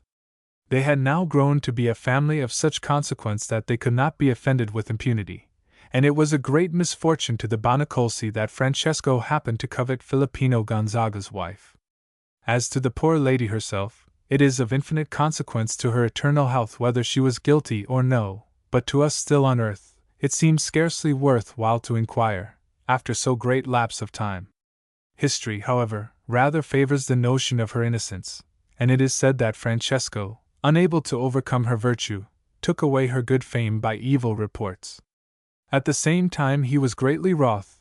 It is scarcely possible to write seriously of these ridiculous, wicked old shadows, that this lady's husband should have fallen in love with a pretty concubine of his, Bonacolsi's, and after publicly defaming Filippino's wife, he threatened to kill him for this passion. The insult and the menace sank deep into the bitter hearts of the Gonzagas, and the head of that proud race, Filippino's uncle, Luigi Gonzaga, resolved to avenge the family dishonor. He was a secret and taciturn man, and a pious adulator of his line has praised him for the success with which he dissembled his hatred of the Bonacolsi, while conspiring to sweep them and their dominion away. He won over adherents among the Mantuans, and then made a league with Congrande of Verona to divide the spoils of the Bonacolsi, and so, one morning, having bribed the guards to open the city gates, he entered Mantua at the head of the banded forces. The population was roused with patriotic cries of, "Long live the Mantuan people!" and, as usual, believed, poor souls, that some good was meant them by those who came to overthrow their tyrants. The Bonacolsi were dreaming that pleasant morning of anything but ruin, and they offered no resistance to the insurrection till it burst out in the great square before the Castello di Corte. They then made a feeble sally from the castle, but were swiftly driven back, and Passerino, wounded to death under the great Gothic archway of the palace, as he retreated, dropped from his languid hands the bridle rein of his charger, and the reins of that government with which he had so long galled Mantua. The unhappy Francesco fled to the cathedral for protection, but the Gonzagas slew him at the foot of the altar, with tortures so hideous and incredible, that I am glad to have our friend, the Advocate Origi, deny the fact altogether. Passerino's brother, a bishop, was flung into a tower to starve, that the Picos might be avenged, and the city of Mantua was liberated. In that day, when you freed a city from a tyrant, you gave it up to be pillaged by the army of liberation, and Mantua was now sacked by her deliverers. Cangrande's share of the booty alone amounted to 100,000 gold florins, about $250,000. The Mantuans, far from imitating the ungrateful Paduans, who, when the Crusaders liberated them from Exilino, grudged these brave fellows 3 days' pillage of their city, and even wished back their old tyrant, the Mantuans, we say, seemed not in the least to mind being devoured, but gratefully elected the Gonzaga their captain general, and purchased him absolution from the Pope for his crimes committed in the sack. They got this absolution for 20,000 gold florins, and the Pope probably sold it cheap, remembering his old grudge against the Bonacolsi, whom the Gonzaga had overthrown. All this was in the year of grace 1328. I confess that I am never weary of reading of these good, heroic, virtuous old times in Italy, and that I am here tempted to digress into declamation about them. There is no study more curious and interesting, and I am fond of tracing the two elements of character visible in Italian society, and every individual Italian, as they flow down from the remotest times to these. The one element, that capacity for intellectual culture of the highest degree; the other element, that utter untamableness of passion and feeling. The presence of these contradictory elements seems to influence every relation of Italian life, to make it capable of splendor, but barren of comfort, to endear beauty, but not goodness, to the Italian, to lead him to recognize and celebrate virtues, but not to practice them, to produce a civilization of the mind, and not of the soul. When Luigi Gonzaga was made Lord of Mantua, he left his castle beyond Pa, to dwell in the city.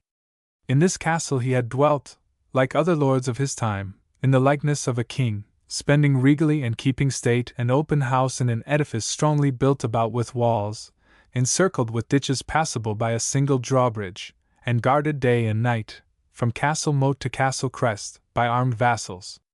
Hundreds ate daily at his board, which was heaped with a rude and rich profusion, and furnished with carven goblets and plate of gold and silver.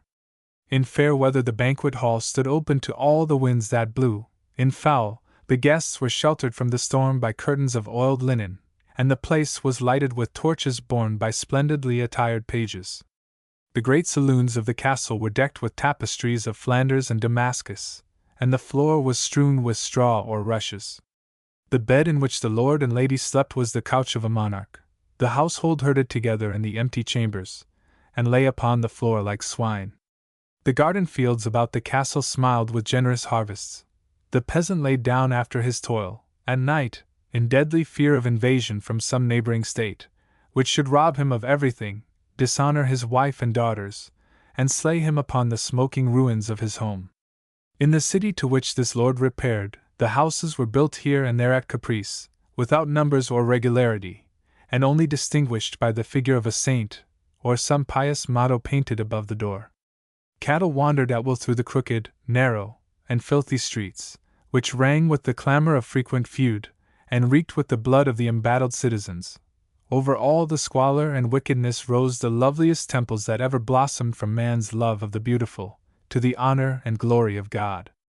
In this time crusaders went to take the Lord's sepulchre from the infidel, while their brothers left at home rose against one another, each petty state against its neighbor, in unsparing wars of rapine and devastation, wars that slew, or, less mercifully, mutilated prisoners, that snatched the babe from the embrace of its violated mother, and dashed out its brains upon the desolated hearth. A hopeless, hellish time of sack, plunder, murder, famine, plague, and unnatural crime, a glorious age, in which flourished the gentlest and sweetest poet that ever sang, and the grimmest and grandest that ever upbraided a godless generation for its sins, in which Petrarch was crowned with laurel at Rome, and Dante wandered in despair from court to court, learning in the bitterness of his exile's heart. It was a time ignorant of the simplest comfort, but debauched with the vices of luxury, in which cities repressed the license of their people by laws regulating the length of women's gowns, and the outlays at weddings and funerals. Every wild misdeed and filthy crime was committed, and punished by terrible penalties, or atoned for by fines. A fierce democracy reigned, banishing nobles, razing their palaces, and plowing up the salt-sown sites, till at last, in the uttermost paroxysm of madness, it delivered itself up to lords to be defended from itself, and was crushed into the abjectest depths of slavery. Literature and architecture flourished, and the sister arts were born amid the struggles of human nature convulsed with every abominable passion. For nearly 400 years the Gonzagas continued to rule the city, which the first prince of their line, having well-nigh destroyed, now rebuilt and restored to greater splendor than ever, and it is the Mantua of the Gonzagas which travelers of this day look upon when they visit the famous old city. Their pride and their wealth adorned it, their wisdom and prudence made it rich and prosperous, their valor glorified it, their crimes stained its annals with infamy, Their wickedness and weakness ruined it and brought it low. They were a race full of hereditary traits of magnificence, but one reads their history and learns to love, of all their long succession, only one or two in their pride, learns to pity only one or two in their fall. They were patriotic, but the patriotism of despotic princes is self-love. They were liberal, in spending the revenues of the state for the glory of their family. They were brave, and led many nameless mansions to die in forgotten battles for alien quarrels which they never understood. The succession of the Gonzagas was of 4 captains, ending in 1407, 4 marquises, ending in 1484, and 10 dukes, ending in 1708. The first of the captains was Luigi, as we know. In his time the great Gothic fabric of the Castello di Corte was built, and having rebuilt the portions of the city wasted by the sack, he devoted himself, as far as might be in that age, to the arts of peace, and it is remembered of him that he tried to cure the Mantuan air of its feverish unwholesomeness by draining the swampy environs. During his time, Petrarch, making a sentimental journey to the birthplace of Virgil, was splendidly entertained and greatly honored by him.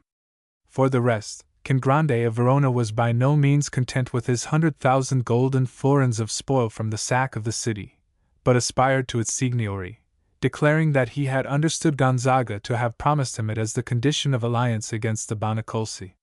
Gonzaga construed the contract differently, and had so little idea of parting with his opinion, that he fought the Scaliger on this point of difference till he died, which befell 30 years after his election to the captaincy. Him his son Guido succeeded, a prince already old at the time of his father's death, and of feeble spirit. He shared his dominion with his son Ugolino, excluding the younger brothers from the dominion.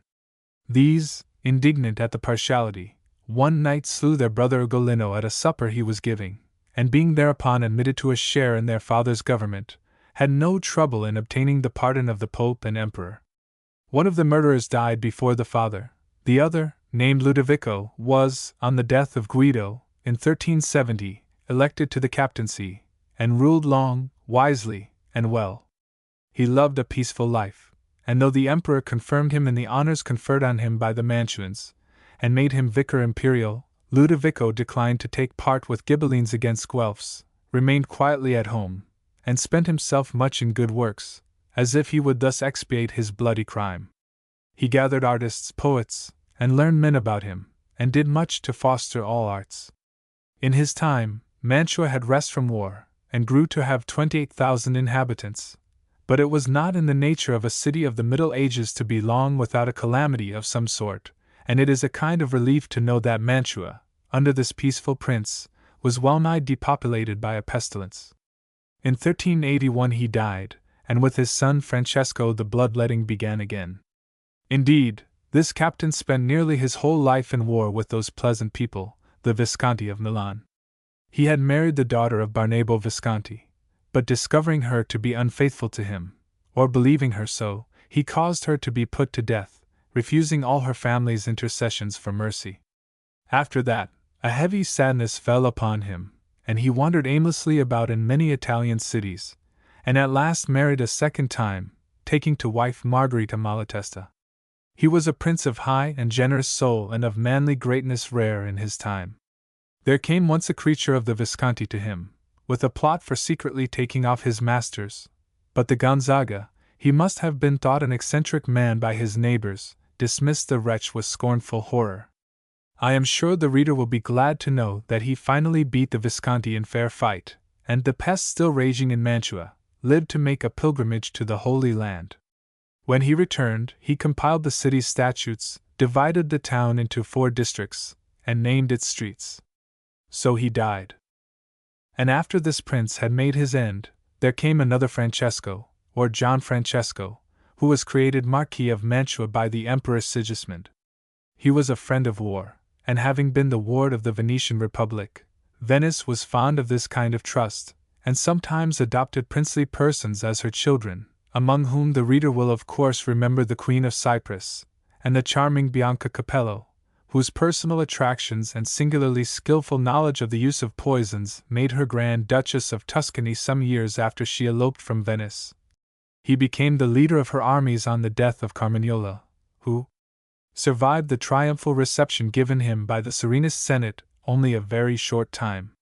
It seems scarcely worth while to state the fact that Carmignola, suspected of treasonable correspondence with the Visconti, was recalled to Venice to receive distinguished honors from the Republic. The Senate was sitting in the hall of the Grand Council when he appeared, and they detained him there with various compliments till night fell. Then, instead of lights, the Sperry appeared, and seized Carmignola. "I am a dead man," he exclaimed, on beholding them. And so indeed he was, for, 3 days after, he was led out of prison, and beheaded between the pillars of the Piazzetta. The Gonzaga took Verona and Padua for the Republic, and met the Milanese in many battles. Venice was then fat and insolently profuse with the spoils of the Orient, and it is probable that the Marquis of Mantua acquired there that taste for splendor which he introduced into his hitherto frugal little state. We read of his being in Venice in 1414, when the Jewelers' and Goldsmiths' Guild gave a tournament in the Piazza San Marco, offering as prizes to the victorious lances a collar enriched with pearls and diamonds, the work of the jewelers, and 2 helmets excellently wrought by the goldsmiths. On this occasion the Gonzaga, with 260 Mantuan gentlemen, mounted on superb horses, contested the prizes with the Marquis of Ferrara, at the head of 200 Ferrarese, equally mounted, and attended by their squires and pages, magnificently dressed. There were 60,000 spectators of the encounter. Both the marquises, says Mutinelli in his Annali Urbani, being each assisted by 14 well-armed cavaliers, combated valorously at the barrier, and were both judged worthy of the first prize. A Mantuan cavalier took the second. The Marquis Gonzaga was the first of his line who began that royal luxury of palaces with which Mantua was adorned. He commenced the ducal palace, but before he went far with the work, he fell a prey to the science then much affected by Italian princes, but still awaiting its last refinement from the gifted Lucrezia Borgia. The poor Marquis was poisoned by his wife's paramour, and died in the year 1444.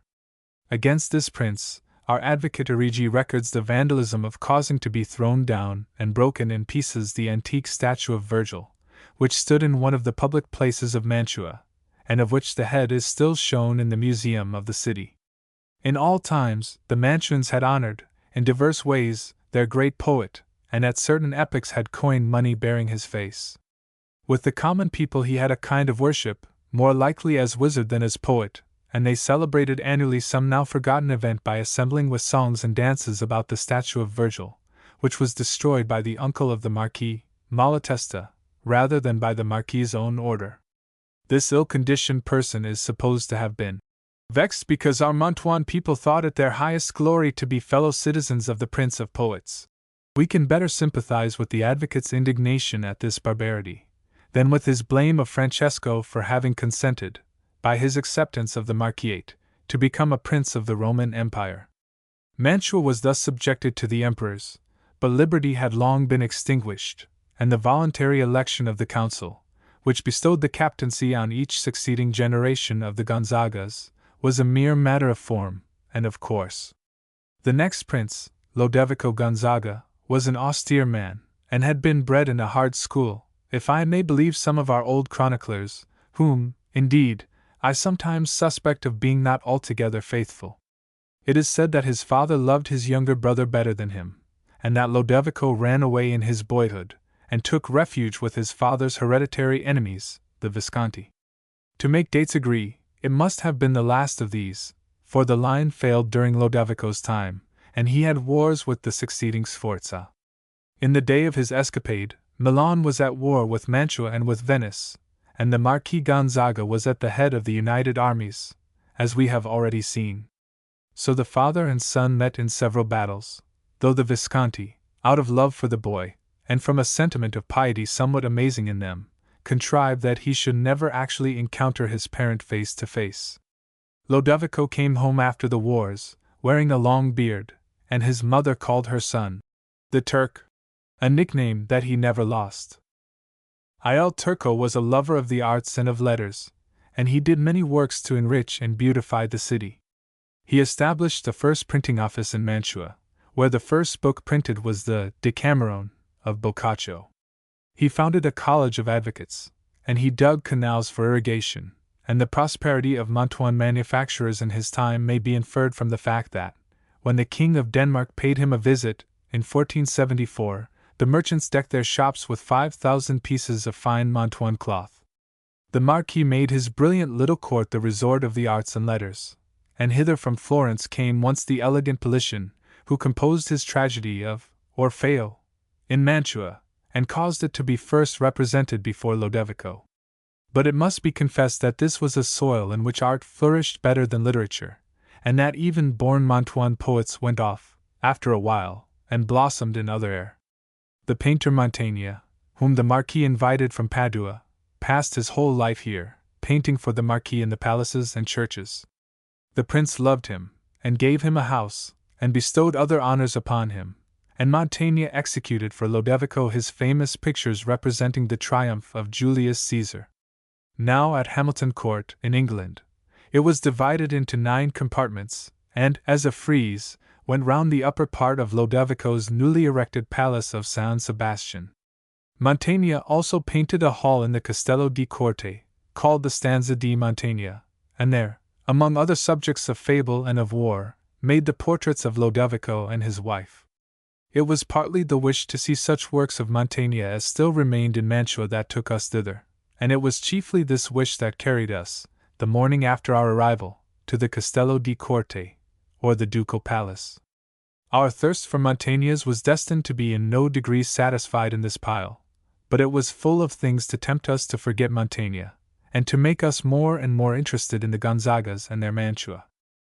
It is taken for granted that no human being ever yet gained an idea of any building from the most artful description of it, but if the reader cares to fancy a wide piazza, or open square, with a church upon the left hand, immense, uninteresting edifices on the right, and an ugly bishop's palace of Renaissance taste behind him, he may figure before him as vastly and magnificently as he pleases the superb Gothic front of the Castello di Corte. This facade is the only one in Italy that reminds you of the most beautiful building in the world, the Ducal Palace at Venice, and it does this merely by right of its short pillars and deep Gothic arches in the ground story, and the great breadth of wall that rises above them, unbroken by the second line of columns which relieves and lightens this wall in the Venetian palace. It stands at an extremity of the city, upon the edge of the broad freshwater lagoon, and is of such extent as to include within its walls a whole court city of theatre, church, stables, playground, course for riding, and several streets. There is a far older edifice adjoining the Castello di Corte, which Guido Bonacolsi began, and which witnessed the bloody end of his line, when Louis Gonzaga surprised and slew his last successor. But the palace itself is all the work of the Gonzagas, and it remains the monument of their kingly state and splendid pride. It was the misfortune of the present writer to be recognized by the employee, formerly of Venice, who gives the permissions to travelers to visit the palace, and to be addressed in the presence of the custode by the dignified title to which his presence did so little honor. This circumstance threw upon the custode, a naturally tedious and oppressive old man, the responsibility of being doubly prolix and garrulous. He reveled in his office of showing the palace, and did homage to the visitor's charge and nation by an infinite expansion upon all possible points of interest, lest he should go away imperfectly informed of anything. By dint of frequent encounter with strangers, this custode had picked up many shreds and fragments of many languages, and did not permit the travelers to consider themselves as having at all understood him until he had repeated everything in Italian, English, French, and German. He led the way with his polyglot babble through an endless number of those magnificent and uninteresting chambers which palaces seem specially built to contain, that men may be content to dwell in the humbler dullness of their own houses. And though the travelers often prayed him to show them the apartments containing the works of Mantegna, they really got to see nothing of this painter's in the Ducal Palace, except, here and there, some evanescent frescoes, which the custode would not go beyond the SI creed in attributing to him. Indeed, it is known that the works of Mantegna suffered grievously in the wars of the last century, and his memory has faded so dim in this palace where he wrought, that the guide could not understand the curiosity of the foreigners concerning the old painter, and certainly Giulio Romano has stamped himself more ineffaceably than Mantegna upon Mantua. In the ducal palace are seen vividly contrasted the fineness and strength, the delicacy and courage of the fancy, which, rather than the higher gift of imagination, characterized Giulio's work. There is such an airy refinement and subtle grace in the pretty grotesques with which he decorates a chamber. There is such daring luxury of color and design in the pictures for which his grand halls are merely the frames. No doubt I could make fine speeches about these paintings, but who, not seeing them, would be the wiser, after the best description and the choicest critical disquisition? In fact, our travelers themselves found it pleasanter, after a while, to yield to the guidance of the custode, and to enjoy the stupider marvels of the place, than to do the set and difficult admiration of the works of art. So, passing the apartments in good preservation, the Austrian emperors had taken good care of some parts of the palace of one of their first Italian possessions. They did justice to the splendor of the satin beds and the other upholstery work. They admired rich carpentering and costly toys.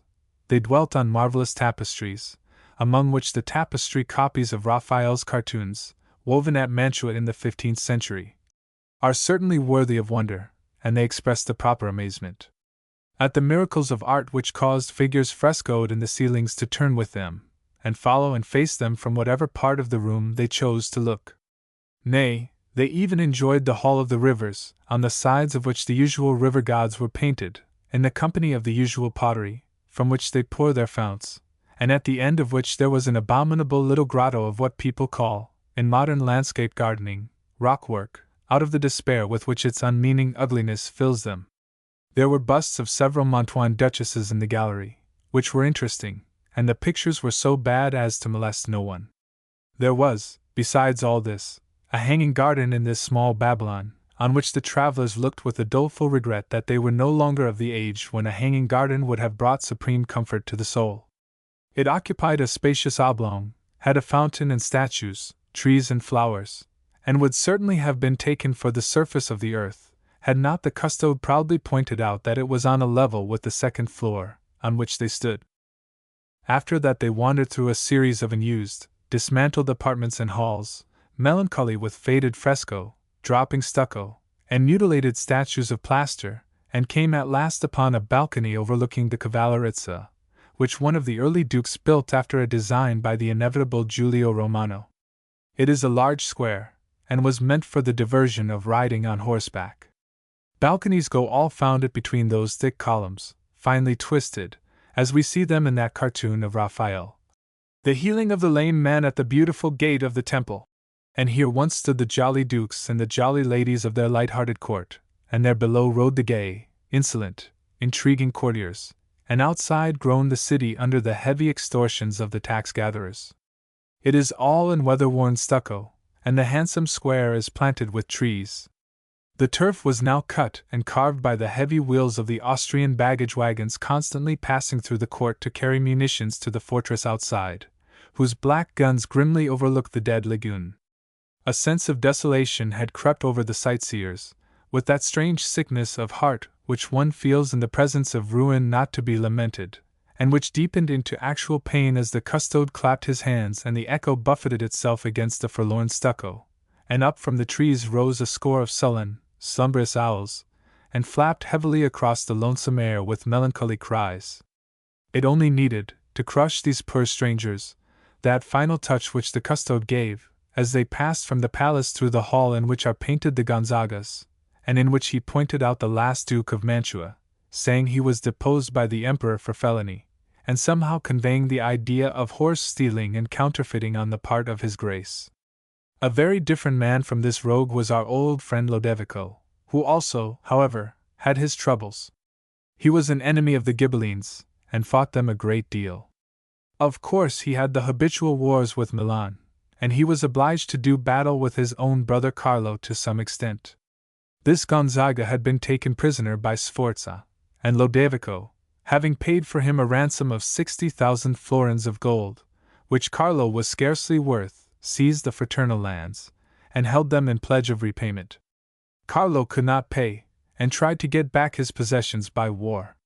Vexed with these and other contentions, Lodovico was also unhappy in his son, whose romance I may best tell in the words of the history, Volta, Storia di Mantova, from which I take it. The son succeeded to the father's dominion in 1478, and it is recorded of him in the Flower of the Chronicles that he was a hater of idleness, and a just man, greatly beloved by his people. They chiefly objected to him that he placed a Jew, Eusebio Malatesta, at the head of civil affairs, and this Jew was indeed the cause of great mischief, for Rodolfo Gonzaga, coming to reside with his wife for a time at the court of his brother, the Marquis, Malatesta fell in love with her.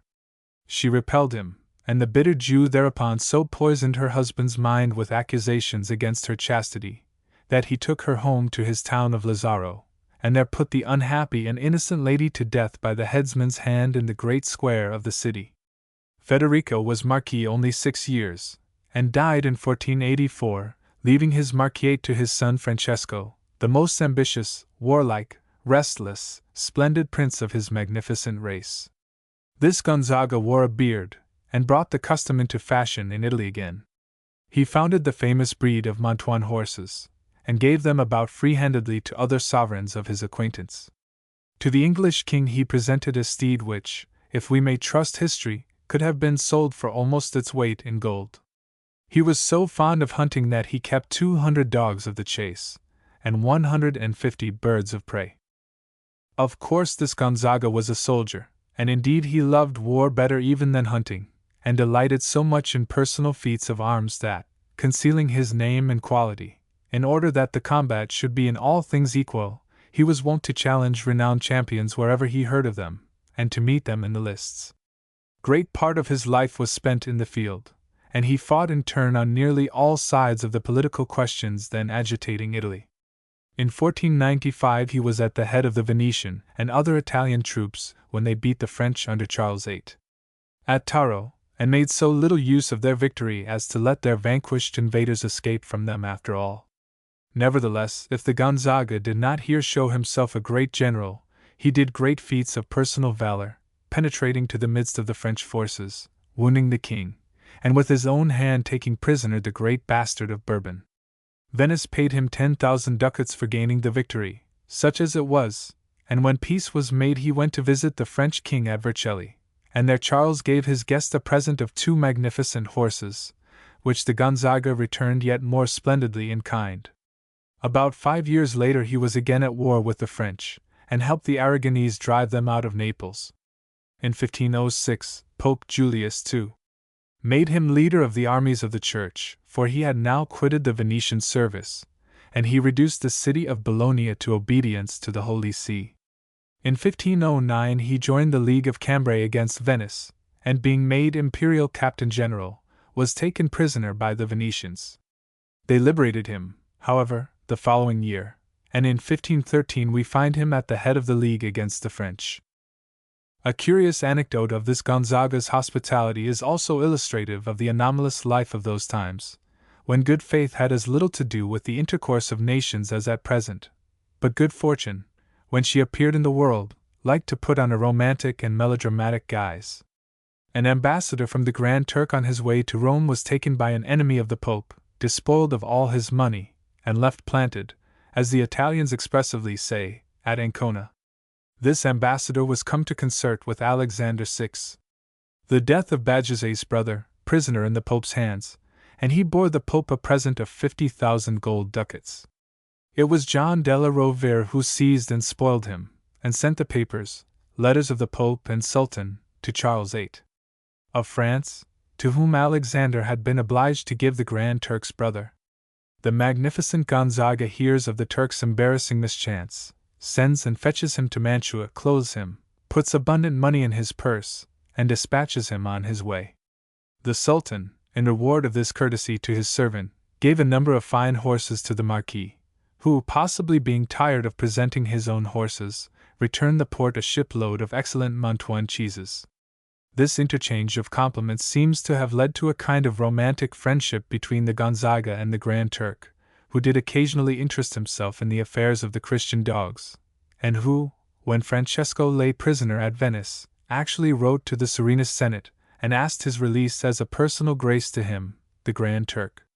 And Francesco was, thereupon, let go, the canny republic being willing to do the Sultan any sort of cheap favor. This Gonzaga, being so much engaged in war, seems to have had little time for the adornment of his capital. The Church of Our Lady of Victory is the only edifice which he added to it, and this was merely in glorification of his own triumph over the French at Taro. Montaigne painted an altarpiece for it, representing the Marquis and his wife on their knees before the Virgin, in act of rendering her thanks for the victory. The French nation avenged itself for whatever wrong was done its pride in this picture by stealing it away from Mantua in Napoleon's time, and it now hangs in the gallery of the Louvre. Francesco died in 1519, and after him his son, Federico II, the first Duke of Mantua, reigned some 21 years, and died in 1540. The Marquisate in his time was made a duchy by the Emperor Charles V, to whom the Gonzaga had given efficient aid in his wars against the French. This was in the year 1530, and 3 years later, when the Duke of Monferrato died, and the inheritance of his opulent little state was disputed by the Duke of Savoy, by the Marquis of Saluzzo, and by the Gonzaga, who had married the late Duke's daughter. Charles's influence secured it to the Mantuan. The dominions of the Gonzagas had now reached their utmost extent, and these dominions were not curtailed till the deposition of Fernando Carlo in 1708, when Monferrato was adjudged to the Duke of Savoy, and afterwards confirmed to him by treaty. It was separated from the capital of the Gonzagas by a wide extent of alien territory, but they held it with a strong hand, embellished the city, and founded there the strongest citadel in Italy. Federico, after his wars for the emperor, appears to have reposed in peace for the rest of his days, and to have devoted himself to the adornment of Mantua and the aggrandizing of his family. His court was the home of many artists, and Titian painted for him the 12 Caesars, which the Germans stole when they sacked the city in 1630. But his great agent and best beloved genius was Giulio Pippi, called Romano, who was conducted to Mantua by pleasant Count Baldassare Castiglione. Pleasant Count Baldassare Castiglione, whose incomparable book of the Cortegiano succeeded in teaching his countrymen every gentlemanly grace but virtue. He was born at Casatico in the Mantovano, in the year 1476, and went in his boyhood to be schooled at Milan, where he learnt the profession of arms. From Milan he went to Rome, where he exercised his profession of arms till the year 1504, when he was called to gentler uses at the court of the elegant Dukes of Urbino. He lived there as courtier and court poet, and he returned to Rome as the ambassador from Urbino. Meantime his liege, Francesco Gonzaga, was but poorly pleased that so brilliant a Mantuan should spend his life in the service and ornament of other princes, and Castiglione came back to his native country about the year 1516. He married in Mantua, and there finished his famous book of the Courtier, and succeeded in winning back the favor of his prince. Federico, the Duke, made him ambassador to Rome in 1528, and Baldassare did his master 2 signal services there. He procured him to be named head of all the papal forces, and he found him Giulio Romano. So the Duke suffered him to go as the Pope's nuncio to Spain, and Baldassare finished his courtly days at Toledo in 1529. The poet made a detour to Mantua on his way to Spain, taking with him the painter, whom the Duke received with many caresses, as Vasari says, presented him a house honorably furnished, ordered provision for him and his pupils, gave them certain brave suits of velvet and satin, and seeing that Giulio had no horse, called for his own favorite leggieri, and bestowed it on him. Ah! They knew how to receive painters, those fine princes, who had merely to put their hands into their people's pocket, and take out what florins they liked. So the Duke presently set the artist to work, riding out with him through the gate of San Bastiano to some stables about a bow shot from the walls, in the midst of a flat meadow, where he told Giulio that he would be glad, if it could be done without destroying the old walls, to have such buildings added to the stables as would serve him for a kind of lodge, to come out and merrily sup in when he liked. Whereupon Giulio began to think out the famous Palazzo del T. This painter is an unlucky kind of man, to whom all criticism seems to have agreed to attribute great power and deny great praise. Castiglione had found him at Rome, after the death of his master Raphael, when his genius, for good or for ill, began for the first time to find original expression. At Mantua, where he spent all the rest of his busy life, it is impossible not to feel in some degree the force of this genius. As in Venice, all the Madonnas in the street corner shrines have some touch of color to confess the painter's subjection to Titian or Tintoretto. As in Vicenza, the edifices are all in Greekish taste, and stilted upon pedestals in honor and homage to Palladio. As in Parma, Correggio has never died, but lives to this day in the mouths and chiaroscuro effects of all the figures in all the pictures painted there. So in Mantua, Giulio Romano is to be found in the lines of every painting and every palace. It is wonderful to see, in these little Italian cities which have been the homes of great men, how no succeeding generation has dared to wrong the memory of them by departing in the least from their precepts upon art. One fancies, for instance, the immense scorn with which the Vicentines would greet the audacity of any young architect who dared to think Gothic instead of Palladian Greek, and how they would put him to shame by asking him if he knew more than Palladio about architecture. It seems that original art cannot arise in the presence of the great virtues and the great errors of the past, and Italian art of this day seems incapable of even the feeble, mortal life of other modern art, in the midst of so much immortality. Giulio Romano did a little of everything for the Dukes of Mantua, from painting the most delicate and improper little fresco for a bedchamber to restraining the Pa and the Mincio with immense dikes, restoring ancient edifices and building new ones, draining swamps and demolishing and reconstructing whole streets, painting palaces and churches, and designing the city slaughterhouse. He grew old and very rich in the service of the Gonzagas, but though Mrs. Jameson says he commanded respect by a sense of his own dignity as an artist, the Bishop of Casale, who wrote the Annali di Mantova, says that the want of nobility and purity in his style, and his gallant inventions, were conformable to his own sensual life, and that he did not disdain to prostitute himself to the infamies of Aretino. His great architectural work in Mantua is the Palazzo del T, or T, as it is now written. It was first called Palazzo del T, from the convergence of roads there in the form of that letter, and the modern Mantuans call it del T, from the superstition, transmitted to us by the custode of the ducal palace, that the Gonzagas merely used it on pleasant afternoons to take tea in. So curiously has latter-day guidemanship interpreted the jolly purpose expressed by the Duke to Giulio. I say nothing to control the reader's choice between tea and tea, and merely adhere to the elder style out of reverence for the past. It is certain that the air of the plain on which the palace stands is most unwholesome, and it may have been true that the dukes never passed the night there. Federico did not intend to build more than a lodge in this place, but fascinated with the design offered him by Giulio, he caused the artist to go on and contrive him a palace instead. It stands, as Vasari says, about a good bowshot from one of the city's gates, and going out to see the palace on our second day in Mantua, we crossed a drawbridge guarded by Austrian soldiers. Below languished a bed of sullen tangled and thickly grown with long, villainous grasses, and sending up a damp and deathly stench, which made all the faces we saw look feverish and sallow. Already at that early season the air was foul and heavy, and the sun, faintly making himself seen through the dun sky of the dull spring day, seemed sick to look upon the place, where indeed the only happy and lively things were the clouds of gnats that danced before us, and welcomed us to the Palazzo del T. Damp ditches surround the palace, in which these gnats seemed to have peculiar pleasure, and they took possession of the portico of the stately entrance of the edifice as we went in, and held it faithfully till we returned. In one of the first large rooms are the life-size portraits of the 6 finest horses of the Gonzaga stud, painted by the pupils of Giulio Romano, after the master's designs. The paintings attest the beauty of the Mantuan horses, and the pride and fondness of their ducal owners, and trustworthy critics have praised their eminent truth. But it is only the artist or the hippanthrop who can delight in them long, and we presently left them for the other chambers, in which the invention of Giulio had been used to please himself rather than his master. I scarcely mean to name the wonders of the palace, having, indeed, general associations with them, rather than particular recollections of them. One of the most famous rooms is the chamber of Psyche. The apartments are not of great size, of which the ceiling is by Giulio, and the walls are by his pupils.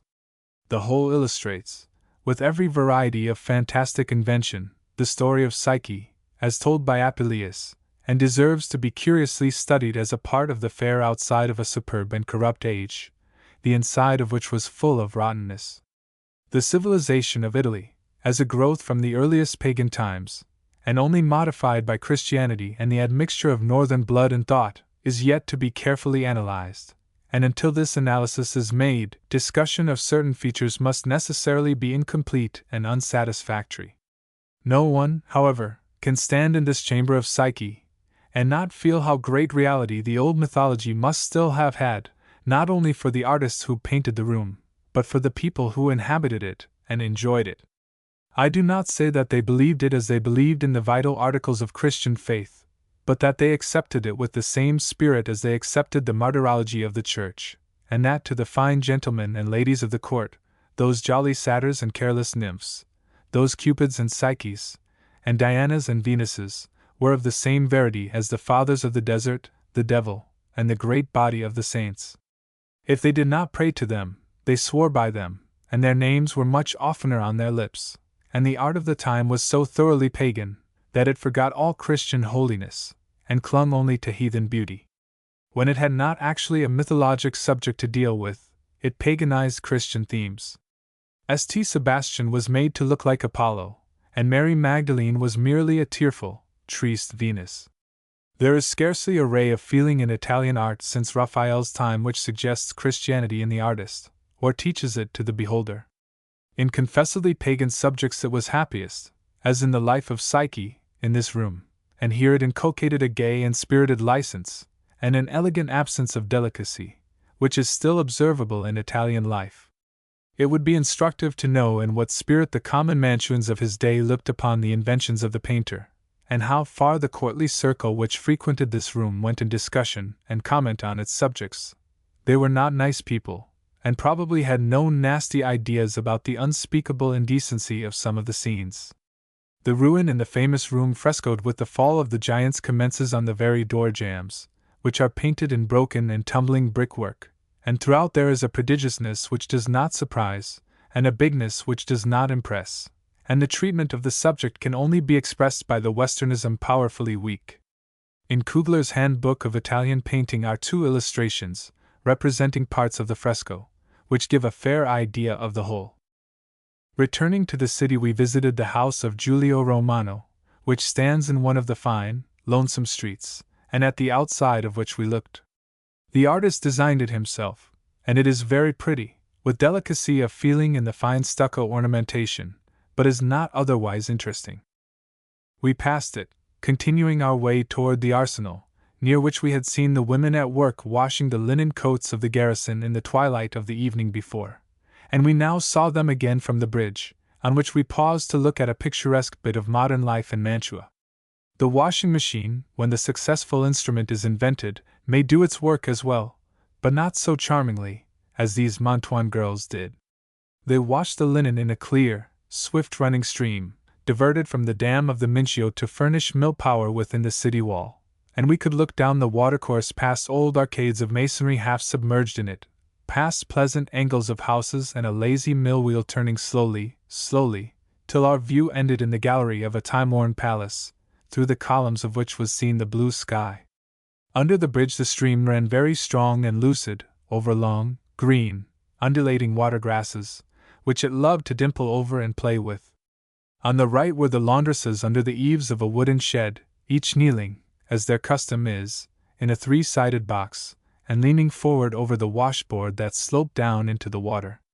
As they washed they held the linen in one hand, and rubbed it with the other, then heaped it into a mass upon the board and beat it with great 2-handed blows of a stick. They sang, meanwhile, one of those plaintive airs of which the Italian peasants are fond, and which rose in indescribable pathos, pulsing with their blows, and rhythmic with the graceful movement of their forms. Many of the women were young, though they were of all ages, and the prettiest among them was third from where we stood upon the bridge. She caught sight of the sketchbook which one of the travelers carried, and pointed it out to the rest, who could hardly settle to their work to be sketched. Presently an idle baker, whose shop adjoined the bridge, came out and leaned upon the parapet, and bantered the girls.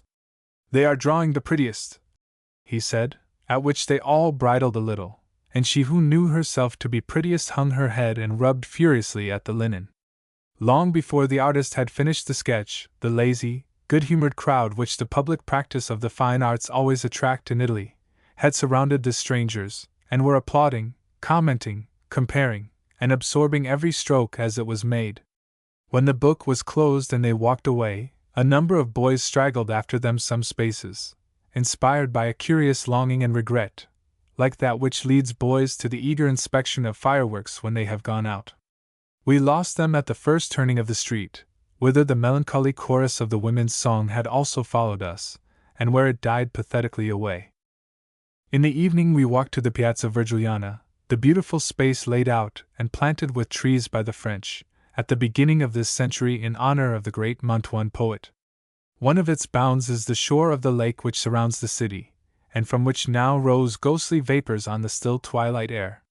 Down the slow, dull current moved one of the picturesque black boats of the Pa, and beyond, the level landscape had a pleasant desolation that recalled the scenery of the middle Mississippi. It might have been here in this very water that the firstborn of our first Duke of Mantua fell from his boat while hunting waterfowl in 1550, and took a fever of which he died only a short time after his accession to the sovereignty of the duchy. At any rate, the fact of the accident brings me back from lounging up and down Mantua to my grave duty of chronicler. Francesco's father had left him in childhood to the care of his uncle, the Cardinal Hercules, who ruled Mantua with a firm and able hand, increasing the income of the state, spending less upon the ducal stud, and cutting down the number of mouths at the ducal table from 800 to 351. His justice tended to severity rather than mercy, but reformers of our own time will argue well of his heart, that he founded in that time a place of refuge and retirement for abandoned women. Good Catholics will also be pleased to know that he was very efficient in suppressing the black heresy of Calvin, which had crept into Mantua in his day, probably from Ferrara, where the black heretic himself was then, or about then, in hiding under the protection of the ill-advised Marchioness Renée. The good cardinal received the Pope's applause for his energy in this matter, and I doubt not his hand fell heavily on the Calvinists. Of the Duke who died so young, the Venetian ambassador thought it worth while to write what I think it worth while to quote, as illustrating the desire of the Senate to have careful knowledge of its neighbors. He is a boy of melancholy complexion. His eyes are full of spirit, but he does not delight in childish things, and seems secretly proud of being lord. He has an excellent memory, and shows much inclination for letters. His brother Guglielmo, who succeeded him in 1550, seems to have had the same affection for learning, but he was wilful, harsh, and cruelly ambitious, and cared, an old writer says, for nothing so much as perpetuating the race of the Gonzagas in Mantua. He was a hunchback, and some of his family, who could not have understood his character, tried to persuade him not to assume the ducal dignity. But his haughty temper soon righted him in their esteem, and it is said that all the courtiers put on humps in honor of the Duke. He was not a great warrior, and there are few picturesque incidents in his reign. Indeed, nearly the last of these in Mantuan history was the coronation at Mantua of the excellent poet Lodovico Ariosto, by Charles V. in 1532, Federico II. reigning. But the Mantuans of Guglielmo's day were not without their sensations, for 3 Japanese ambassadors passed through their city on the way to Rome. They were also awakened to religious zeal by the reappearance of Protestantism among them. The heresy was happily suppressed by the Inquisition, acting under Pius V, though with small thanks to Duke William, who seems to have taken no fervent part in the persecutions. The proceedings, says Cantu, writing before slavery had been abolished, were marked by those punishments which free America inflicts upon the Negroes today, and which a high conception of the mission of the Church moves us to deplore. The Duke must have made haste after this to reconcile himself with the Church, for we read that 2 years later he was permitted to take a particle of the blood of Christ from the church of St. Andrea to that of St. Barbara, where he deposited it in a box of crystal and gold, and caused his statue to be placed before the shrine in the act of adoring the relic. Duke William managed his finances so well as to leave his spendthrift son Vincenzo a large sum of money to make away with after his death. Part of this, indeed, he had earned by obedience to his father's wishes in the article of matrimony. The prince was in love with the niece of the Duke of Bavaria, very lovely and certainly high-born enough, but having unhappily only 60,000 crowns to her portion. So she was not to be thought of, and Vincenzo married the sister of the Duke of Parma, of whom he grew so fond, that, though 2 years of marriage brought them no children, he could scarce be persuaded to suffer her divorce on account of sterility. This happened, however, and the prince's affections were next engaged by the daughter of the Grand Duke of Tuscany. The lady had a portion of 300,000 crowns, which entirely charmed the frugal-minded Duke William, and Vincenzo married her, after certain diplomatic preliminaries demanded by the circumstances, which scarcely bear statement in English, and which the present history would blush to give even in Italian. Indeed, he was a great beast, this splendid Vincenzo, both by his own fault and that of others, but it ought to be remembered of him, that at his solicitation the most clement Lord of Ferrara liberated from durance in the hospital of St. Anna his poet Tasso, whom he had kept shut in that madhouse 7 years.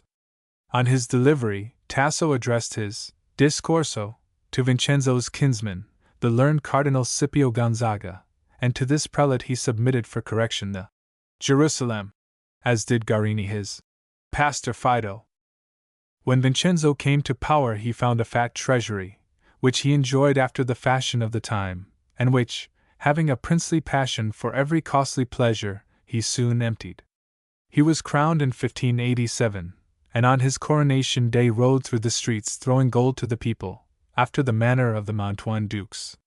He kept up an army of 6,000 men, among a population of 80,000 all told, and maintained as his guard 50 archers on horseback, who also served with the arquebus, and 50 light horsemen for the guard of his own person, who were all excellently mounted, the Duke possessing such a noble stud of horses that he always had 500 at his service, and kept in stable 150 of marvelous beauty. He lent the Spanish king 200,000 pounds out of his father's sparings, and when the Archduchess of Austria, Margarita, passed through Mantua on her way to wed Philip II of Spain, he gave her a diamond ring worth 12,000 crowns.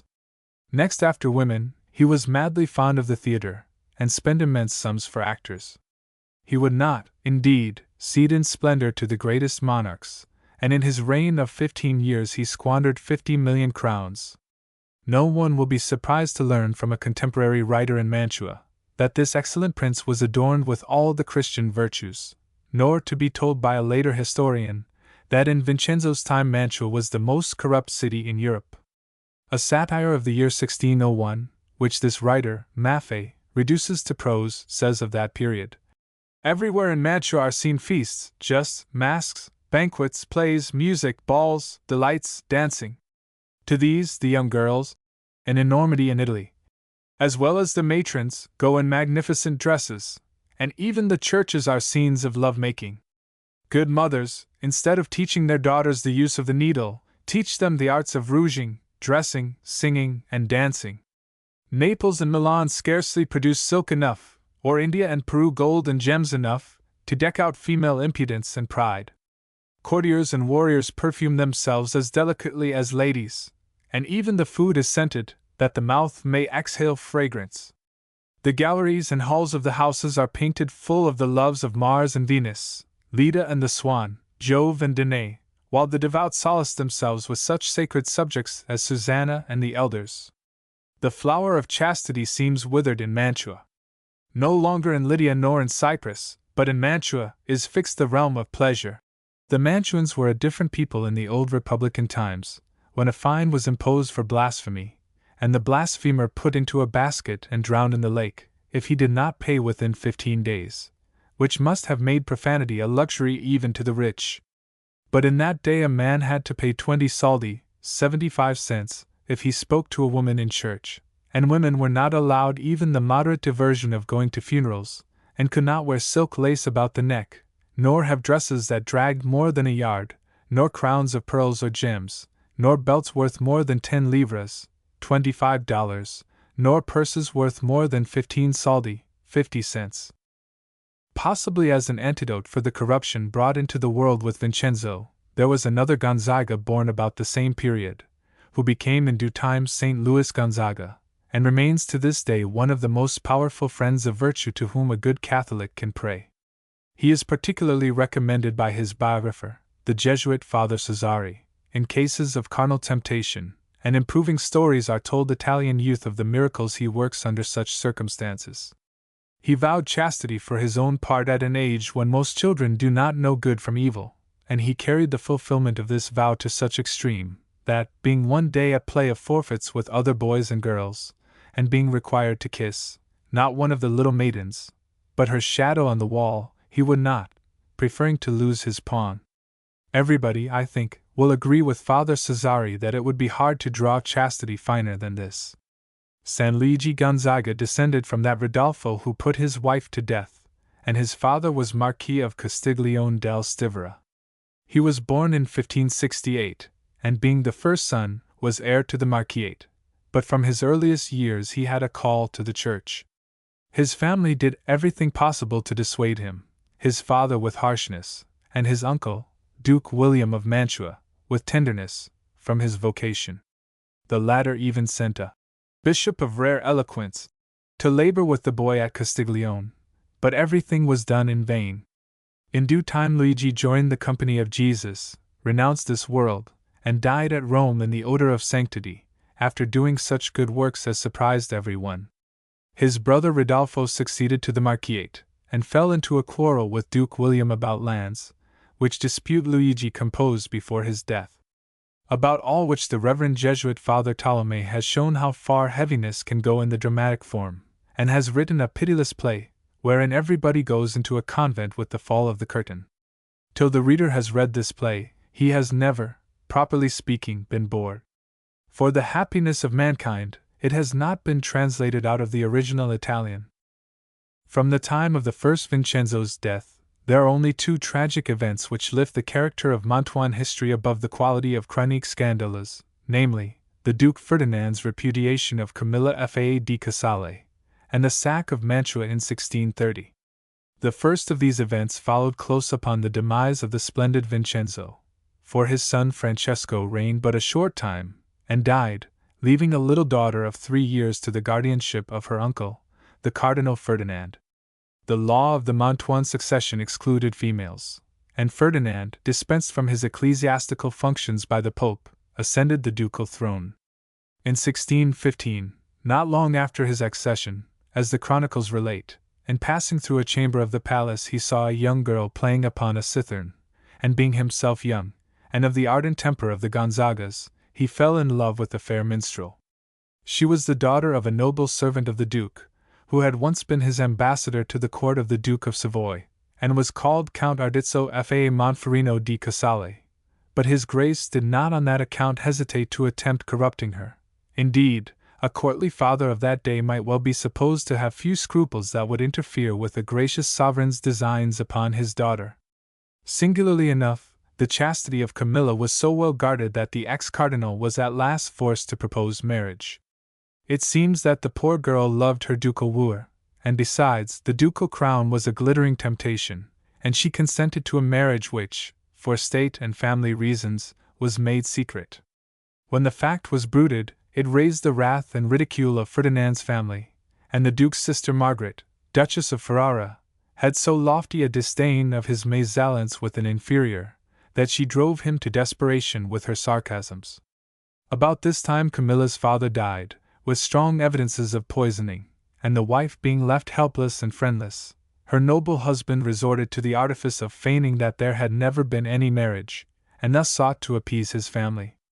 Unhappily, however, he had given her a certificate of matrimony, which she refused to surrender when he put her away, so that the Duke, desiring afterwards to espouse the daughter of the Grand Duke of Tuscany, was obliged to present a counterfeit certificate to his bride, who believed it the real marriage contract, and destroyed it. When the Duchess discovered the imposition, she would not rest till she had wrung the real document from Camilla, under the threat of putting her son to death. The miserable mother then retired to a convent, and died of a broken heart, while Ferdinand bastardized his only legitimate son, a noble boy, whom his mother had prettily called Jacinth. After this, a kind of retribution, amid all his political successes, seems to have pursued the guilty Duke. His second wife was too fat to bear children, but not to bear malice, and she never ceased to distrust and reproach the Duke, whom she could not believe in anything since the affair of the counterfeit marriage contract. She was very religious, and embittered Ferdinand's days with continued sermons and reproofs, and made him order, in the Mary Montoine court, all the devotions commanded by her confessor. So Ferdinand died childless, and it is said, in sore remorse, and was succeeded in 1626 by his brother Vincenzo, another hope of the faith and light of the Church. His brief reign lasted but 1 year, and was ignoble as it was brief, and fitly ended the direct line of the Gonzagas. Vincenzo, though an ecclesiastic, never studied anything, and was disgracefully ignorant. Lacking the hereditary love of letters, he had not the warlike boldness of his race, and resembled his ancestors only in the love he bore to horses, hunting, and women. He was enamored of the widow of one of his kinsmen, a woman no longer young, but of still agreeable person, strong will, and quick wit, and of a fascinating presence, which Vincenzo could not resist. The excellent prince was wooing her, with a view to seduction, when he received the nomination of cardinal from Pope Paul V. He pressed his suit, but the lady would consent to nothing but marriage, and Vincenzo bundled up the cardinal's purple and sent it back, with a very careless and ill-mannered letter to the ireful pope, who swore never to make another Gonzaga cardinal. He then married the widow, but soon wearied of her, and spent the rest of his days in vain attempts to secure a divorce, in order to be restored to his ecclesiastical benefices. And one Christmas morning he died childless, and 3 years later the famous sack of Mantua took place. The events leading to this crime are part of one of the most complicated episodes of Italian history. Ferdinand, as guardian of his brother's daughter Maria, claimed the Duchy of Monferrato as part of his dominion, but his claim was disputed by Maria's grandfather, the Duke of Savoy, who contended that it reverted to him, on the death of his daughter, as a fief which had been added to Mantua merely by the intermarriage of the Gonzagas with his family. He was supported in this claim by the Spaniards, then at Milan. The Venetians and the German emperors supported Ferdinand, and the French advanced the claim of a third, a descendant of Lodovico Gonzaga, who had left Mantua a century before, and entered upon the inheritance of the Duchy of Nevers-Rethel.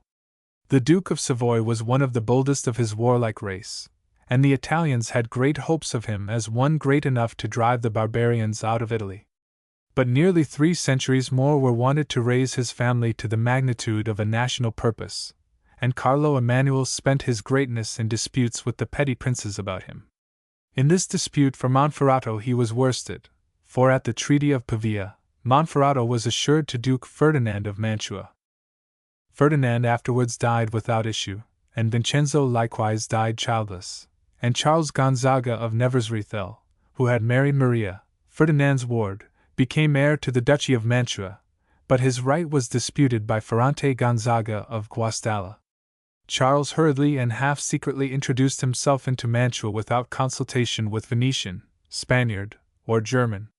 While Duke Olivares of Spain was meditating his recognition, his officer at Milan tried to seize Mantua and failed. But the German emperor had been even more deeply offended, and claimed the remission of Charles's rights as a feudatory of the Roman Empire, until he should have regularly invested him. Charles prepared for defense. Meanwhile Spain and Savoy seized Monferrato, but they were afterwards defeated by the French, and the Spanish Milanese was overrun by the Venetians and Mantuans. The German emperor then sent down his lanzknechts, and in 1630 besieged Mantua, while the French promised help and gave none, and the Pope exhorted Charles to submit. The Venetians, occupied with the Uskic pirates, could do little in his defense. To the horrors of this unequal and desperate war were added those of famine, and the Jews, passing between the camp and the city, brought a pest from the army into Mantua, which raged with extraordinary violence among the hungry and miserable people. In vain they formed processions, and carried the blood of Christ about the city.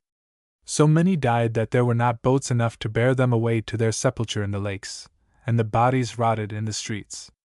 There was not wanting at this time the presence of a traitor in the devoted city, and that this wretch was a Swiss will be a matter of no surprise. The despicable valor of these republicans has everywhere formed the best defense of tyrants, and their fidelity has always been at the service of the highest bidder.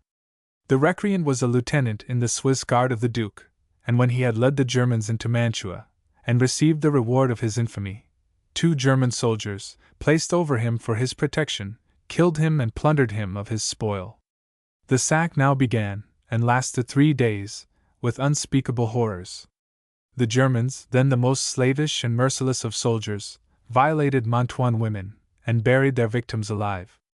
The harlots of their camp cast off their rags, and robing themselves in the richest spoils they could find, rioted with brutal insult through the streets, and added the shame of drunken orgies to the dreadful scene of blood and tears. The Jews were driven forth almost naked from the ghetto. The precious monuments of ages were destroyed, or such as the fury of the soldiers spared, the avarice of their generals consumed, and pictures, statues, and other works of art were stolen and carried away. The churches were plundered, the sacred houses of religion were sacked, and the nuns who did not meet a worse fate went begging through the streets. The imperial general, Aldringer, had, immediately upon entering the city, appropriated the ducal palace to himself as his share of the booty. He placed a strong guard around it, and spoiled it at leisure and systematically, and gained fabulous sums from the robbery. After the sack was ended, he levied upon the population, from whom his soldiers had forced everything that terror and torture could wring from them, for contributions, amounting to 100,000 doubloons. This population had, during the siege and sack, been reduced from 30 to 12,000, and Aldringer had so thoroughly accomplished his part of the spoliation, that the Duke Charles, returning after the withdrawal of the Germans, could not find in the ducal palace so much as a bench to sit upon. He and his family had fled half naked from their beds on the entry of the Germans, and after a pause in the citadel, had withdrawn to Ariano, whence the Duke sent ambassadors to Vienna to expose his miserable fate to the Emperor. The conduct of Aldringer was severely rebuked at the capital, and the Empress sent Carlo's wife 10,000 zecchini, with which they returned at length to Mantua. It is melancholy to read how his neighbors had to compassionate his destitution, how the Grand Duke of Tuscany sent him upholstery for 2 state chambers, how the Duke of Parma supplied his table service, how Alfonso of Medina gave him 100 pairs of oxen, and as many peasants to till his desolated lands. His people always looked upon him with evil eyes, as the cause of their woes, and after a reign of 10 years he died of a broken heart, or, as some thought, of poison.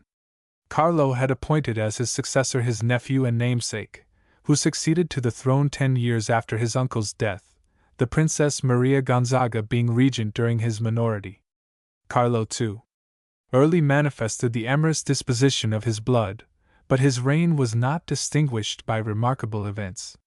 He was of imperial politics during those interminable French-Austrian wars, and the French desolated his dominions more or less. In the time of this Carlo, too, we read of the Jews being condemned to pay the wages of the Duke's archers for the extremely improbable crime of killing some Hebrews who had been converted, and there is account of the Duchess going on foot to the sanctuary of Our Lady of Grace, to render thanks for her son's recovery from a fever, and her daughter's recovery from the bite of a monkey. Mantua must also have regained something of its former gaiety, for in 1652 the Austrian archdukes and the Medici spent carnival there. Carlo, too, died, like his father, with suspicions of poisoning and undoubted evidences of debauchery. He was a generous and amiable prince, and though a shameless profligate, was beloved by his subjects, with whom, no doubt, his profligacy was not a reproach. Ferdinand Carlo, whose ignoble reign lasted from 1665 to 1708, was the last and basest of his race. The histories of his country do not attribute a single virtue to this unhappy prince, who seems to have united in himself all the vices of all the Gonzagas. He was licentious and depraved as the first Vincenzo, and he had not Vincenzo's courage. He was luxurious as the second Francesco, but had none of his generosity. He taxed his people heavily that he might meanly enjoy their substance without making them even the poor return of national glory. He was grasping as Guglielmo, but saved nothing to the state. He was as timid as the second Vincenzo, and yet made a feint of making war, and went to Hungary at one time to fight against the Turk. But he loved far better to go to Venice in his gilded barge, and to spend his carnivals amid the infinite variety of that city's dissoluteness. He was so ignorant as scarcely to be able to write his name, but he knew all vicious things from his cradle, as if, indeed, he had been gifted to know them by instinct through the profligacy of his parents. It is said that even the degraded Mantuans blushed to be ruled by so dull and ignorant a wretch, but in his time, nevertheless, Mantua was all rejoicings, promenades, pleasure voyages, and merrymakings. The Duke recruited women from every country to stock his palace, says an Italian author, where they played, sang, and made merry at his will and theirs. In Venice, says Volta, he surrendered himself to such diversions without shame or stint of expense. He not only took part in all public entertainments and pleasures of that capital, but he held a most luxurious and gallant court of his own, and all night long his palace was the scene of theatrical representations by dissolute women, with music and banqueting, so that he had a worse name than Sardanapalus of old. He sneaked away to these gross delights in 1700, while the emperor was at war with the Spaniards, and left his duchess, a brave and noble woman, the daughter of Ferrante Gonzaga, Duke of Guastalla, to take care of the duchy, then in great part occupied by Spanish and French forces. This was the War of the Spanish Succession, and it used up poor Ferdinand, who had not a shadow of interest in it. He had sold the fortress of Casale to the French in 1681, feigning that they had taken it from him by fraud, and now he declared that he was forced to admit 8,000 French and Spanish troops into Mantua. Perhaps indeed he was, but the emperor never would believe it, and he pronounced Ferdinand guilty of felony against the empire, and deposed him from his duchy. The Duke appealed against this sentence to the Diet of Ratisbon, and pending the Diet's decision, made a journey of pleasure to France, where the Grand Monarch named him Generalissimo of the French forces in Italy, though he never commanded them. He came back to Mantua after a little, and built himself a splendid theatre, the Cheerful Duke. But his end was near. The French and Austrians made peace in 1707, and next year, Monferrato having fallen to Savoy, the Austrians entered Mantua, whence the Duke promptly fled. The Austrians marched into Mantua on the 29th of February, that being leap year, and Ferdinand came back no more. Indeed, trusting in false hopes of restoration held out to him by Venice and France, he died on the 5th of the July following, at Padua, it was said by poison, but more probably of sin and sorrow. So ended ducal Mantua. The Austrians held the city till 1797. The French Revolution took it and kept it till 1799, and then left it to the Austrians for 2 years. Then the Cisalpine Republic possessed it till 1802, and then it was made part of the Kingdom of Italy, and so continued 12 years, after which it fell again to Austria. In 1848, there was a revolution, and the Austrian soldiers stole the precious silver case that held the phial of the true blood. Now at last it belongs to the Kingdom of Italy, with the other forts of the Quadrilateral, thanks to the Prussian needle gun.